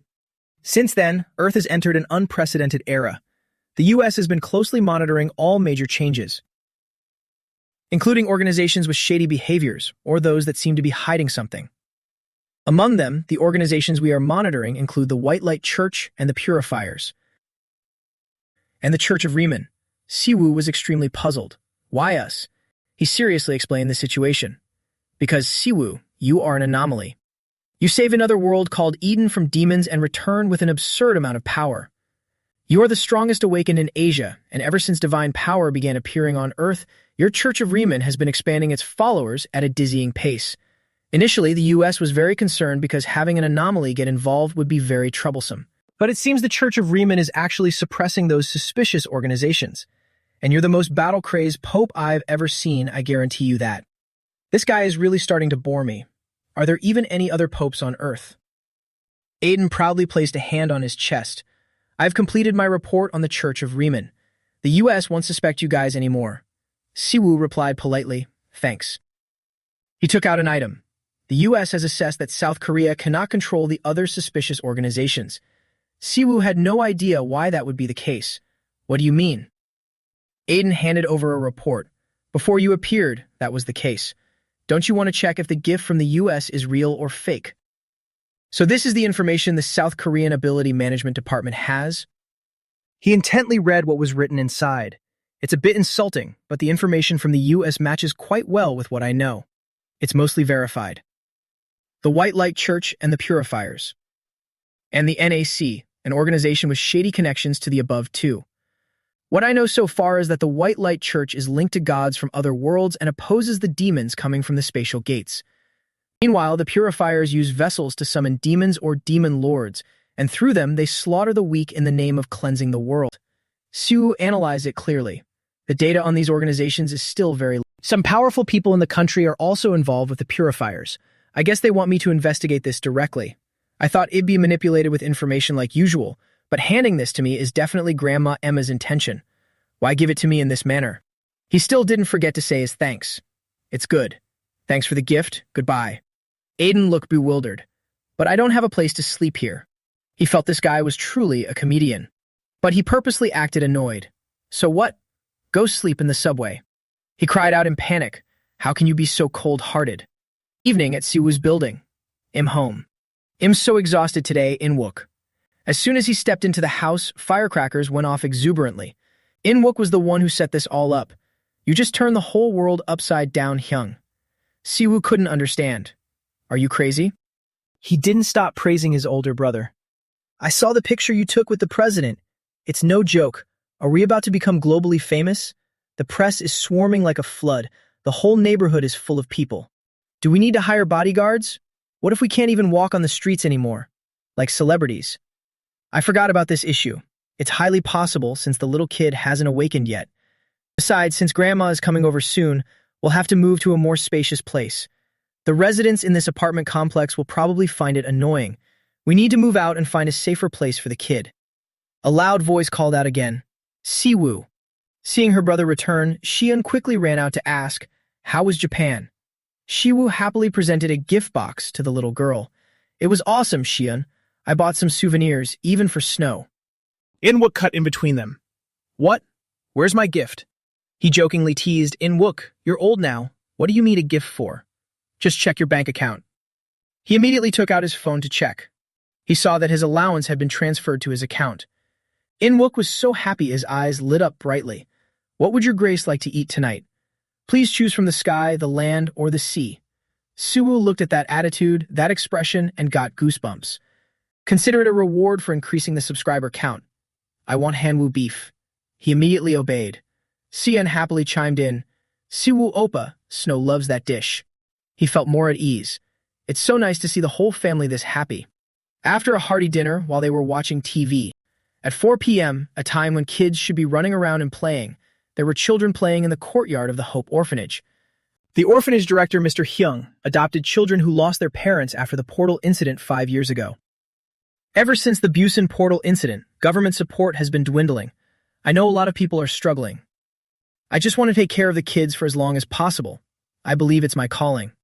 He deeply sympathized with these cases. Looking at those little kids, they seem to be around Sion's age. I think in times like these, helping each other is essential. If possible, please support the Hope Orphanage.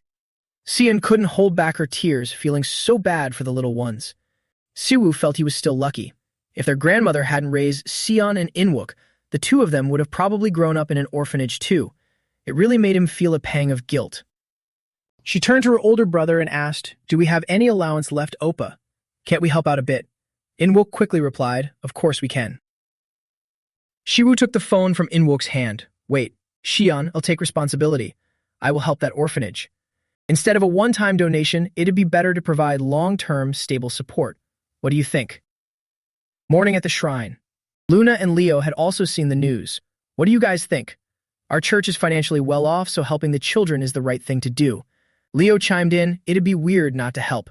The goddess is always merciful to children. Shiwu had to ask for everyone's opinion first. I think it's a good idea if you two agree. Minsu, are you free tonight? The two of them shouted in unison. What about us? He replied excitedly, me. I just finished a rush shoot, so I have time. He suddenly invited him, then go see the Incheon Sea with me tonight. Minsu was shocked when he remembered that place. Incheon? The night at Incheon was truly bustling. Medicine and herbs are super cheap here. We have lots of cool stuff. Dragon claws in all sizes. We repair gear and sell armor too, come take a look. Minsu was full of joy. It's been so long since I've been here. Siwoo was also full of excitement. This is completely different from the night market I imagined. An old woman stepped up to greet him. Hey little brother, need anything? I'll give you a good price. Siwoo was startled hearing her call him little brother. This place doesn't look like the black market in my imagination at all. It's crowded and bright. And it seems safer than I thought. Minsu spoke up to explain, calling it a black market is a thing of the past. Now it's one of the main places for players to buy gear. Mostly because the prices are cheap. Look over there. He looked over and it really was cheap. Minsu even suggested, if you're interested, try buying something. Those players wearing bracelets over there are members of the Daeho Guild. They are responsible for protecting the market's security. This kind of market model is essential whenever there's an attack on a portal. It used to be managed by the government, but 3 years ago it was handed over to the coalition. Hearing this, Siwoo found it quite a coincidence. 3 years ago. That was when Yang went to Japan, right?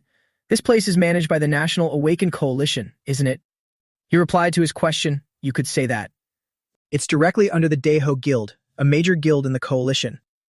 Siwoo still had some doubts. But wait, isn't this still South Korean territory? Why doesn't the government have any authority? Minsu explained further, that just shows how much the government's role has diminished. The coalition frequently sweeps this area, catching criminals in hiding. He was surprised to hear that. But they don't catch everyone, right? I bet those who cooperate or prove useful get a pass. He nodded with a bitter attitude. It's sad, but it's true. Shiwu quietly observed the place. A place beyond the government's reach where money flows constantly. It truly is the perfect hideout for sewer rats. This flow of demonic energy is sensing in this market. According to intel from Aiden, the U.S. detected purifier activity in this black market, and sensing demonic energy here proves that information is correct. Demonic energy reaction detected. The active skill demonic energy tracking has been automatically activated. Demonic energy reaction is increasing and spreading. Siwoo silently understood. The U.S. knew about this, but since they see South Korea as weak, they didn't even bother to inform us. Looks like they think we're completely useless. Minsu reported the situation immediately. Your Holiness, from this point on, not even the Daeho Guild sends patrols. This is a dangerous area. I guess you would go this far, but are you sure? He paid no mind to this at all.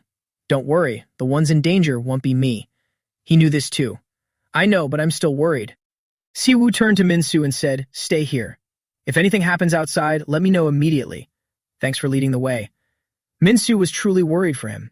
Please be careful in there. He walked swiftly, afraid of losing the trail. Those damn purifiers really know how to hide. This time I have to quickly figure out what they're up to. The atmosphere inside had completely changed. A guy who just bumped into him asked, hey, you look pretty normal, yet you're walking alone. Did you wander in here by mistake? That two-faced guy wore a fierce expression.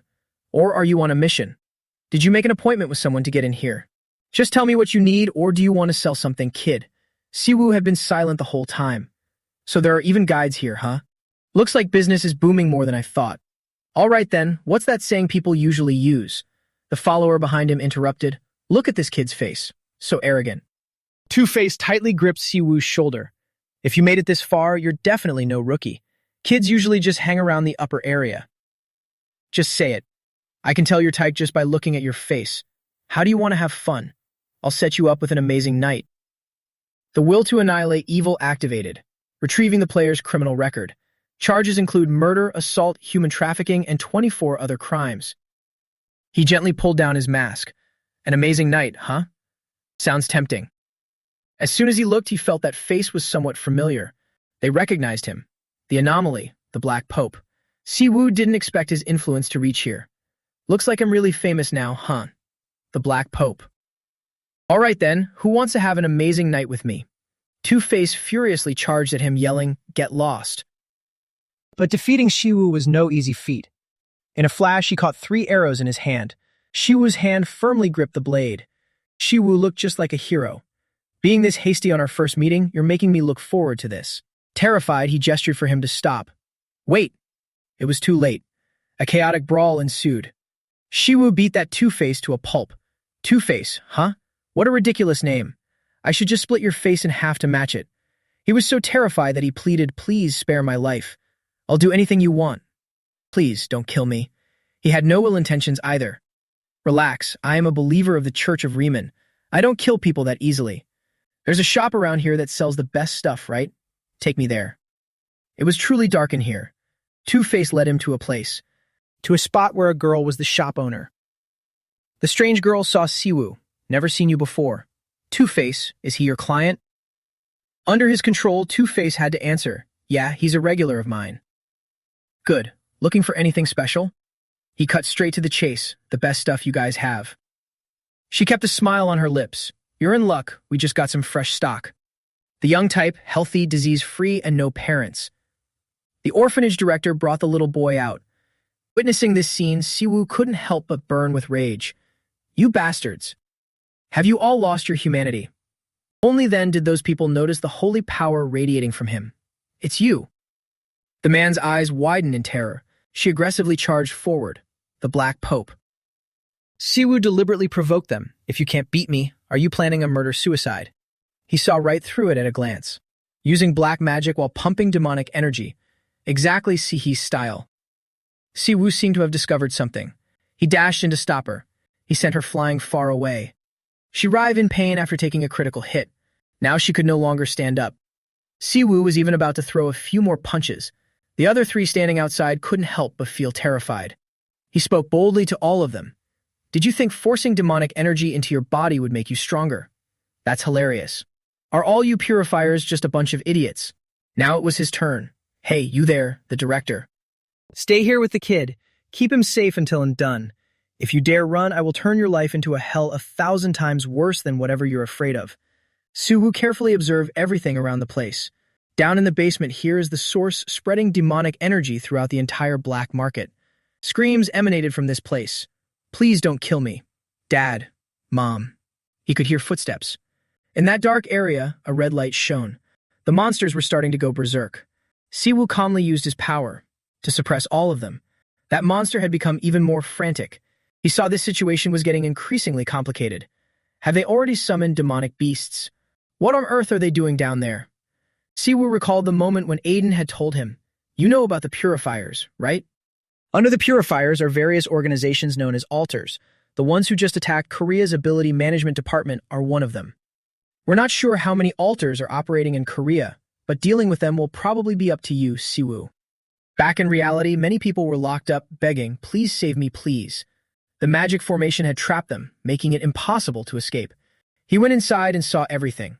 An altar also means a place of sacrifice, a place to offer tributes. The skeleton stood perfectly still, likely observing Siwu. It began to cast its magic formation. He ignored it, simply watching to see if there was a way to resolve this.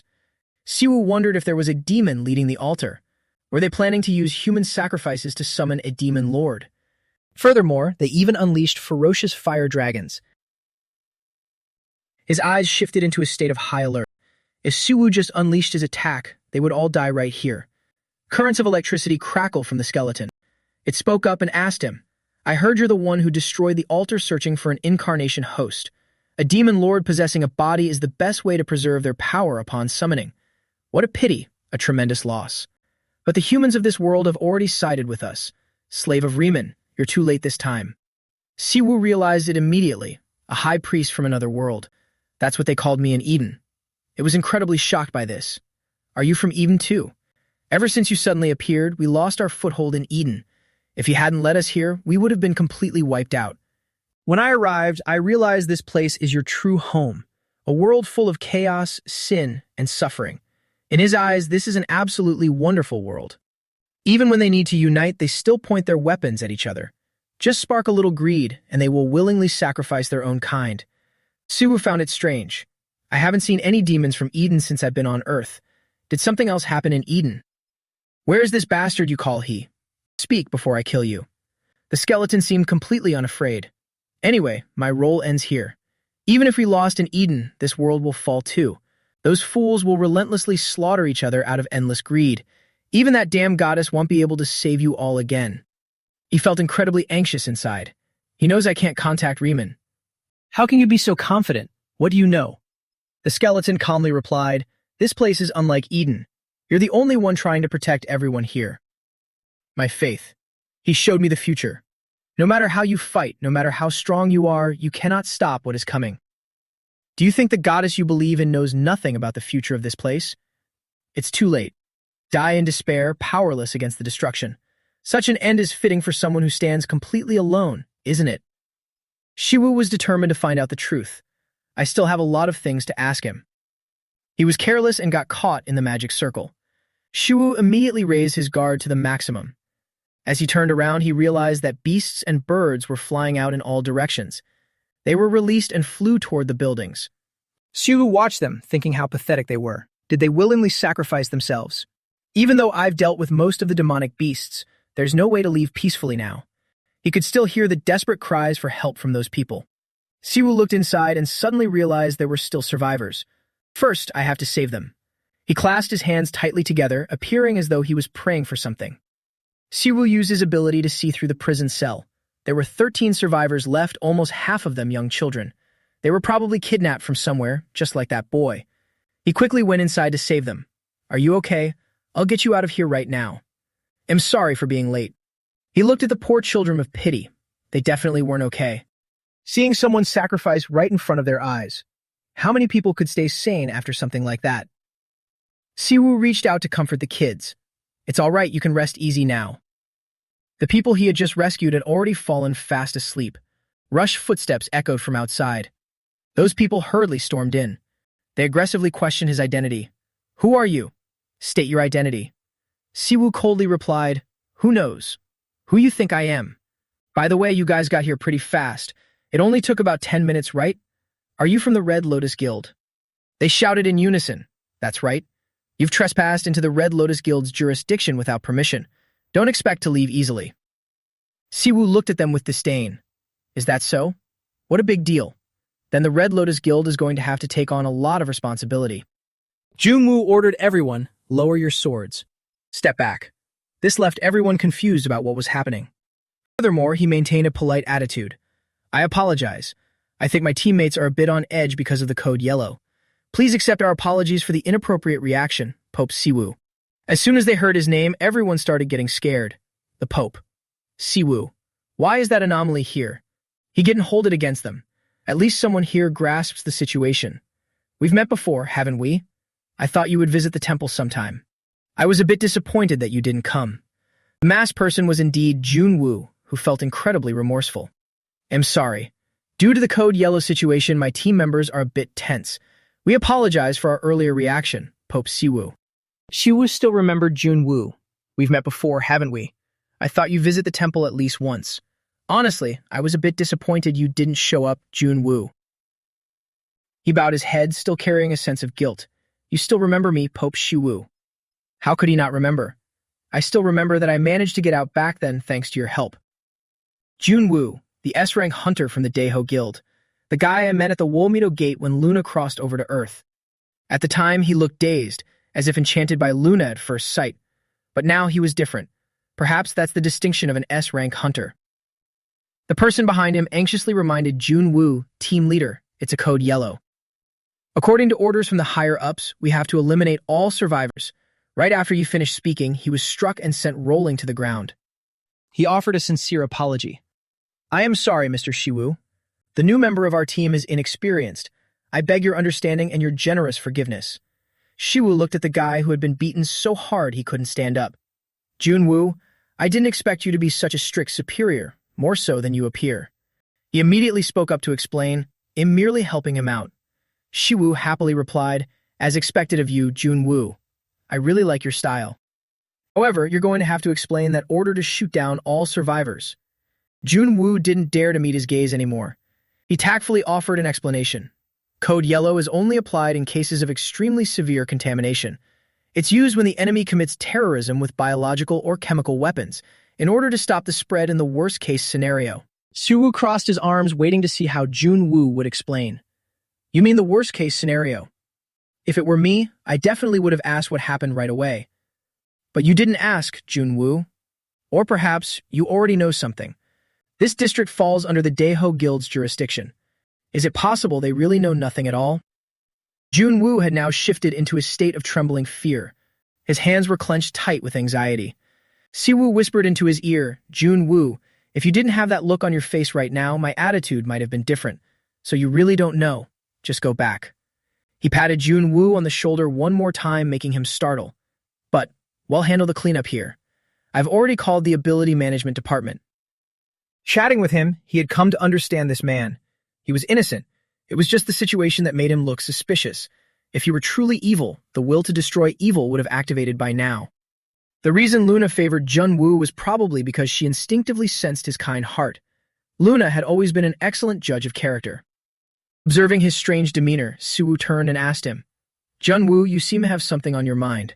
May I offer you some advice? My previous invitation still stands. Whenever you have the time, come to the temple. Whenever you feel uneasy. Collapse always begins with the smallest of cracks. When that time comes, let's have a serious talk. Jun-woo seriously pondered over these words. Before leaving, he didn't forget to reply, thank you for the advice. Siwoo watched his fading silhouette. I wonder if he will act on his own will.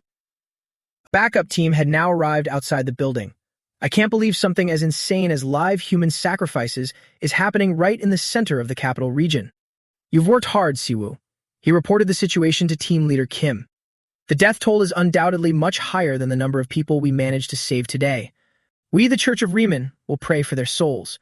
Team leader Kim was deeply touched. Thank you. That eases the burden on my heart a little.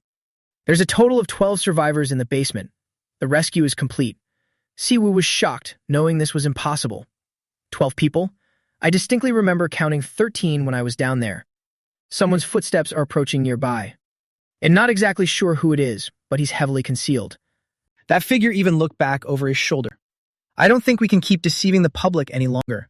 I plan to expose all the corruption I know of within the Jonggak Alliance.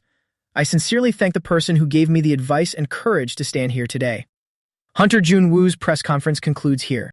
Siwoo had been watching that broadcast. I figured Jun-woo would act sooner or later, but I didn't expect it to be this quick. He switched to the next news channel. It was just revealed that the director of an orphanage in Seoul had been selling children who lost their families in the Dimensional Gate incidents to the Incheon black market. This case is expected to trigger a massive wave of outrage across South Korean society. President Shin-woo just announced a proposal for a special law regarding the awakened involved in this incident. Luna was surprised. I'm not sure about that special law, but this is really blowing up into a major issue. Siwoo agreed. It was a serious incident right from the start. The Daeho Guild, the organization that turned a blind eye to what was happening deep within the black market. Jun-woo blowing the whistle on the Daeho Guild, one of the pillars of the Jonggak Alliance and being an S-rank hunter himself, has caused the fallout to spread even wider. You could say that, albeit unintentionally, one of the Jonggak Alliance's legs has just been broken. What worries me is that they seem to be plotting something regarding the altar. That last guy managed to quietly slip away. Luna, I need you to track him down. Having just received her orders, she quickly complied. Understood. Leave it to Leo and me. There was a knock on the door. Siwoo, it's team leader Kim. He was then invited inside. Team leader Kim held a piece of paper in his hand. I'm here as a representative of the Ability Management Department to discuss the aftermath. You probably know this from the news already, but the existence of the altar created by the purifiers has been officially confirmed. What shocks the public even more is that the US knew about this beforehand, while the South Korean government was completely in the dark, and they only informed the Church of Riemann privately. When the minister first heard the news, this is the supplementary intel Siwoo received from the awakened Aiden. It includes a list of involved corporations, state officials, and politicians. Minister of the Ability Management Department Yu Seon-ho crushed the paper in his hand. What a disgrace. Guilt, shame, and sheer fury. I felt it too, but imagine just how crushing that must have been for the minister. The US thought South Korea was incapable of dealing with the purifiers on its own. Seon-ho relayed a message. Tell them we are truly grateful for America's help. Team leader Kim looked deadly serious now. But honestly, it was all thanks to your help, Siwoo. Things only got this bad because of our own incompetence. Seeing him so demoralized, Siwoo immediately offered some comfort. Don't say that, team leader Kim. What matters is what lies ahead. Actually, we let a purifier escape yesterday, and Luna is tracking him down now. Always wanting to fulfill his duties thoroughly, team leader Kim replied, Understood, we'll do our utmost to support you. Siwoo earnestly explained further, the church will provide the government with holy relics capable of detecting magic energy. Please cooperate with us in tracking down the purifiers and sharing information. Just the ability management department taking over the black market was enough to shift the dynamics significantly. From now on, things will be different. He had also received positive updates. The balance of power in South Korea was clearly shifting. Because of this incident, public opinion will strongly demand a special law for awakened individuals, and many will argue that you, Siwoo, should take on an even larger role. He suddenly realized it. It seems the president is determined to grant me even more authority. If the special law is proposed, my operational scope will definitely expand, and society will diversify the ways the Church of Riemann can contribute. However, this will inevitably spark debates regarding fairness among other religions. Siwoo immediately asked team leader Kim, Is the government prepared for the chain reaction of granting power to the Church of Riemann? Remembering he hadn't mentioned this yet, Kim replied, Of course we are. The president has allocated a supplementary budget to expand the functions of the Ability Management Department. This surprised Siwoo even more. A supplementary budget? As far as I know, South Korea's current tax revenue isn't exactly overflowing. Kim, naturally, felt the same way. You're right, South Korea's financial situation is quite tight. So if it's not enough, they plan to issue government bonds. Before you could even process that, another shock hit. Government bonds? He delivered a statement so true, it was undeniable. South Korea is now a nation of awakened. What a sly old politician.